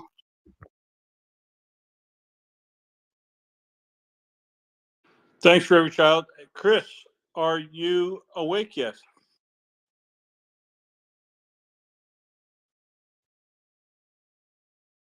No, he's not. So, Tony, give Ming the update on the FOI request and where that appeal is, or is a new one going to have to be put in, and have they responded to the appeal as yet, or the extension? Yeah, no worries. Okay, Ming, how you going? Good to see you back. So I've put sent off a request for an extension of time on the time to appeal, which is I'm allowed to, but it was a few days late after the 18th, which, if you know, they had to come back to me by the 16th of September, and they got back to me 2 days after their own deadline. So then I put in the reason why I'm putting it in late, that I was overseas without, good resources, internet, research materials, communications, such your phone and stuff, and asked them if I can be given that extension of time to appeal. And I've heard nothing at all. So what I plan to do, we're going to knock heads together and put in a new FOI, because the contract has ended now. So I'm not going to ask about the details of that contract they had with Air USA or anything else. We're going to ask, was the contract executed or was it rescinded? Where are the FA-18s? Can we buy one? So we'll work it out what we're going to do. So we're going to put in a new one, but I won't be giving them extensions of times like I did, because look at what they've done with me. They've just ignored that email because it's been well over a month. Yeah. So, Tony, Sean, quick question on that. In terms of putting a new one in, how does this work? I don't know exactly freedom of information stuff, but is it like you get one shot at it, and because you kind of missed the extension, the deadline there, would it make sense for somebody else to front it for you, is what I'm thinking. So it looks like a totally new one from somebody else, completely different. Yeah, that could happen, because they can't knock back. So let's say Will's but they're request. different. But they are different questions So they can't say ask and they cannot say asked and answered, Ming, because it's actually a different question at this time about the status of them, if anybody has any claim on them right now, and could we buy one for sale? Could we buy one? And and does it come with a simulator? And just another thing, they're just public servants in the Defence Department. Yeah, they're supposed to answer me. Do you remember in the emails they're asking for 2 extensions of time to answer questions that we already knew, but then they redacted everything. When I gave them that first authority, okay, you can extend, I said, seeing we're here, I asked them a whole lot of bunch of questions, 5 or 6 questions, but never got a response on, oh, thank you for the extension of time and here's your answers to the questions, or we'll look at them and give it to you at the end. So you're just dealing with robots and public servants who are robots, if you know what I mean. Will, Ming. Yeah, no, I know exactly what you mean, Tony. Either way, we'll hit them with another one, and we can only. That's not going to cost anything. It's just an online form and questions, and yeah, Will, why don't you do one yourself? Well, I may well do one, but I prefer to coordinate it with you. But I can also probably submit one myself. But I was following and piling onto yours. But yeah, we could all do one. Multiple people could ask the same request. I don't know if that would be helpful in swamping that system. Given how slow it is already, but they might use it for an excuse not to answer anybody. But all I want them to do is start answering any questions, because their stonewalling is very tedious. Now I see we may have woken Chris now up, or he's done dug himself out from underneath a pile of dogs. Chris, are you ready? Good morning. Yeah, sorry. The phone keeps going this morning and that cutting the sound off, so I have to restart or drop down and come back up again. So whoever keeps bringing me back up, thank you for that. Sorry about that. Just the way it goes. No, I was just going to say great work, Tony, and to all you guys in Australia and that. Just as a simple thing, if we could have some good tweets from you guys copying the Australians that matter, those ones that are on Twitter, and let's have a bit of a free the F-18 campaign over there, just to start, just to help you get the word out there, guys, but fantastic work there, Will, from the Australian team, who of course are part of the Five Eyes and therefore very connected to the USA, Canada, the UK, and New Zealand, of course. So yeah, that's good. Will, I totally agree with you in terms of we need, and I think Norma said it as well. That it's. I don't know what's happened in America. I saw. I did see that Andre Yermak has been tweeting out a load of things, Will, which I've copied you guys on and that, or tagged you guys on. And so he seems to, while all this stuff has been going on, he's been having some good meetings over there, apparently, in the USA. Seems happy. So I don't know. I also noticed that Lindsey Graham has started to say not only I must have secure border, but obviously we should be providing funds to Ukraine and Israel as well. So, Mr. Flipper Flopper, thanks for that. But yeah, I think the rest of the countries, the coalition of the willing, does need to stand up, Will, right? And just being mercenary about it and that, right? Let's get in there and get all the business, because if the Americans want to mess around, Will, we can do it. We can get in there. British Aerospace is in there already. Babcock is in there in Ukraine already with an office on the ground and that. You know, yeah, you're right. Let's have the coalition of the willing step up, Will. And thank you for everything, guys. Thanks, Chris. Yeah, I mean, it's necessary, right? I mean, Ukraine needs the help now. And so whoever's interested in getting stuck in now and getting them the support they need, we just have to do that. You have to work the problem where you can in things like this. And we can't do anything about what's happening in America, but we can do a lot about what's happening here in Australia. And Chris, to answer your question, Tony and I do tweet out, but I don't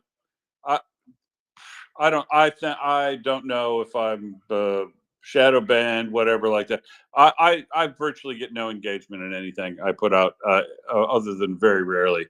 So you're probably not going to, but I do regularly tag the powers that be here and my representative about issues that I'm going on about. And like Tony said, or somebody said, I think something Wong said, you know, they never respond to those things. It is amazing, though, that we periodically get responses from, you know, the likes of Mick Ryan or Vasyl Miroshchenko, they're Australian. I get more response from the bloody Australian, the Ukrainian ambassador to Australia provides more feedback than any of my government representatives so far, Chris, would be my take. And absolutely nothing out of the Department of Defense, not even an acknowledgement that you're alive. No, if I could just jump in there, though, Will. But no, listen, right? All I'm looking for from you, right, is like the foundation of it, right? And what we need to do as well is we need to mix our tags up, right? So we need to tag some of the key press, like you just said. We need to tag people like Mick Ryan and all the rest of it. Will, we just need to mix it up a bit, you know, because as was quite rightly said there, Norma was trying to contact the press and that. Well, you know, we'll just make it into a bit of an issue over there, Will, you know, and so that's all we need is like the foundation to work on. Don't worry about your reach, mate, because we'll boost you. We'll stick a couple of super buff 200 booster rockets on you. Yeah, that's good. Well, the smart thing too, Tony often does when he puts like one of these auctions, one of these petitions up that needs boosting, is he'll often tweet, you know, he'll tag MriyaReport and something like that. So hopefully we'll all, well, I see Tony's stuff, and yeah, I'll retweet and mention it on here and you know, tag it myself. But yeah, we'll get it up. The other thing we have to do is who are fantastic on pumping stuff up. Probably one of the best, most effective NAFO groups I've seen is the folks from NAFO Australia. Some of which also listen in here. We can engage them to get help us pump stuff up as we move toward this, so that we get, as you say, as broad engagement as possible. Dan, you've been waiting. Will, and to add to that, you could maybe get Drew Pavlou on board. He's got like 70,000 followers. He makes a fair bit of noise. He does indeed. I love a bit of Pavlou noise periodically. That's good. That's a good point too. Dan, you've been waiting a while. Yeah, just a few minutes. I woke up and you were talking about Australia in the media, and Chris, I like your idea. Anyways, yeah, one of the things over here that pissed me off earlier today, I was watching of course, he had a myriad of press conferences today about different subjects, but the president got up and talked about specifically about that aid bill and what was happening in Congress and the need for it to go through and stuff. And towards the end of the conference, he started taking questions, and he took a couple. And the first one, right off the bat, wasn't about the aid bill. Some reporter came out. Yeah, this is when I was thinking of mockers, and I wanted to do a fist cock back. I'm not a violent person, but the guy asked some Russian bot question about Biden's family connection in China with money and all this other crap. Nothing to do with the bill at all. And he deflected it and told him right out, you know, that's a lie, and I'm not going to even discuss that. But this is what's going on here. We got media that they don't even stay on par with the, you know, the particular subject that's going on with a press conference. They try to deflect everything constantly. And if they're looking for nefarious activity, you don't need to be a conspiracy theorist buff to recognize. Right. The Heritage Foundation is spouting Russian propaganda. The Heritage disgusting. Foundation has been funded by the Hungarian government, as exposed by Randy Moth, and the Hungarian government is in league with Russia to spread disinformation, and they're giving that information to the likes of Marjorie Taylor Greene, Lauren Boebert. They're literally repeating Heritage Foundation garbage, which is Russian talking points. And no, why wouldn't the press pick up on that? Because it's easy to track down. Yeah, right. Then another reporter came on and that started talking about the campaign with Trump. I mean, come on. They were talking about the aid bill. It's just frustrating as hell here. All right. It is. I sense your frustration, and you know, you don't ask me. That's why I moved out of America 35 years ago. And I agree with Chris. Those are the guys we need to tag. You're probably right there for sure. Chris, back to you. Yeah, no. Well, thanks, Dan. And yeah, I was just going to say, can you imagine? You know, like when people ask Trump questions like that, what's Trump's response to that? You know, to a certain extent, to that, you know, Biden is just too nice. That, you know, because you know you could just, yeah. Do you agree, Dan? Absolutely, absolutely. I agree. Yeah, I mean, a lot nastier. Yeah, exactly. Well, you should just like, you know, put them straight down. I mean, which he did to a certain extent, but yeah, it's he to me, it's just to me, it's just too nice at that, you know. So, what was I going to say? Oh, okay, I can't remember. Sorry, it's gone out of my head. That's all right. It'll be back for every child. Okay. Speaking as one American, but not for America, the quote unquote reporter that asked that question was a MAGA plant. He was put there to redirect the whole conversation. He was not quote unquote the press. Now then, that said, Tony said he wanted press credentials so that he could ask questions. If MAGA can redirect conversations, so can MriyaReport. MriyaReport had press credentials in Ukraine at some event recently. So MriyaReport does understand how to get press credentials. Now, Tony, I don't know if you're able to hear me, if you're still listening, but when I was in the communication school at SMU in Dallas,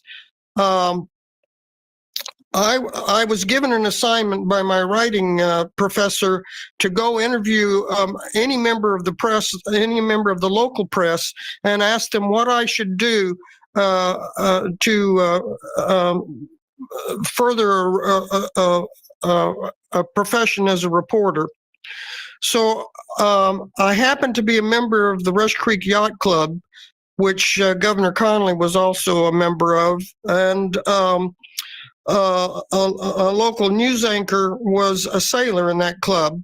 So I tapped him over lunch one day, and I said, "I've got this assignment from SMU to interview someone in the media. Would it be all right if I interview you? And is there a time that I could do that?" And he said, "We're here now. Just have a seat and we'll talk." And so I asked him the question I was given to ask: What should I do to prepare to further my abilities to be a reporter at some point, which I never did? And he said, "Well, the thing is, anybody can learn to write in 6 weeks. So to further any career in reporting, you have to know something to write about. We in MriyaReports know something to write about. Tony, and so you've got a source. It only takes 6 weeks to learn to be a reporter and write. Get on it. You've got it. You've got it, and you can be the person asking that question that redirects the conversation, just like that MAGA plant did. We can do the things that need to be done for good if they can be doing the things that are being done for evil. I'm hearing you. Thanks for every child. I'll take it on board.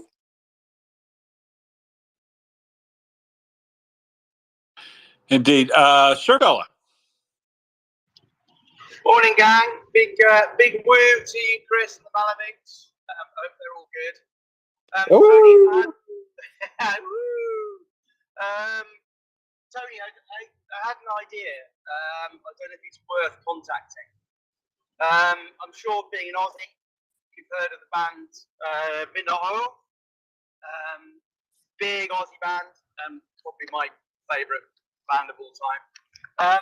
Anyway, Peter Garrett, the lead singer, and Rob Hurst, the drummer. That's the last kind of few gigs they did in the UK. They were wearing T-shirts in support of Ukraine, and I do believe Peter on stage called Putin "See you next Tuesday," which got a rapturous round of applause from the crowd. But he's a ex-member of the Aussie government. I think it was the Green Party he stood under, but he was in government for... Nope, Labour. He was the Labour member from Maruya. That's it, Labour. I couldn't remember if it was Labour Marubra. or Green. But he was environment, I think, wasn't he? Correct. Labour Minister of Environment. Yeah, but 14 years in government, I think, before he came back and rejoined the band. Anyway, I wonder if it's worth contacting Pete, because he's obviously got some insight, having been a government minister, basically pro-Ukraine from the T-shirts and what he was saying at the gig, and the band are not playing any gigs at the moment, so he might have a bit of time in his hands. I wonder if it's worth reaching out to him somehow on social media.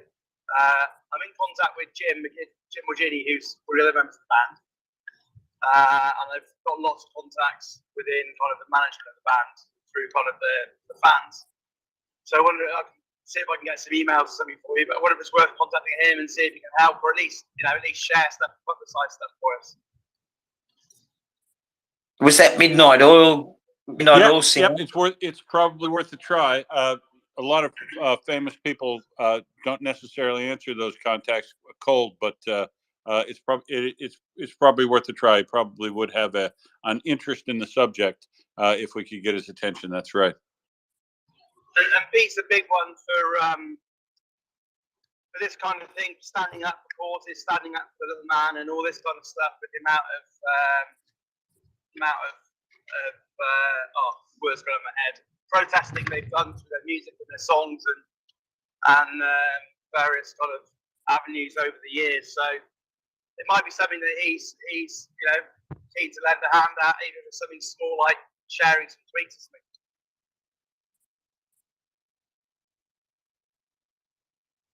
Yep, fair enough.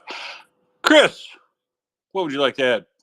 Yeah, no, I was just going to say for every child and that, but she may not have realised it, but there were 3 or 4 approved MriyaReport press people at the expo in September, Will. So those people were nominated by the powers that be in MriyaReport, and they were officially press. They could go, they had a press pass. They could go into the press lounge. They also could go into the VIP area. Basically, they could access all areas in that expo and that. So that is actually quite easy to do. I mean, I don't know how easy it is to get in the audience for the president, but it is fairly easy to prove that people are MriyaReport, if you like, press, right? But obviously that those people have to be careful what they say because they're, because obviously they are basically speaking on behalf of MriyaReport and that. But anyway, that's a very easy thing to do. Sir Fella, I like that idea.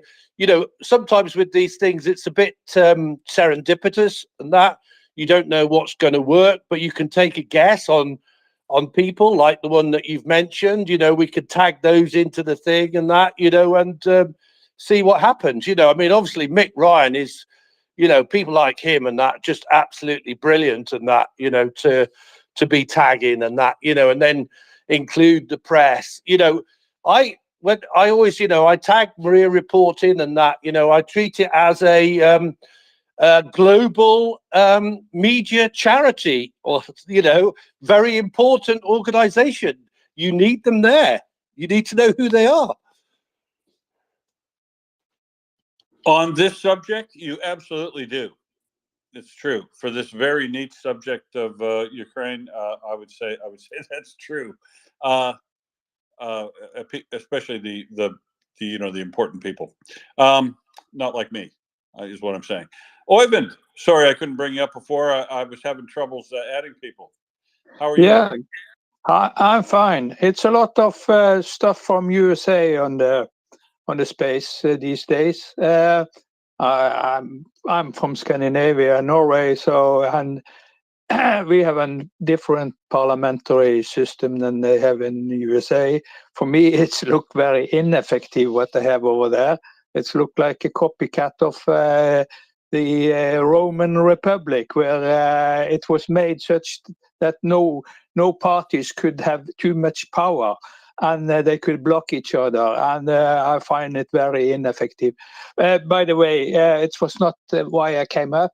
There is other aider than USA. It's the EU. Yesterday, Hungary vetoed an 18 billion euro loan to Ukraine from the European Union, as it row with block over undermining democracy rumbled on, and the other 26 member states delayed a decision on releasing billions of aid to Budapest. And what we talk about here is about a fund of actually 9% of Hungary GDP that is blocked. Now the other European countries try to come around it and aid Ukraine nevertheless, what Hungary will say. That is one news. Another one is two countries, Norway and UK, not member of EU, but Norway is part of the financial system of EU, but not part of the EU. But they will lead a new coalition for aiding Ukraine, and there will be a press conference on Monday in London, led by the two defense ministers, one from UK and one from Norway. So that is good news. I hope that will be a lot of good stuff there. And I think the Hungary problem has not been discussed much at the space. It's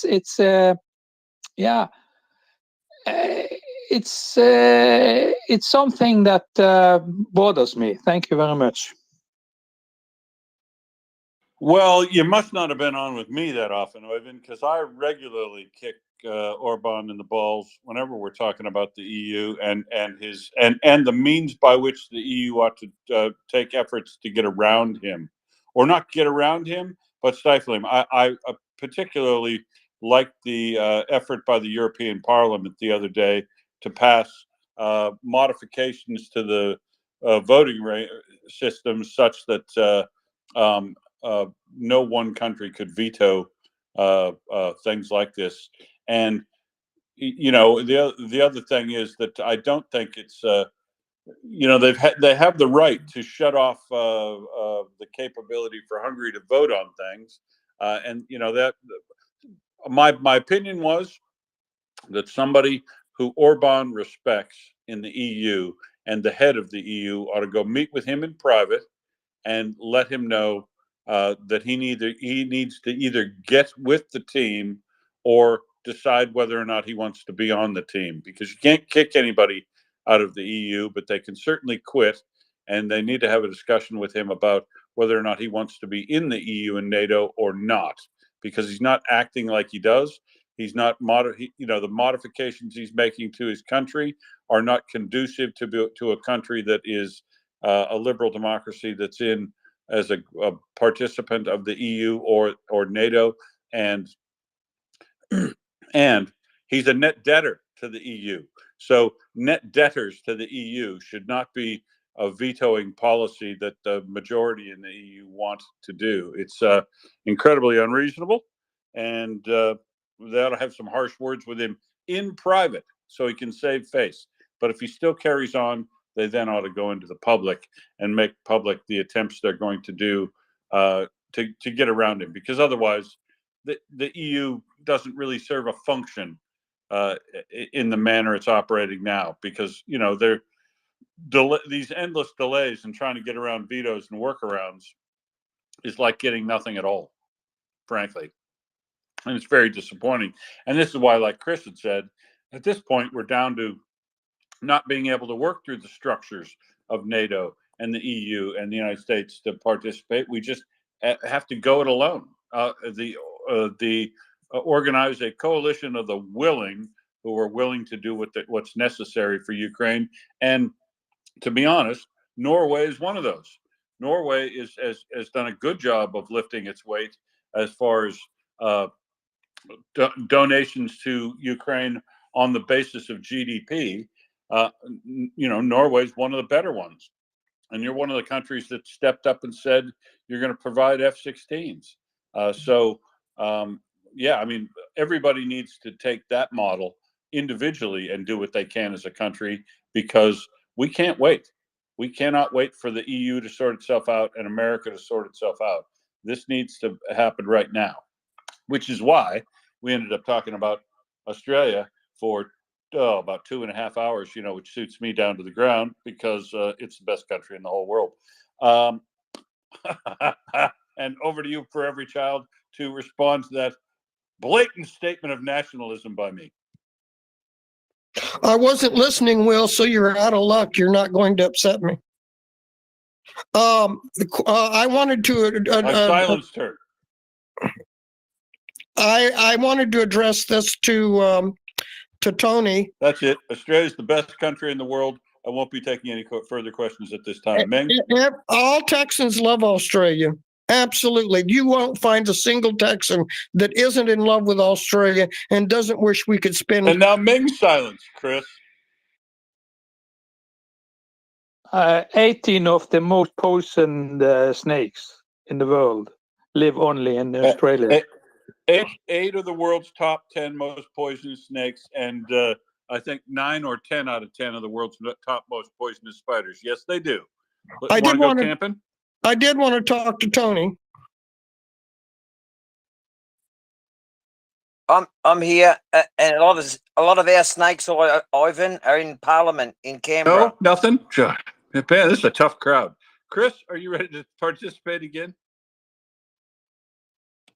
Yeah, hi, Will. Yes, I am. Oh God, no. Oh yes, I was just going to say thank you to Oyvind for that news about Norway and the UK. Right, so whatever whatever political persuasion you are in the UK, I'm just thinking, Will, that Liz Truss and co will. I think they're back by the looks of just following their tweets and that. I think they're all back from America now, but they will obviously have gauged the sentiment, if you like, over there, because they were sat down with more than two dozen Republican lawmakers at that. So they'll obviously have come back from there, Will, with a view in their head and that, and we might call them the conservative hawks and that, but whatever they are, they want to support Ukraine, come what may. So I think that's absolutely brilliant news, Oyvind, and that. So hopefully, if you've got a tweet out about that or something, I'll go look at your timeline in a minute and retweet that. But if you've got anything particular to send over, please do. That's fantastic news. Thank you.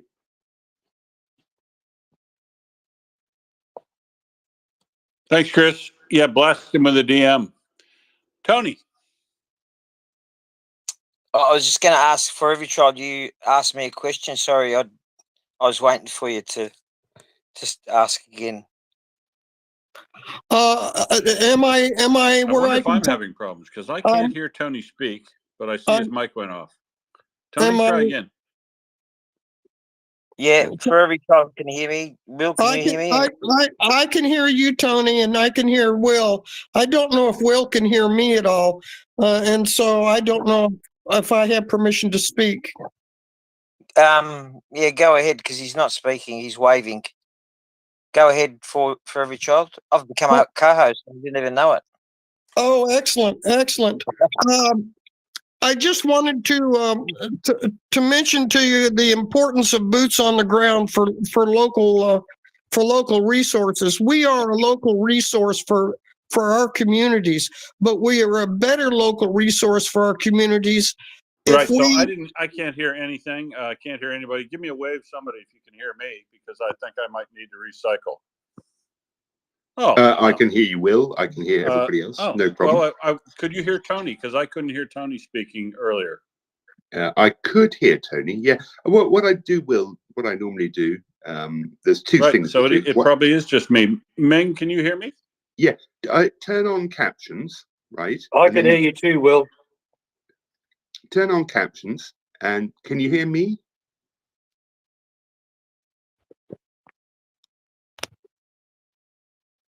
Yeah, it sounds like Will needs to recycle. Well, interesting. Well, if you guys can hear me, I'm going to press on, but I can't. I can hear Chris when he said I can hear you. I think Surfell and Christopher and others can hear me, but I can't seem to get Meng or Tony to tell me if they can hear me. I certainly couldn't hear Tony when I think he was speaking earlier, but I'm going to see. I can't drop down and recycle unless I know Meng is okay for me to pull. Yeah. Pull the cord. Well, Ming certainly can hear all of us. We can hear him as well, Will, just to let you know that, right? So if that helps you. Okay, but I can't hear Ming if he said anything. You hear me, Will?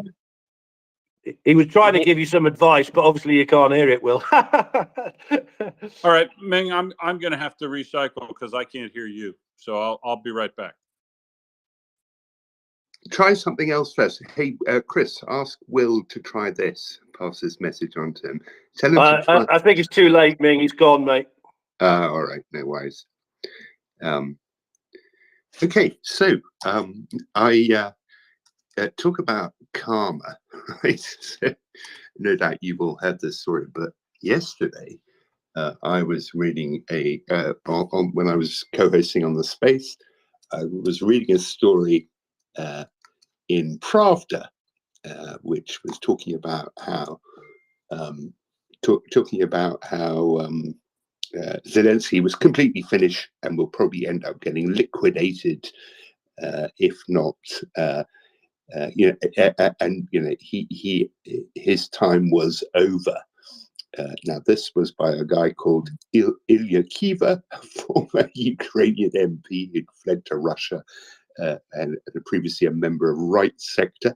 And I learned today, lo and behold, he's been liquidated. I've got to say, incredibly funny.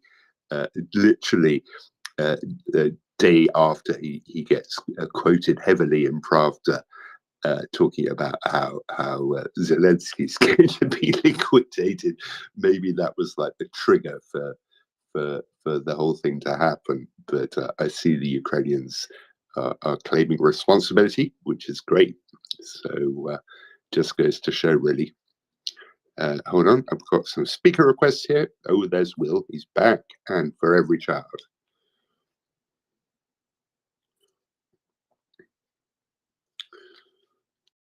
So, fella, go ahead. Yesterday I saw something pop up on the internet, just on the homepage. I think it was Google or Bing, one of the search engines I was using. Has anyone ever heard of an organisation called, or a news outlet called ZZ Live News UK? It caught my attention because it was one of these sensationalized headlines about Ukraine are in trouble and Zelensky's running scared.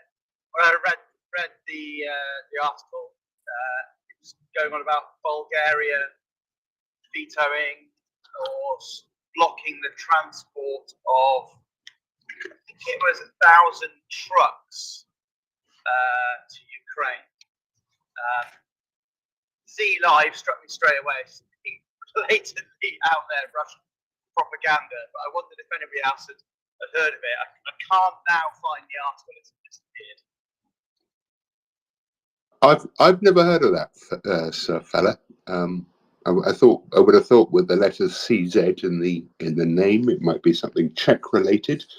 But it was just a Z dash Live. Again, never heard of it. It could be a really shady kind of disinformation outlet. But hey, I'll dig it up. Let's take a look.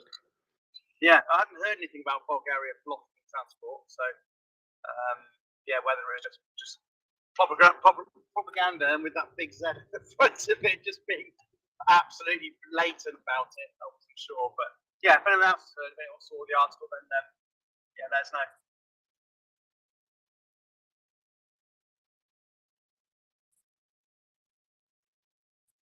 Will, can you hear us now? Can you hear me? I think I can hear fine. I'm just still trying to organize a shift back up to co-host, but yeah, just carry on. You can run the hands, and we'll press on. Yeah, just by the way, Will, so a couple of little tricks I use when I lose sound before recycling. It's just, so first off, I'll turn on captions so I can see if everybody's speaking or not, and that confirms if I've lost sound. And the second thing I'll do is typically I'll run my phone just on one connection, so either data or Wi-Fi, right? But not both. And if I'm at the moment I'm running on Wi-Fi, if I lose sound, I find if I turn my Wi-Fi on and off, that often works. The old, have you tried turning it off and turning it back on again? Exactly right, but it actually works. Oh, that was based in I mean, yeah, it does. It often works. I mean, I used to, if something doesn't work at home, do you disassemble it and then put it back together and see if it works? I do. But I'm not talking about turning off my Wi-Fi router or anything. Yeah, I know what you mean. Just disconnect from the Wi-Fi and turn it back on the phone. Yeah, exactly right, and that often works. Or even go ahead. Yeah, to Chris, I put up this press meeting in London on the 11th on my space on Twitter, on X. Unfortunately, the link there is only in Norwegian, but yeah, you can look it up if you want. Jeg snakker norsk.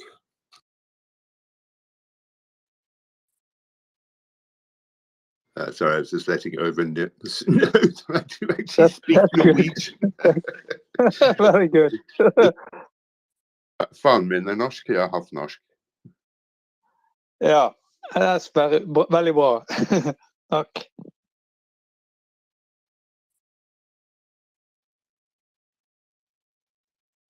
Yes, so oh, Will, are you back up as co-host? I just saw a move. No, not yet, but it might happen here as we're speaking. But I wanted to comment on that. I noticed that they liquidated that collaborator yesterday. Did they? He got shot in Moscow, because that was the one thing in the story I read that I couldn't tell. That they said they found him in the position and everything, but they didn't tell the locality where he was killed. Was he killed back in Luhansk? Just outside Moscow, at what presumably was his dacha. Right. Is that what that's what it looks like to me? Well, that's going to put a bit of fear up the spine of a number of folks in inside Russia, because he, Zelensky's out walking the streets with a GoPro, and Putin's probably afraid to come out of his bunkers.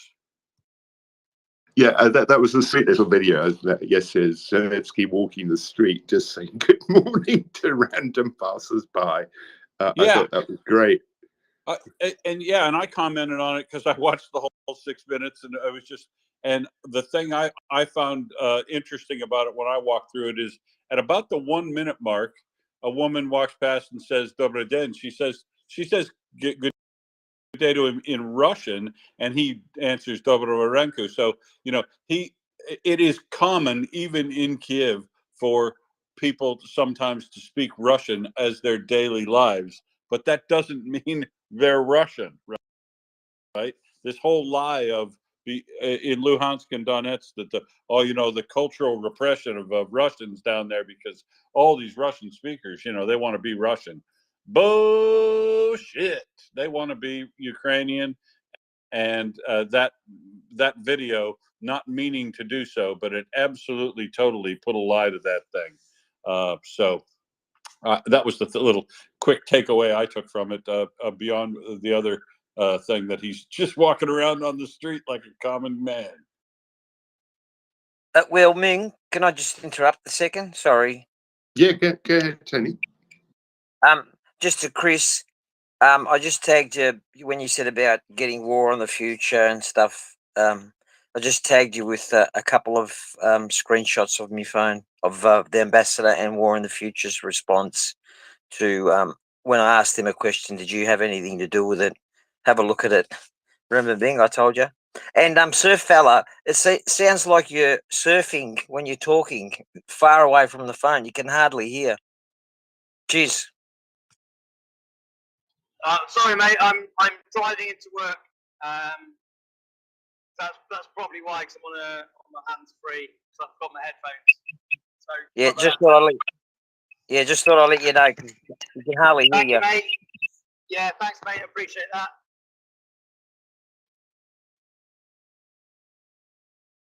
Woohoo! I'm back as co-host. Hello, Meta. How are you today? Yoo-hoo! Yeah, I'm fine. I just wanted to come up and say that Will and Tony, you are my heroes down under. And I really, really hope that now that Ukraine has officially asked for F-18s, I really hope our government makes an official request to require those F-18s from Australia, and we could get on with our plan. Because Finland has all the means and all the space and everything to train and maintain those F-18s that you would maybe give up to Finland. And I'm so proud of our pilots here in Finland because, they have like 10 years plus of experience each.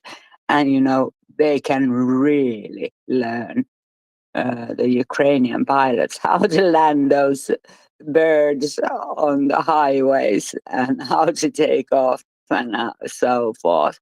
So let's keep our thumbs up. The rest of the world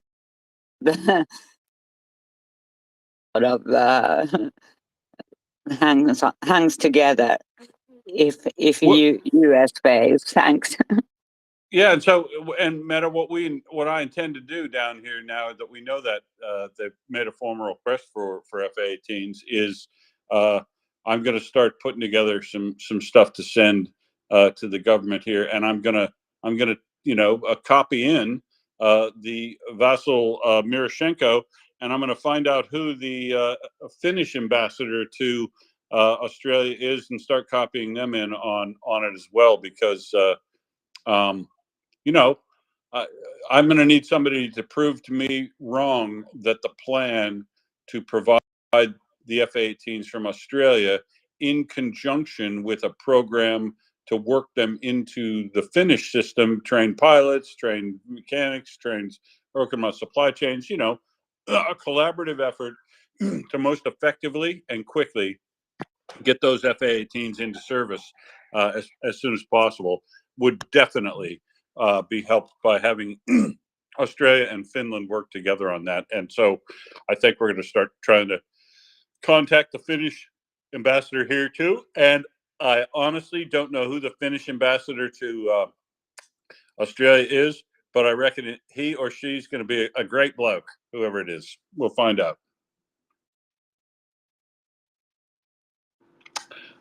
David. Yeah, morning, friends. Fair dinkum cobbers, I think that's Australian. Well done, guys. I mean, Tony, fantastic. This is really great. Hats off to you both, and especially Tony. I think Will doesn't need that much praise, otherwise his head inflates. So, Tony, fantastic stuff. I mean, you know, this was a lost cause, and you turned it into a going concern that we all need to support. On that topic, I think there's a petition or something that you were mentioning. Is there a link to that? Is it in the nest? I'm not Australian, obviously, but there are ways and means, I guess. And also, I do know a few Australian. And previously, they've been responsive to do things, so I can circulate it. Was that question? Yes, and I inadvertently didn't pop that up in the nest. I'm gonna go find that and the retweet and pop it up in the nest so that if anybody, I should have done that. Good call, David. I apologize, and I'll go run that down right now. Yeah, that was it. Otherwise, for now, anyway. Speak to you later. I'll be on the panel for a while. Pin to my profile, David, and thanks for your praise. And my head's just bald, not big, and angry. No 60 billion, no F-18s.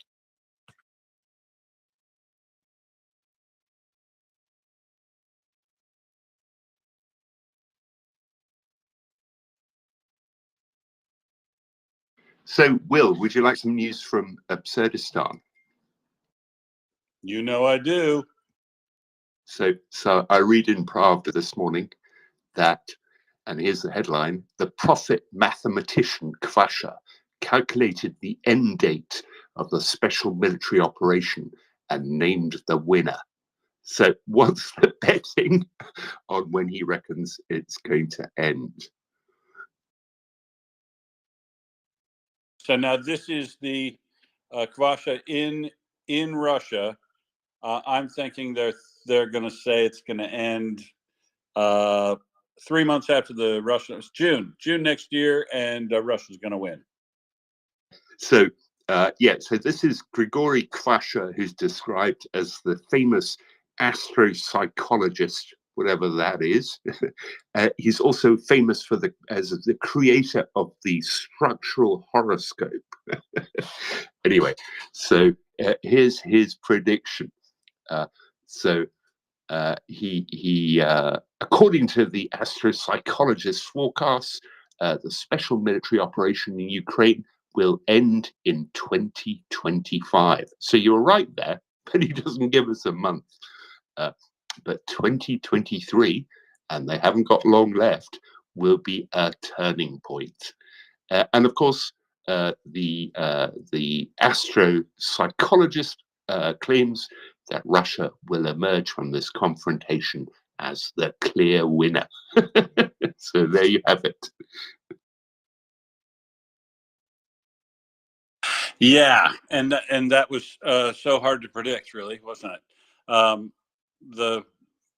What is an astro? I'm not even going to ask what an astropsychologist is. Oyvind.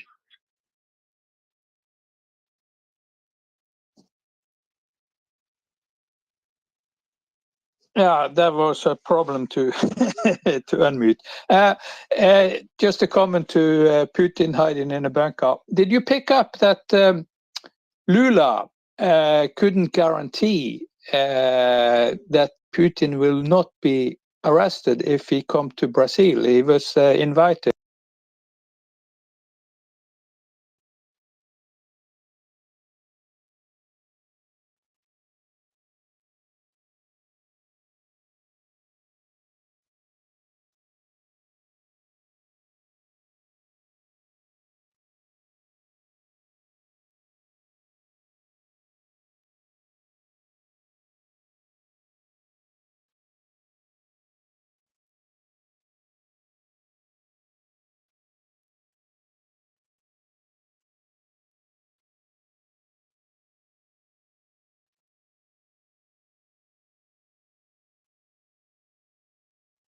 Did we lose Owen there, Will? Because I seem to have lost sound. Yeah. I thought I lost sound, so I went and did the trick you just told me. Okay. But I think it was Owen. Am I back now?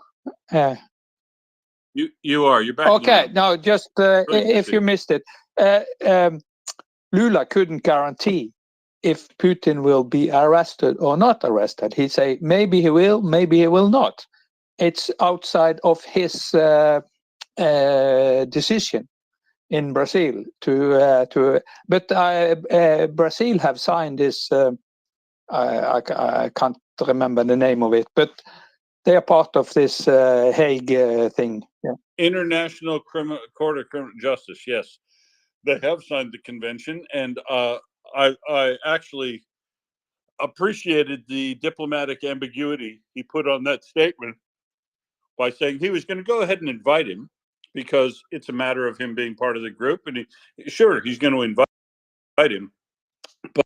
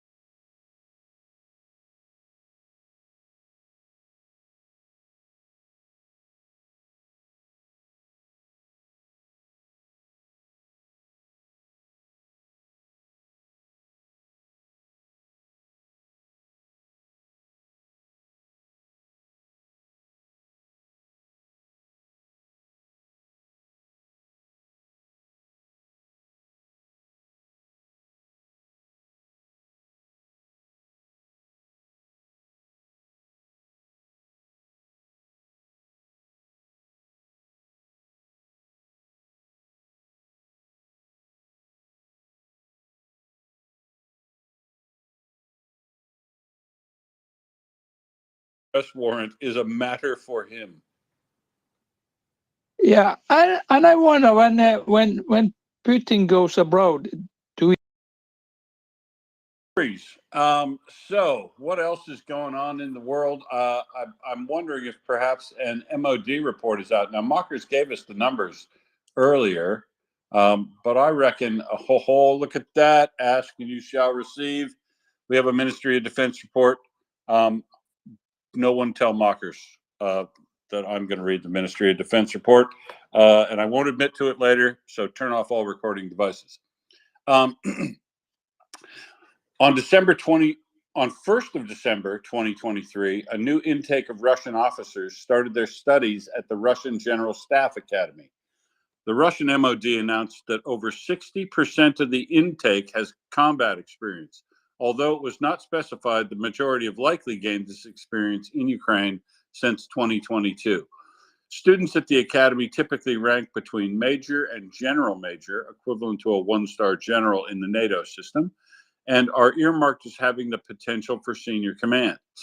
While a high proportion of some of these specialists, such as pilots deployed on operations in Syria, the Ukraine war means combat experience is now more widespread across the mid-level cadre of Russian officers. Over the coming years, this generation is likely to exert major influence over the future direction of Russia's military and whether it implements lessons learned from the war in Ukraine. Now, that is interesting, and it's interesting on two respects, I think. The first, of course, is obviously mid-level officers who have combat experience and then go to staff college could be phenomenally valuable to a military because it's unique experience that's impossible to get other than in wartime. On the other hand, I would point out that a lot of these folks who have survived here, Ukraine, they're mid-level officers that survived Ukraine, means they weren't lieutenants and they weren't the people down right at the front of the meat waves or leading the men into that. They were the guys that were either leading, ordering and directing people into those meat waves. So I'm not 100% certain that their experience in combat will be as valuable because they survived. Essentially, some of these the Russian method of prosecuting this war is as much they would be propagating as much failure as they would success. I think in some cases throughout the Russian military, if they go to staff college and they take away from this war experience that this is the way to do it, I don't think that necessarily bodes well for Russian officers in the future. But obviously, on the face of it, people who have had combat experience and then go to senior officer school and make up the senior ranks of the military someday might be better if they are, people who are realistic and were able to find tactical solutions on the battlefield and take that experience forward, along with being able to teach people and plan for operations, taking into account real life experience. It might be good, but as I say, I think they very well might be propagating as much failure to the next generation as they would valuable experience. What do you think about that, Ming? Apologies, Will. I was dragging up the details on this this Aviastar Tupolev 204, so I wasn't listening. That's all right. No worries. That's all right. Just the MOD report on the Russian officers. And I see I've got another request here. I'm going to try to bring a couple other people up.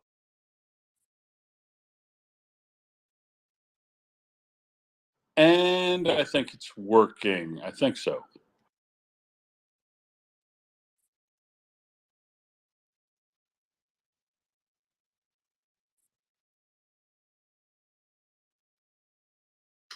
So I've taken a look, and yeah, so this aircraft looks like a Tupolev 204.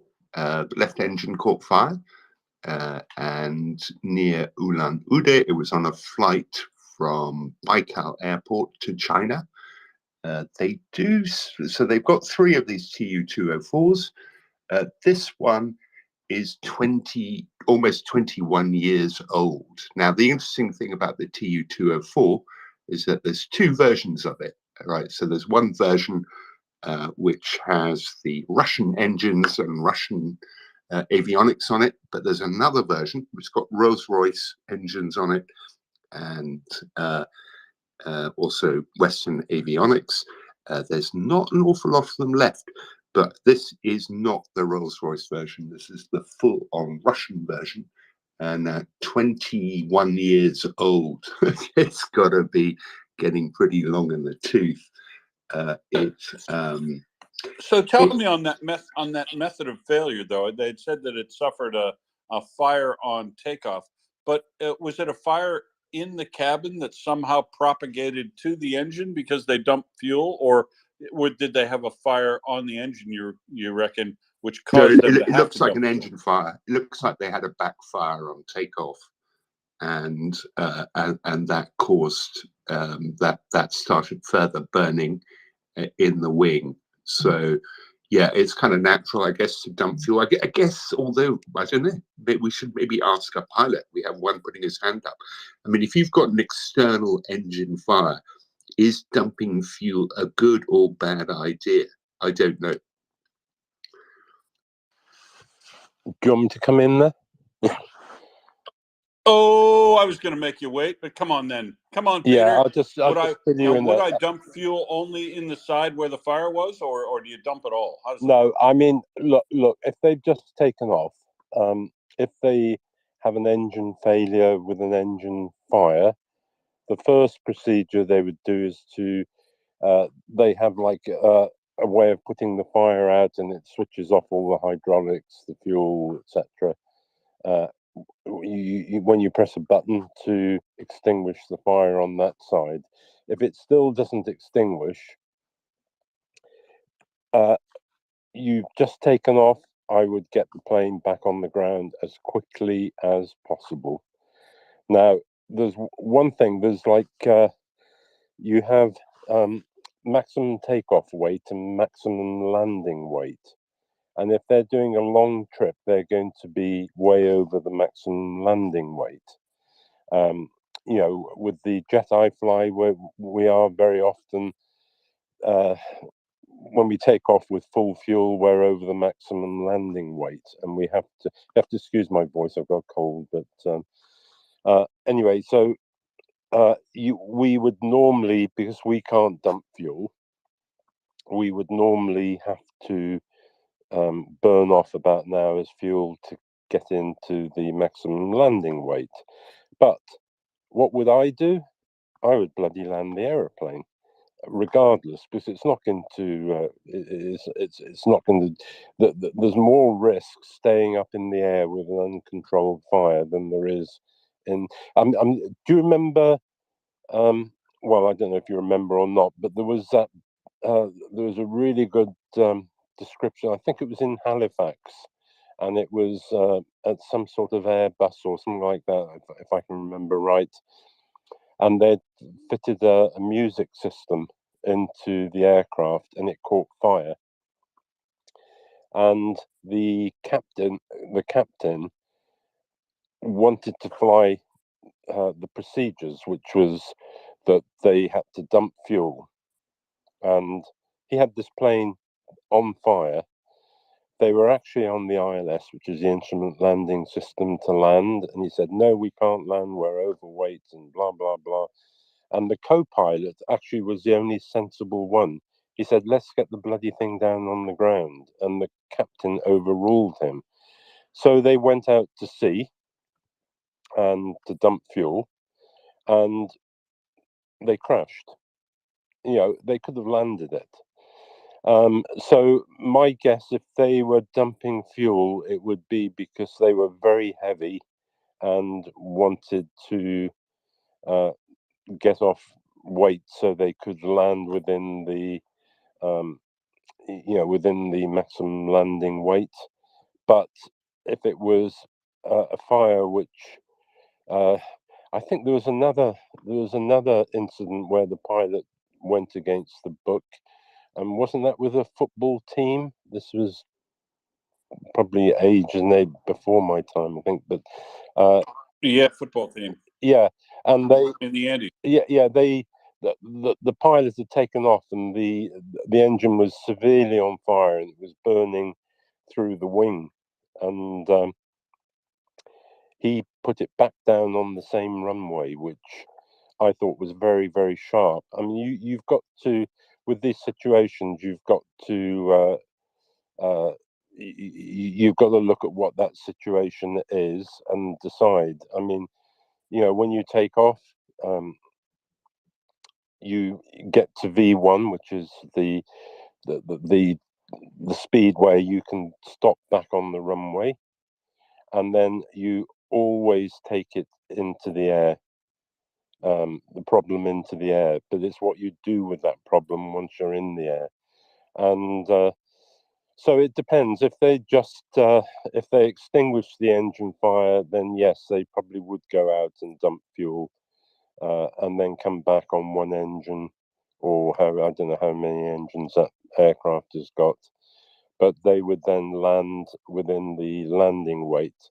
But if the engine was still on fire and it was burning, I would just turn around. I would just go straight, do a circuit and go straight in and land regardless. Thanks. And you'd do that because if you had an engine on fire, you wouldn't dump. You'd just land back even if you were overweight, because I assume you might do damage to the undercarriage, or even stress or crack some of the welds that hold the wings on, or whatever flexes might be overflexed if you had a hard landing due to overweight. But at least you'd be on the ground, right? And you probably walk away from it rather than the alternative. Well, I never do hard landings. My speciality is doing really smooth landings. I mean, yeah, if you get really strong winds, or you have to do what they call put it down, because the last thing. But landing overweight would be that, right? It would because I overstress remember also there's a huge margin built in, because there is a margin built in for a heavy landing or whatever. And, I mean, the main thing is to put the thing back down on the ground, where you can then deal with the fire. Because it's I did, when I was a co-pilot, and this is going back a long time, I was asked to take a citation and fly these people. I was actually down in Mallorca at the time, and I was given a call and said, we're stuck for a co-pilot, because I was a co-pilot then. Can you catch a flight up from Mallorca, because these people are going to Mallorca? So I thought, oh, well, I can nip up there, grab the plane, and then get back to my holiday in Mallorca. And I had a German captain, and we took off, and I was sitting there going through things. I thought, God, something's gone wrong with my eyes, because everything looked blurry. And then I could smell this really bad, pungent smell. And what it was, there was a motor in the induction system in the roof, and that had caught fire, and it was burning plastic. Very quickly, you couldn't see.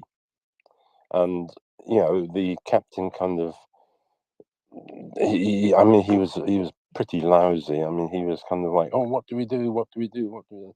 And I kind of was talking to London at the time, and I said, look, we've got a problem. We've got smoke in the cabin. I want to immediate return back to Biggin Hill. And so we started immediate return. Now, the procedure there is you put on the oxygen masks, because you don't want to be breathing smoke. And the other thing you can do is you can evacuate the cabin by letting the pressure within the aircraft go.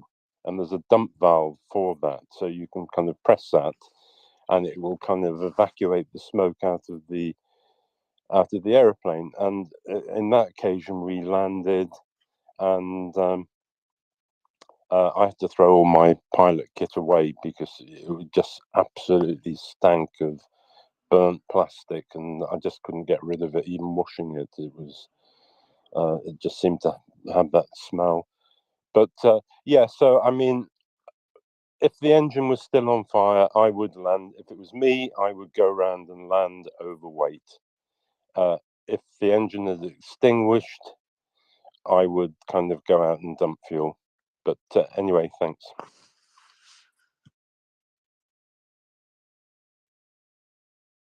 Thanks, Peter. Oyvind. Yeah, Some news from yesterday, if you haven't seen it. In Russia, Tyumen, a transformer substation on the Sverdlovsk railway, was blown up. According to the information of the Freedom of Russia resistance movement, they were preparing to transport military equipment through this line. Trains carrying military cargo remained blocked, halting supplies to the war zone. And Tyumen is frequently on the news of fire. Back in, I think it was in April, there was a big refinery or an oil field there, fire. There have been a lot of forest fires as well, and fires in shopping malls, etc., etc. Tyumen, have you been there? No, I have never been to Tyumen. Okay, but it's in the middle of Siberia or west part of Siberia. It's in the middle of between east and west of Russia, and it looked like the partisans or the resistance there is quite active, and it's very far from Ukraine. Yeah, thank you. Yeah, so probably industrial incident. But as we've seen from this assassination, I don't think anybody's safe anywhere in Russia if the special warfare operations of Ukraine wants to get you. They've shown they can either hire it done or get it done themselves all over the place. Tony. If you follow Flash, you can see the video of this fire on the transformation, on the transformer, on this Flash. Yeah. Yep. Thank you, Tony. I just need to mention this. We have an angel amongst us, but he didn't say anything. I sent you, tagged you a photo. So for everyone else, it's a room full of bandages and bandages and bandages that he collects from his hospitals, medical clinics. When he gets a van load, he drives to Kiev and then makes sure it gets to the front lines. When he comes back, he brings back refugees to the Netherlands. What a great, great bloke. And he's amongst us, and he should come up and explain himself. Should we ask him? Should I reveal it? I got his approval.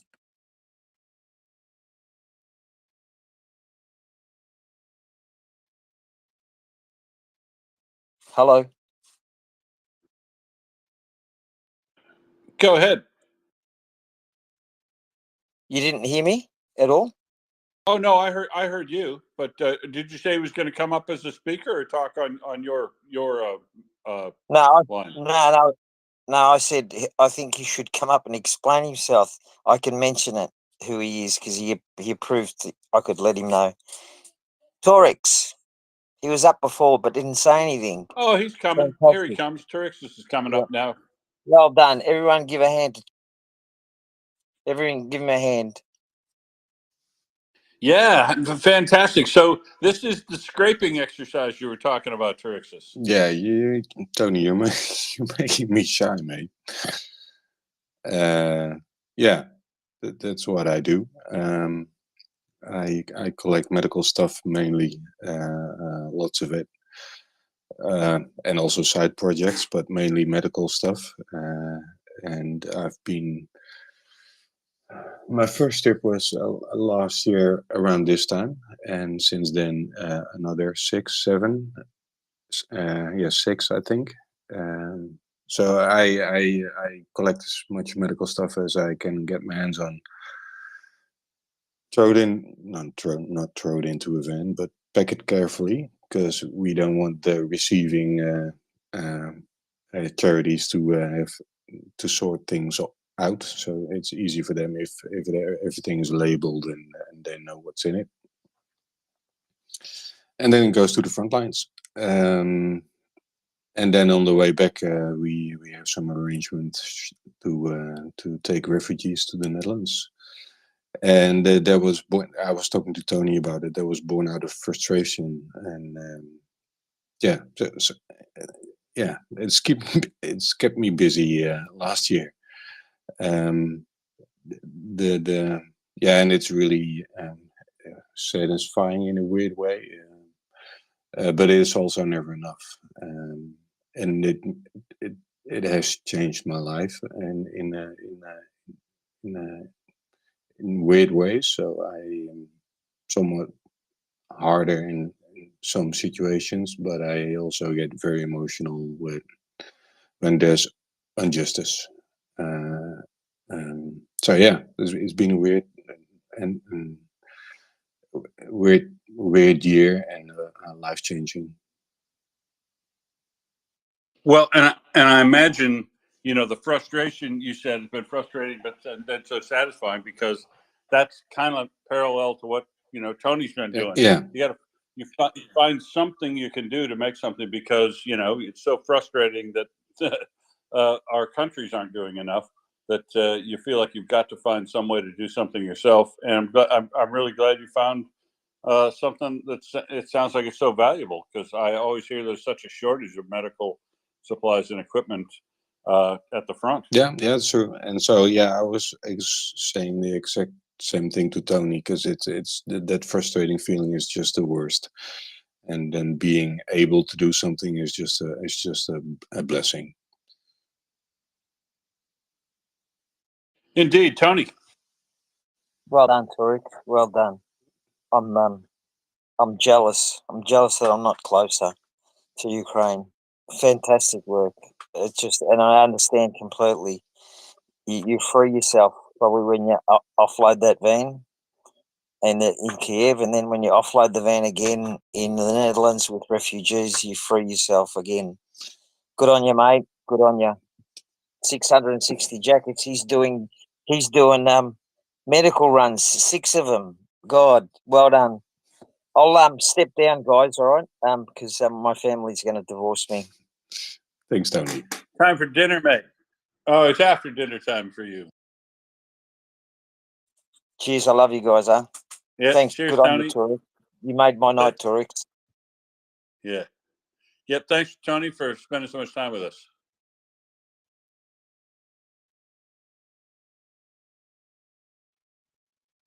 Right. So Ming, it looks like some bad things are migrating to Russia, and you know, I think this just is a sick part of society, that school shootings, they're not just for America anymore. They've had one in Bryansk with resulting in 2 dead and 5 injured.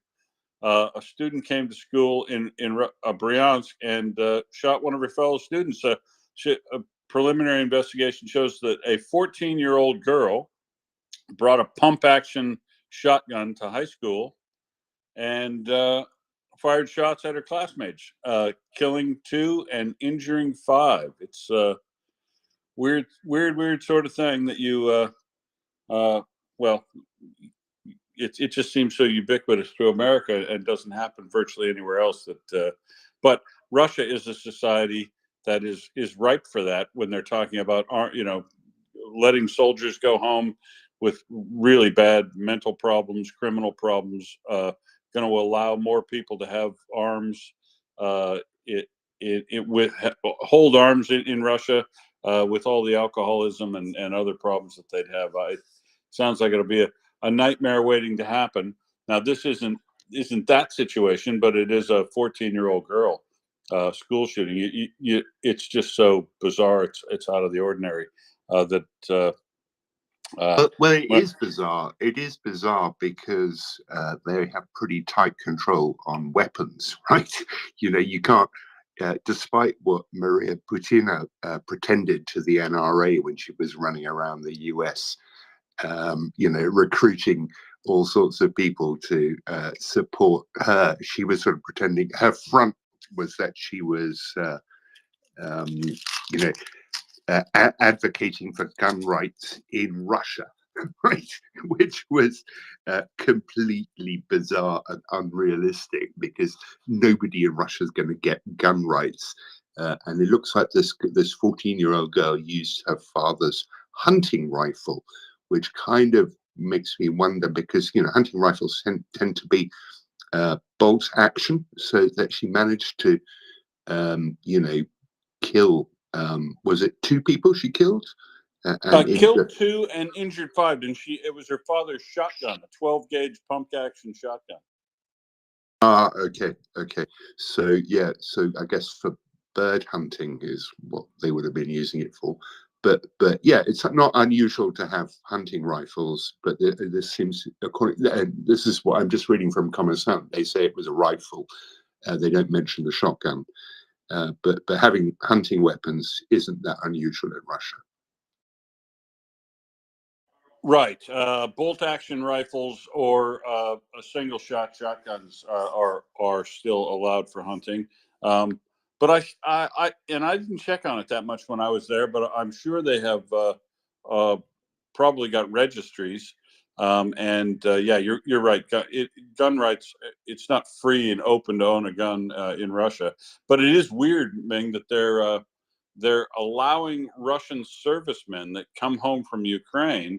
They're expanding their rights to have guns. It's like, wow, why would you want somebody with PTSD who's going to go home after maybe serving in prison and then spending time in the trenches and all the dehumanization that would do and trauma that would cause you psychologically to go home, where we know there's vast amounts of alcohol and drug problems, and then allow them to have guns in that mix. It just sounds a recipe for incredible disaster.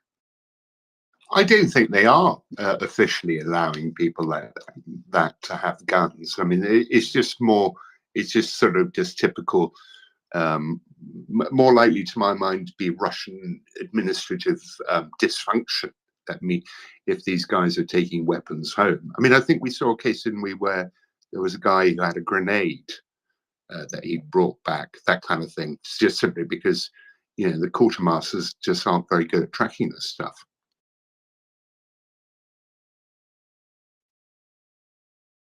But it was either a proposed or an actual change in the Duma to allow veterans to have expanded rights to hold guns. But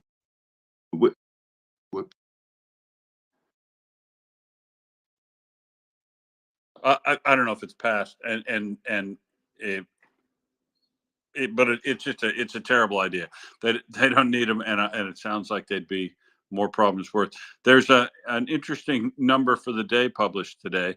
As you know, the Stratcom ZSU publishes a number of the day. Today's number is 150. And 150 cases of aircraft technical malfunctions were recorded in Russia in the first 3 quarters of 2023. This is reported by the GUR with reference to the received documents from Rosaviation. In the same period in 2022, 50 malfunctions were recorded. So Russia's rate of incidents on aircrafts, and we've been talking technical malfunctions, have gone up triple. And with this engine fire today, I think we're up to 6 in the last week, aircraft malfunctions of some type in tires or landing gear or engines or something. Hydraulics have had problems, and with the parts and issues that they've got, this just looks to me like ramping up I work in heavy industry where they track incident rates and major hazard events like this. Oftentimes, aircraft crashes. That type of major accident event is usually capable of being predicted by high value learning events that happen before it, or these sorts of mishaps that are called near misses that you look at, but they're high potential near misses. And these sorts of mechanical malfunctions, many of these would be what would be considered high potential incidents. And if they've gone up 3 times, this just further indicates that we are probably only months away from seeing civilian airline crashes, which nobody would want on anybody. But I was talking to one of my experts that I talk to regularly in the helicopter area, because offshore aviation is one of the areas that I now work on a working group. I coordinate a working group together. I don't know anything about helicopters other than the fact that I've been cargo in a lot of them. But I was asking him if he if I was correct in seeing these sorts of major incidences. Is the rate of those going up like they are in Russia, indicating that they're likely to have a significant incident sometime soon? And he said, yeah, it could. I mean, it's statistics, right? He goes, yeah, I mean, it's statistics. You could go all year, even with these sorts of pre-indicators, and nothing would happen. Or you could have two on the first day, because that's just the way statistical things work out. And but he agreed that the rate of incidents going up, significant incidents going up, is definitely not a good sign.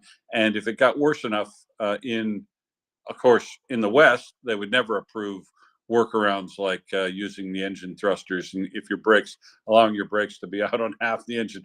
Those are sorts of emergency type of things you do. If we had those sorts of issues in Australia or some other place, he said they would, basically shut the industry down before it had a catastrophe. But it doesn't look like that in Russia. It looks like they're probably going to try to press on and get lucky. What do you think, Ming? Yeah, it does look like that. So there's a Telegram web channel channel I followed called Avia Incidents, and basically they track aviation incidents globally. And yesterday, Mockers and I were talking about it. There were 7 incidents reported yesterday, and 6 of them were in Russia, and 1 was, somewhere else. It was Turkish Airlines somewhere else. Similar pattern today. Of course, there's a lot of repeat posts about this Tu-204 cargo aircraft in Ulan-Ude, but there's a whole bunch of Russian stuff. Another UT-Air hydraulic system failure. Aeroflot, this is today's reports, right? Aeroflot aborted takeoff. Yakutia front strut failure. Red Wings returned due to technical reason. Oh, and there's an update on the Ural Airlines A320 that landed in a wheat field about 3 months ago.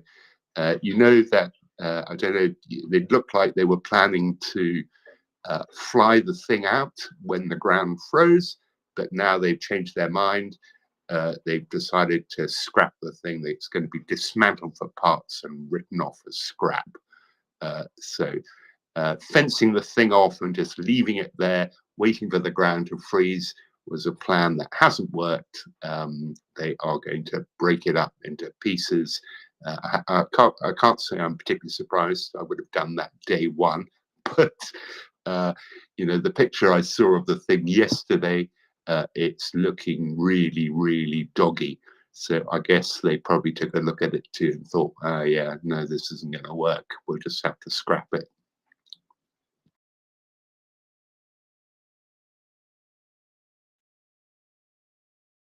Yeah, and just triple the significant incident rate here. I would, if I saw that in my regular day job work, I'd go, nope, shut that down, shut her down. You're done. So interesting, you did this helicopter thing, Will, for offshore support. You're going, I know a little bit about helicopters because I work for a helicopter leasing company too. So yeah, if you want to know anything about that, don't hesitate to ask. Yeah, no worries. I mean, I've ridden in a lot of helicopters of different types because I've worked offshore a fair bit in the past. In fact, I've ridden on Mil-8s quite a bit, of course, in Russia. But the Sikorskys and the Eurocopters and all those sorts of things. Well, and of course, way back when I was in a Huey and a Blackhawk helicopter in the Army, way back when. So yeah, it's just weird. But I've never been ahead of the red line, right? I'm cargo on every helicopter I've ever been in. It talking cargo. I just follow the load master's instructions and sit where instructed. But because one of the things I do in my work now is I coordinate a group of helicopter operators and major oil and gas companies to get together and solve safety problems through standardization and sharing, so that they don't have to do it individually. And yeah, so I end up talking to people who are subject matter experts, technical authorities in the helicopter operators and in the oil and gas companies regularly. In fact, I had a meeting with a bunch of them today earlier, and which is when I asked him about what he thought about the rising statistical problems that they're having in safety, and whether or not he thought that was going to be indicative of a major incident anytime soon. And yeah, I mean, he kind of confirmed it. Yeah, I also periodically have to get together with marine operators that do the same thing, same sort of thing. So your Switzers and Mermaid Marine and all those guys too. But here again, I don't know anything about boats, but I've been on a lot of platform supply vessels and crew boats and stuff. But you just get on and go where they tell you, and don't walk behind the yellow line. So I'm reading an update on the school shooting from Pravda. Apparently, according to her classmates, she was a strange girl that always sat on her own and always was on social networks, but other than that, hardly communicated with anyone. And as a result, her peers had a cool attitude towards her. Apparently, the people she singled out were the boys in her biology class who had annoyed her the most lately. So 4 of them were injured, according to this report. Another student died, and another guy was seriously wounded, who's described as literally riddled with pellets. So that would confirm what you'd heard, Will, that it was a shotgun and not a rifle, compared to the report in Commerçant. And apparently her dad's been arrested because it was his gun that was used. And letting it out of security, that they would probably be bigger on that. Yeah. Bull Terrier, go ahead. Yeah, hi Will and Ming, and thanks again for your time and your hard work. I just wanted to go back to the aviation issue. And my question is, to what extent is this inhibiting Russians from actually flying out of the country? I mean, presumably European countries are not allowing these Russian planes into their airspace, are they? And are there any European flights still operating that Russians can use to fly over Russia? It's very well. So they're banned from EU airspace, and that's reciprocal. So EU airlines can't overfly Russia. There's very few routes out of Russia if you wanted to say get into Europe. One is via Istanbul. The other you can do is via Dubai. They're also busy flying to Sharm el Sheikh in Egypt and Phuket in Thailand. Those are their kind of heaviest routes. But the busiest route of all is Istanbul. And the frequencies are incredibly high, both sides, Russia and Turkey, because that is the route that's most in demand, because obviously from Istanbul, you can get everywhere else you might want to get to. Yeah, thank you for that. That's very interesting. But there is another issue. So not being able to overfly Russia for, say, if you're British Airways, I don't know, flying to, I don't know, Taipei or somewhere, you'd probably go the polar route or whatever. But let's say you were flying to, I don't know, Seoul. You use a lot more fuel going around. So competitively, you're going to do a lot better booking a flight out of the UK with Emirates via Dubai than you are going to get with British Airways. So there is a downside to all that.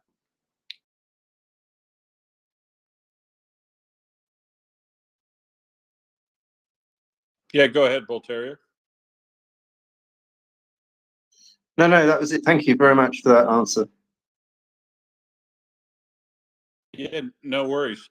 Yeah, the other thing that causes with the only place Russians can fly to being Istanbul and the places Ming named is, we're still hearing reports regularly here in Australia on what overwhelming problem the Russians are causing in some of the places in Thailand where they congregate, and in Bali in Indonesia where they congregate, because there are so few places they can go that out of the country, that yeah, they're overwhelming some of those places, because some of the folks that escaped the first mobilization went to Bali and are overstaying visas and stuff, so they don't have to go back home, and doing things like setting up businesses in the country, which you're not allowed to do, and also setting up some of the illegal businesses, which you're definitely not allowed to do, and taking over that, and it's making some of the local folks quite upset in relation to that. And speaking of gunfire, there has been sound of weapon fire in Sevastopol earlier today. Over in Kazacha Bay, which is where we had some explosions the other day. That loud sounds similar to explosions or artillery shots are heard in Kazacha Bay. The Russian head of Sevastopol, Mikhail Razovzayev, when he was asked, said the Russian military is conducting regular exercises. According to the official, the exercise will last until 1400. So they are apparently doing gunnery exercise, I would guess, in Kazacha Bay, because there is something over there they were attacking with drones the other night. And I think they're probably getting prepared for any arrivals that come later, because I think Kazacha Bay is going to be pretty popular with the special warfare operators or drone operators, because there's definitely something that they set up next to that little airport on the Spit that's brand new and looks a lot like, to the OSINT people that I passed it on to, it looks a lot like a Bastion, an Onyx missile launching and storage facility. So I think it's probably, this ties in with that they're probably have point defenses set up there to try to shoot down any drones that come in and try to hit that new facility adjacent to the runway on that little airstrip that's on the Spit. So, Will, I'm reading the Russian press reporting on Putin's visit to the UAE and Saudi Arabia. They are milking it for everything they can get. Headline in RIA Novosti: Ukrainians burst into tears over Putin's visit to the UAE. But in fact, if you read the body of the text, they found one Ukrainian apparently in tears at the hypocrisy of the reception.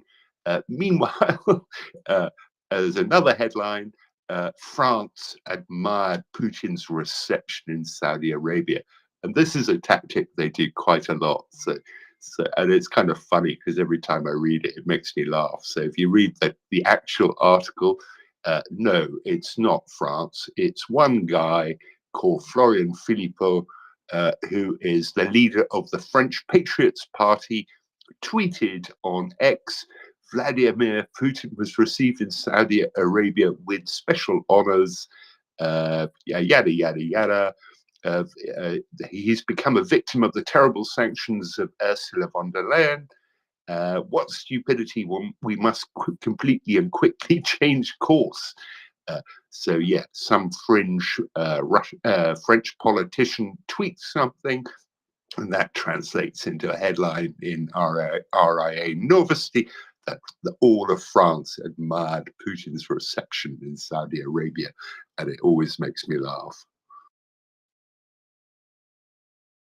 Yeah, and when I saw those receptions yesterday, I thought, I'll bet that Putin only decided to go there on precondition that they put on a showy display for him, because I'm not sure about the UAE, but Saudi Arabia would have a little reason to keep that a bit quieter given everything that's going on in the Middle East.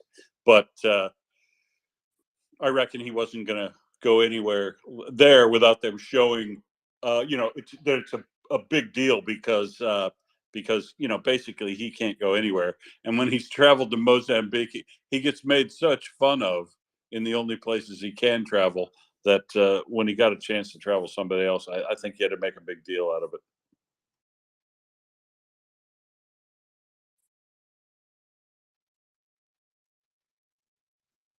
And I see. Oh, sorry. Go ahead, Nick. Will. I see. I noticed it's just gone past 6 p.m. here in the Workers' Paradise, and Joanna is coming on to replace me, and I think she's ready. So I'm going to run down the bloke that runs the teleporter. But before I do that, I'll just pump up the fundraiser we're doing. So for electronic warfare equipment and drone equipment for the recon unit that Scruff is part of. We're going to do 3 weeks of donation raising for that. Check out the video that's up in the nest. It's really cool. He did a lot of really good work as a camera operator on things like these before. He shoots pretty cool stuff. And back when we can get back to peacetime, I imagine he's going to get back to doing some pretty cool music videos and stuff. But for right now, he is a recon drone operator primarily, and so he's here with us regularly. He was here last night. I missed it though, but if you have an opportunity to, please provide us a donation through MriyaReport.org for that, so that we can get those guys some more equipment to make their lives easier and more survivable in this battlefield that is so often dominated by reconnaissance drones and FPV drones all the time now. So it's important we keep that up. And I'll note to everybody who's listening, thanks very much for participation in the previous fundraiser, where over $34,000 were raised because of the donations of folks like you listening in. And we had a bit of fun, countering each other, a bit of matching. And the big match was that after we raised more than $17,000 that way, we had a very generous donor that matched everything. And so the entire amount of donations topped $34,000. And thanks everybody who participated in that. And I'll say good evening to you, Ming, and drop down to speaker. And I'll talk to you all tomorrow again, unless later on this evening I need to add something. Thanks. Thanks, Will. Good to be on with you again. And do take care down there in the Workers' Paradise. I'm sure there's plenty of. It's probably a mild, balmy summer evening for you compared to freezing cold Ireland here. And welcome up, Joanna. Hello, Ming, and thank you, Will. It was very interesting to listen to you, and thank you for talking about the fundraiser. It is very important. We know that winter is coming, and Ukrainian soldiers need everything we can provide them. We know that we want to give them every advantage that is possible in order to fight this righteous fight. So, Ming, I have seen this morning another news about the Russian aircraft. Have you seen that? Yes, so we've got it in the nest. We've talked about it, but I can run through it again. It's a 20-year-old cargo aircraft. It's a Tupolev 204. There's two versions of the 204. One has Rolls-Royce engines and Western avionics, but there's maybe one or two of those still flying. The other version has Russian engines, Russian avionics, and that is what this aircraft is. It had a fire in its left engine on takeoff. It looks like it had an engine backfire. That fire seems to have spread, so they had to dump some fuel. We were talking about that a bit earlier. I'm guessing because the left engine's on fire, they had to dump the fuel out the right-hand side, because it's probably not a good idea to dump it out at the left.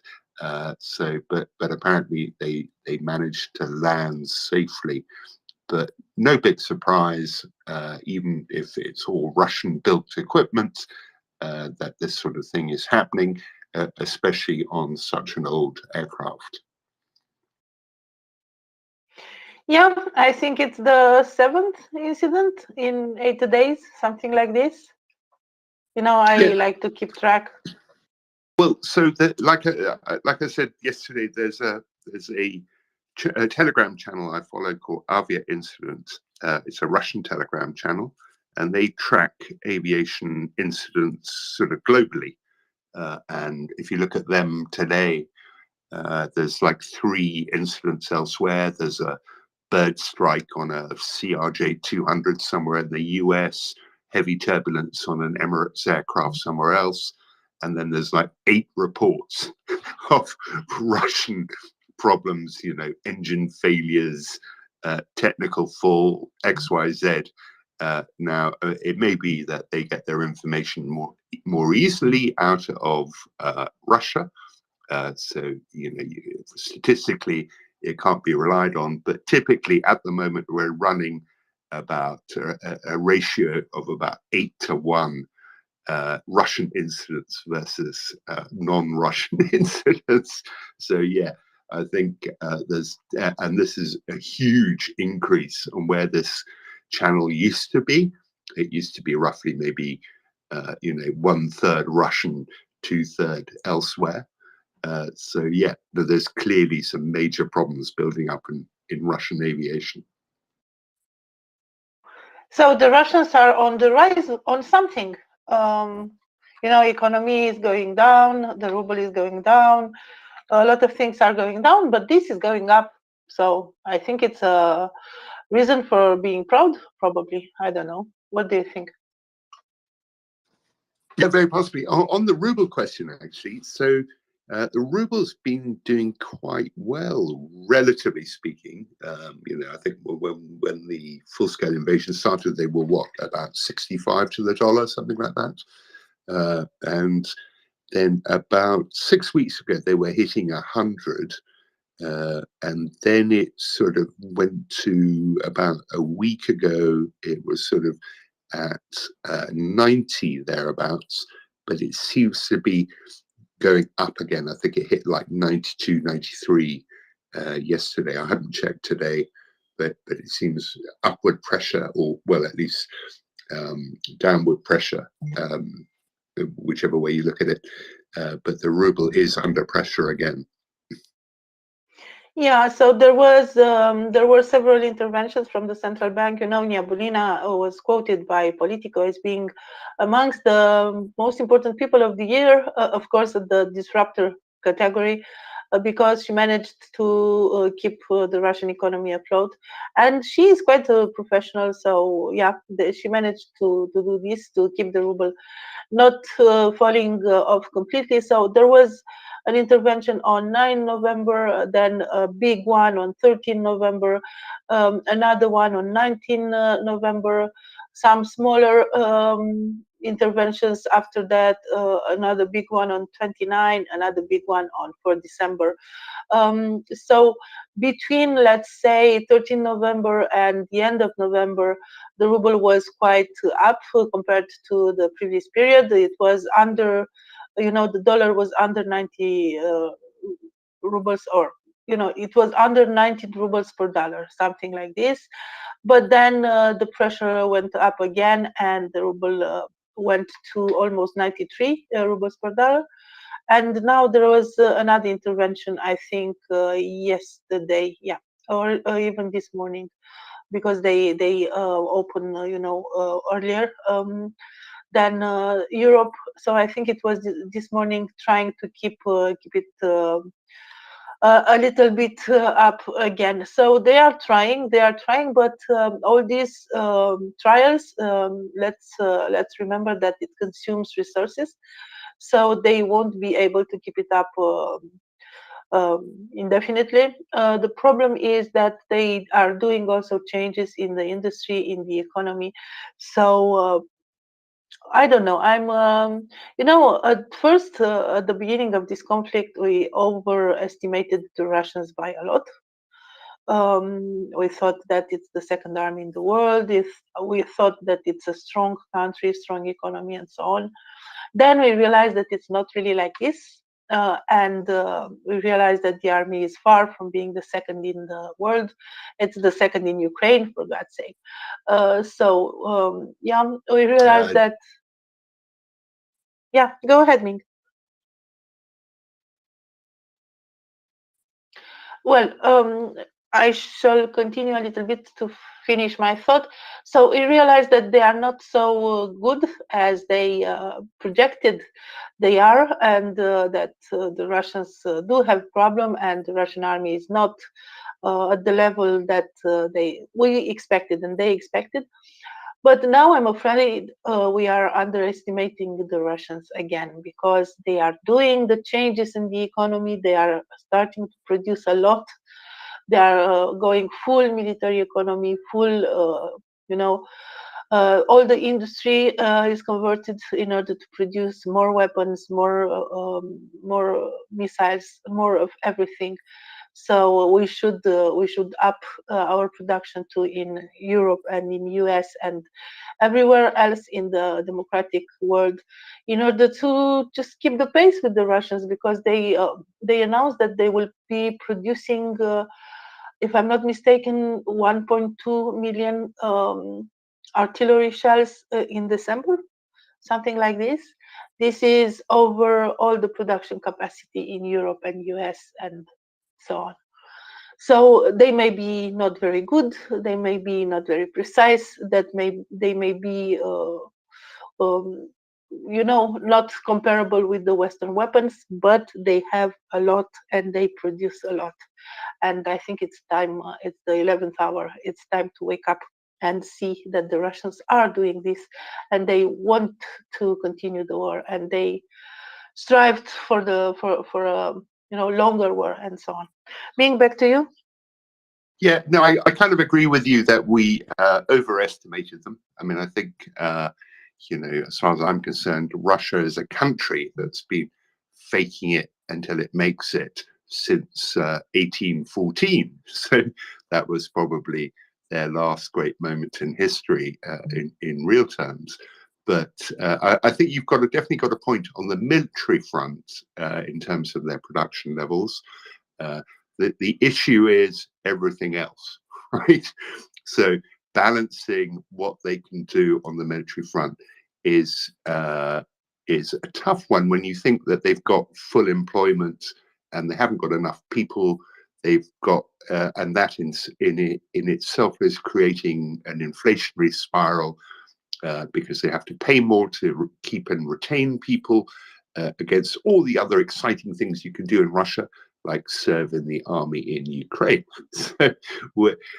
So getting, I think their fundamental problem, irrespective of what they claim to be producing, which I'm also a bit skeptical about, it is people. They simply haven't got enough. I do agree with that, and I'm seeing this every day in Kommersant and other Russian papers, that there is a problem with people. They do not find people to be employed. Of course, many of them, a significant number left Russia. A significant number were mobilized. So they do have a problem with this. But the Russians do not have a very big regard for people and for safety or providing them or whatever. So they will still manage to go on for a few years like this, even with the shortage. They will work 12 hours a day. They will work weekends. They will work in shifts. They can find solutions. They can I don't know, force the people to work, not like in the West. In the West we have unions, we have laws, we have things like this. Employers are restricted; they cannot do whatever they want. Well, in Russia, this industry is owned by the state and they can do whatever they want. And yeah, I agree with you. The situation in the economy is not very good. They do have struggles, they do have problems, but they can go on and on and on like this for years.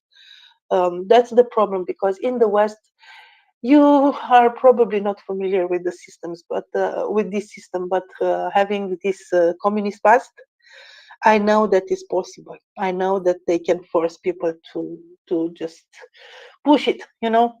So that's why that's what I'm afraid of. I'm sorry to be a little bit, you know, doom and gloom this morning, but I know it. I experienced it. I've seen it. So they do not have the restraints that the West considers normal. You know, they can do whatever they want with the people. That's the problem. And there will be elections next year in Russia in March. Putin will, of course, be re-elected with 90% or more. They are sure of it, so sure that they even doubt that it's necessary to hold the elections. And after these elections, let's remember that Putin is not very young. After these elections, he will not have any political constraint whatsoever. So he can go for, you know, full declaring war, declaring full mobilization, shifting all the economy on war, because he will claim that this is of utmost importance and they have to preserve, you know, the Russian state. He will sell again the same stories, and he will go on and on and on. So that's what I'm afraid of. You know, I'm afraid that we underestimate this very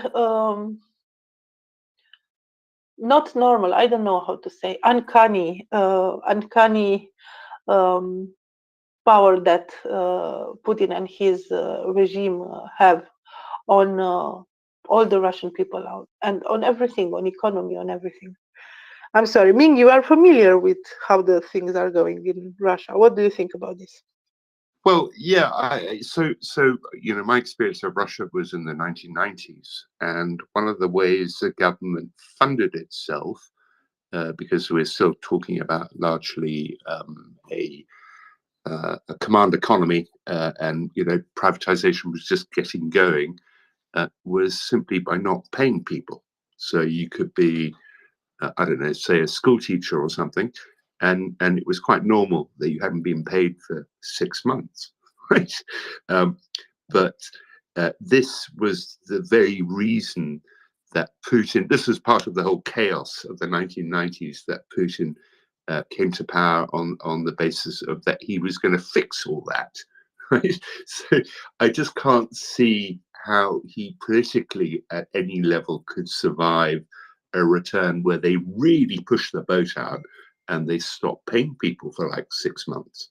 It just wouldn't. It doesn't make any sense to my mind. I can't square that circle at all.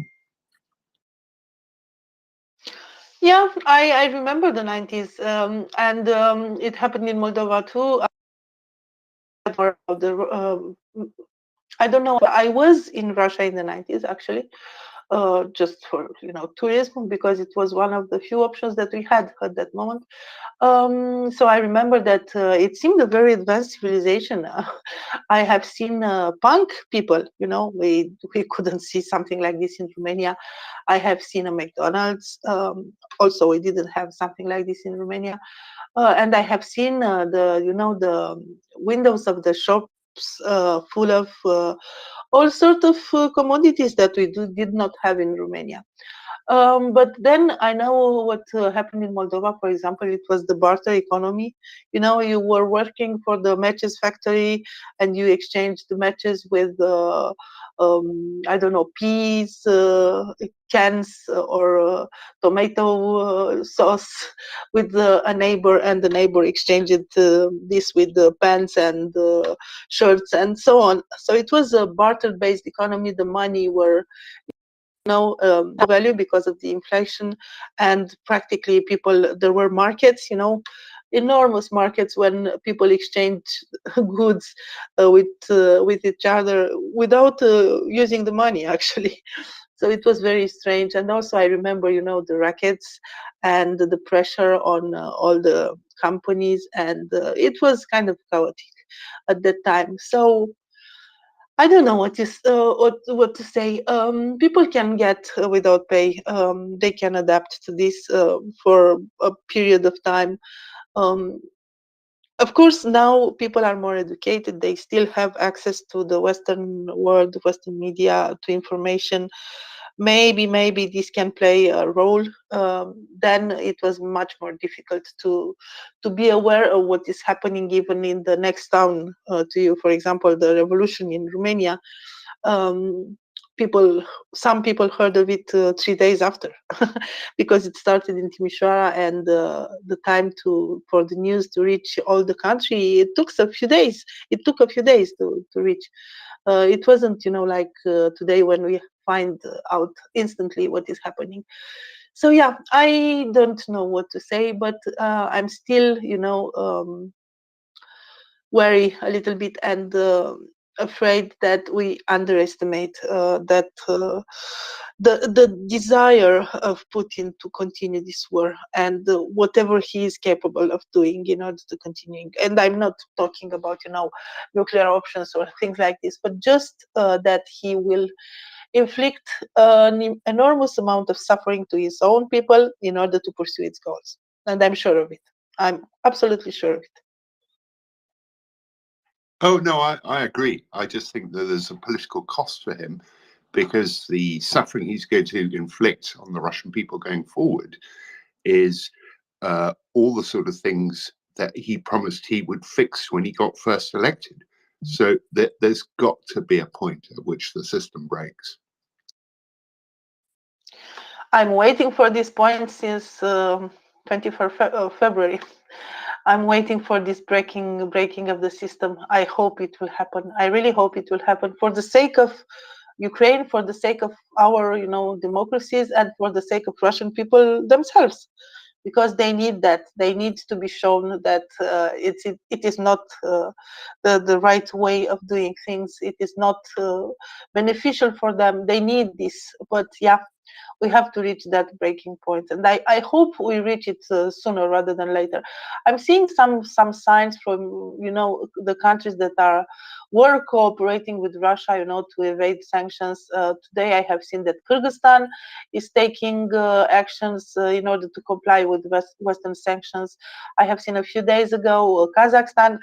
Have you seen those graphs with the increase in export and import for these countries in the Caucasus? That are practically supplying sanctioned goods to the Russians. So maybe this, it's almost secondary sanctions. It's almost there. Maybe this will help. I don't know. I really hope that the sanctions will be reinforced everywhere in this world, and Russia will not get what it needs, and that breaking point should be closer and closer. But maybe Will wants to comment on this. Will? Well, I think that point, from my observation of being there too, Ming, I think that point you made about the social contract and not being able to return to a time like there were in the 90s is incredibly relevant, because I remember having discussions with all of my Russian friends in Russia at the time about why they weren't taking much more interest in politics and making sure that the government was more responsive and drifting the way we hoped that they'd drift. And I remember them specifically telling me that not interested in doing that. I'm happy to stay out of it. Weren't you worried? Were you not worried about concentration of power?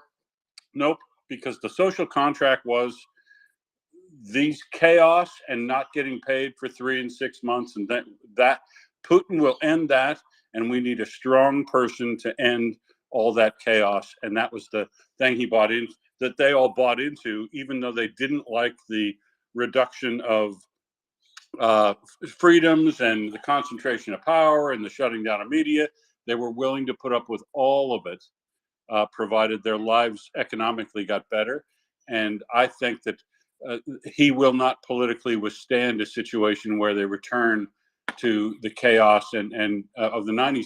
And that's coming, I think, Ming. If you look at the economic signals out of Russia, and what they're trying to do. That I don't know that they have more than about a year left of capacity to support the ruble, run up massive military budgets, 30% of the overall budget going to the military, and the the guns and butter campaign they're trying to run in relation to the next elections in March 17th, so that they can do another big mobilization, and which they're going to need. Where does this break first? Does the social contract break first? Does the economy break first? Or are we able to somehow see Ukraine get a decisive military victory on the battlefield that causes the things to shift? Or maybe a combination of all three, but I think that the breaking point for Putin will definitely be when he can no longer live up to the promises he made in order to concentrate power. I think that was a great observation.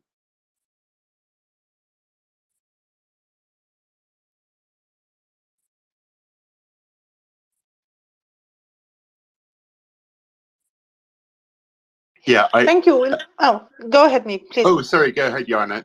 I do apologize. No. So, Joanna, have you any shipping news from the Black Sea at the moment? Oh yes, there are ships. So the weather is not amazing today. There is a little bit of wind, 50 kilometers per hour, with some gusts, and there are some waves, but not very big. So it's not the best weather, but it's not very bad either. And I have an impressive number of ships that are leaving the Ukrainian ports, 12 if I counted right. 2, 6, 8, yes, 12 of them. So one of them is very interesting because it stayed in Ukraine since the October 10th. So it's leaving after 2 months. I don't know why it stayed so long, because usually ships are staying between like 3 days and 2 weeks. But this one stayed longer. It's Imperator, ship under the Marshall Island flag. It's not very big. It's a bulk carrier, but it's like 19,000 tons or so. So it's nice to see it leaving. This is really nice. And 11 others.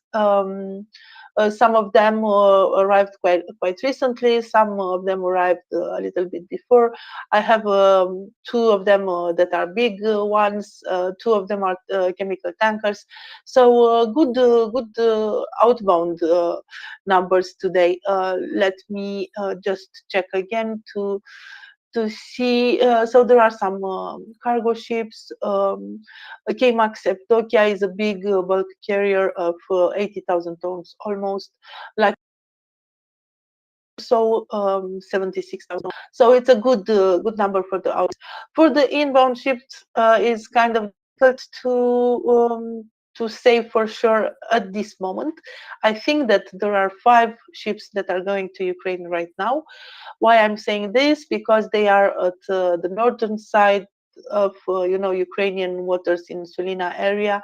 They turned the AIS off about 6 hours ago. So usually they do that about 5 a.m. in the morning, the ships that are leaving to Ukraine.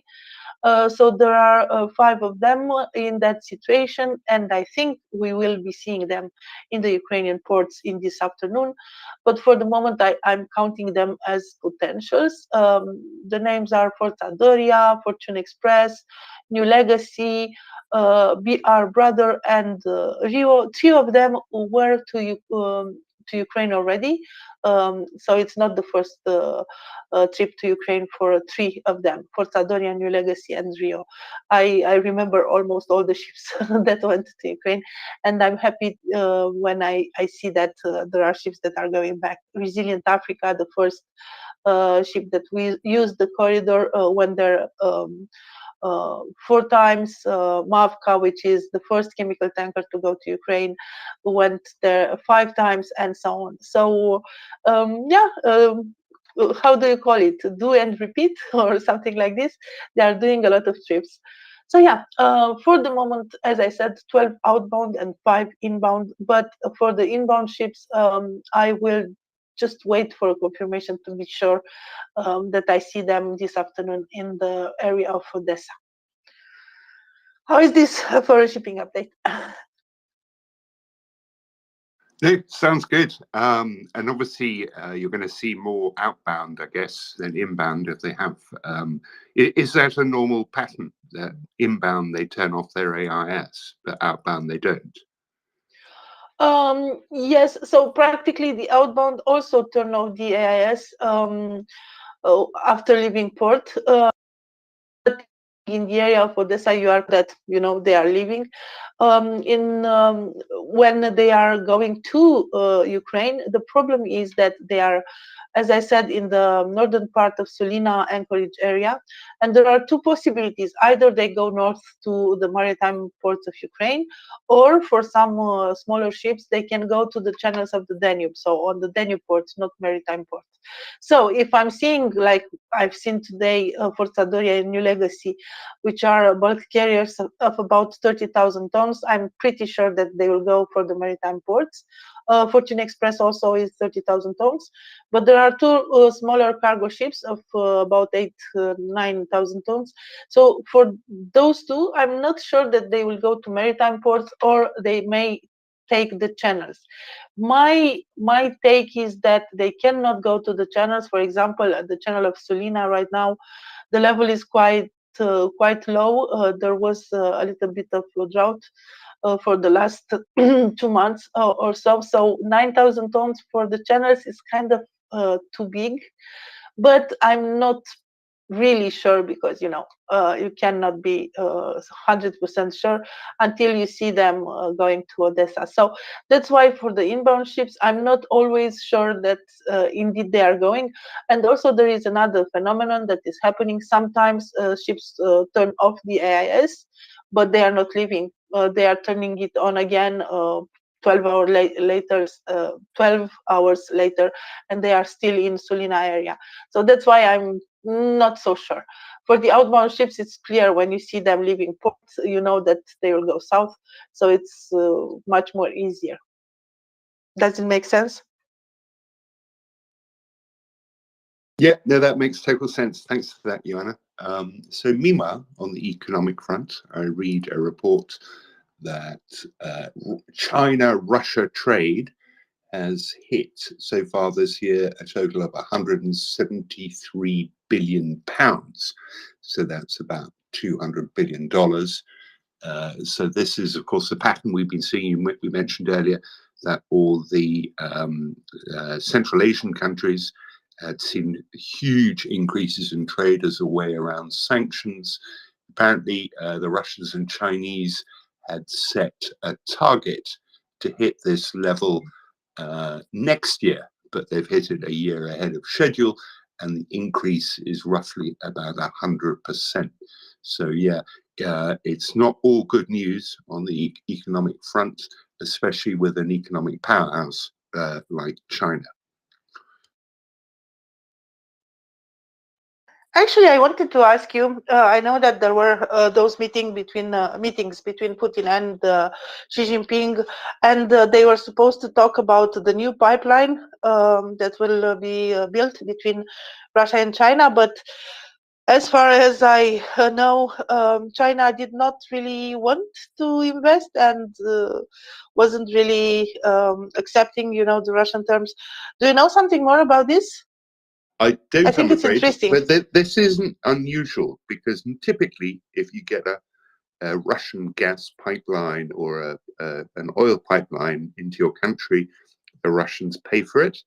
And I guess in this case, the Russian budget's feeling a little stretched with the 2 years running 35% increase in military expenditure. So they will have looking to the Chinese to help them out on that front. The Chinese financing sources have their own stresses with their property real estate market. So they are probably pretty reluctant. And as from what I saw, Xi basically told Putin, look, if you want the pipeline, you have to pay for it yourselves. That can't have been great news for Putin. But in the general scheme of things, they probably could pay for it. It's just going to delay the whole thing a bit. Let's see. That's good Hands. to know. That's good to know. Yeah. So Arya, go ahead. Good morning or good evening, everybody. Uh, Chris also has his hand up. If his reply is directly in response to Iana's, if you want to let him go first, I just wanted to respond to something Will was saying before. Thank you. Chris, do you want to go ahead before Arya?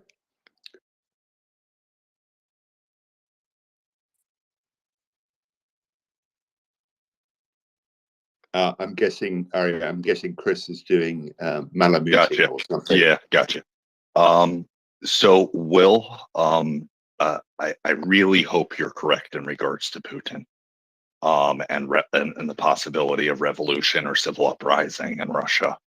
At the same time, I truly fear that he has put and is continuing to put enough safeguards in place in the same way previously the USSR had them, or a country today like China has them in place, that will keep the population from being able to get to that point. And even if there are large scale protests or, people with guns that are trying to start an armed revolt past, just, sabotage and acts like they're currently doing, I don't necessarily see that as taking off. I remember talking to a friend of the family who was Russian and Jewish, who had lived there for years before emigrating to America. And I remember making a comment, and this is well before Ukraine, and was even, 2014. But he made a comment. We were talking about World War II and then the Cold War. And he basically said, the Russian people will only revolt if there is not bread. That is the only way that they get mobilized to that point, is if they're as a national polity. And he cited several historical events through history, whether it was medieval rulers, and uprisings of peasants, to under the Soviet Union, various and during the Civil War and such. So I really hope, Will, you're right, but outside of a black swan event or real destruction of economy and food production to the point I don't think the West or anybody else is willing to do, or able necessarily to do. I really fear that unless there's army factions or something like that happens, we won't see that. And even if we do see it, it will get crushed in the same way the IRGC crushed the civil uprisings from the Iranian people over the last couple of years. Thank you. Yeah, so the last, significant protests we saw against the Russian government was in the period 2011 to 2013.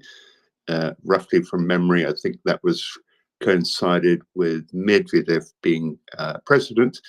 He was perceived as being, well, it's all relative compared to where he is now, but he was perceived as being pretty liberal by Russian standards.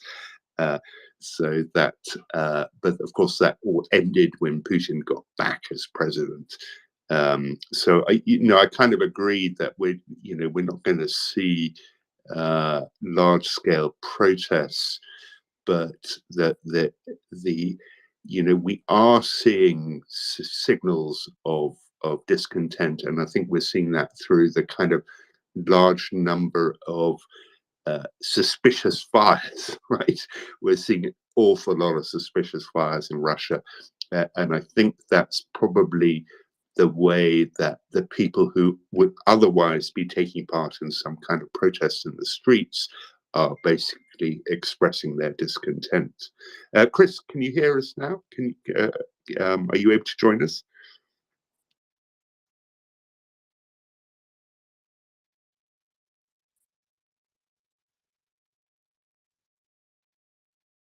No, I think we don't have. No, sorry, mate. Go ahead. Yeah, you were right. If you can hear him in the background, yeah, I was malamuted actually, but yeah, I was Yeah, Bear's got a bit of a mucky eye, and I was trying to sort that out. And when I do that, Lima doesn't like it. She thinks I'm hurting him. I'm not. I'm trying to make him better. But anyway, you can't explain it in Malamute. So,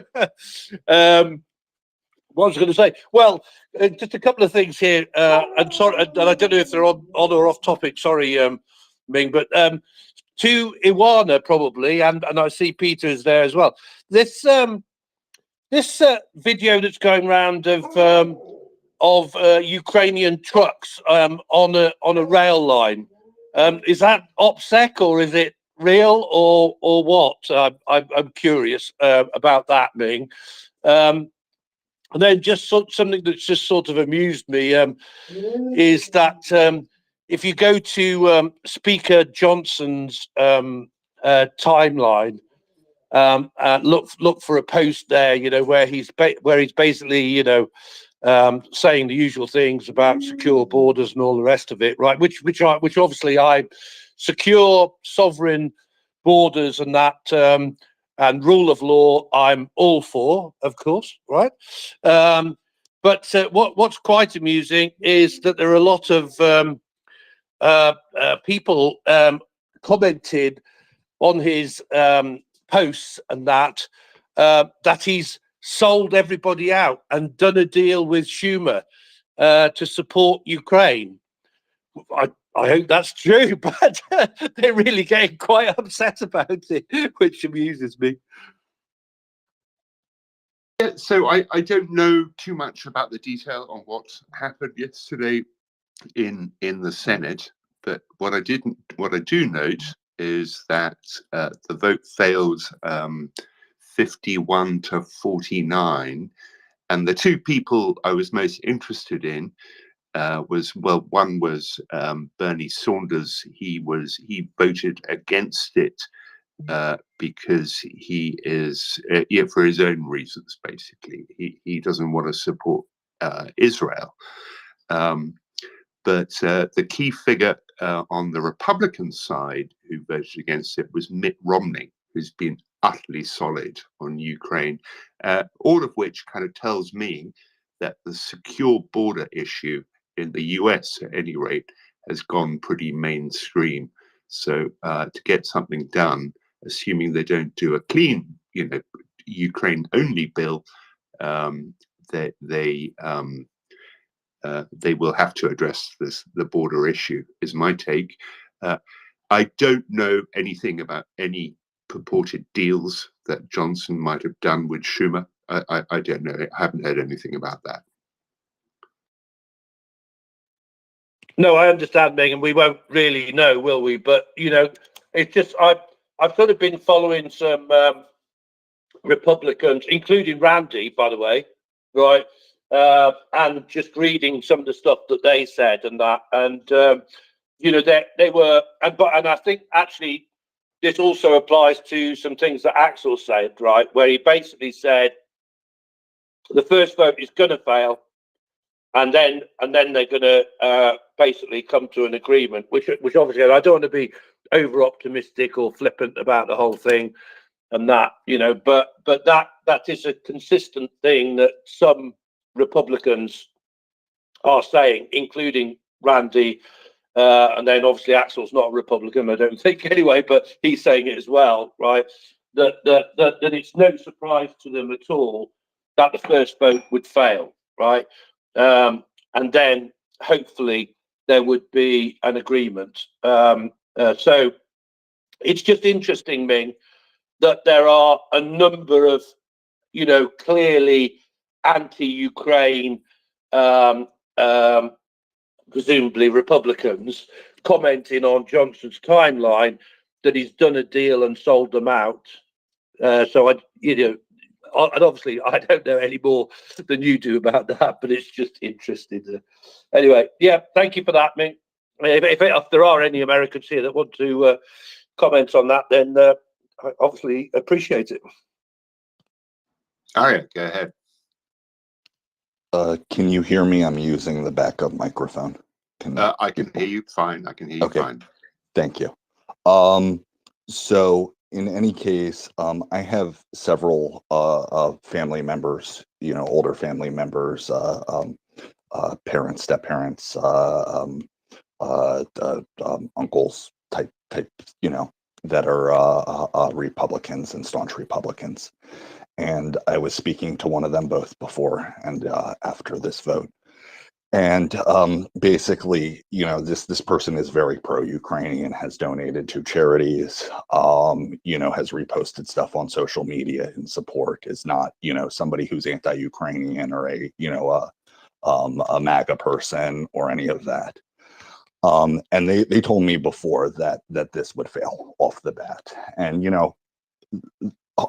I was hopeful that it would not, but it did. But what they said is, it was a huge mistake to bundle them all together because it gave a huge political opportunity to make another issue where there is a domestic issue. And leave it. 1 second, I'm sorry.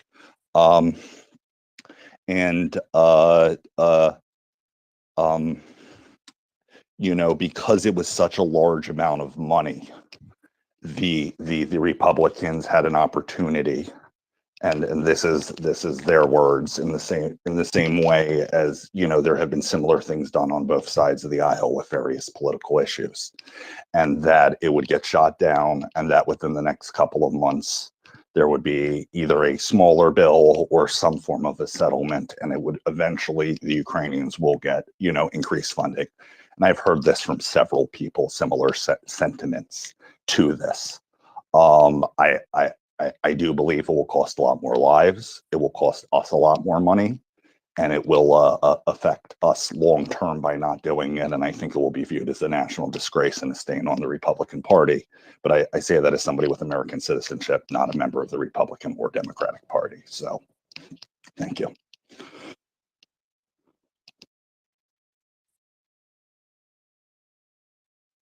No, thanks, Arya, for giving us a US perspective there. The likes of Chris and I were slightly in the dark about the various machinations that go on in the US Congress. Chris, go ahead.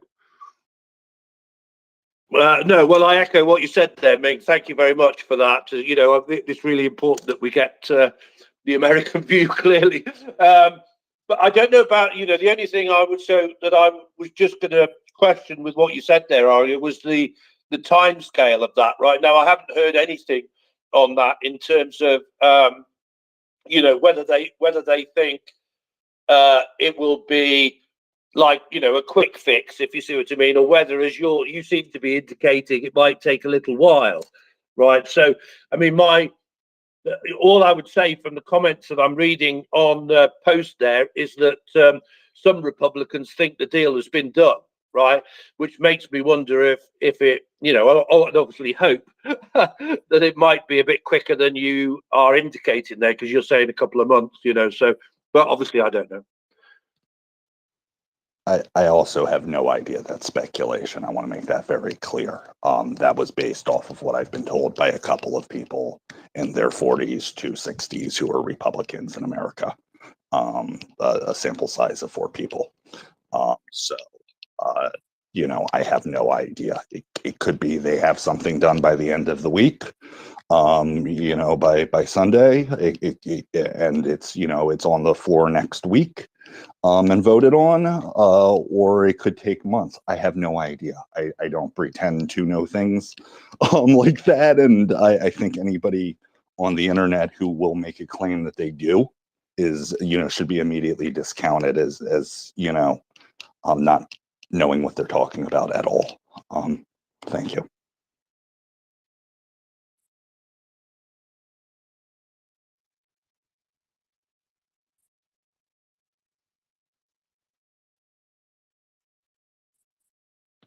Am I okay to go, Ming?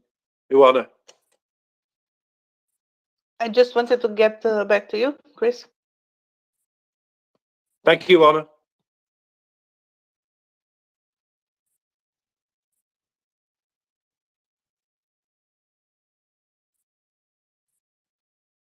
I'm sorry, I'm not so good with American politics. I just hope that they will do the right thing, and I think it's absolutely impossible not to do the right thing.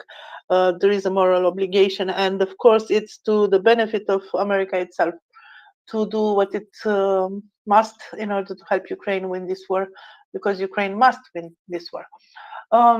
So I was looking through the news that for today, and I've seen one interesting news. I don't know if you have seen this, Ming. I'm just looking to what Erdogan is doing, because Turkey had some very peculiar reactions lately. Well, it's not Turkey, it's Erdogan. And I was just trying to see if they will finally decide to vote for Sweden's accession to NATO, and what is happening, and so on and so forth. And I'm seeing that Erdogan is going to Greece, is going to meet in Athens with a delegation from Turkey, including the Turkish president, will go to Greece. And I'm hoping maybe we will see some good news after this, because we know that relations between Turkey and Greece were kind of interesting in the last decades. And the fact that he's now going to Greece and meeting the prime minister, and they declare that they want to have mutually beneficial relation and a positive agenda and so on. Maybe this will help. What do you think, Ming? Yeah, well, obviously, Turkish and Greek relations are pretty toxic at the best of times. I have a little family interest in it. My wife was born in Cyprus, and she was a war refugee in 1974 when Turkey invaded Cyprus, and Cyprus obviously is very much hot potato between the two countries to this day, particularly since the Turkish-controlled northern Cyprus is not recognized by anybody, and they are using it currently to explore for oil all around Cyprus on all sides. So yeah, there is a lot of bad blood going on to this very day between Turkey and Greece. But as you say, it's definitely a positive sign that he's willing to meet, Erdogan's willing to meet the Greek Prime Minister, because they've got more issues between them than just this. But hopefully this is a positive step forward. Arya, go ahead. So I hope you're right, and I hope this is some indication of Erdogan toning down the various dictatorial, neo-Ottoman, and fascistic, things that he has been doing over the last decade. I fear he is, though, just doing exactly what he has done dozens of times in regards to Israel, Greece, and several other countries, which he will appear to, be, conciliatory and making agreements. And then when it no longer is convenient to him, he will escalate again or back down from it. And in the meantime, he gets a huge domestic PR boost to his voter base by just going to Greece. But again, as with many of these things, I pray I'm wrong.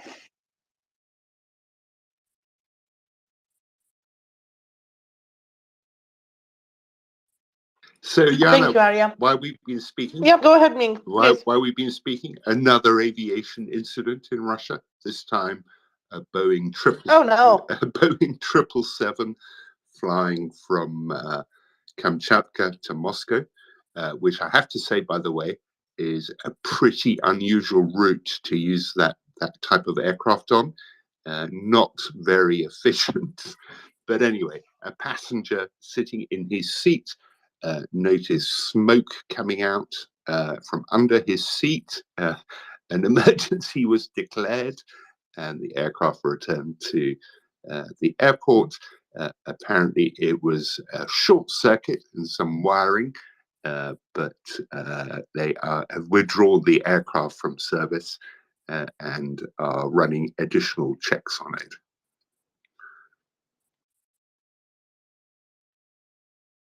Day and incident, or sometimes many more than one per day. And the Boeing is a big aircraft, so yeah.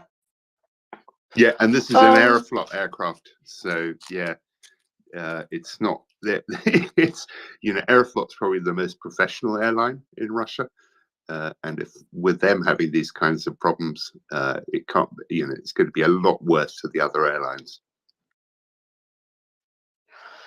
Yeah, indeed.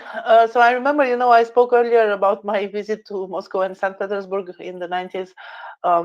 Of course, we went there as tourists, and we flew a Russian aircraft that was to Polev, that was really very interesting, very big, with the kind of delta-shaped wings. I'm not sure what type of aircraft it was, but it looked so impressive. I only flew propeller planes before, and seeing that big aircraft with that very specific shape was so amazing. And being raised in communist Romania and seeing something that was kind of from science fiction movies was kind of a thing. And only after that I understood. I was little at the time. I was really little, so I understood that Russia is not really so interesting as it seemed. But it's a shame in a way that Aeroflot is having problems right now. Imagine Russia being a democratic country with all the resources it has, and where they would have been if not for Putin and this kind of regime. Yeah, I mean, maybe Putin was right. Maybe democracy doesn't work for someone like Russia because they haven't fully explored. Turning into a proper democracy would mean fully exploring their imperial and Soviet past, and that's just something that in turn would just make the place absolutely chaotic. So I don't know. Maybe he's right.